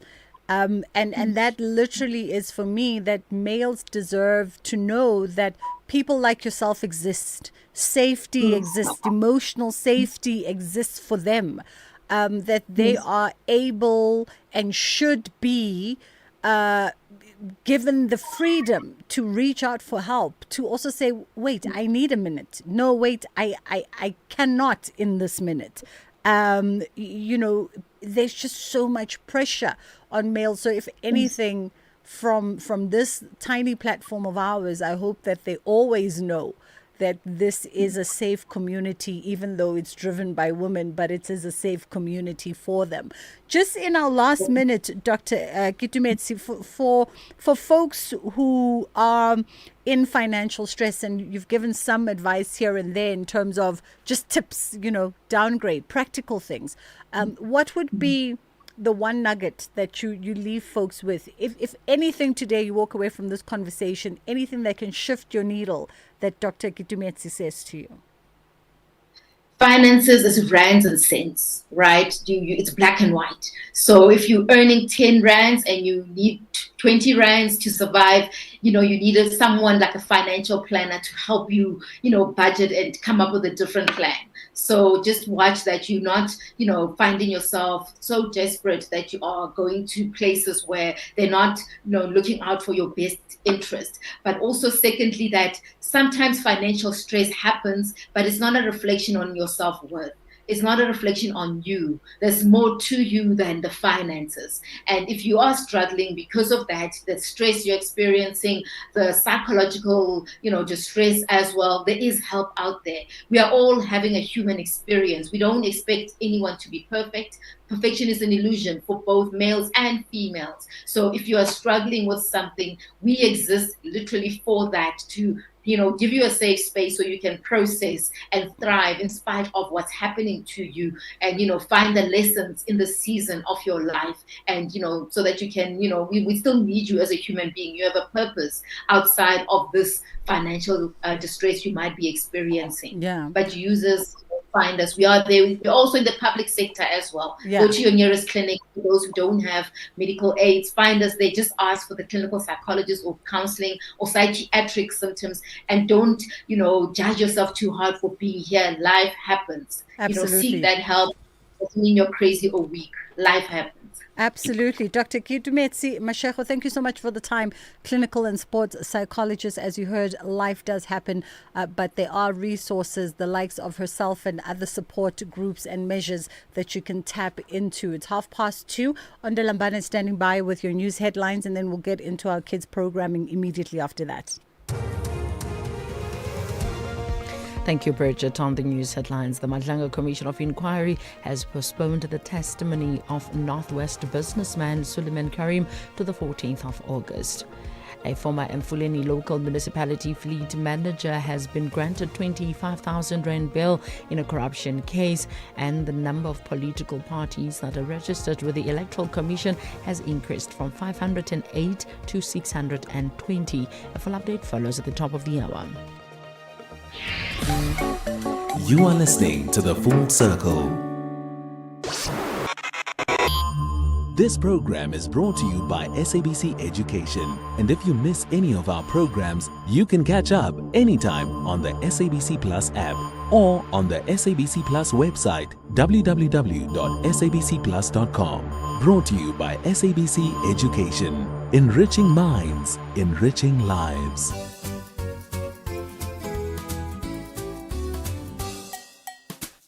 Hello friends and happy Wednesday. Welcome to another exciting episode of Kids Corner on SAFM.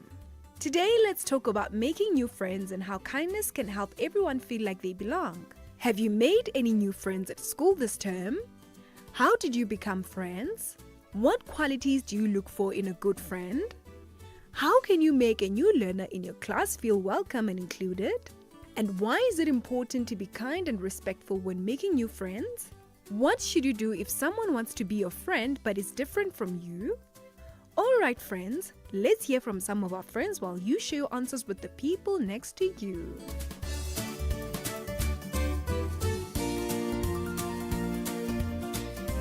Greetings to everyone. My name is Desisa and my name is Pepe. I am in grade 6B. I'm 11 years old and I'm in Brixton Primary School. Yes, I did make new friends this term. It started when I couldn't see clearly on the chalkboard, so I decided to come sit next to her just for a little amount of time. Then, since I was sitting alone in class, she suggested to come sit next to me because the person she was sitting next to was copying her answers. So she came and I agreed, and she came and sat next to me, and then we started playing and enjoying ourselves, eating lunch together during lunch, and then she suggested to become friends, and I agreed, and I think I made the right choice because we got along and we still get along, and I think that's what true and best friends do. I think the kind of qualities that we can look for in a good friend is the way you treat each other and the way you guys get along. I think we can make new friends or a new learner in our class feel welcomed and included by not judging them the way they look, the way they do things, not bullying them, and respecting their qualities, opportunities, and responsibilities. I think it is important to be kind and respectful when we're making new friends because it's the sake of you whether you want to make a good friend or not. If you become a bad friend, people will treat you badly too because you treated them badly too. I think the thing that we can do if someone wants to be our friend but is different from us is finding out how they are, because if I'm respectful and my friend or the person who wants to be my friend is not respectful, we do not get along and we are not meant to be friends because we do not treat each other as friends. Thank you for listening. Hope you enjoy the rest of your day. Good day, everyone. My name is Zalanda Mzobe. I am 12 years old. Today, I'm going to talk about making new friends and how kindness can help everyone feel like they belong. Yes, I've made new friends at school this term. We saw each other, greeted each other, asked each other questions about our holidays, then we became friends and went together during breaks and helped each other with some school activities. What qualities do I look for in a good friend? It's reliability and truthworthiness. How can you make a new learner in your class feel welcome and included? By preparing the class ahead of time, assigning a helpful peer buddy, and checking in privately. Being kind and respectful when making new friends is important because it builds trust, to make people feel safe, and helps create a strong and lasting connection. What should you do if someone wants to be your friend but is different from you?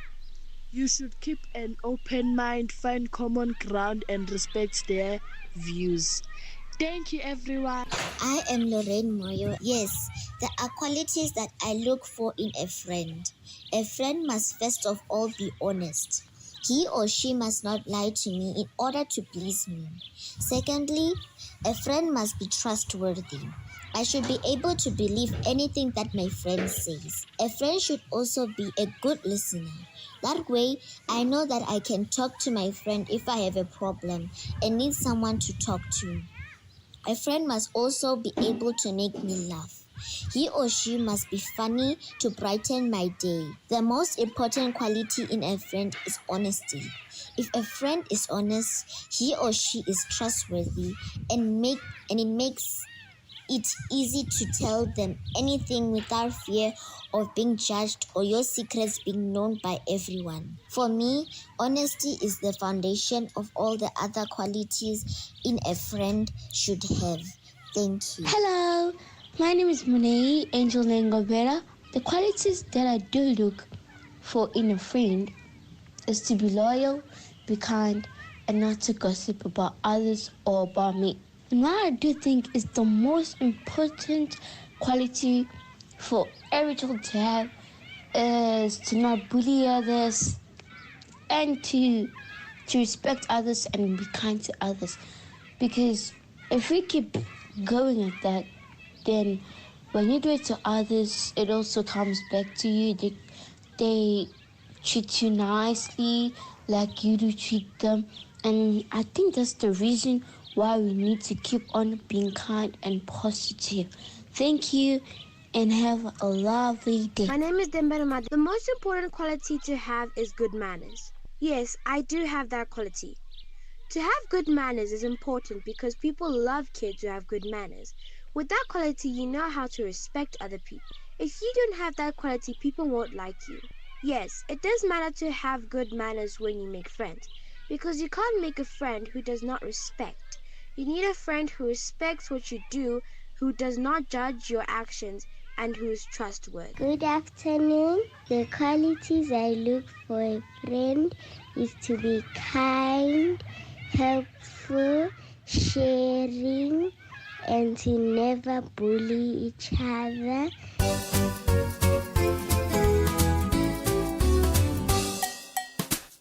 Thank you, friends. It's always great to hear from you.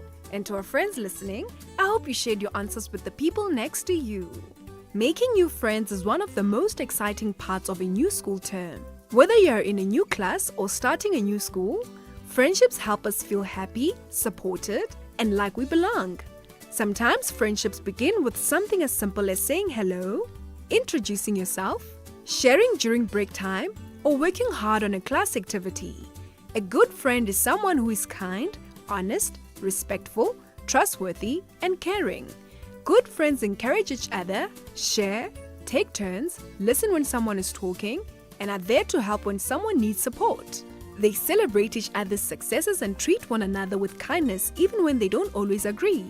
If a new learner joins your class, you can help them feel welcome by introducing yourself, inviting them to play during break, sitting with them at lunch, showing them where things are, or helping them find their classroom.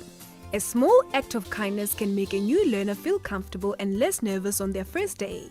When we make new friends, it's important to be kind and respectful. We should use kind words, include others in games and activities, listen to their ideas, and never tease or bully someone because they are different. Everyone deserves to be treated with respect and feel accepted. Sometimes someone that wants to be your friend may look different from you, speak a different language, come from another culture, have a disability, or enjoy different hobbies. That's perfectly okay. Our differences make us unique, and we can learn so much from one another. A true friend doesn't judge someone by how they look or where they come from. They care about the person's heart and how they treat others. Friendships also take effort. We should be honest, keep our promises, apologize when we make mistakes, forgive one another, and solve disagreements peacefully. These are the qualities that can help friendships grow stronger over time. We should remember that a good friend is not someone who's exactly like us, but someone who's kind, respectful, and caring. By welcoming others, including everyone, and treating people the way we would like to be treated, we can build friendships that last a lifetime. Every smile, kind word, and helping hand can make someone feel they truly belong. After all, the best friendships begin with kindness. That's it for today, friends. See you next time.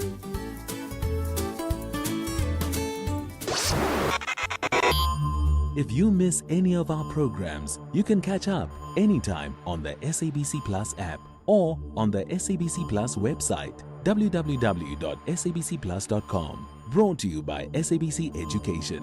Enriching minds, enriching lives. Young people have always had the power to shape society. For my generation, it's not only about remembering the students of 1976, but also about recognizing that young voices matter and can drive change. Angola faced a long civil war that lasted decades. A nation divided, people tested. But today, the story has changed. Peace rebuilt, cities rising, a future reclaimed. This is what we are becoming. SAFM, leading the conversations that move us. In case you missed it, when I was working 1 year post-intense in a hospital called Masar, a gentleman approached me crying, saying, "Doctor, I don't want to lie to you. I want to tell you the truth. I've been irresponsible. I got drunk, very drunk. I couldn't go to work back in Johannesburg, and they now want to expel me. Basically, he was asking me to lie. 2 weeks later, the Benoni Brixton murder and robbery squad arrived in the hospital. That man was involved in armed robbery and murder on those days in which he was claiming to have been drunk. That was the Daily Discourse with Joanne Joseph. Experience the magic of world-class ballet at the International Winter Ballet Gala coming to the AfriForum Theatre this Friday, the 31st of July, featuring international stars from the Bolshoi Ballet, acclaimed Cuban artists and South Africa's finest dancers. This spectacular one-day event has performances at 3 p.m. and 7 p.m. and you can book now at Tixar or AfriForum Theatre. Bridget Masinga is streaming live now on Facebook, YouTube, and X at SAfm Radio. Okay, so today for Made in SA, we're looking at gig ventures, bridging the gap between telecoms and the underserved.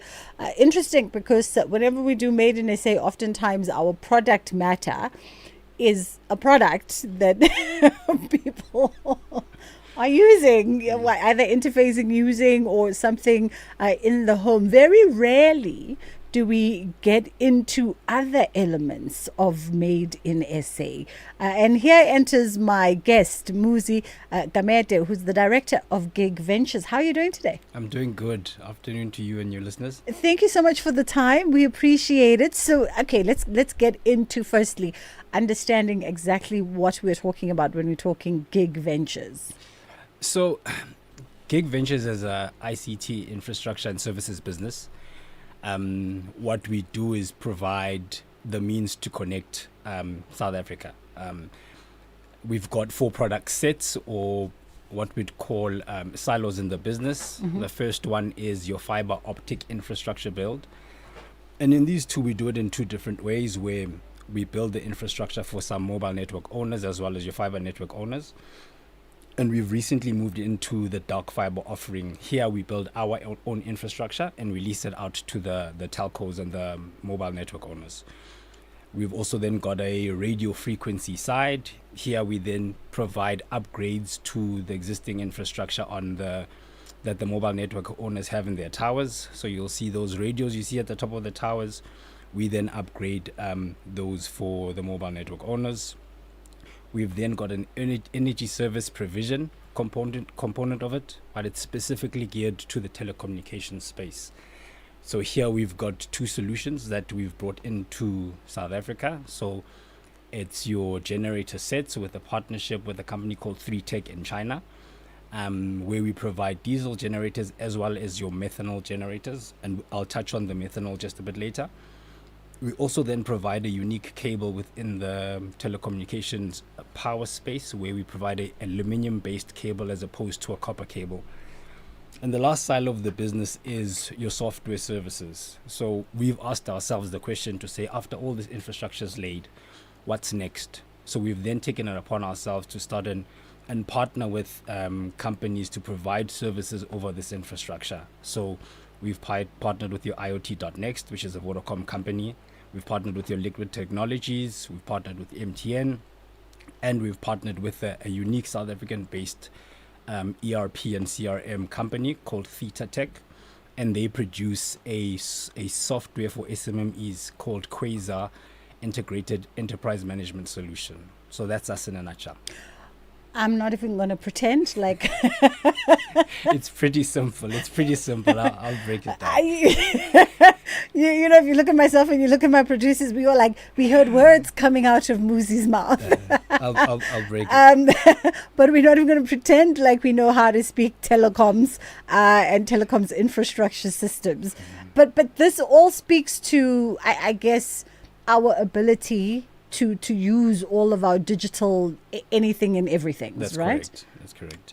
So what we do is we enable the infrastructure that does that. So let me break it down. So in our fiber business, we build the infrastructure that the signal is then transmitted to. So when you Okay. speak of the product is usually a product that you guys use every day. Yeah. It actually is that. Yes, we do the infrastructure, but it ends up being the product on your handset. So that app that you're accessing, that site that you're accessing is driven by the infrastructure that we lay. Now, you also build Gig Ventures, right, as a company that's bridging the gap. So between telecoms and underserviced communities. Let's talk about what exactly that looks like and in which communities, because we always talk about how do we make digital innovation and digital access affordable, particularly for rural and underserviced communities in South Africa. Correct. So this is a problem statement we as a business have held near and dear to our heart. So last year we built a network out in Leboagomo in Limpopo. And what this network does is connect fiber between the cell phone towers. And I'm going to break it down so that it makes sense to everybody listening from a practical perspective. I think all of us have had a situation where we've had a dropped call when we're trying to make that call and or not have signal. A large reason that this is that your legacy technology, like your radio frequency, has got limitations. So it can carry only so many calls on one line. So when you, Bridget, try and call me, the line cuts sometimes. And what we've then done is then built fiber links, which is think of it as a high capacity highway. So we've just opened up the lanes on the highway and we've connected these different points of network distribution and we've unlocked that power, meaning that now you have fewer or less drop calls in areas like Leboagomo, where now businesses in the area can then order your LTE services. So that's your faster internet speeds for their businesses and the business utilization, right? And so that's what it is that's how we are unlocking that digital gap within the market. And this is our dark fiber side of the business. Oh, interesting. Now, when he says dark fiber, I think dark web. But this is why... Let me explain that to you. I'll have you explain it after the break. We're going to take a quick break. We'll come back on the other side with Muzi.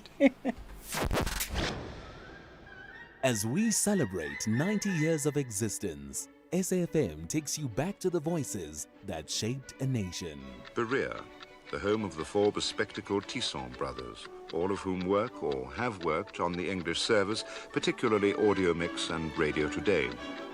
Watch how the night proceeds towards dawn. And I need a lot of consoling when I started the early program. People couldn't believe that John O'Donnell and B. Reid were chosen for the early morning program, because if ever two announcers used to want to swap a morning shift for an afternoon shift, John and I would do it.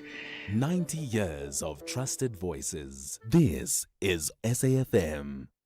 Did you know that you can buy SABC programs to enjoy at home at your own time?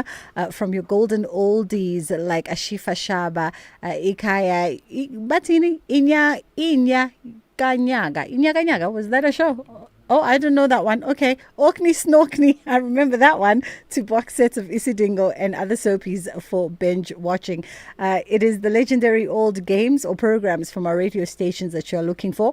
We have you covered. For more information or to place an order, please email us on...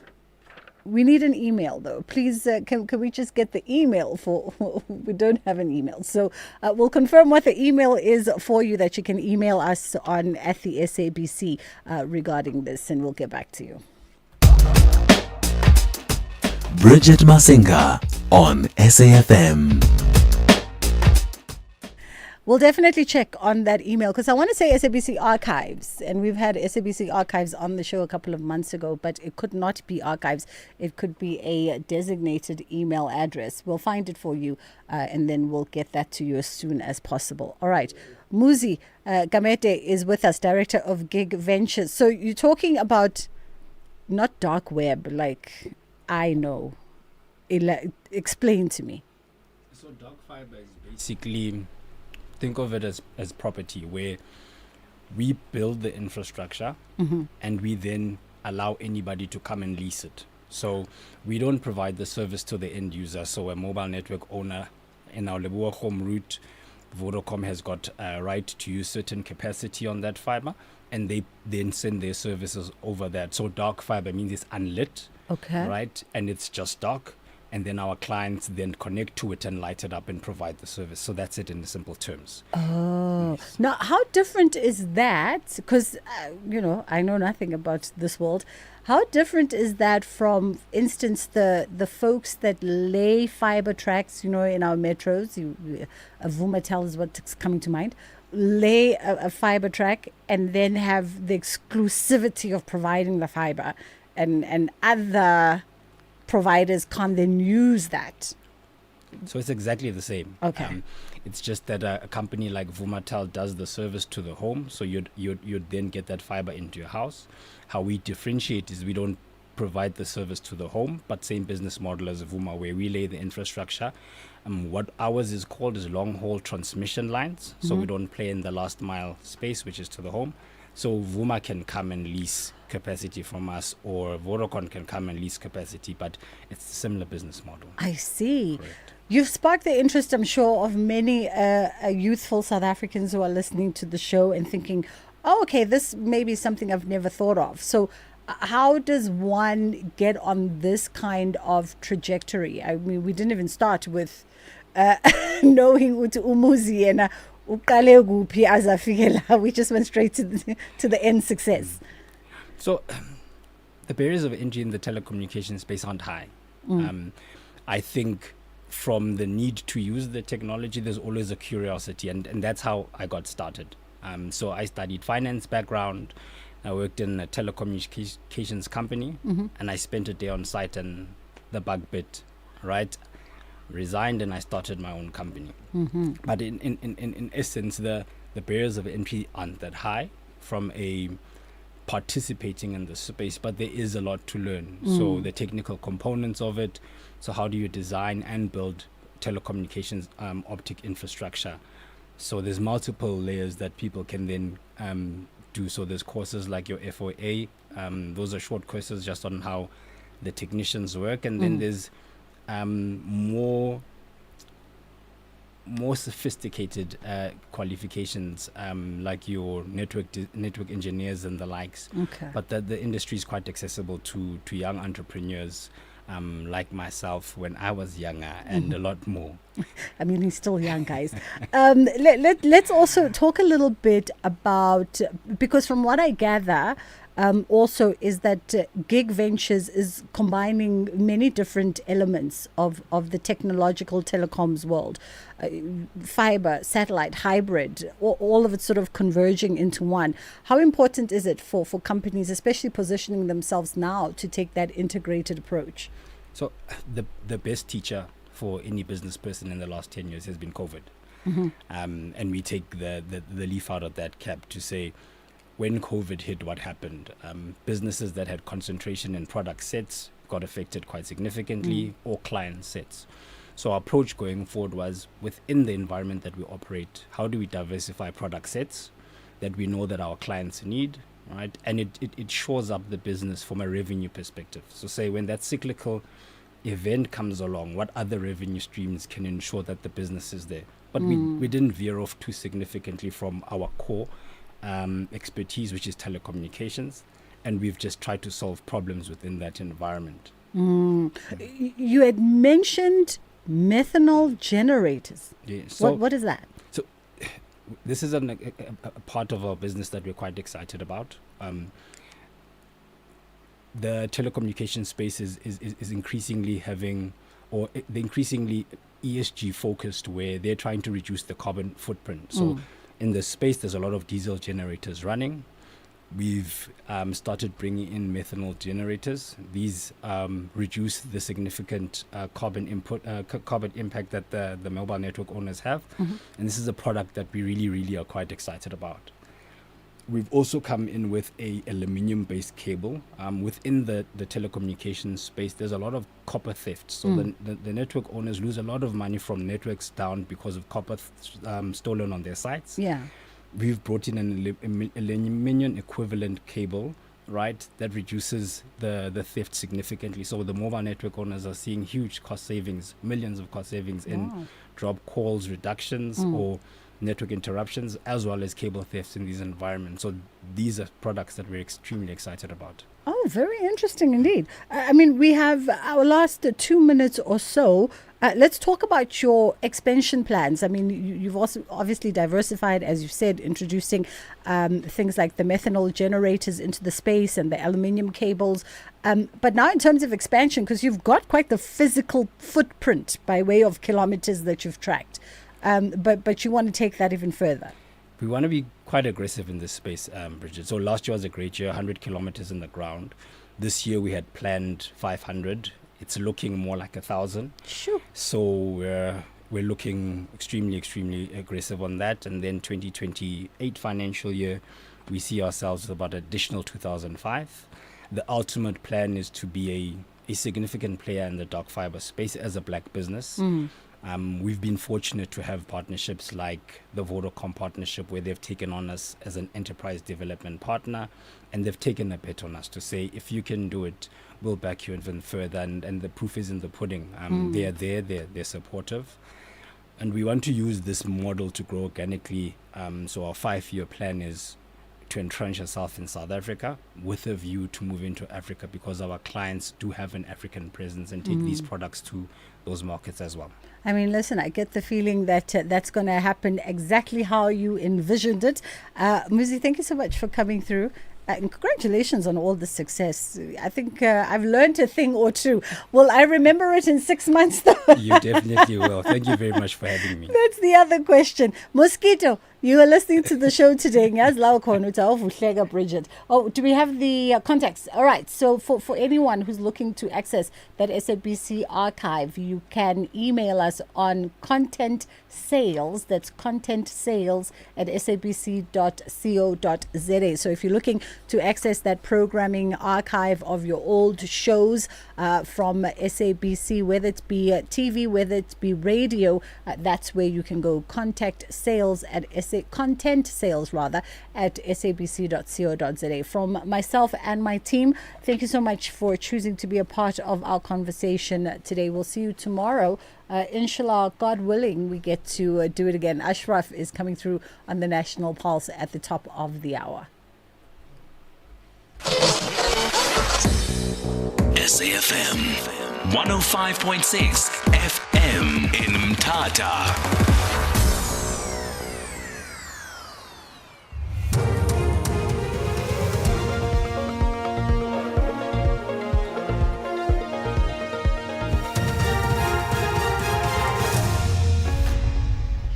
Thank you, Bridget, and the team on the top stories. Suleiman Karim's testimony postponed to August, and BMW to cut several jobs in Germany next year. For SAFM News, I am Ondelambana, and a very good day. Start with news just in. Parliament's impeachment committee has concluded that it will appeal last week's judgment by the Western Cape High Court that granted President Cyril Ramaphosa's bid to halt the committee's work. We'll have details in our next bulletin. The Madlanga Commission has postponed the testimony of Northwest businessman Suleiman Karim to August 14. Commission Chairperson Justice Mbuyiseli Madlanga ruled that Karim will only be excused from appearing on that date if he undergoes an independent medical assessment arranged by the Commission, and the assessment confirms that he is medically unfit to testify. Karim, who has been implicated in the SAPS's Medicare 24 contract, has been unable to appear before the Commission, citing ill health. Justice Madlanga says Karim must cooperate with an independent medical evaluation before any further postponement will be considered. Such independent medical professional has provided a medical report to the Commission by no later than 12 August 2026, confirming Mr. Karim's inability to testify on 14 August 2026. 3. Failing the agreement envisaged in 2.1, the independent evaluation and report envisaged in paragraph 2.2 shall be performed by an independent medical professional nominated by the chairperson of the Association of Medical Professionals. A former Mfuleni local municipality fleet manager has been granted 25,000 rand bail in a corruption case. Ratompolo appeared before the Vanderbilt Park Magistrates Court in the Vaal today for judgment on his formal bail application. The 42-year-old faces charges of fraud, corruption and theft linked to an alleged 616 million ghost fleet tender. He is accused of overseeing the irregular procurement of 18 municipal vehicles, including trucks and bakkies. The matter has been postponed to 29 September for further investigations. Magistrate Ifi Mamburu made the ruling. Therefore, it will be in the interest of justice, based on the information before me, to grant the applicant release on bail. The main matter is postponed to 29 September 2026. You are in custody. Bail is fixed at an amount of 25,000 rand on condition that you surrender your passport today to the investigating officer. The number of political parties that are registered with the Electoral Commission has increased from 508 to 620. This has been revealed by the IEC's Chief Electoral Officer, Simon Mabulu, at a media briefing in Pretoria on preparations ahead of the last and final voter registration weekend on the 1st and 2nd of August. Close to 24,000 voting stations across the country will operate from 8 a.m. to 5 p.m. this Saturday and Sunday. Over 28 million people are registered on the voters' roll. Mamabulu elaborates. The register of political parties currently comprises 620 registered political parties. So there's been a hive of activity relating to the registration of new political parties. Hence, that grows to 620 parties on the register. Snowfall has resulted in the closure of the R58 between Barkly East and Lady Grey in the Eastern Cape. The Provincial Transport Department has warned motorists to be alert and postpone non-essential travel where conditions deteriorate. Active snowfall has also been reported on the R56 between Matatiele and Mount Fletcher, while wet and slippery road conditions are being reported between Yugi and Elliot as a result of rain. The department spokesperson, Unati Bengose. Yes, we can confirm that the R58 road between Lady Grey and Barkly East has been closed to traffic due to thick and very heavy snow. 7 vehicles were initially trapped in that snow, but we are thankful to the local farmer who was able to use his tractor to pull them out of harm's way into safety. Among those was one of our traffic vehicles. We urge motorists to please respect the instructions that are coming from our officers on the ground. We will be redirecting them to alternative routes.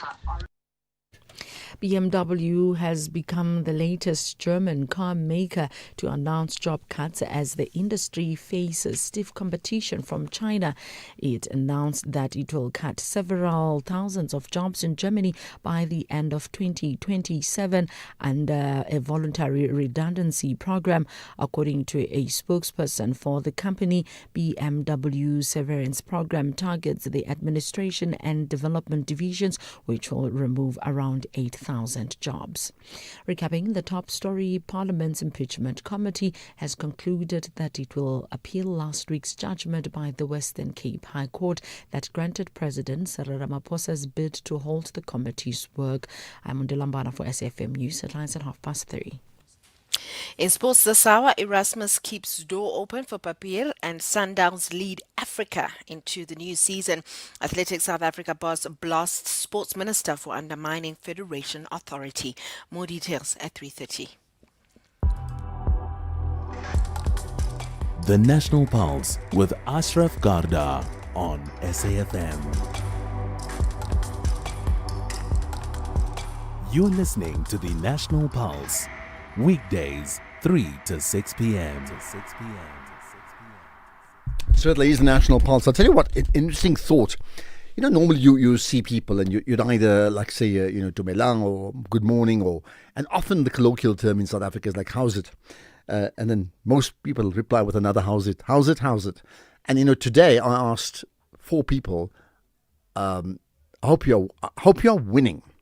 And in just saying, I hope you are winning, the responses you get are just so more profound than, how's it, how's it? So, to you, I hope you are winning, actually.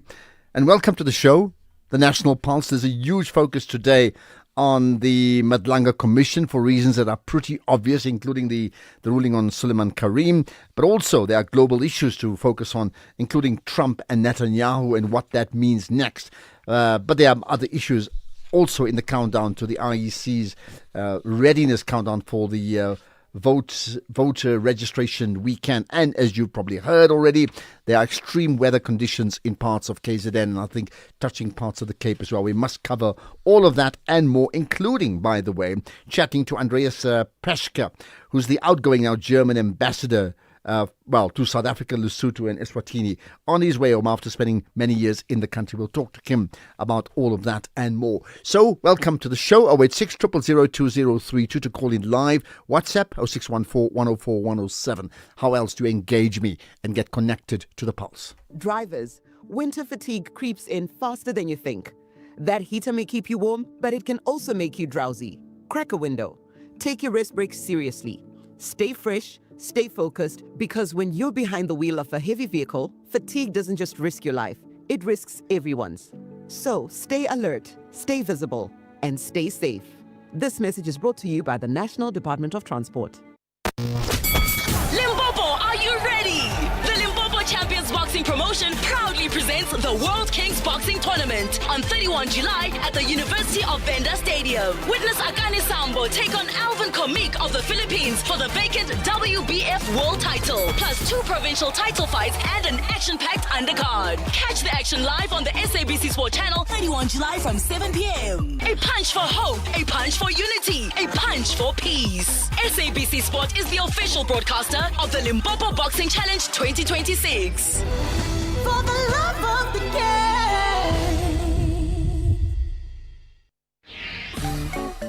You are listening.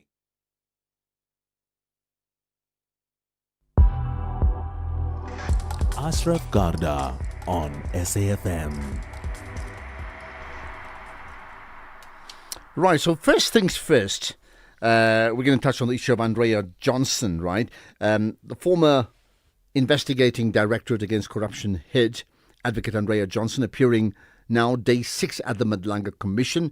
And as you know, Commission has been probing key decisions, demanding clearer answers on IDEC's handling or maybe mishandling, as some may think about, on several issues. So here's the first, a key issue. The Commissioner Madlanga then asked why General Fani Masemola was lumped with people charged with corruption, with fraud and corruption. In fact, here's her response. Ought not to have been lumped together. Then I'm making another point, although related, which is that he will definitely be prejudiced in a trial that lumps him together with these other accused who are charged with fraud and corruption, both of which he is not charged with. Do you accept that? I accept that. Now, a question that goes to what I've always emphasized, I think I did so even on the first day, which is that we are not trying to suggest that General Masemola has committed no offenses, no. But, and this is something that Commissioner Baloyi's question touched on, we want to know why this was done. Why was this done? You've agreed very easily. You know these principles. You apply these sections all the time. Why was this done? Why was Commissioner Masemola lumped with these people, charged with fraud and corruption when he is not? When he is charged with the statutory offenses provided for in the PFMA, why was he lumped with these people? At face value, it seems to me that this must have been done to embarrass him, to taint him, and to make the public, or to cause the public to see him as also being complicit in fraud and corruption. People are not going to, ordinary members of the public are not going to analyze this. He stands there with people charged with corruption, fraud. He stands there with them. And most of the noise when the case is talked about is going to be about the fraud and corruption. People are not going to delineate and say, but not Masemola. Do you see what I mean? So this was done, I suggest to you, to embarrass him, to taint him, and to make him look as if he too has committed fraud and corruption. That was calculated, I suggest to you. What do you say? Chair, I understand. I gave the contention that I did, that the prosecutors put him in one matter because there's the serious complex fraud corruption, and it would be one matter when they lead the evidence with the PFMA. I'm giving you the explanation that I have for the prosecution. I accept that this matter, he should be separated, but at no stage, Chair, was there an intention to embarrass. I can understand the optics thereof, but at no stage in the charging of Commissioner Masemola was there an intention that he be embarrassed. Were you involved with the decision to join him as a co-accused in this, with the other accused? Were you involved with that decision? Yes, the prosecutors take the decision. When we were briefed, we agreed that he's charged only for the PFMA.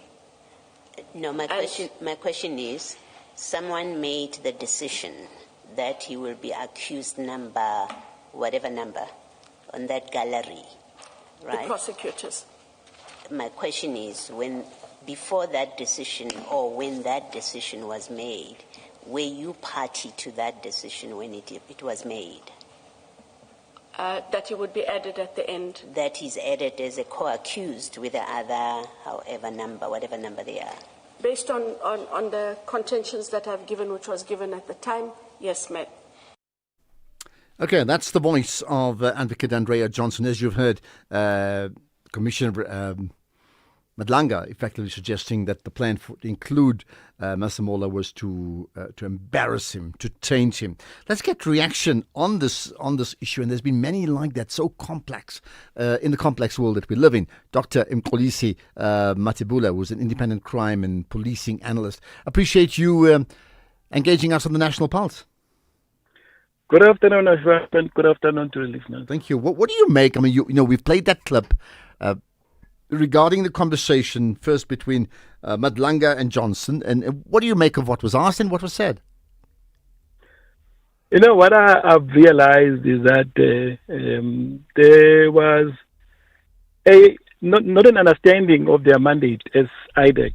And what is so sad is that even the head of IDEC seems not to understand their own mandate.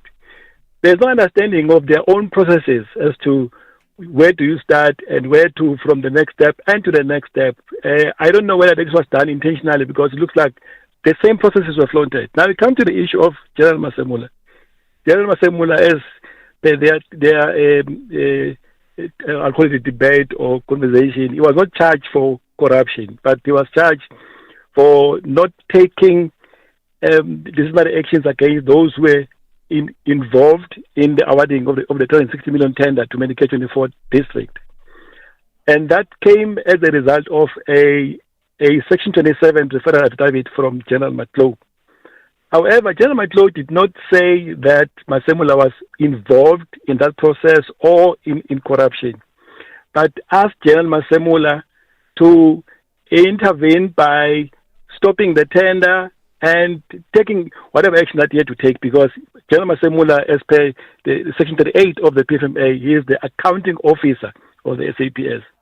However, what the IDEC argued is that General Masemola did not take actions as promptly as he was supposed to, and as a result, the SAPS lost 50 million, which was paid to Medicare 24 28 district. But the question is, was there a time frame as they look at the affidavit submitted? Was there a time frame that Masemola was supposed to act from this day to this day? There was no time frame.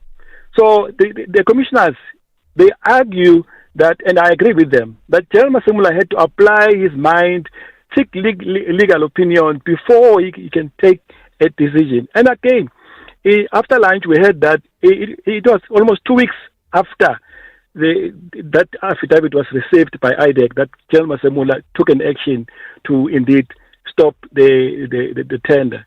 So for him to be charged for contravention of Section 38, which according to the commissioner is a statutory offence, and be put in the same basket with the ones who are charged with fraud and corruption, I don't know the comprehension of the law by IDEC and the application of the law also is questionable. But look, I mean, bottom line to this, if the conversation reflects, I mean, it does reflect poorly once again on Andrea Johnson, right? And again, we're talking about a person in the absolute leadership of IDEC, isn't it? Whatever happens in IDEC, she is the head of IDEC. She must take accountability. She must take responsibility for each and every action that happens within IDEC.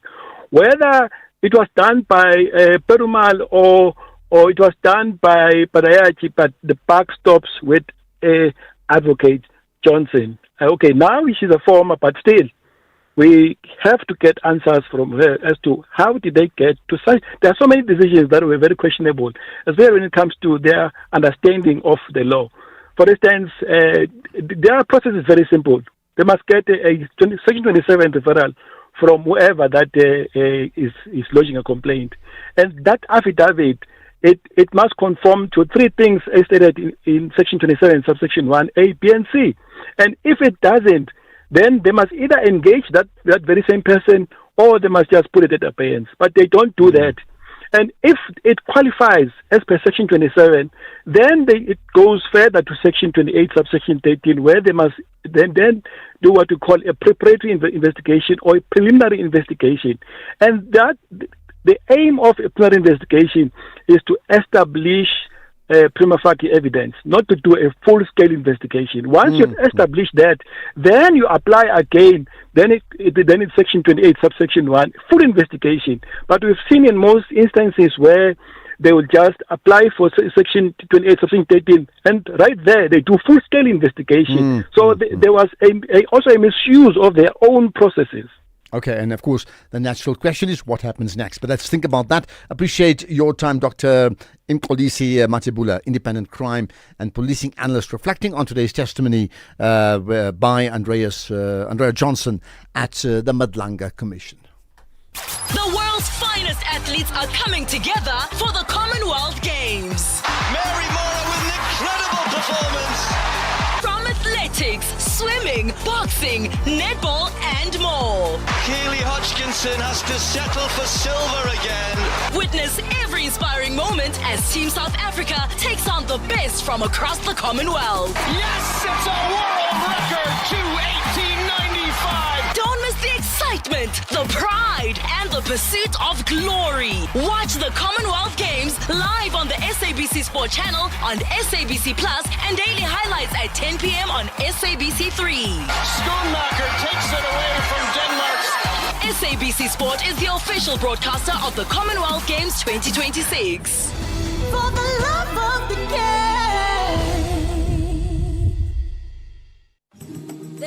Some voices fill a room, others echo across generations. We as South Africans, we need to thank God for Madiba's life, for his love, for his compassion, and for teaching us to work and live together. This Mandela Month, SAFM honors the life, the leadership, and the enduring legacy of Nelson Mandela.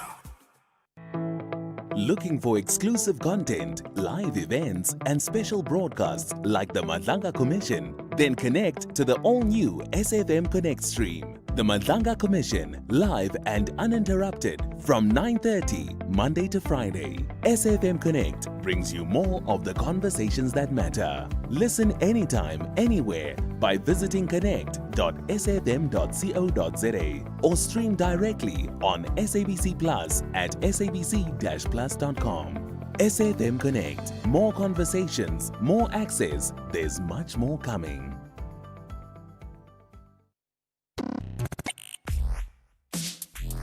Let's have the conversation.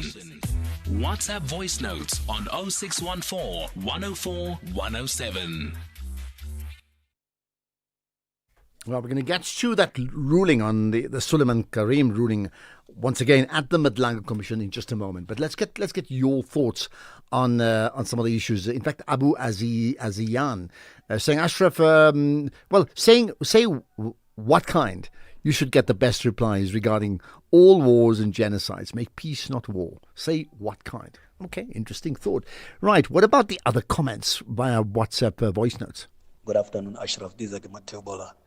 Yeah, listening to Madlanga Commission talking about the General Massimo. It is so painful. His name has been tarnished as a corrupt cop because of the infiltration of some big people in IDEC and the subs.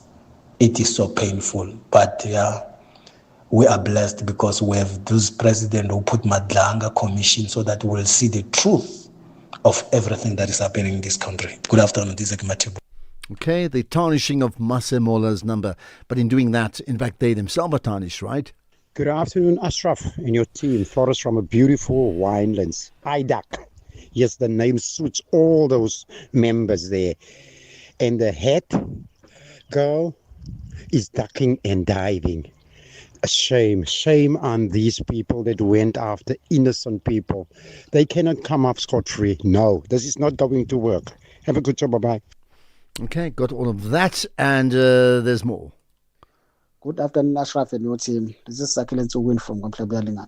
You know, Ashraf, I wish the people affected could sue IDEC for defamation of character because what it has done to them is uncalled for. Thank you.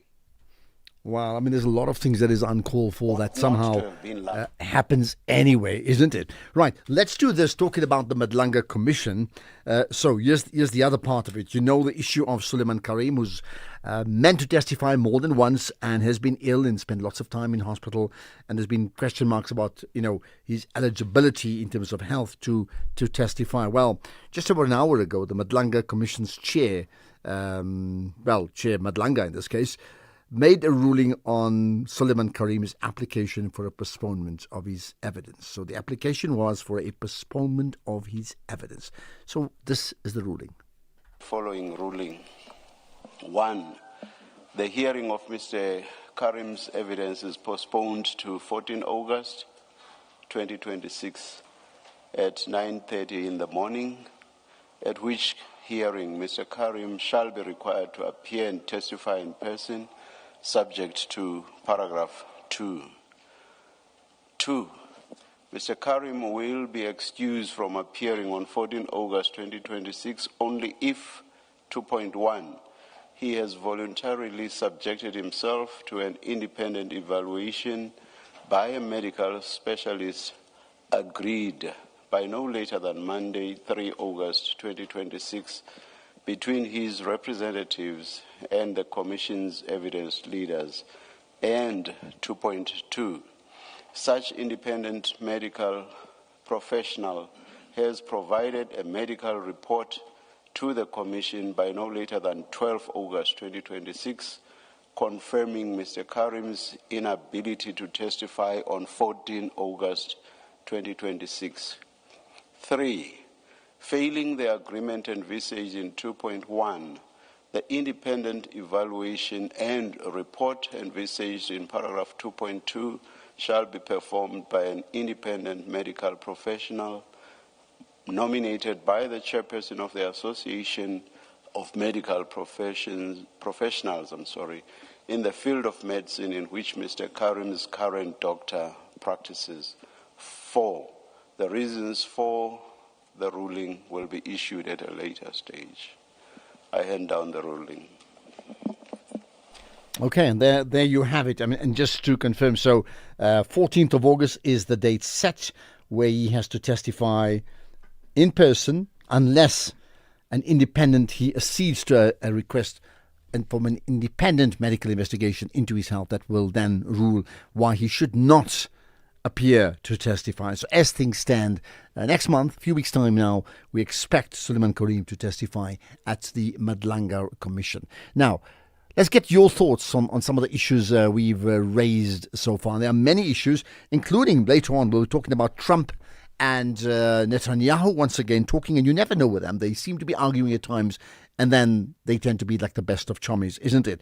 So we'll talk about that with Tembisa Fakode just now. There's also development regarding Gauteng with regard to their transport programs in general, but specifically around smart driver's licenses, and a link to the Gautrain itself to make it much easier at their Gautrain centre. So we'll talk about that as well coming up soon. You may be from those areas already affected by bad, snowy, if you can call snowy weather bad, I think it is, right? Bad weather in the Drakensberg. So you could be one of those people, or you know someone. If so, well, be the citizen reporter. Tell us exactly what is it you're experiencing, and maybe the nice side of that is the glorious scenery when you take some pictures. So if that's the case, we'd like to hear from you as well. Just send us those pictures. You can tweet it out. You can certainly send it via WhatsApp as well. Here's further comments from related to the Madlanga Commission. Good afternoon, Mr. Ashraf and the listeners. Mr. Ashraf, Mrs. Johnson really here is working for Mr. Matala and Mr. Molefe. Everything he's speaking, he's talking about, you will hear that it's on the payroll of those criminals. Thank you. On the payroll is what you say. Let's see. I think I can understand if people are listening and they're just very, very confused in terms of who's on the payroll of who, isn't it? Good afternoon, Ashraf and SAFM listeners. You know, I'm so happy, man. I'm over the moon. It seems like General Masemola, ultimately, he will be cleared from all these wrong things accused, thinking he has done. He will be free at the end of the day. I'm so happy. With some corners, his testimony, I could tell the man was not wrong at all. Now it's coming out. Thanks God. Good afternoon, man. Okay, now it's coming out. And interesting, I mean, many people are very clear in terms of hearing that, you know, effectively Masemola may well have been set up. There's a sense of like, okay, that's good to know because we rated him and we were very disappointed when he appeared to be implicated. Are there any other issues that you may want to just pick up on as well? Just talking about that, I mean, the other news is the Joburg High Court's bail appeal of alleged political fixer Brown Mokgotsi has been denied. I mean, that's one of the other big news stories that's just come through, and certainly will reflect that certainly on the news and beyond that in further analysis too, right? But here's a thought. I was thinking about it just as I got here today, and that is, you know, when you get home after this long day at work or where you're studying, whatever, and you listen to a show like this, how much of the conversations around the politics of South Africa do you put on the supper table? That means, how much do you and your family actually talk about around the politics of our country? And if so, what sort of conversations do you have? And in fact, what don't you have? What do you just switch off on to say, that's a no-go area? Share with me. I'd love to know. Now, there's also further comment regarding the Suleiman Karim, some may say, saga. Good afternoon, Ashraf and your team. I hope you guys well. I have a question here about Suleiman Karim issue. What will happen if the private medical assess him and then he's fit to go to Madlanga Commission? As the commissioner said, they must give him the report not later than the 12th. Let's say on the 14th in the morning, and then he gets sick again. What will happen? Thank you. Well, I mean, that's the point. That is said an independent, it's not private, independent, in this case, medical inquiry. So they would have to take the word of a credible independent medical assessment of him. Now, if you get sick on the day, in the moment, I would think it will be the same thing, isn't it? But I maybe get where you're going to, and I'll leave it open to the public opinion, the court of public opinion, to comment on that. Just go on 3:30. Here's the news headlines with Angela. Thank you, Ashraf. On the news headlines, Parliament's Impeachment Committee says it will appeal last week's judgment by the Western Cape High Court that granted President Cyril Ramaphosa's bid to halt the committee's work. Cold weather is expected to grip KwaZulu-Natal for the rest of the week, although the province has escaped the worst of the heavy rain forecast overnight. And Ukrainian forces have hit two of Russia's biggest oil refineries in its latest long-range strikes. A full update follows at the top of the hour. This is SAfm Sports with Doming Khapele. Right, Timmy, you want to start talking rugby, right? Absolutely. A very good afternoon to you, Ashraf, and our listeners. Well, Springbok coach Rassie Erasmus says that scrum half Ambrose Papier is still in the running for the upcoming rugby's greatest rivalry series against the All Blacks, even though he was not included in the 44-man squad for the test against Argentina or New Zealand series preparations. Erasmus says that the decision was made to manage the squad and give other players game time. Monet van der Berg and Kobus Reinach are expected to play against Argentina, while Herschel Jantjies has been called up because he is not tied up with club duties. In terms of Papier, he will instead play for the Bulls against the All Blacks in Pretoria, a match that Erasmus believes is an important chance for him to prove himself. In football, with the 2026-27 season about to kick off, Mamelodi Sundowns head into the campaign as Africa's number one club in CAF's 5-year ranking, overtaking Egyptian giants Al Ahly. Now, Sundowns' consistency, winning the 2025-26 CAF Champions League, reaching the final the year before, and also making the semi-finals in each of the last 4 editions, has propelled them to the top.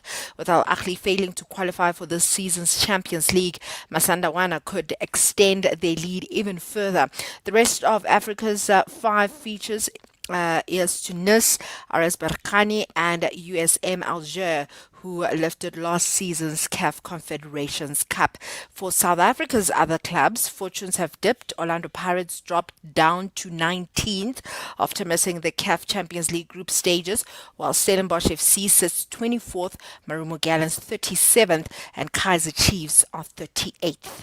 Elsewhere, UEFA's 55 member associations will hold an emergency online meeting this week to discuss FIFA's plan to want outside investors to buy minority stakes in a new commercial company that would run the biggest tournaments, including the men's and the women's World Cups and the Club World Cup. According to FIFA, they say that the plan would raise billions and give each of its 211 members up to $20 million, over 335 million rand in once-off funding. But UEFA says that FIFA has crossed the line with concerns that the private sector could gain too much influence over the World Cup and other major competitions. UEFA President Alexandra Seferin has already protested by missing the recent World Cup final, and a possible boycott of future FIFA events could be discussed at the meeting.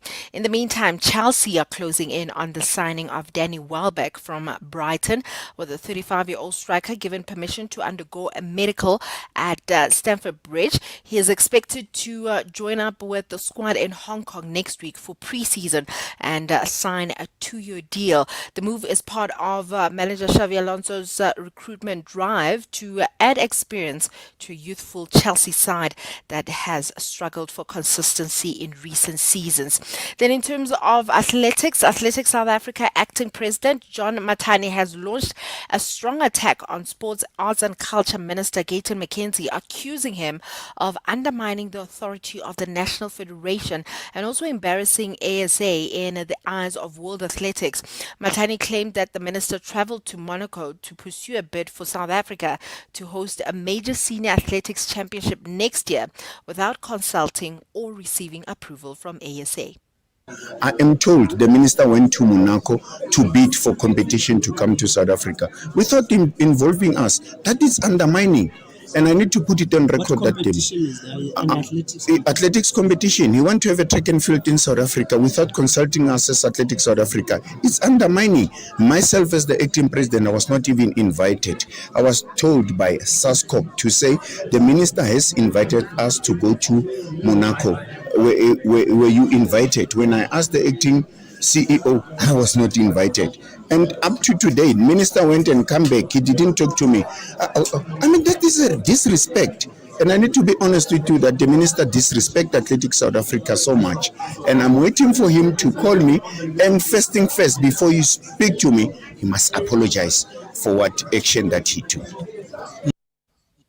Well, that's it from my side for now. Ashraf, I don't know what your thoughts are with regards to FIFA selling some stake to some minority investors, but I think, when it comes to football, it should be run in the best interest of sports and its players. And from my opinion, if private investors are given too much influence, there's a risk that financial goals could take priority over the game itself. And from my understanding, the bank JP Morgan is involved, and also leading the investment is Josh Kushner, who's the brother of Jared Kushner, Donald Trump's son-in-law. So there's another link between Gianni Infantino and Donald Trump. So what do you think about it? Exactly that. I just feel like, obviously, with these investors coming on board, they're going to somehow want more games. Then it's going to be tiring for the players. Is it best interest for the welfare of the players? I'm not sure about that. Well, look, I mean, of all the things, the games can be separate. The biggest issue is the privatization of a global non-profit football organization. And I mean, really, one could smell a rat for that one there. Thank you. This week on Expresso, Mandela Day may be over, but the spirit of giving lives on. We reflect on the impact of this year's initiatives and discover how organizations like the Homestead are inspiring South Africans to keep making a difference in their communities all year round. We also get moving with Claudia as she shares simple anti-inflammatory workouts to boost circulation, support your lymphatic system, and keep you active through winter. And we swing into action with Spider-Man, brand new day. Join us on Expresso weekdays from 6 to 9 on S3.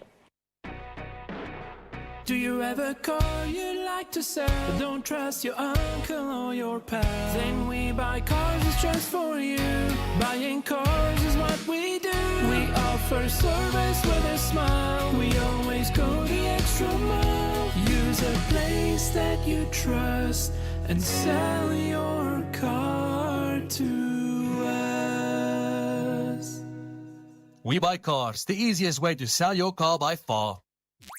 One generation watched him walk to freedom.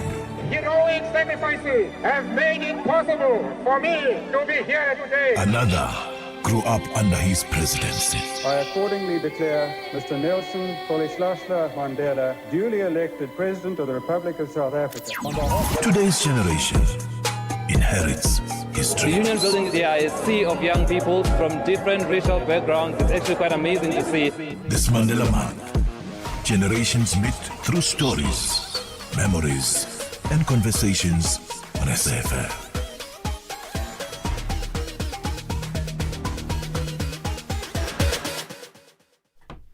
Right, make a note of this, okay, because it's a big day on Friday, and I mean that.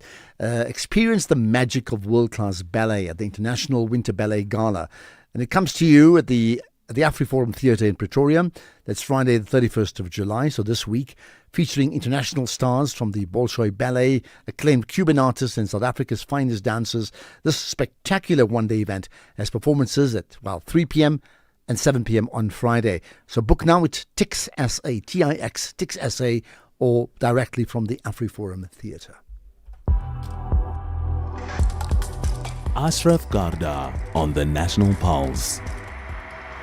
I tell you what, when people ask me, do you have like a boring news day when you're hosting the National Pulse? You've got to be joking. It's one story overlapping the other, and we can't cope at times. I don't know how you do it. And I say that because as we talk about the Madlanga Commission, how's this one? The chairperson of Parliament's Impeachment Committee, Makashule Ghana, has now reflected on the meeting that his committee had this morning, as well as what they've decided regarding the Western Cape High Court ruling. Remember, around the whole issue of impeachment. Just listen to this.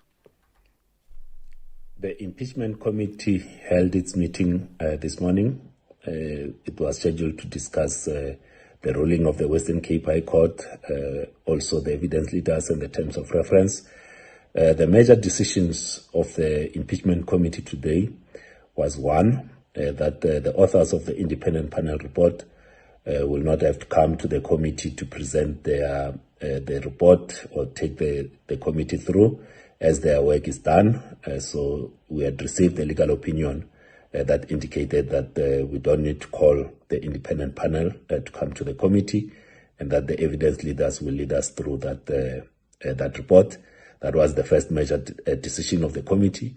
The second decision was that the committee needs to appeal the decision of the Western Cape High Court that was issued last week that indicated that the public hearings of the impeachment committee are interdicted until such time that the Western Cape High Court has delivered a judgment on the review application by President Ramaphosa.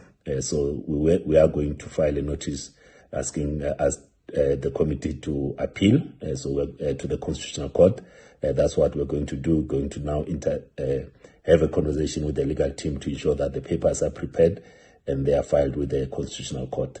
So the meeting could not conclude its business today owing to the time allocated, but we have resolved that next week we are going to have meetings over 2 days, on Wednesday and also on Friday, so that we move as close as possible to finalizing the preparatory work of the impeachment committee. Thank you very much, Kansas Man. Okay, the voice of Makashulegana. What about the voice of Tembisa Fakode, referring to the voices of Donald Trump and Benjamin Netanyahu? Next. This is Global Watch on the National Pulse. Well, you certainly can't keep both of them out of the news, can you? And I mean Donald Trump and Benjamin Netanyahu. So the two of them, well, in this case here, the American president appeared to express frustration with Netanyahu. That's shortly before their meeting at the White House. Trump made various comments to Fox News just hours before he and the Israeli Prime Minister met at the Oval Office, which is their first meeting since the launch that they jointly launched that war with Iran on February the 28th. So let's try and understand what happened, and maybe are there currents behind the scenes that we need to know about. Tembisa Fakode is a senior research fellow at AfriSID. Tembisa, as always, appreciate you engaging us on the National Pulse. Thanks for having me. Thank you. Right. Something to consider here? What should we be digging into regarding Trump and Netanyahu? Well, we're not given, at least the journalists, we're not given any details of the meeting that took place between Benjamin Netanyahu and Donald Trump. But many people believe that he had to come because of Lindsey Graham's funeral, and he had to attend that. And he came on that bandwagon. But there was not a meeting necessarily requested by the Americans, because Netanyahu's favorability in the United States is almost gone. So he was attending, like everybody else, the funeral. And whilst in the United States, he decided, of course, to meet with Donald Trump. Well, I mean, meeting Donald Trump would be the most obvious thing he has to do. But your point about, credibility is almost gone. I mean, that's a hard statement to make. Really? Well, according to Ram Emanuel, who is touted to be the next presidential candidate for the United States, and many other people, including people such as Tucker Carlson, and the polls that have been conducted in the United States, Benjamin Netanyahu's favorability in the United States has gone, is less than 50% at the moment. And many people will like to see a relationship between Netanyahu and the United States gone. So it's based on that I say that his favorability is at the lowest in the United States at the moment. But I mean, I hear what you're saying, and it's an interesting thought what you're saying. But the question is, I think of a poll, like a Twitter poll, does it reflect in an election? In the same way here, Trump and him, who may be irritated with each other, does that ever really translate into meaningful distance between the two? Is it always just, a temporary spat just for the day, because there are bigger stakes and bigger wars to win? Well, at the moment, if you want to be re-elected in the United States, you'll have to find a way of staying away from Benjamin Netanyahu. The Europeans have deserted him. The Americans are deserted him. The young voters in the United States have deserted him. So he has become a liability, and nobody wants to be associated with Benjamin Netanyahu anymore because of the genocide that continues in Gaza and in the West Bank. So his favorability and support from the United States henceforth is certainly not going to be the same as it was before October the 7th, 24. But I suppose a bigger question for Americans, and we're talking interchangeably about American domestic politics and then global politics, right? Is that are we saying that Benjamin Netanyahu, right, and how the Americans see him would effectively become central to the election of the next American president? That means it's almost support him or not is a referendum in terms of who you choose next for the country. Well, you saw what J.D. Vance has said about Israel. We continue to see what influencers such as Tucker Carlson are saying about Israel, and Donald Trump himself, what he's saying about Israel. So it's no longer dependent on the support of Israel, the elections in the United States. They are now entering a new realm of realpolitik. If you're going to have a country and its leader who are unpopular within the country, are you going to insist on maintaining relations, or are you going to read the signs and read the room and begin to deal with Israel in this case in a different way? And I will argue that this is what the Americans are currently seeing. All signs show a Benjamin Netanyahu that is likely to face music when the dust settles, particularly either at ICC or inside Israel. So it's no longer a person that you can really rely on for electability. But here's an interesting thought. I mean, if Benjamin Netanyahu is unpopular by within the USA, remember the majority of people in the USA actually voted for Donald Trump as their president. That's why he's the president, and he still remains an ally and a firm ally of Netanyahu and Israel. So why? So the question then is, if he's unpopular, why is he unpopular? He's unpopular because of what happened in Gaza. He's unpopular because Americans are waking up to the reality that genocide is committed in their name, that they continue supporting this genocidal regime led by Benjamin Netanyahu. And it is Americans who are also being implicated in this situation.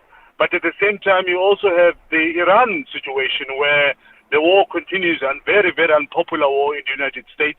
And many Americans are now feeling the economic impact of this war. And many of them are saying, and we are told, of course, that it was Benjamin Netanyahu who led Donald Trump to this unwinnable and unpopular war.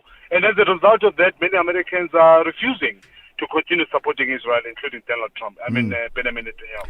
What then are your thoughts around the mayor of New York, Mamdani, regarding Netanyahu, who made the point that he may not have the power to arrest him, but he certainly was very clear in which corner in that boxing ring he sits? Well, he was very brave. He said something very brave. But again, he's also a politician. He read the room. He understands at the moment that it's easier than it was before to criticize Israel, including Benjamin Netanyahu, because everybody else is doing it. And it was easy for him to do so. But again, he's taking a very strong stand. He had initially said that Benjamin Netanyahu was not allowed in New York, but after having considered the legalities of implementing that, he realized that as a city they can't do much. But he still insisted that Benjamin Netanyahu is a war criminal, is a genocider. And I think that position is a very brave position from the leader of, or any leader for that matter, in the United States. Now, if you're saying read the room, I mean, nobody probably reads, well, not forget probably, nobody reads the room generally better than Donald Trump over a period of time. He's been very expedient about many issues.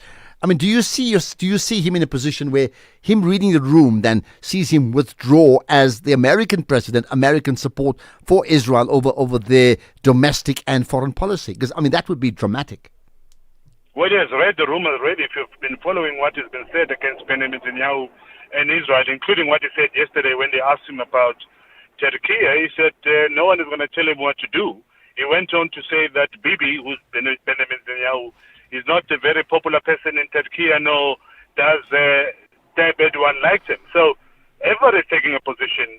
It's very clear at the moment, including inside Israel, that the days of Benjamin Netanyahu are over, and everybody else is trying to distance themselves from Benjamin Netanyahu because of these crimes that he committed of killing people, thousands at the moment in Gaza and in the West Bank, and continue to bombard Gaza and Lebanon.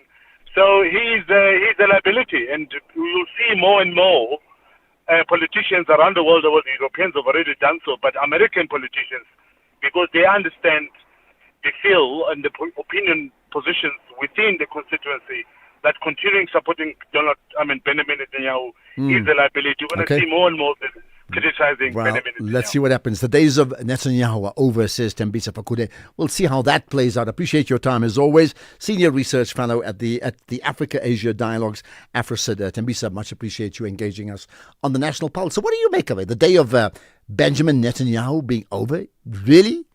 You think that's going to genuinely happen?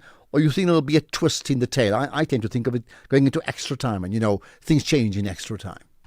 With the ever-changing financial landscape, it can be difficult to make sense of all the moves at times. Join me, Jimmy Moyaha, on the SAfm Market Update with MoneyWeb, Mondays to Thursdays, 6 to 7 p.m, as we break down the key market trends, top financial stories, and smart investment insights, all in one place. It's everything you need to stay financially informed and ahead of the curve. SAfm. You all know that image, Hector Peterson being carried in, that other man's arms. And I'd like to say that I'm personally very grateful, to see such bravery, such courage in the face of danger. From Algiers to the desert sands, culture lives. Rai music, Amazigh heritage, tradition and identity, standing tall. Algeria does not bend, it stands. In every grain of sand, in every voice, there is resilience. Algeria, the giant of the Sahara. This is what we are becoming. SAfm, leading the conversations that move us.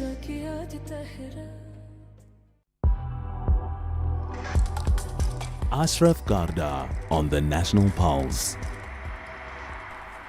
Right, let's get on to another significant issue, certainly when it comes to domestic issues around, driver's licenses and things like that. There's the launch now of the Smart Drivers Licensing Centre in Sandton. Let's find out more about it and where.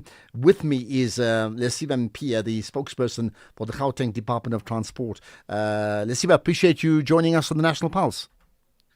No, great one, Ashraf. Good afternoon to you and to the listeners of SAfm. Thank you so much. Right, so let's talk about this launch of this new license, Smart Drivers License Centre. Where is it? So it's situated in the Gautrain station, in the vicinity or in the precinct of the Gautrain station in Sandton, and particularly the purpose was obviously to make the center as efficient as the Gautrain is.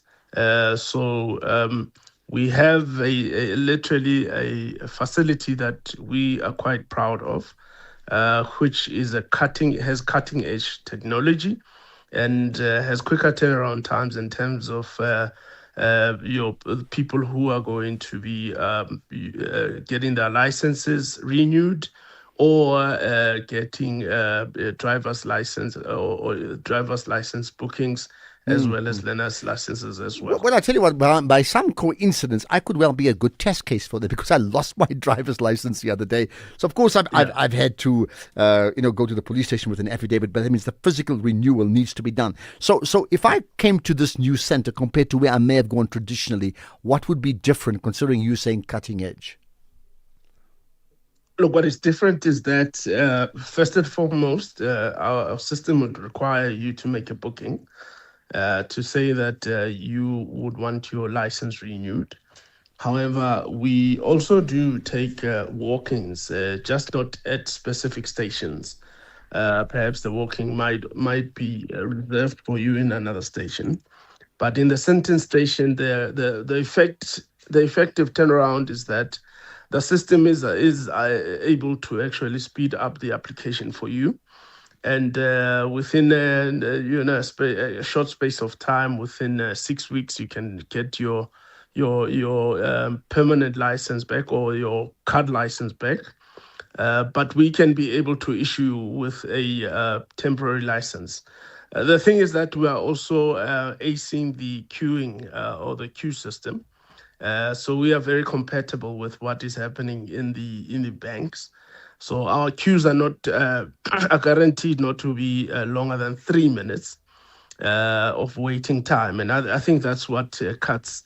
Is making it a cut above the rest and separates it from Okay, other so if somebody DLTC joins the centers. queue, so in this case, let's use this example. You're saying, by appointment only or walk-in. Would that still be applicable to this new centre in Sandton? And if so, if you get in, you will not wait more than 3 minutes to be serviced, right? If you get in, you are guaranteed not to wait longer than 3 minutes to be serviced. We're encouraging people, of course, to make a booking so that all else can be well coordinated. Of course, when you are having an emergency and you're walking in, it might take a bit longer to produce your temporary license. But we believe that this center, amongst others, should be one of the best. You know that we've got other centers that we've been launching, particularly in the Tisho, in the township areas. We've done Protea, we've done the mall in Soweto, Maponya Mall. We're going to Sebokeng DLT Center. It's one that is almost concluded. So we believe that in terms of building smart mobility, this contributes to the actual technology cutting edge, as well as the latest innovation. Well, I mean, I think the point, the examples you gave in townships is critical, moving away from Sandton, because, you need to deliver service to the people. And for a long time, there are many people who feel disgruntled that service doesn't come to them. Alternatively, if they get to the big cities, the cost in terms of time and taking days off for people who can't afford to take days off are just almost insurmountable. So inevitably, they don't get their work done, isn't it? Absolutely, Ashraf. And that is why we are bringing these services closer to the people. It has been one of the province's priorities to actually ensure that you bring them closer to the people in townships, so that they can be able to optimize the costs of traveling as well. So we're happy to say that across the province, in addition to what we have been doing, we've recently even launched 4 mobile DLTCs to actually extend on areas that the most poverty-stricken areas, where people are finding it very difficult to travel, where they usually use more than 2 taxis just to reach the destination. And I think that is the government's commitment in terms of taking these very important services to the people of Gauteng. Okay, just lastly, I mean, there's been, I understand there was an operation that exposed non-compliance around safety of commuters, and there was this big operation around it, right? Tell me about that. Look, we have, in collaboration with the RTMC, had, all these operations that are obviously insisting that there's got to be compliance. And of late, the Gauteng Transport Inspectorate has made significant breakthroughs, impounding vehicles, removing those are unroadworthy of the roads, making specific arrests. There has been attempts of bribery as well. And I think the MEC takes a hat off to the men and women in blue in particular, who are, dedicating their time and their lives to the as patriots of this country, to ensure that they remove wrongdoing on our roads. We know that at some instances, some people were actually, doing their actions with impunity, just disobeying the laws with impunity, driving on oncoming roads, making a norm of driving on yellow shoulders or rather yellow lines.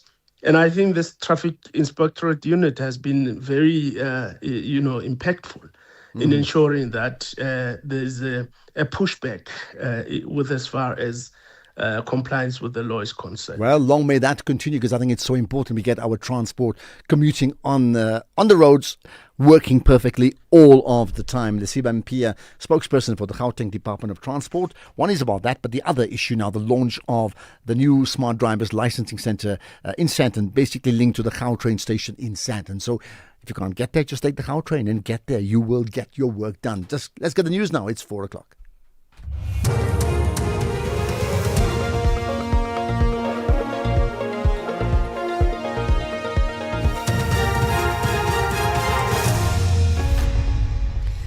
Thank you, Ashraf. On the top stories, Parliament's impeachment committee to appeal court's judgment and court denies Mokgotsi bail. For SAfM News, I'm Ondelambana and a very good afternoon.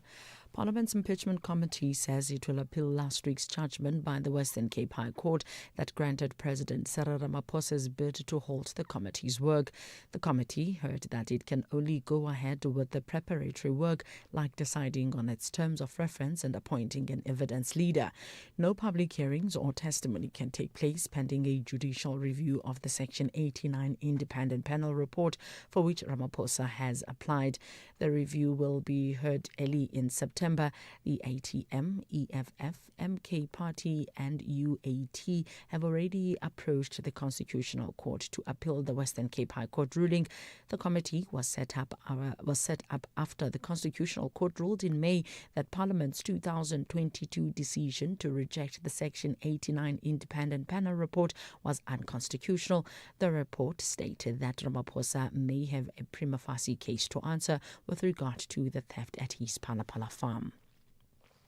The Johannesburg High Court has denied Northwest businessman Brand Mokgotsi's bail appeal. The court delivered its judgment electronically. Mokgotsi's appeal to the High Court after the Johannesburg Magistrate Court denied him bail on two separate occasions. The lower court found inconsistencies regarding his residential address and ruled that he failed to present new facts in his second application. Mokhotsi was arrested in May this year for alleged perjury, defeating the ends of justice and unlawful possession of a firearm. This follows allegations that he staged an assassination attempt last year on his own life in Vosloorus.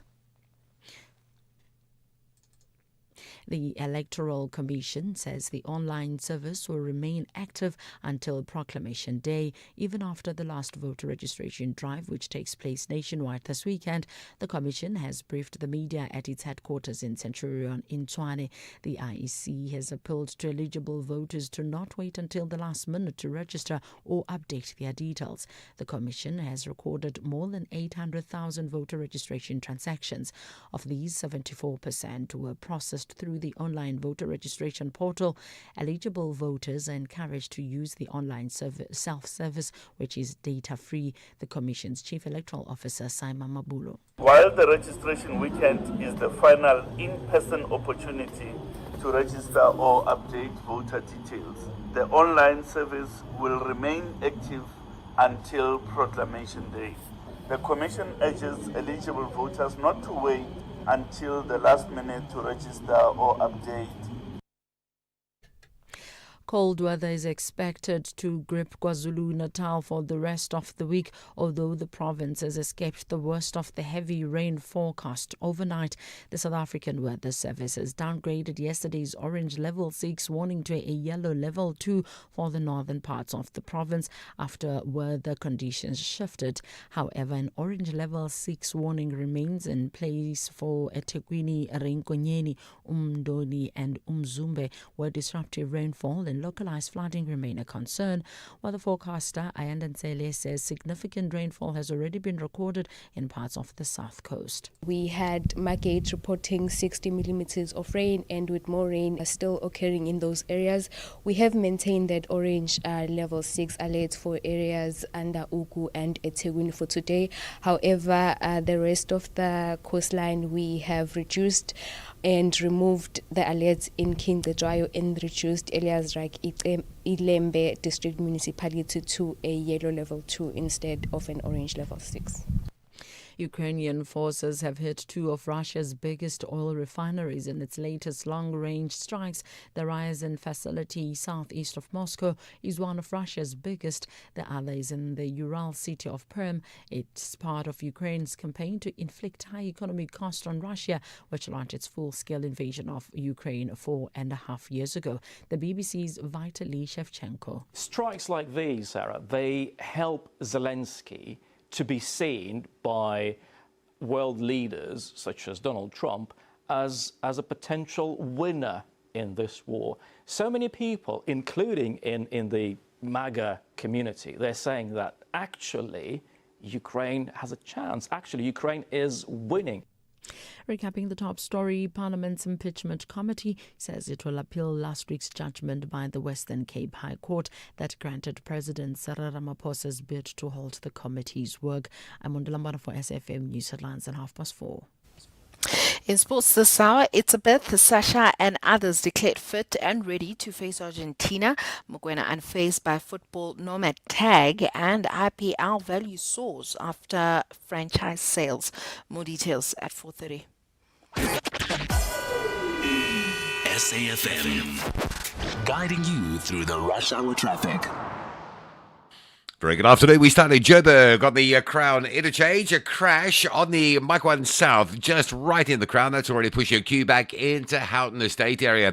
N3 South under pressure from Limbro Park through to Edenvale today. N12 and R24 routes heavy. Backlogs into Gilooly. R24 particularly bad from Edenvale. There is a breakdown before Gilooly's, and that's why those highways are so badly jam-packed through there.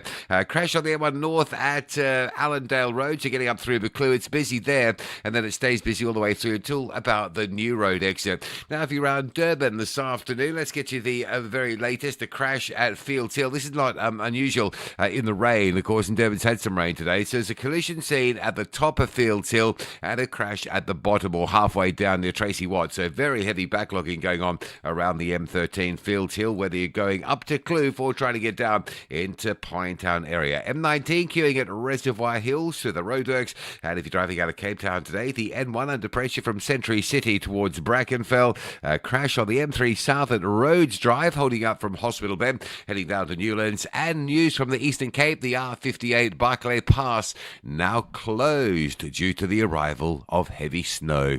With your traffic update, I'm Rob Byrne. Stay safe on the roads. SAfm is with you.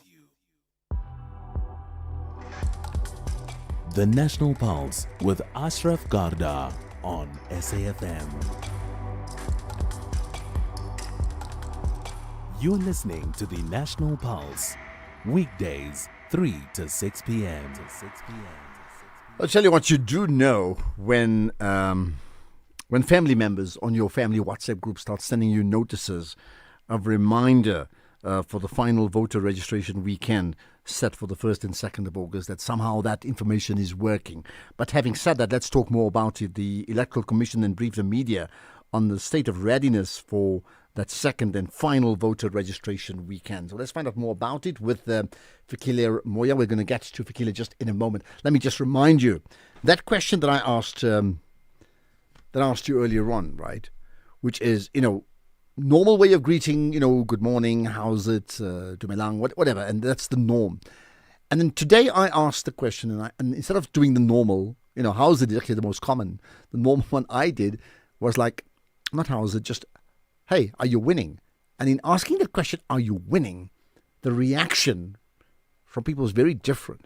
Because even if they said yes, there was a warmth and a smile on their face. So what do you ask people when you just greet them? Do you just say good morning or what? Or do you say something more profound like, are you winning? And how then do you get their responses?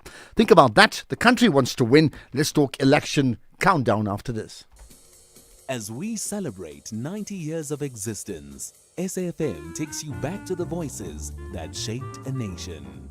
Now leave the SABC and see the tower block lit up, 27 stories of light. Move from Auckland Park into the shadow of the Hillbrow Post Office Tower.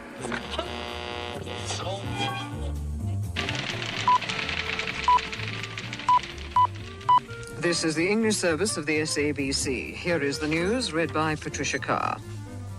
A member of the Planning Committee of the President's Council, Mr. Nick Tuernicht, has been appointed chairman of the Council's Community Relations Community. 90 years of trusted voices. This is SAfm.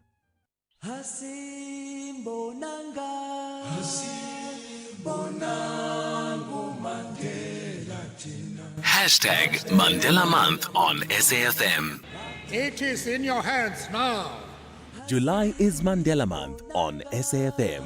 A month to ask the difficult questions. 30 years into our democracy, what have we built? What have we broken? And what remains unfinished?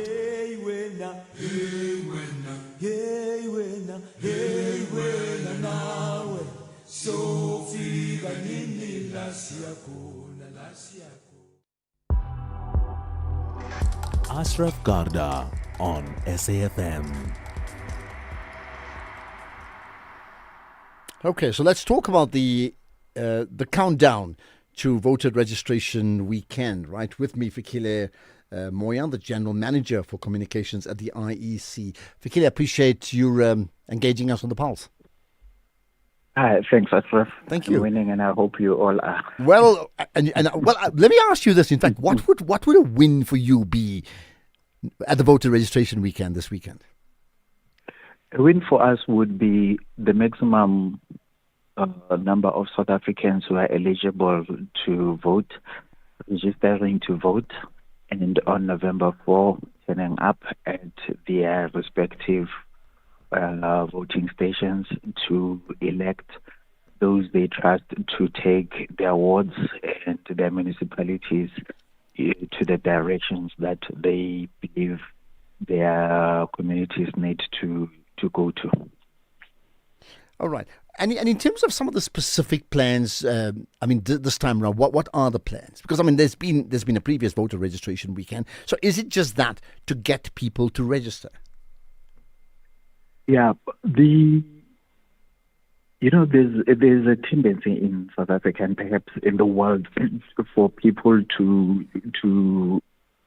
wait until the last minute to do what they could have done, and sometimes it is not because they chose not to, but perhaps for whatever reason they were not able to do it at the last time, So the final voter registration weekends provides those who, for whatever reason, were not able to or had not yet made up their minds about registering for the local government elections to do so. The point about providing physical spaces for doing this is that not everyone has access to digital platforms. And for anybody to be able to go to a station equalizes that for a society such as ours that has that does not have the most equitable distribution of digital resources. So, in terms of now, what does the data say? How many South Africans who are eligible to vote are registered as a percentage? And how much more do you expect to up it by the time the registration weekend ends? At the last count, we were at around 29. The voters were set at around 29 million South Africans. I'm not able to give you that number as a statistic right away. Let me leave it at that. Okay. And to be clear, who needs to register? That means, when is a person still in need of registering, in the assumption that when we say they're not registered, that means what? Anyone above the age of 16 may register to vote, but you can only vote when you are 18, and you need to be a South African. And by South African, we mean whether you were born in South Africa or you are naturalized as a South African. So anybody who fits that description is eligible to vote and invited to register. And if by chance you then do not register this weekend, but you still later on decide with a bout of conscience that I need to vote come November 4th, what happens to you then? Yeah, you can still vote. You can still do that on the online platforms that you provide. But once the Minister of COCTA has proclaimed which means that has gazetted the date, by midnight of that day, you'll no longer be able to register to vote. And when is that likely to happen? We do not know. It is the prerogative of the minister to do so. So if today, if for example the minister were to proclaim the date today being the 29th of August, it would mean that you have until midnight to do so. If you register tomorrow, then you will be early for the next election. but you will not be able to register for this November 4th. I like the way you put election. it, early for the next election. I mean, typically, however, and I'm not holding you to, but typically, how long before an election day does it actually get gazetted, typically? Excuse me, I didn't. I'm saying typically before an election day. So let's say November 4, right? How long before that date does that date actually get gazetted? Typically, it would normally be anything 3 to 4 months before the election date. Remember that it also means that it gives political parties enough time to be able to if they have to do door-to-door campaigns, but to campaign as much as possible, and for political parties to also be able to identify candidates and where possible raise the prescribed funds for registering. So it does give a bit of time to do so. Lastly, this being a local government election, but I mean, I go back to the very, very first election we had where you could actually vote at any polling booth, right? What's the position this time around? And it is local. Which polling booth, I mean, am I right? You are restricted to voting in an area where you reside as per your registration. And what happens if for any reason that you can't vote in that block at that time? Okay. Let's start with the last part of the question. If for any reason you know that you will not be in your voting station, in your ward, or where you normally reside on the 4th of November, but you know that you would be around on the 3rd and the 2nd of November, you can apply to vote on the 2nd or the 3rd, the 2 days before the elections. You can apply to do that. You need to say, for example, if your line of work is such that it will take you out of your voting station, you can do that. Or perhaps women who are pregnant and are not able to go to the voting station itself. Okay, so that's the days before. But what about if you're not available for like even a week or two in that period? Like, is there a thing like a postal vote? Can you do that? No. Unfortunately, there isn't. The idea, and that is a matter of legislation rather than what the IEC chooses. The IEC administers administers elections in terms of what the law as it stands at the time. So it is not permissible in terms of the law to vote in any other way except by showing up at the voting station and ticking your X next to the candidate or the political party that you prefer. That is how the law stands right now. Okay. So you'll only be able to vote in that way and on that day. Okay, so in this case, November 4 or the 2 days before, but physically you actually have to be there physically, no postal vote and no other arrangement acceptable, right? Yes. Okay. Just lastly, if I need to direct people to, your website just for more information, what is it? We have different platforms actually. You can go to elections.org.za. Or on WhatsApp, you can 0600 88 400, or you can we're available on all on Facebook, X, and Instagram, and everywhere else. Okay, and if they're unsure, I think they can just Google it as well. They will certainly find it anyway, right? Fikile Moya, General Manager for Communications at the IEC. Appreciate you engaging us here on the National Pulse. Are you a SASSA beneficiary? Have you received a message to go to a SASSA office for a review or to verify yourself through a self-service portal? Or have you only received your payment on the 7th of August? Do not ignore this message. Attend to it immediately. Your grant is under review. This is being done to ensure that social assistance is paid to eligible beneficiaries only. This process also assists in ensuring that your personal details are up to date in the SASSA database. Social grant beneficiaries are requested to report and update any changes in their financial circumstances, change of marital status, change of address, and change in contact details. Avoid being a victim of scams. Do not share your personal information such as identity number or document with any stranger other than an identifiable SASSA official. #SASSA Cares. This Sunday evening at 7 on the Tastemaster Professional, our chefs take a road trip to the beautiful Elgin Valley to celebrate fresh seasonal produce. It's all about cooking on fire. And with elimination on the cards, they'll have to bring the heat if they want to stay in the competition. Who will make it through to the next round? Find out on the Tastemaster Professional. Sunday at 7, repeat Saturday at 4:30 and Sunday at 3:30 only on SABC2.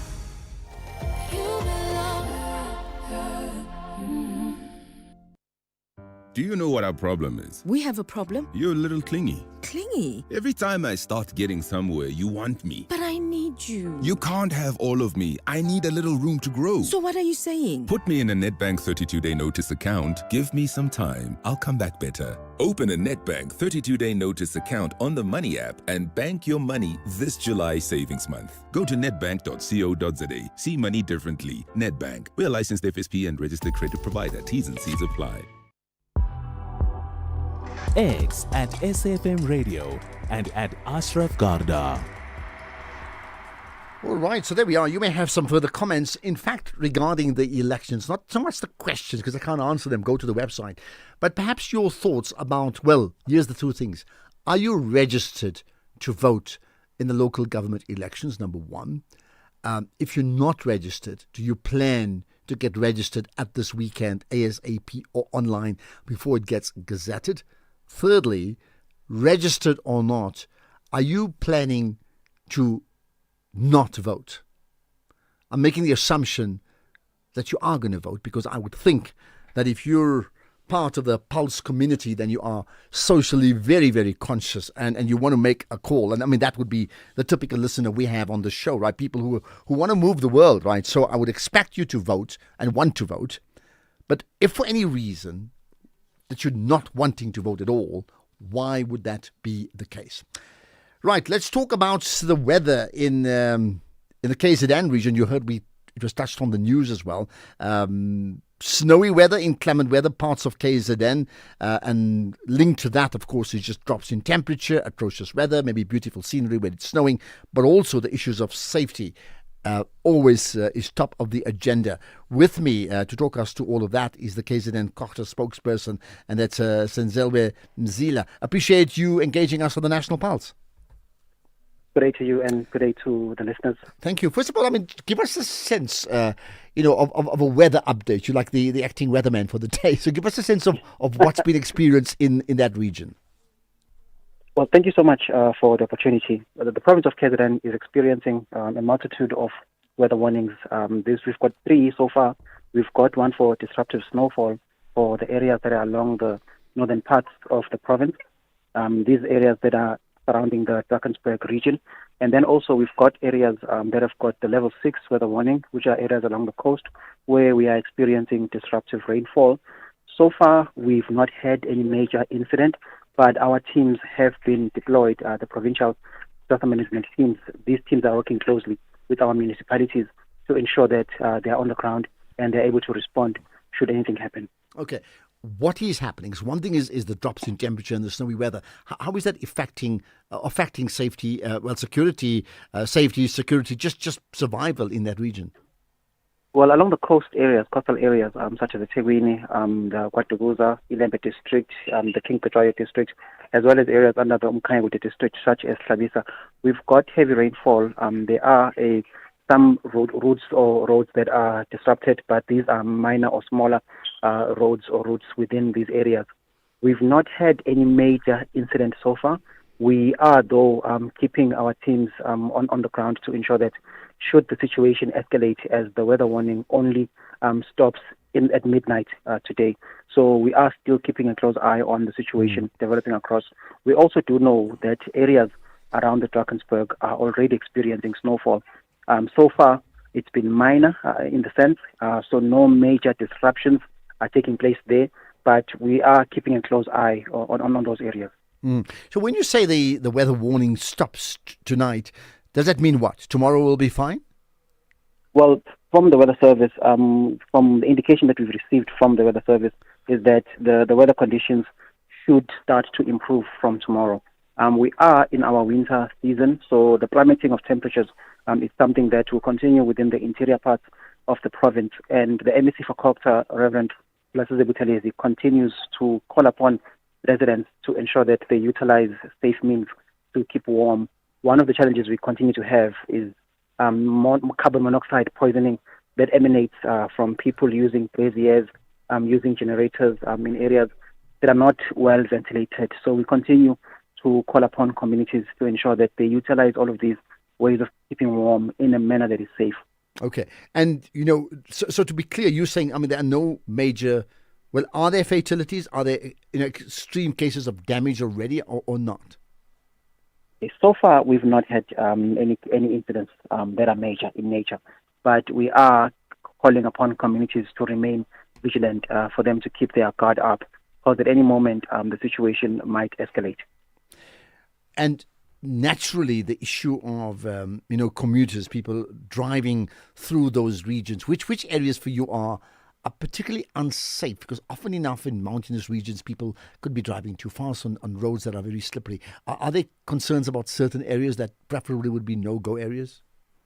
Well, our biggest concern is people who are crossing low-lying bridges. I'll give you an example of an incident that happened last year where people were trying to cross a low-lying bridge in one of our municipalities in Umsinga, where we lost about 8 lives. In that incident, it happened at night, and they tried to cross a low-lying bridge, and the necessary checks, let's say, were not done by the driver, and they got swept away. In that incident, we lost about 8 lives. That is about last year. So what I'm trying to say is that we are concerned, and we want drivers to be vigilant when they are crossing low-lying bridges, because this disruptive rainfall is going to cause some level of localized flooding in some areas that are low-lying. So we are appealing for residents to be vigilant.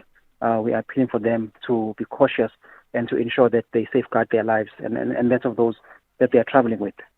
Well, thanks for clearing all of that up.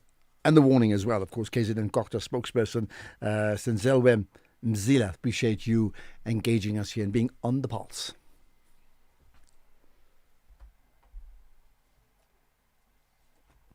The National Pulse, weekdays, 3 to 6 p.m. Right, we had a chat about registering to vote. Here's an immediate reaction, as I expect. React always. Good afternoon, Ashraf. This is Uzuko from P. I am registered to vote. I am ready. I am so ready to take out the African National Congress and the EFF Nelson Mandela Bay out. We are in a big mess, crime-wise. Gangs are running Nelson Mandela Bay. Nothing is working in Nelson Mandela Bay. So I'm ready to vote this government out in Nelson Mandela Bay. Proudly, because we are in a big mess in Nelson Mandela Bay. Thanks, Ashraf. Okay. Well, you just got me thinking about that. That's another issue. When you are voting, what is your motivation? Is it to uphold democracy? Or is it, in fact, to be able to remove someone from a position that you feel, or a party, in this case, as you've just done? Ashraf, when listening to Madlanga Commission and the leader of IDEC, and on the issue of Fanny Masemola, it reminded me that some time ago, Julius Malema said Fanny Masemola is going to be arrested. How did Malema know about it? What is the connection of that man with IDEC and everybody who's in IDEC and others? Connection between Malema, the information flowing from that unit, from that section of the policing and prosecution, and it goes to Malema. How does it happen? Sure. I'll leave it to you to work that one out, because you asked the questions, and there's been a maze of a whole lot of people, seemingly connected and interconnected to others. So, question asked, maybe somebody else knows more than I do. 4:30. Yes, the news headlines with Ondela Mbana. Thank you, Ashraf. On the news headlines, Eskom says adverse weather conditions in parts of the Eastern Cape have caused severe interruptions to electricity supply in the Alfred Nzo and OR Tambo district municipalities. Limpopo traffic authorities have temporarily suspended the movement of abnormal load trucks on the N1 outside the Beige border post in Musina, and a 17-year-old boy has been shot and killed and 2 other 16-year-old boys wounded in an alleged gang-related attack in Philippi on the Cape Flats. A full update follows at the top of the hour with Greg Hose. SAFM, guiding you through the rush hour traffic. Very latest traffic. Let's kick it off in Joburg. The Mike 1 heavy today from Houghton Estate down to Crown. That's an earlier crash in at the Crown, which is backed up that early drive time traffic. The N1 Buccleuch out to William Mandela is quite slow. Lights are still off William Mandela and Monte Casino, so some delays getting up into that four-ways area again today. Crash in the Clayville area. It's Olifantsfontein near Aluminium Drive. Got some delays both ways in that particular section of roadway. Pretoria looks fairly normal. Everything where it should be today. Durban, the N2 North. The breakdown at Spaghetti Junction. That's quite heavy coming through from the M7 Bluff exit as you make your way up towards Spaghetti Junction. A lot of truck congestion again today. M7 towards the Bluff at South Coast Road. South Coast Road through that Rossborough area quite heavy as well. Crash scenes around Fields Hill are finally being cleared up. There is the backlog going up the hill into Kloof and then on your way down towards Hillcrest. That section of the M13 very slow. N2 Umhlanga towards Kwamashu is backed up and queuing on your way down into Durban through the roadworks. Cape Town this afternoon. N2 out of town, slow through Hospital Bend, out as far as Robert Sobukwe. N7 North, queuing passing Dunoon. Roadworks up by Malabongwe Drive are still on the go, only one lane open. And the R58 in the Eastern Cape, Barclay Pass with some heavy snowfall. You may find yourself being diverted and prevented from travelling. You may get there and it's open, but likely that the pass will be closed for overnight travellers because of that snowfall in the region. With your traffic update, I'm Rob Byrne. This is SAFM Sports with Duming Khapele. Right, to me, as we dwell on whether, FIFA is being privatized, what about netball? Well, the Spar Proteas face their biggest challenge yet at the 2026 Commonwealth Games when they take on defending champions Australia in a top-of-the-table Pool A clash in Glasgow tonight. South Africa heads into the match full of confidence after 3 straight wins over Malawi, Tonga and Northern Ireland. Now, the Proteas also set a new Commonwealth Games scoring record with 96 goals against Tonga. Australia is also unbeaten, having recorded convincing victories over Tonga, England and Malawi, and coach Jenny van Dijk will be looking to key players such as Khanyisa Chawani, Refilwe Nketsa, Kamagelo Maseko and Owetu Ngubani to help the Proteas end Australia's winning run and just also to make a statement ahead of the knockout stages and wishing them nothing but the best. The game is around 9:10 p.m. Then in terms of rugby, the Springboks have been boosted by the news that Eben Elizabeth, SAfmRadio, Ngome Zulu, Lot de Jager, Ethan Hooker and Captain Siya Kolisi are all fit and available to play against Argentina in next week's test to build match fitness before the All Black series begins. The only players who will miss the Argentina clash because of minor injuries are prop Oxen Chair and also utility forward Franco Mostert. Now, Elizabeth's return is especially good news after he missed the Nations Championship while recovering from concussion-related headaches.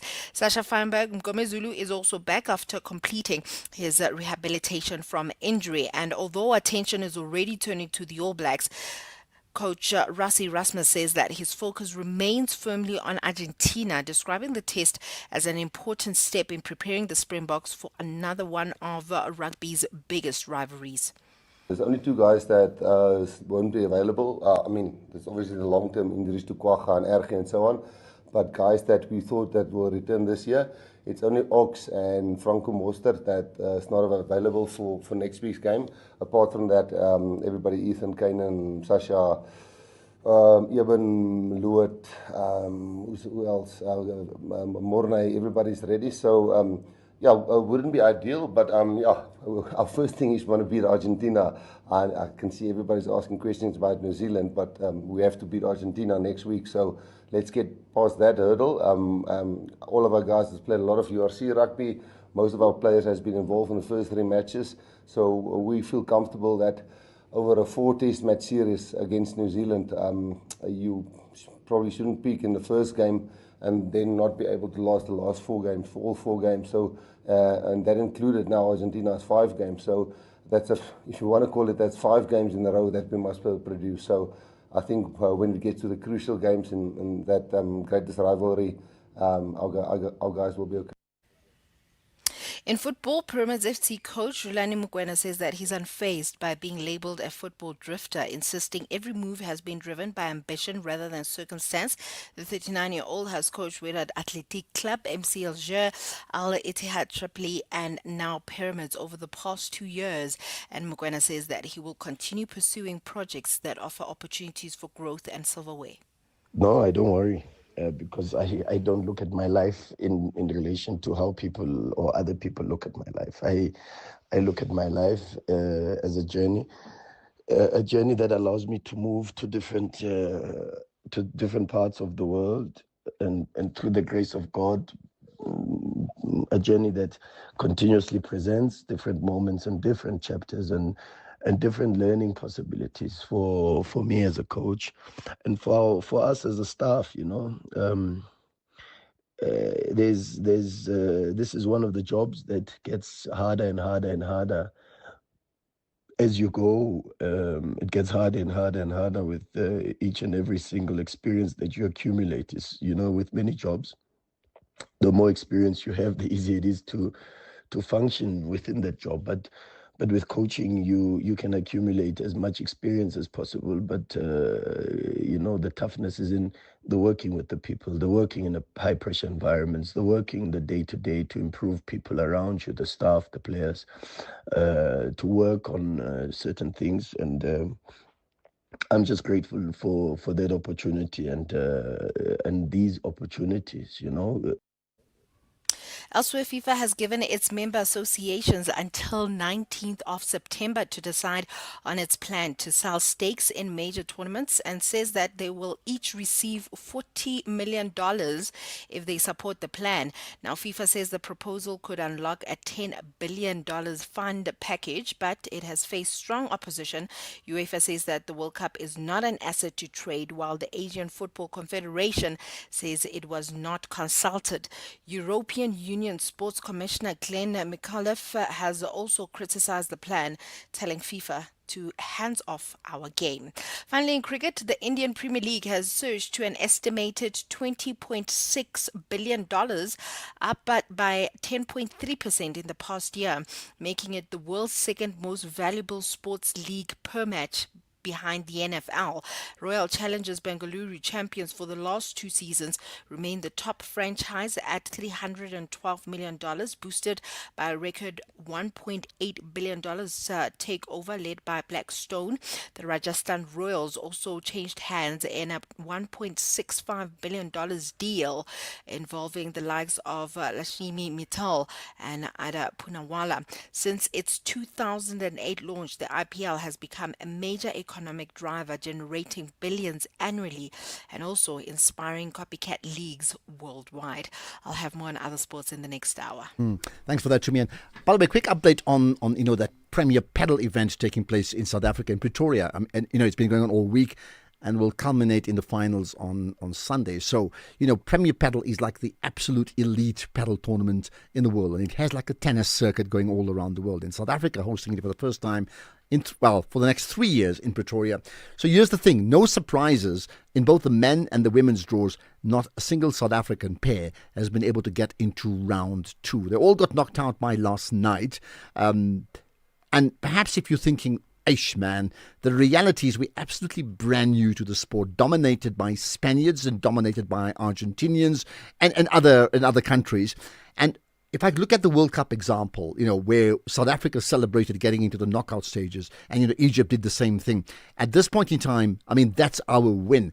At the press conference, I asked them, I said, what's a win for you? And they did say, the South Africans, some of them, if we get to the next round, that's a win. Well, they haven't quite won, but some of them picked up 4 games in 6 games in one set, which really speaking is on the way. The big question now is, what do we invest in younger people? I'm talking of lighties like 14-year-olds or 10-year-olds to ensure that somewhere down the line we will emerge from just becoming, novice beginners playing paddle to actual world champions. Now, that would be a big win to me. In case you missed it, employers are empowered to challenge medical certificates if they suspect that there's something wrong. The onus lie on the person who's producing it and the doctor who wrote it to come and prove that is authentic. It doesn't mean that if you are an employer, not even just a judge like Judge Matanga, that you can just accept a medical certificate willy-nilly. The employer or the person who receives it can reject it if they believe that it does not meet statutory requirements, or even if they just have reasonable suspicion. That was the Daily Discourse with Joanne Joseph.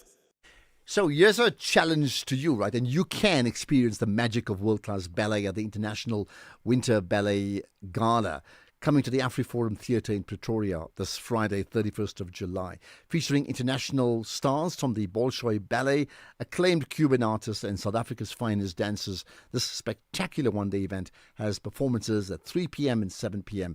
On that day. So book now. It's Tix South Africa, spelled T-I-X, Tix South Africa, or AfriForum Theatre directly. Economic news on SAFM. Facts and figures you can count on.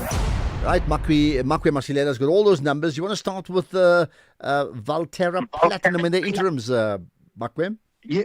Yes, remember, this is what used to be called Anglo-American Platinum up until Anglo-American PLC exited from their stake in September 2025, and them operating as an independent company over the past year has helped them to sharpen their focus and accelerate decision-making. Production up 4%, sales volumes up 18%, all-in sustaining costs down 21%, and all the above, coupled with higher PGM prices, helped overall financial performance as EBITDA to increase by a whopping 406%. Profits as headline earnings per share up over 1,000%, and a dividend per share up over 2,000%, Ashraf. And market participants remained focused on developments in the Middle East. That's after Iran launched a surprise military attack. The attack marked what they call a fresh escalation after several days of relative calm, and reinforced concerns that the recent diplomatic pause could quickly unravel. The renewed tension came after markets had grown increasingly optimistic that diplomacy could gain traction, and efforts to reopen the Strait of Hormuz has also stalled after Iran rejected a proposal from Oman that would have established a shared framework for managing shipping through the Strait waterway.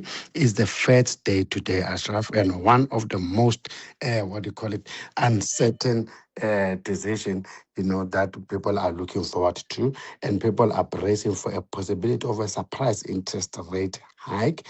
Inflation concerns are lifting bond yields and dimming the appetite for riskier assets. And Ashraf, apparently many South Africans are turning to gambling, that is to plug their budget shortfalls. Inflationary fears from high oil prices are furthering fears of higher for longer interest rates, and that takes the shine off the yellow metal. Gold is down 0.6% at 4,003. Platinum is down 1.8% at 1,584. Oil prices jumped nearly 7% as a major airstrike resumed in the Middle East and dash hope for the imminent end to end the conflict. And while the industry data showed that crude inventories fell, and as we're talking, Brent crude is up 6.7% at $89 a barrel. Market sentiments are cautious, leading global stock to trade mix, with the JSE giving back most of the earlier gains. We are only now up 0.5%, and the rand fell 0.5% against the dollar 16.76, 22.28 against the pound, and 19.09 against the euro. Okay, got all of that. Thanks for that, Makwe. We'll connect again with you tomorrow. In case you missed it. When I was working 1 year post-intense in a hospital called Masar, a gentleman approached me crying, saying, "Doctor, I don't want to lie to you. I want to tell you the truth. I've been irresponsible. I got drunk, very drunk. I couldn't go to work back in Johannesburg, and they now want to expel me." Basically, he was asking me to lie. 2 weeks later, the Benoni, Brixton murder and robbery squad arrived in the hospital. That man was involved in armed robbery and murder on those days in which he was claiming to have been drunk. That was the Daily Discourse with Joanne Joseph. In case you missed it. Just hang on before you leave. Jish, what a story, hey? What a story. Wow, Kathy. Yeah. And, not all heroes wear capes. What do they wear? They wear a stethoscope around their necks. Good morning, Kathy. At least Zykan didn't bring a sick note today. No break for Zykan, that's for sure. Yeah. I am well. That was National Briefing This Morning with Kathy Mutlatlana. You can become a victim of a legal problem. Wrongful arrest, assault, uncontested divorce, rental disputes, maintenance matters, or labor problems. It can happen to you. Clientele Legal provides tough professional lawyers for an affordable monthly premium. Our legal team is standing by to assist you 24 hours a day. Join today. SMS SAFM to 32195. That's SAFM to 32195. Clientele General is an authorized FSP and licensed non-life insurer. T's and C's online. Standard rates apply. This Sunday evening at 7 on the Tastemaster Professional, our chefs take a road trip to the beautiful Elgin Valley to celebrate fresh seasonal produce. It's all about cooking on fire. And with elimination on the cards, they'll have to bring the heat if they want to stay in the competition. Who will make it through to the next round? Find out on the Tastemaster Professional. Sunday at 7, repeat Saturday at 4:30 and Sunday at 3:30 only on SABC2.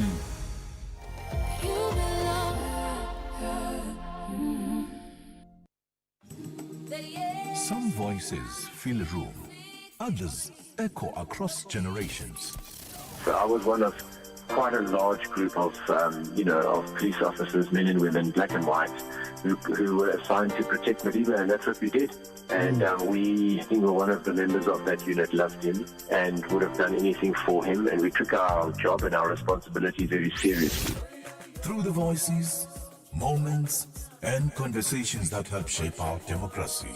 Reflect, remember, and continue the conversation. Only on SAFM.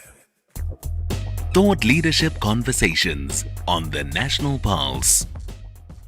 Right, so, once a week we have this thought leader conversation. We speak to someone and, that person raises a whole lot of issues of, in many ways, national and sometimes global importance. Today is a bit different because our thought leader, in fact, is a diplomat. And, diplomats are diplomats, aren't they? It's Ambassador Andreas Peszko, and in fact, is on his way out of the country. He's been around for a while. German ambassador to South Africa, Lesotho, as well as Eswatini. So, Ambassador Andreas Peszko, appreciate your time and thanks for, being on the pulse. Thanks for joining us. Yeah, thanks for having me. I'm happy to be with you.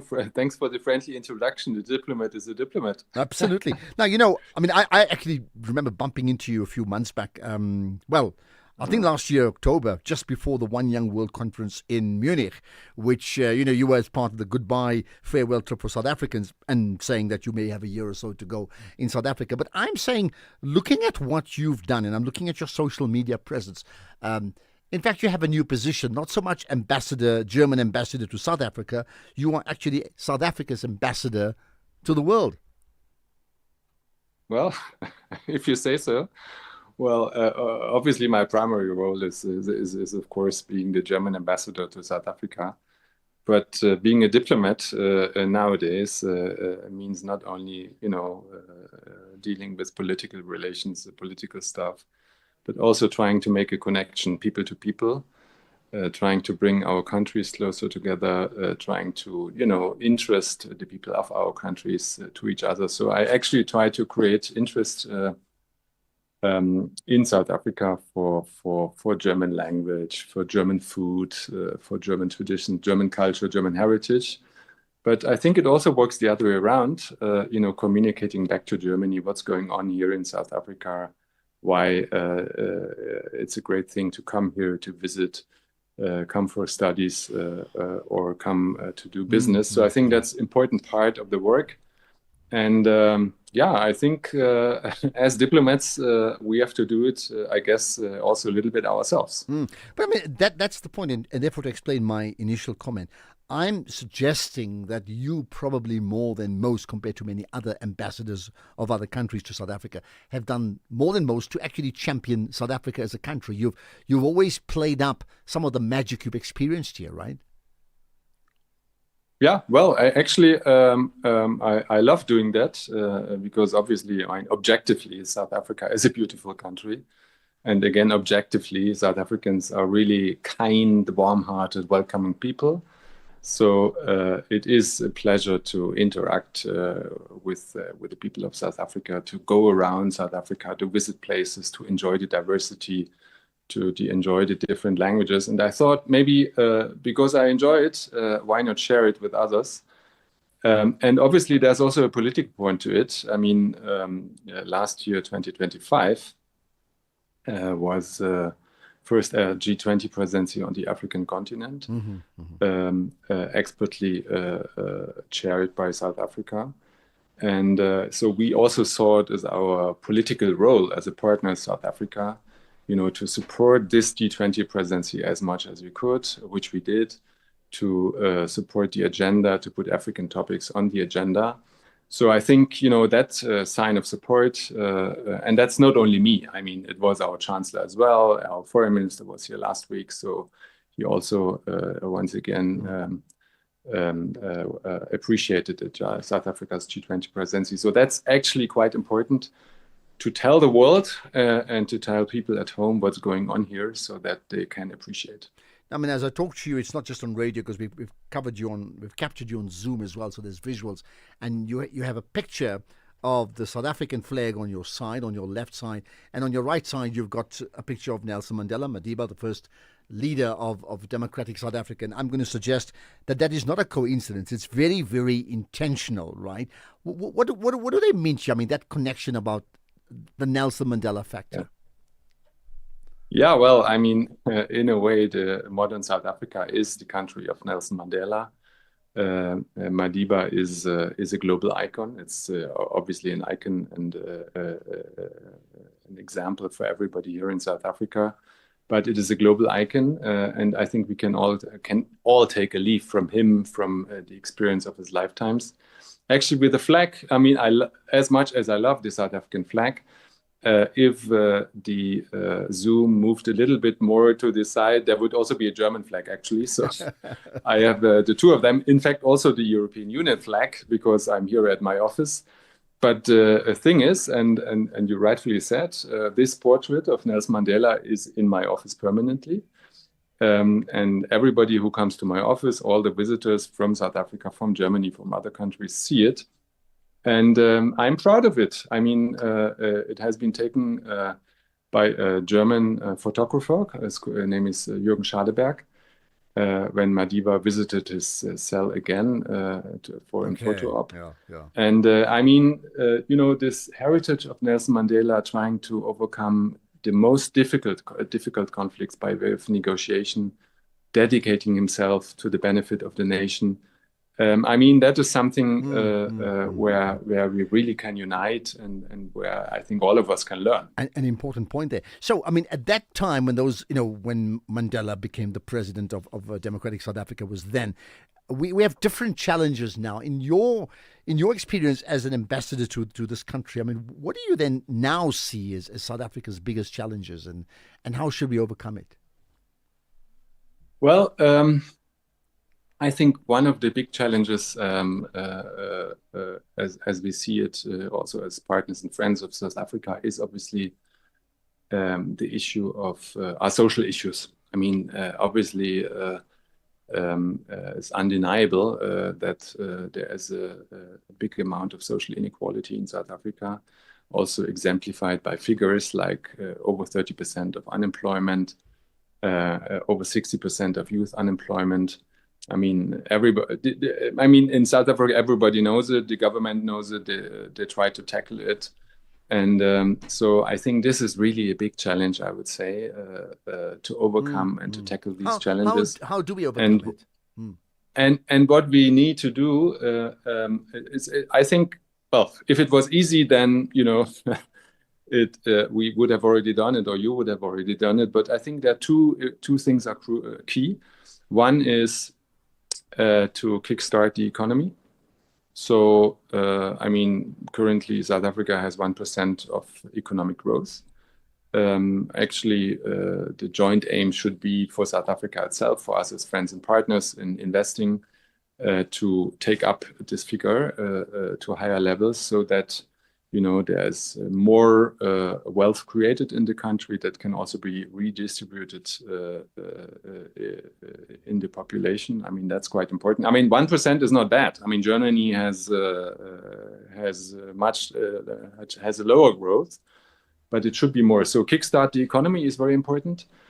And the other thing is opening up opportunities for the youth in terms of skills development and employment. We need to give hope opportunities particularly to the young people. And here, this is another important area of cooperation between South Africa and Germany. Because you've already cooperated. I've always had this bias towards BMW motor cars, by the way, and being at the Bavarian head office when I went to Young One Yule a few months ago, it just perpetuates that anyway. Right? But leaving that aside, what more needs to be done in the relationship between Germany and South Africa? I'm talking of economic relationship to ensure that we galvanize and ignite our GDP as you've suggested. Well, one is actually to attract investment. So we have a strong investment footprint from German companies in South Africa. The automotive you have mentioned, Siemens is here, all the big names are here, many of them in joint ventures. So, but we want to have more. And for this, I think we need to kind of also look at the investment conditions, both in South Africa and in Germany. And the more we make it easier to invest, the easier it will be for investors to come. That's number one. Number two, I think is on education. We have university education, but in Germany we have made very good experiences with vocational education, dual education, where people delve simultaneously into practical training and in theoretical courses. We call it dual education. Becoming mechatronics experts for wind, whatever. And I think this is a good example because it links up practical experience and theoretical knowledge. So in theory, this model exists in South Africa as well. But as we all know, the implementation, there seems to be a gap between what people learn and what is needed on the job market. So we try to share our experience to close that gap. So we cooperate with the ministry, we cooperate with TVET colleges, we support individual courses. Our Chamber of Commerce is actually offering courses themselves. So I think that is important, sharing this experience and maybe also try to scale it up. So that's number two in terms of education and training. And then there's one thing which is also close to my heart. It's kind of going down the lane of modernization. And I mean, one type of modernization, it has not always been popular in South Africa, but is obviously modernizing the energy sector, bringing in new energies, new forms of energy, wind, solar, renewable, adapting the grid, creating new employments. Of course, it needs to be managed carefully, but I think at the end of the day, we have made this experience in Germany. We went from 0 to 60-something% renewables in the electricity generation. It creates a lot of positive impetus for the economy, new employment and future-oriented employment. So that may be also an element to kind of create a dynamic that may be useful. And just before we conclude, I mean, South Africa's had its own changes in the last year. We've suddenly had not one party governing on its own, and it's been doing that for over 3 decades. For many of us, it's a case of, you see, there's indecisiveness because of that, and that plays out in investment. Does that do so or not? You got like 30 seconds to answer that. Oh yeah, well, it's a historic change. This government of national unity. We love working together with this government. I think there's a lot of good work being done in the individual ministries. So I think the current setup has, in my opinion, has strengthened our cooperation. And kickstarted some areas of it. So, we wish any government in a partner country well, but we wish the government of national unity certainly also very well. And to end with, if I asked you to just choose one word, not even a sentence, just one word to describe South Africa to those who've never encountered this country, what word would you use? I need 2 words. It's Ubuntu and resilience. Okay, there we are. Spoken like an ambassador. Ubuntu Resilience Ambassador Andreas Peshka, wish you well. It's been wonderful having you and following your wonderful tweets over the period of time, and I wish you best with whatever is next for you, and keep on, being the ambassador to South Africa as well, even from a distance. Thanks for your time. I will. Thank you very much. Much appreciated. Bye. There we are. Fascinating insights as an ambassador from Germany to South Africa sees South Africa, even though now he may well be on his way out. Let's get the news. It's 5 o'clock. Here's Greg House. Outsurance is in the business of saving you money on your car insurance premium. If they can't, ask for 500 Rand. SMS out to 30754. That's out to 30754.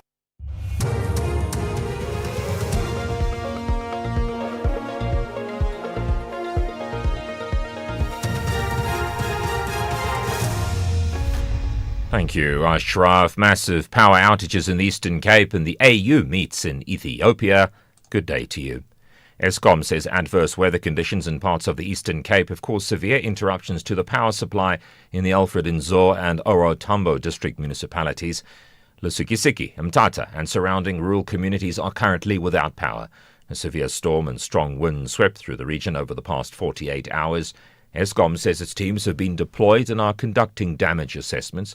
However, wet conditions are hindering their operations. Restoration work will resume as soon as it's safe to do so. Traffic authorities have temporarily suspended the movements of abnormal load trucks on the N1 outside the Beitbridge border post at Musina in Limpopo. The decision follows their engagement with the Border Management Authority to ease congestion. The authority is in Takusene Lambani.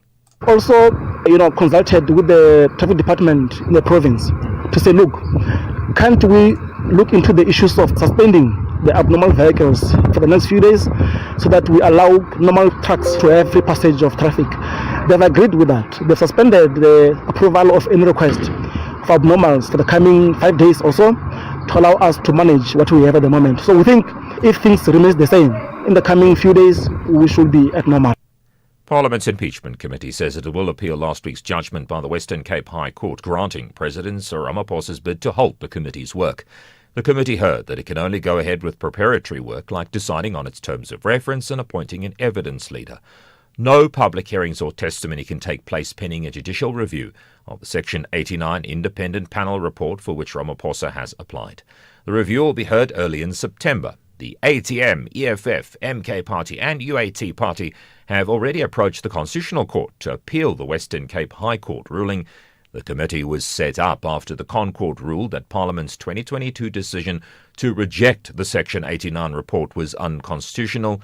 The report stated that the President may have a case to answer with regard to the theft at his Palapala farm. A 17-year-old boy has been shot and killed and 2 other 16-year-old boys wounded in an alleged gang-related attack in Philippi on the Cape Flats. Police spokesperson Wesley Twig. Police members attended to a complaint at the local hospital where the 17-year-old victim was declared deceased. The other 2 victims are receiving treatment and is in a stable condition. According to reports, the victims were shot in Geneva Place and Nova Park and were transported to a medical facility for treatment. The motive for the attack is believed to be gang-related.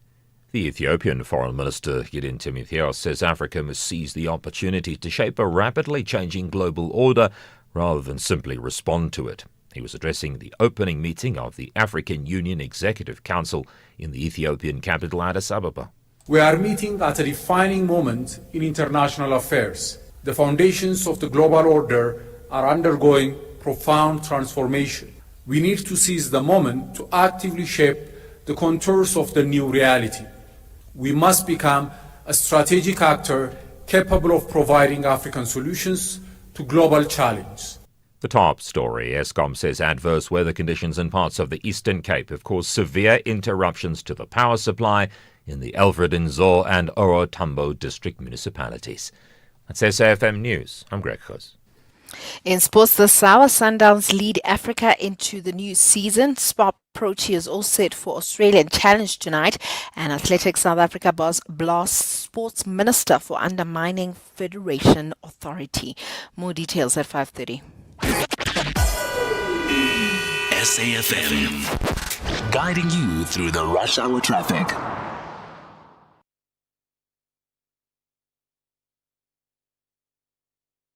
In case you missed it, Former Group Chief Executive Office of the Passenger Rail Agency of South Africa, Lucky Montana, could no longer touch two of his expensive properties for the time being, spending billions on locomotives that were inappropriate for South African railways.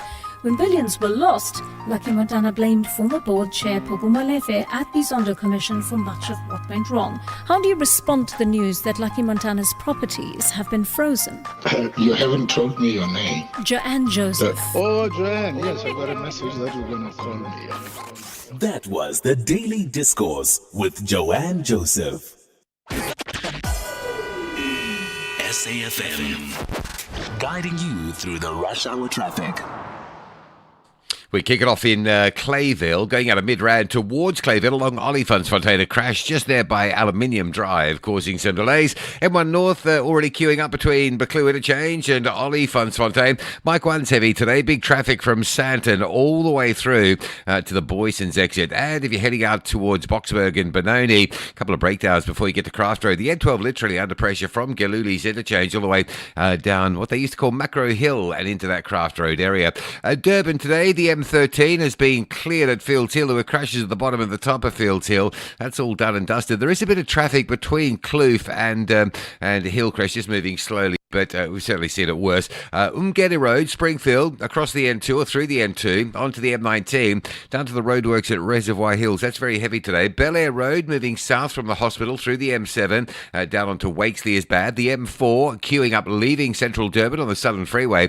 Delays into that Congella area, and a lot of truck congestion still around the Rochborough area. M7 and South Coast roads are particularly heavily backed up. Cape Town, a truck has hit the Muizenberg train bridge again. It is the most hit bridge in the country. It's taken another whack. A big cement truck is stuck under that Atlantic Road train bridge. That central Muizenberg area, absolutely jam-packed today. The queue's getting that way on the main road, start at St. James, Atlantic Road, Royal Road, and the main road arriving in from Lakeside. All very busy. And, of course, the N7 still queuing up, passing Dunoon. One lane open for roadworks by Malabongwe Drive. With your traffic updates, I'm Rob Byrne. Stay safe on the roads. SAfm is with you. The National Pulse with Ashraf Garda on SAfm. You're listening to the National Pulse, weekdays 3 to 6 p.m. So what did the ambassador say? He said, well, two words, Ubuntu, and did he say resilience? Fascinating conversation. Anything you pick out of there and you may want to react to that, feel free to do so. Well, and of course on all the other issues we've had, including that of Suleiman Karim, who now has to appear at the Madlanga Commission on the 14th of August, well as they've allowed a postponement, further postponement, 2 more weeks. But it's going to come up soon, and then he will have to appear or testify unless an independent medical practitioner rules otherwise or advises otherwise. There's been stories of a crackdown on counterfeit goods in the city of Joburg by the SAPS. It's been a big day for them. We'll talk about that too. And furthermore, continuous updates on the Madlanga Commission. It's been quite dramatic this last few weeks with Andrea Johnson testifying. But first things first, we'll pick up on a story regarding a man, a girlfriend, and HIV. The pain of losing a loved one is never easy. At Clientele, we understand that burying loved ones with dignity truly matters. Our funeral plans pay out cash within just 24 hours, and you receive 200 Rand airtime when you claim. Plus, we cover up to 13 people on one plan. SMS SAFM to 48031. That's 48031. Clientele Life is an authorized FSP and licensed life insurer. T's and C's online. Standard rates apply. Move with purpose from the first to the final job in a Hino 700 truck tractor. Available in either 410 or 450 horsepower. It gives you the flexibility to choose the right amount of power to suit your unique fleet and logistical needs. The Hino 700 truck tractor comes with a 6-year drivetrain warranty and 6-year service plan from as little as 1.9 million Rand excluding VAT. Contact your nearest Hino dealer today to keep you moving. Offer available while stocks last. T's and C's apply. Hino, all the way. Looking for exclusive content, live events, and special broadcasts like the Madlanga Commission? Then connect to the all-new SAfm Connect stream. The Madlanga Commission, live and uninterrupted from 9:30 Monday to Friday. SAfm Connect brings you more of the conversations that matter. Listen anytime, anywhere by visiting connect.safm.co.za or stream directly on SABC Plus at sabc-plus.com. SAfm Connect. More conversations, more access. There's much more coming. The National Pulse with Ashraf Garda. Weekdays, 3 to 6 p.m. Right, so let's get to this story. It's quite dramatic. A 47-year-old Boskop man has appeared in the Pretoria Magistrates Court in an attempted murder charge after allegedly concealing his HIV status and then intentionally infecting his girlfriend. This is what the NPA's Gauteng Division spokesperson Lumka Mahanjana had to say about the issue. A 47-year-old man from Boskop appeared briefly at the Pretoria Magistrates Court. He is facing a charge of attempted murder for allegedly infecting his 38-year-old girlfriend with HIV. It is alleged that the accused and the complainant were in a relationship between October 2025 and June 2026. During this period, the accused allegedly misrepresented his HIV status to the complainant, informing her that he was HIV negative. On 26 June 2026, it is alleged that the complainant discovered ARV medication in the accused's bag and confronted him about it. The accused allegedly admitted that he was HIV positive and informed her that he had intentionally infected her because he did not want her to be in a relationship with another person. On 25 July 2026, the complainant went for an HIV test at a medical facility and was informed that she was HIV positive. The following day, she reported the matter to the police. The accused was arrested on the same day at their place of residence. The matter was postponed to the 3rd of August 2026 for obtaining bail information. The accused remains in custody. There we are. Lots to reflect on that. Quite dramatic, isn't it? Let's talk about other drama, and that's the drama around counterfeit goods in Joburg. Next up. You're listening to the National Pulse on SAfm. So it's been a busy day in the city of Joburg with the South African Police Service National Counterfeit and Illicit Goods Unit leading what they describe as a major enforcement operation in the inner city of Joburg, right? Let's find out what happened with Nomvuyo Ntanja, the SABC News reporter in Johannesburg. Nomvuyo, appreciate you engaging us on the National Pulse. Nomvuyo, you there? Yep, thanks. You're live on the National Pulse. Thanks for joining us. Good evening, afternoon rather, to you and to the SAfm listeners, Ashraf. Thank you. Well, evening, afternoon. Has the sun set on some of those who are selling, counterfeit goods? Absolutely, and unfortunately, but as you have correctly mentioned in your intro there, the SAPS, together with SARS and other stakeholders, were in Johannesburg CBD today. They say the search was part of a multidisciplinary takedown of illicit trade. However, what I found rather interesting was seeing crowds of people, very angry people, and mostly South Africans, who had gathered outside these shops, basically saying that for them, this was more than just law enforcement. It's about jobs, it's about income, it's about survival. So I'm talking about families who work at these shops, basically saying that instead of government giving them more, jobs, looking at the high unemployment rate in the country, they were saying they're basically taking these jobs away. We also had buyers in this crowd, people who used the shops to stock up in bulk, people who had traveled as far as from Mpumalanga, people from the Eastern Cape And you can imagine that's a 12-hour bus trip to just come to Johannesburg to stock up. So they were basically very angry, saying, number one, how did these illicit goods even get into the country, and why are they only acting now, and that this is the only life basically they know. So we did have NRCS responding to those questions, basically saying that they do stop containers at the port of entries to check or to verify. Yeah. Look, I mean, on the issue of whether counterfeit or illicit goods, they could be manufactured abroad, they could also be manufactured in South Africa. I mean, that is a separate conversation. The principle around putting an end to counterfeit and illicit goods, I mean, that hasn't just started today, but the fact that it needs to be reinforced means that it continues, isn't it?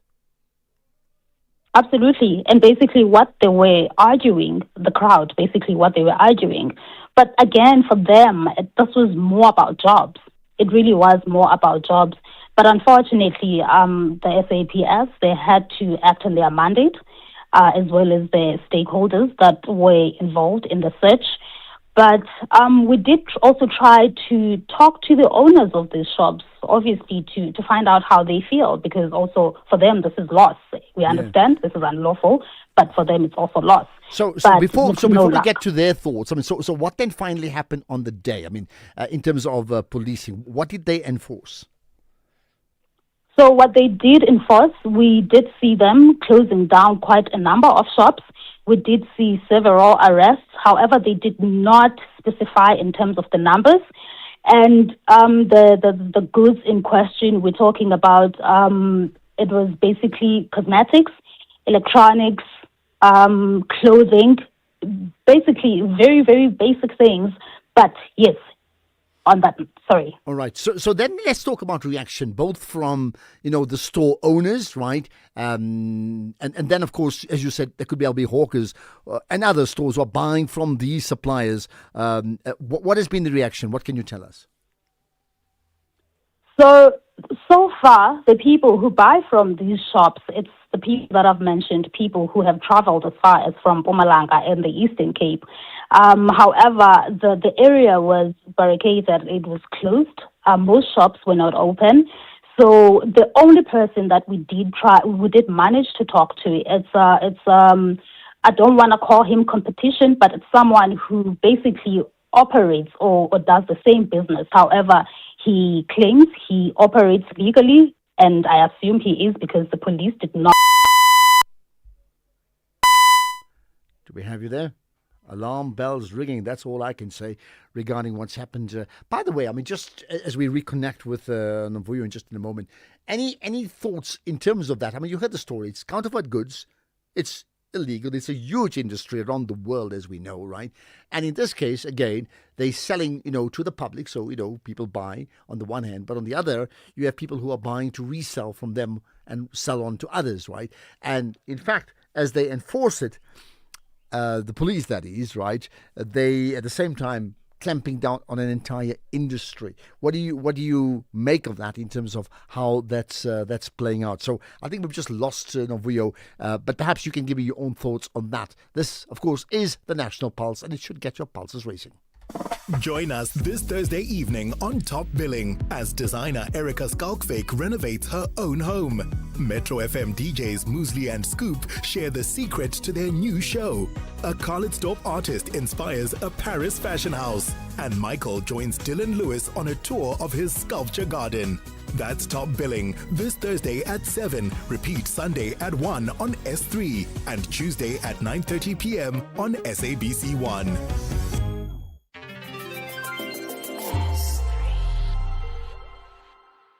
Quantum on SAFM. Step into the future with Quantum. The radio show that goes beyond the headlines to explore how you can evolve, adapt, and thrive in times of rapid change. We will explore cutting-edge thinking coupled with practical life design applications. I'm Angela Ludek, and I invite you to join this community where real progress begins with human capital development. Quantum Monday to Friday, 3 to 5 a.m. on SAfm. SAfm. After 132 years of colonial rule, Algeria fought a brutal war for freedom. Independence came at a cost: lives, land, and legacy. But from that struggle came strength. Today, Algeria stands sovereign, steady, and self-defined. I was with Hector Peterson when he was shot. The boy was in that picture where a boy was carrying. He was the first student I saw going down. I saw him being shot on the head and he fell down. This is what we are becoming. SAfm, leading the conversations that move us. Right, your older car may not be a head turner. Ouch, you may think. But OutSurance's Essential Car Insurance has got you covered, right? 51-year-old Musa pays only 451 rands a month for his 2011 Toyota Corolla and gets third-party cover of up to 1 million rands. Ready to stop paying new car insurance premiums for your older car? Yes, no? Get OutSurance Essential Car Insurance today. For unfinanced cars older than 5 years and valued at less than 150,000 rands. SMS CAR to 43185. That's CAR 43185. Licensed insurer and FSP, T's and C's and information available online.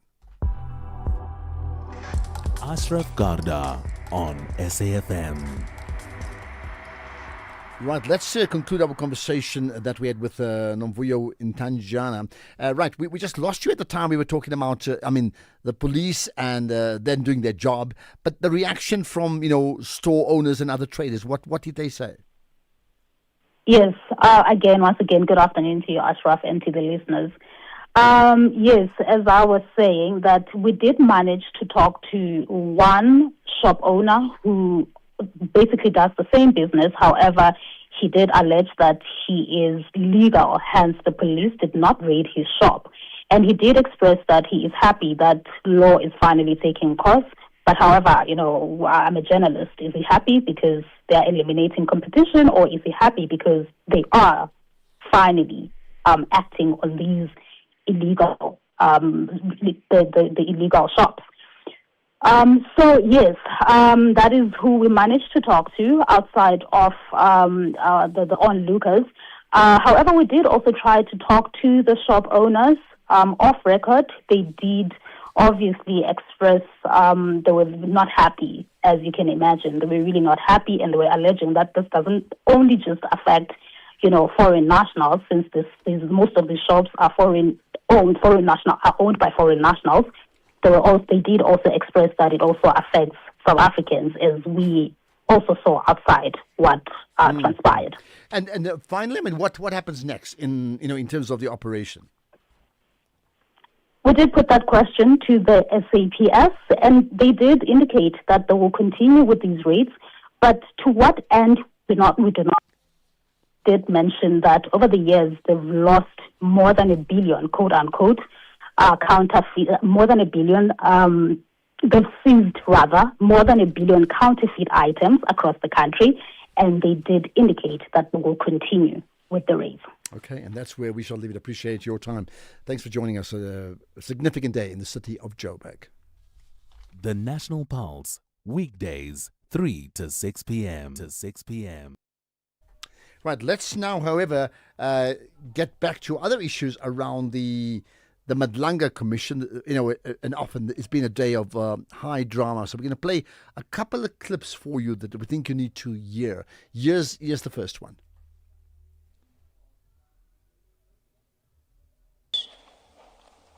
Would you agree that those chats reflect a deeper relationship than just being invited to a 50th birthday celebration by a colleague? You have a personal and deeper relationship with General Khan. Would you agree with that? Yes, ma'am. I considered him a very good friend. A very good friend. And in fact, on reading of this, it sounds like you visited each other's families? No, we didn't. You have been... I don't want to flight them. Personally, I don't. Yeah, but I can indicate that there might have been an occasion where he would have invited us, but we have not. I have not gone to his home. He has not come to my home. We have not socialized. What happened to the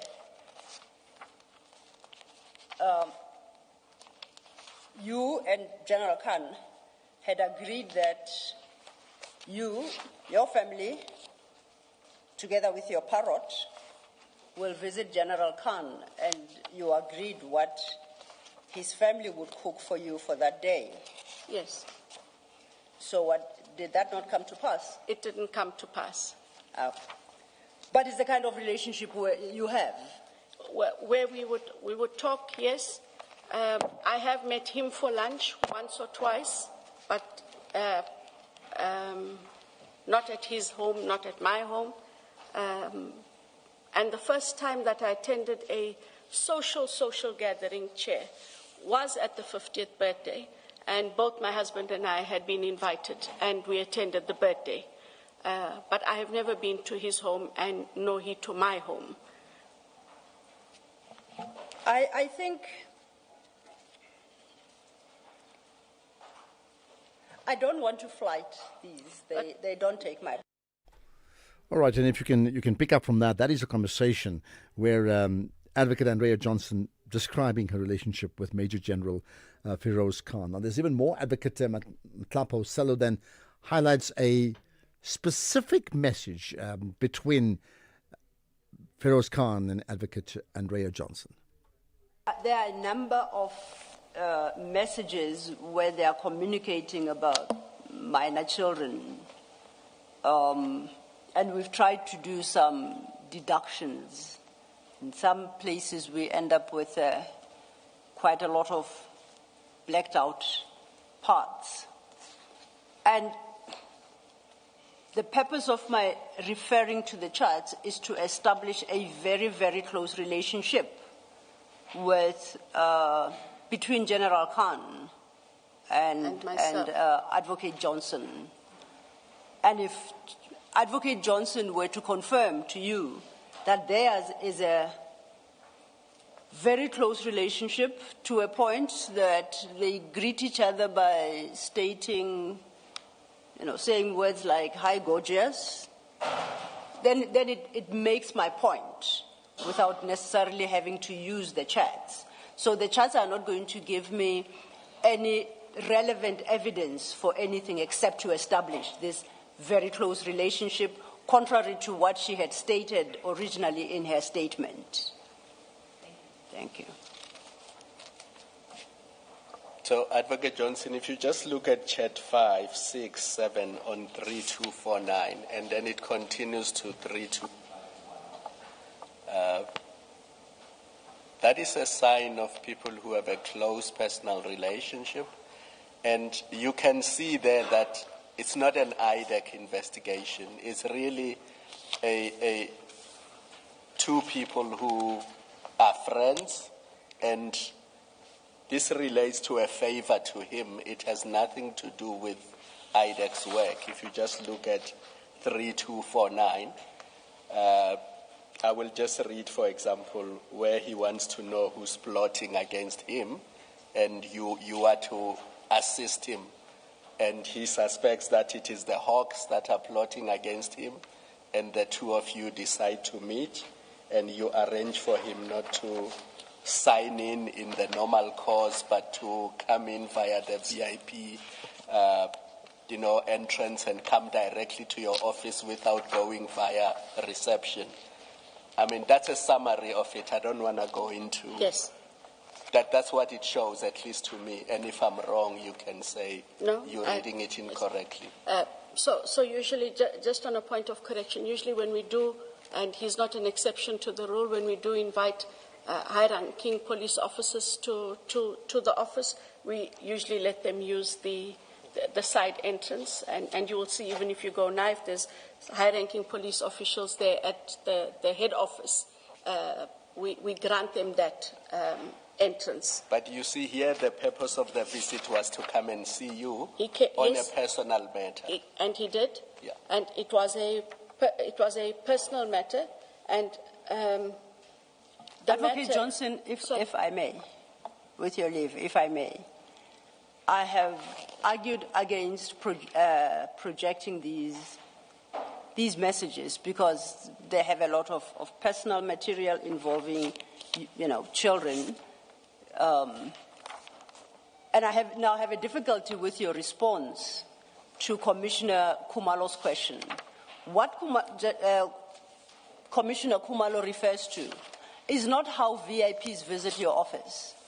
He wasn't coming in his capacity as a VIP. He was coming in his personal capacity, requesting a favor from you regarding suspicions that he's being investigated by the Hawks and that.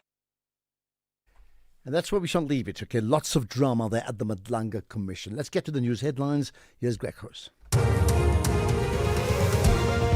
In the headlines, and at the Madlanga Commission, it's heard text messages suggesting that former IDAC head Andrea Johnson and suspended Deputy Police Crime Intelligence head Feroz Khan shared a closer relationship than previously disclosed. The IEC wants to introduce legislation that will govern the registration of political parties. And Eskom says adverse weather conditions in parts of the Eastern Cape have caused severe interruptions to the power supply in the Alfred and Zor and Ora Tambo district municipalities. A full update at the top of the hour. Outsurance will go out of their way to try and save you money on your car insurance. If they can't, ask for 500 Rand. SMS out to 30754. That's out to 30754. SAFM, guiding you through the rush hour traffic. Good afternoon. We start in Joburg, four ways, northern parts of town. William Mandela from Brideston Drive across the highway up to Monte Casino is heavy. Behind that, the M1 south from Buccleuch all the way down to that William Mandela off-ramp. Really struggling to get off and get into the heaviness that is William Mandela today. The N1 from Bayers Nordia through 14th Avenue, Gordon Road, down towards Maresburg. On your way, very slow towards Soweto. A couple of breakdowns between Galulis and Craft Road. N12 East backlogging on your way out through Galulis towards the Boksburg and Benoni area. And the N1 running north is running heavy this afternoon. It's all jammed up from Buccleuch right through until about SAmRadio. Pretoria looks okay. No major problems there today. Durban Spine Road, opposite Pavilion, that's been busy. There was a truck that lost its container earlier this morning. I can't help but think something is related still to that. Spine Road around Pavilion, very slow. Bel Air Road, super heavy, passing Chief Albert Lutuli down to the M7, across the highway and on towards Wakesley Road down to Salia, very slow. A lot of truck congestion in the Rossborough area, South Coast Road and the M7 routes backlogging, and it's even heavier than normal. Road out through the N2 onto the M19 through the roadworks at Reservoir Hills. Very slow going there. Cape Town today, Newlands and Claremont, Rondebosch areas all backed up. The most hit bridge in the country is the Muizenberg train bridge. It has taken another whack this afternoon. Cement truck running into that train bridge, and that has left some gridlocking around the central Muizenberg area today. And Marine Drive backed up from Pardon Island as you get to about Loxton Road, Woodbridge Island. It sits all the way through to the second lights at Sunset Beach. With your traffic update, I'm Rob Byrne. And thanks for that, Rob. And as just a reminder, talking about motor cars, from the fuel prices to groceries and electricity, in an economy where the price of everything is going up, it's comforting to know that when you switch to Outsurance, you could actually save money on your car insurance premium. You could save big, like 50-year-old Lawrence, who saves an incredible 309 rands a month on his 2025 Volkswagen T-Cross. So how much money could Outsurance save you? SMS out to 30754. That's out to 30754. Outsurance, licensed insurer and FSP, T's and C's, and further information available online. Outsurance is in the business of saving you money on your car insurance premium. If they can't, ask for 500 Rand. SMS out to 30754. That's out to 30754.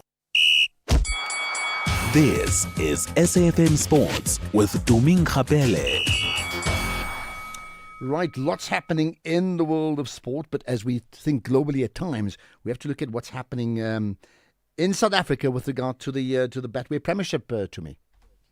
Yes, with the 2026-27 season about to kick off, Mamelodi Sundowns head into the campaign as Africa's number one club in CAF's 5-year ranking, overtaking Egyptian giants Al Ahly. Sundowns' consistency with them winning the 2025-26 CAF Champions League, reaching the final the year before, and also making the semi-finals in each of the last 4 editions has propelled them to the top. With Al Ahly failing to qualify for this season's Champions League, Masandawana could extend their lead even further. Now, the rest of Africa's top 5 features is Tunis, RS Berkane, and USM Alger, who lifted last year's season's CAF Confederation Cup. But in terms of South Africa's other clubs, fortunes have dipped for Orlando Pirates. They dropped to 19th after missing the CAF Champions League group stages, while Stellenbosch FC sit 24th, Marumo Gallants 37th, and Kaizer Chiefs 38th. Elsewhere, FIFA has given its member associations until the 19th of September to decide on its plan to sell stakes in its major tournaments, and says that they will each receive $40 million, around 670 million rand, if they support the plan. FIFA says that the proposal could unlock a $10 billion funding package, but it has faced strong opposition, UEFA saying that the World Cup is not an asset to trade, while the Asian Football Confederation says it was not consulted. And then European Union Sports Commissioner Glenn McAuliffe has also criticized the plan, telling FIFA to hands off our game. FIFA President Gianni Infantino says it's up to each member association to decide whether to back the proposal or not. In the meantime, Neymar Jr. has confirmed his international retirement and will no longer continue with the Brazil national team. The Brazilian said that his time with the national team is over. He made history. He was very happy. He gave his blood, his life, and he has always fought for the yellow jersey, but now he doesn't want to anymore.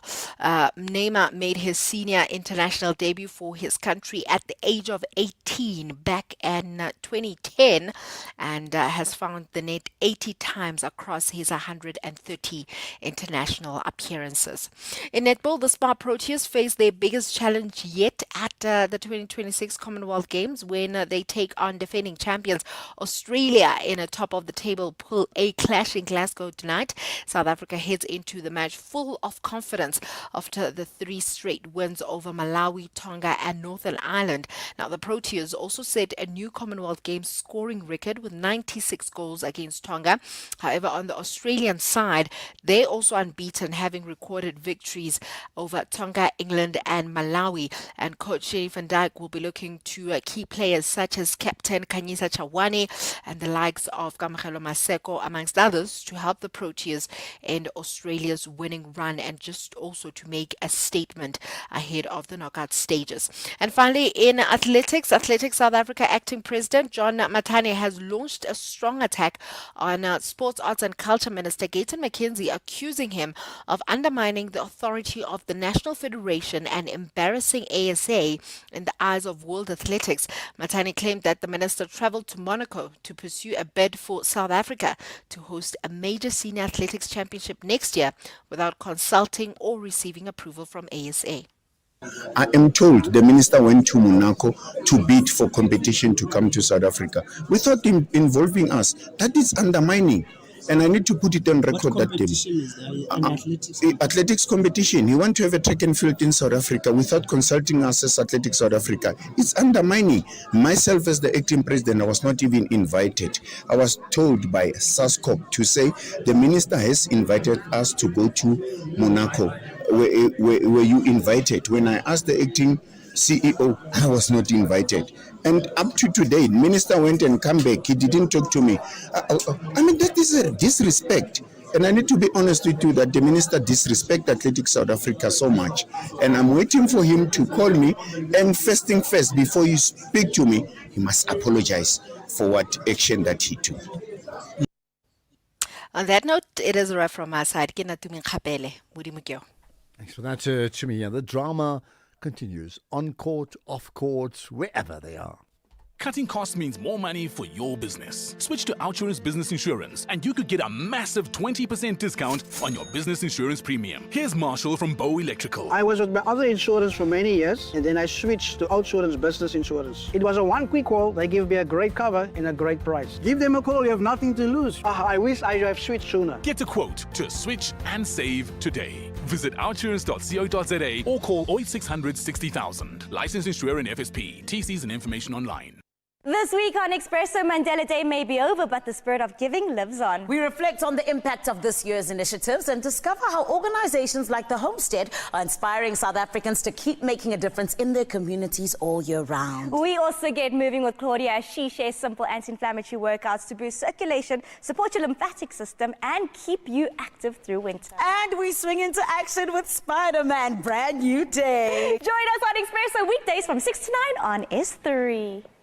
Head to Dis-Chem for your best winter buys. Look out for the yellow label to enjoy bulk savings on Better Rewards brands. Swipe your Better Rewards card when you buy 2 packs of Pampers Premium Care nappies and save 189 Rand, now just 409 Rand 99. And bulk up for less when you buy 2 bottles of Crash Guard 200ml syrup for only 389 Rand 99. Save 129 Rand. Valid until 9 August at Dis-Chem. Better health starts here. Nightfall on SAFM with John Gericka.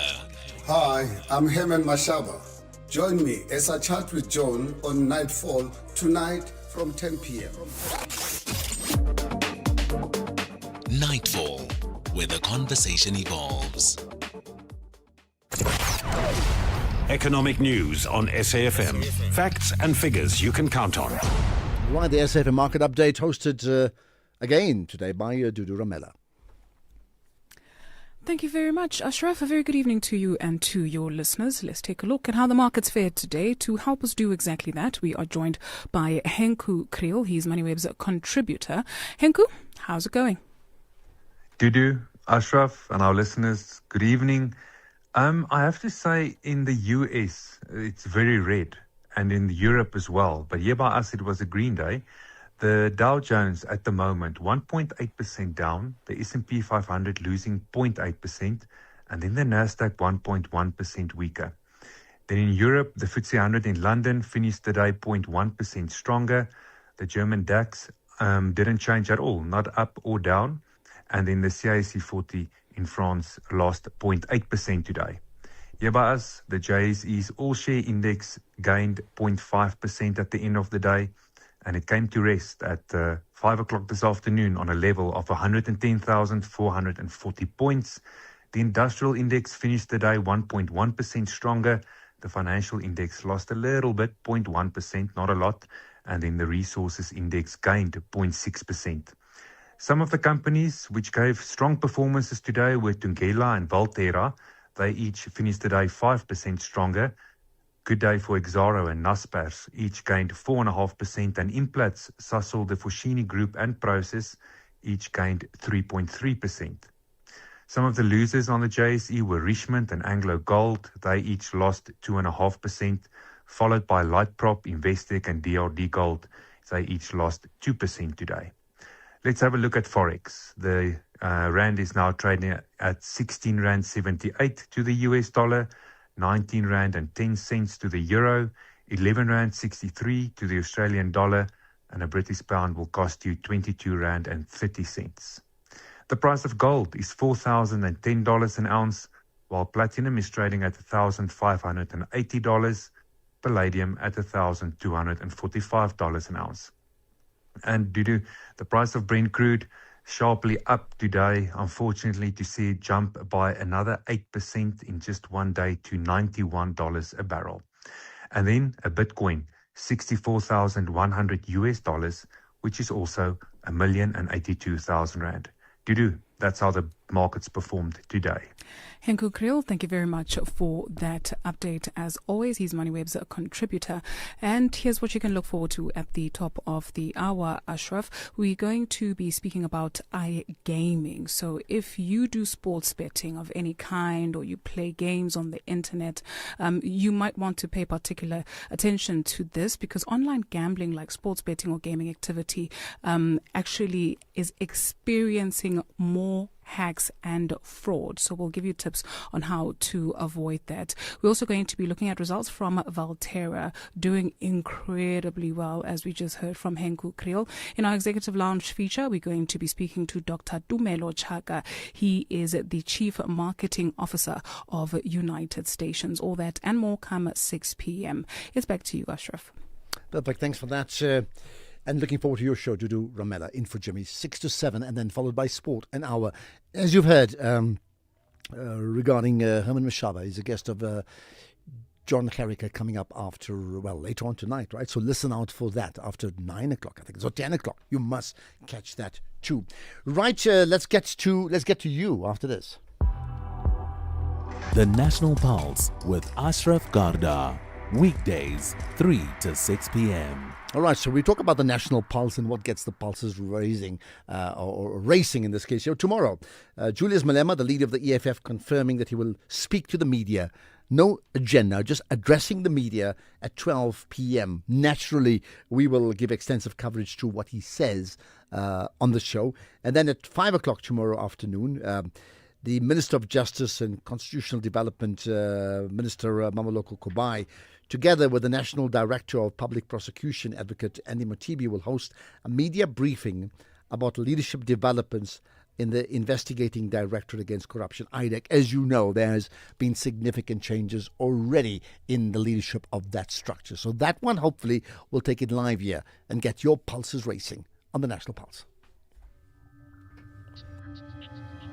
You're listening to the National Pulse on SAFM. Right, let's get to one of the earlier conversations about Suleiman Karim.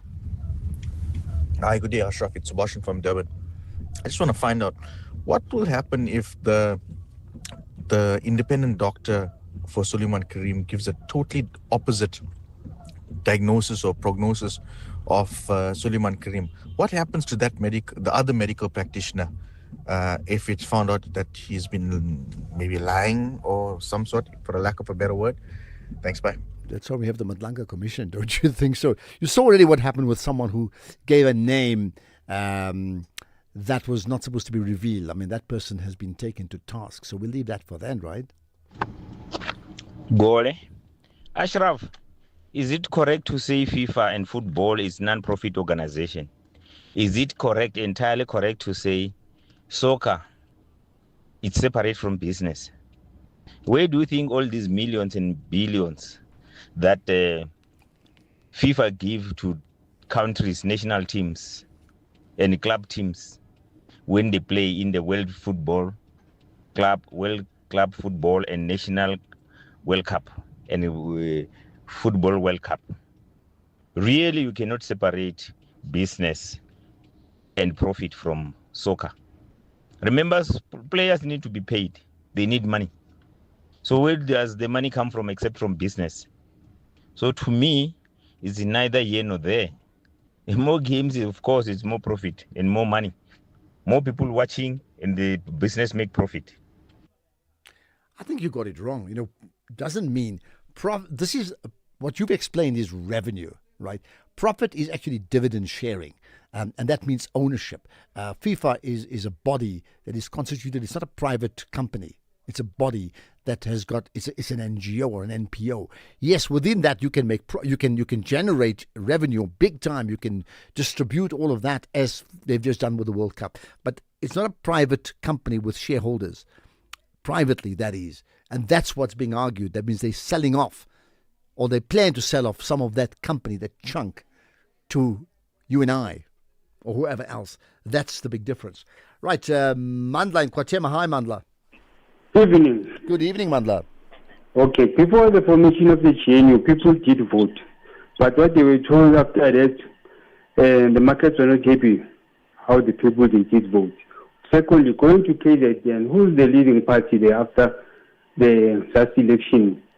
MK, but who's running that province? It's not how the people they voted. To me, it seems like as people can't live their lives as they. We need to be policed by the politicians or the kings and queens of this world.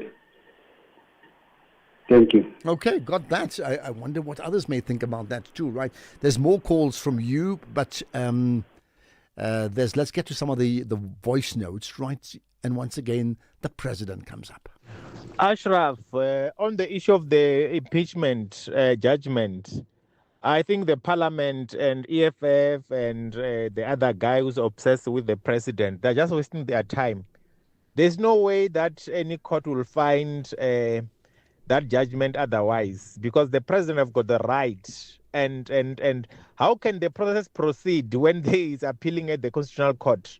They're just wasting their time and obsession with the president. I think the president needs to focus on the job. We can see now Madlanga is doing a lot of work, and we really appreciate the president for appointing him. People like Julius now, we can see there when Mandela is under the bus. I knew when he was praising that woman, there's something wrong about it. You knew there's something wrong about it. Well, I'll tell you what, I've got more to share from you. You're part of the Pulse community after this. Whether it is a CCMA referral, problems with a mechanic, unfair blacklisting, or an uncontested divorce, Clientele Legal provides tough professional lawyers for an affordable monthly premium. We cover civil, criminal, and labor-related matters. Our nationwide legal teams are standing by to support you 24 hours a day. Plus, all plans include a bail benefit of up to 5,000 Rand, and we'll go to the police station and pay it for you. Join today. SMS SAFM to 32195. That's SAFM to 32195. And we'll call you back. SMS now. Clientele General is an authorized FSP and licensed non-life insurer. T's and C's online. Standard rates apply. Join us this Thursday evening on Top Billing as designer Erica Skalkvik renovates her own home. Metro FM DJs Muesli and Scoop share the secret to their new show. A Khalid-Stop artist inspires a Paris fashion house. And Michael joins Dylan Lewis on a tour of his sculpture garden. That's Top Billing this Thursday at 7, repeat Sunday at 1 on S3 and Tuesday at 9:30 p.m. on SABC1.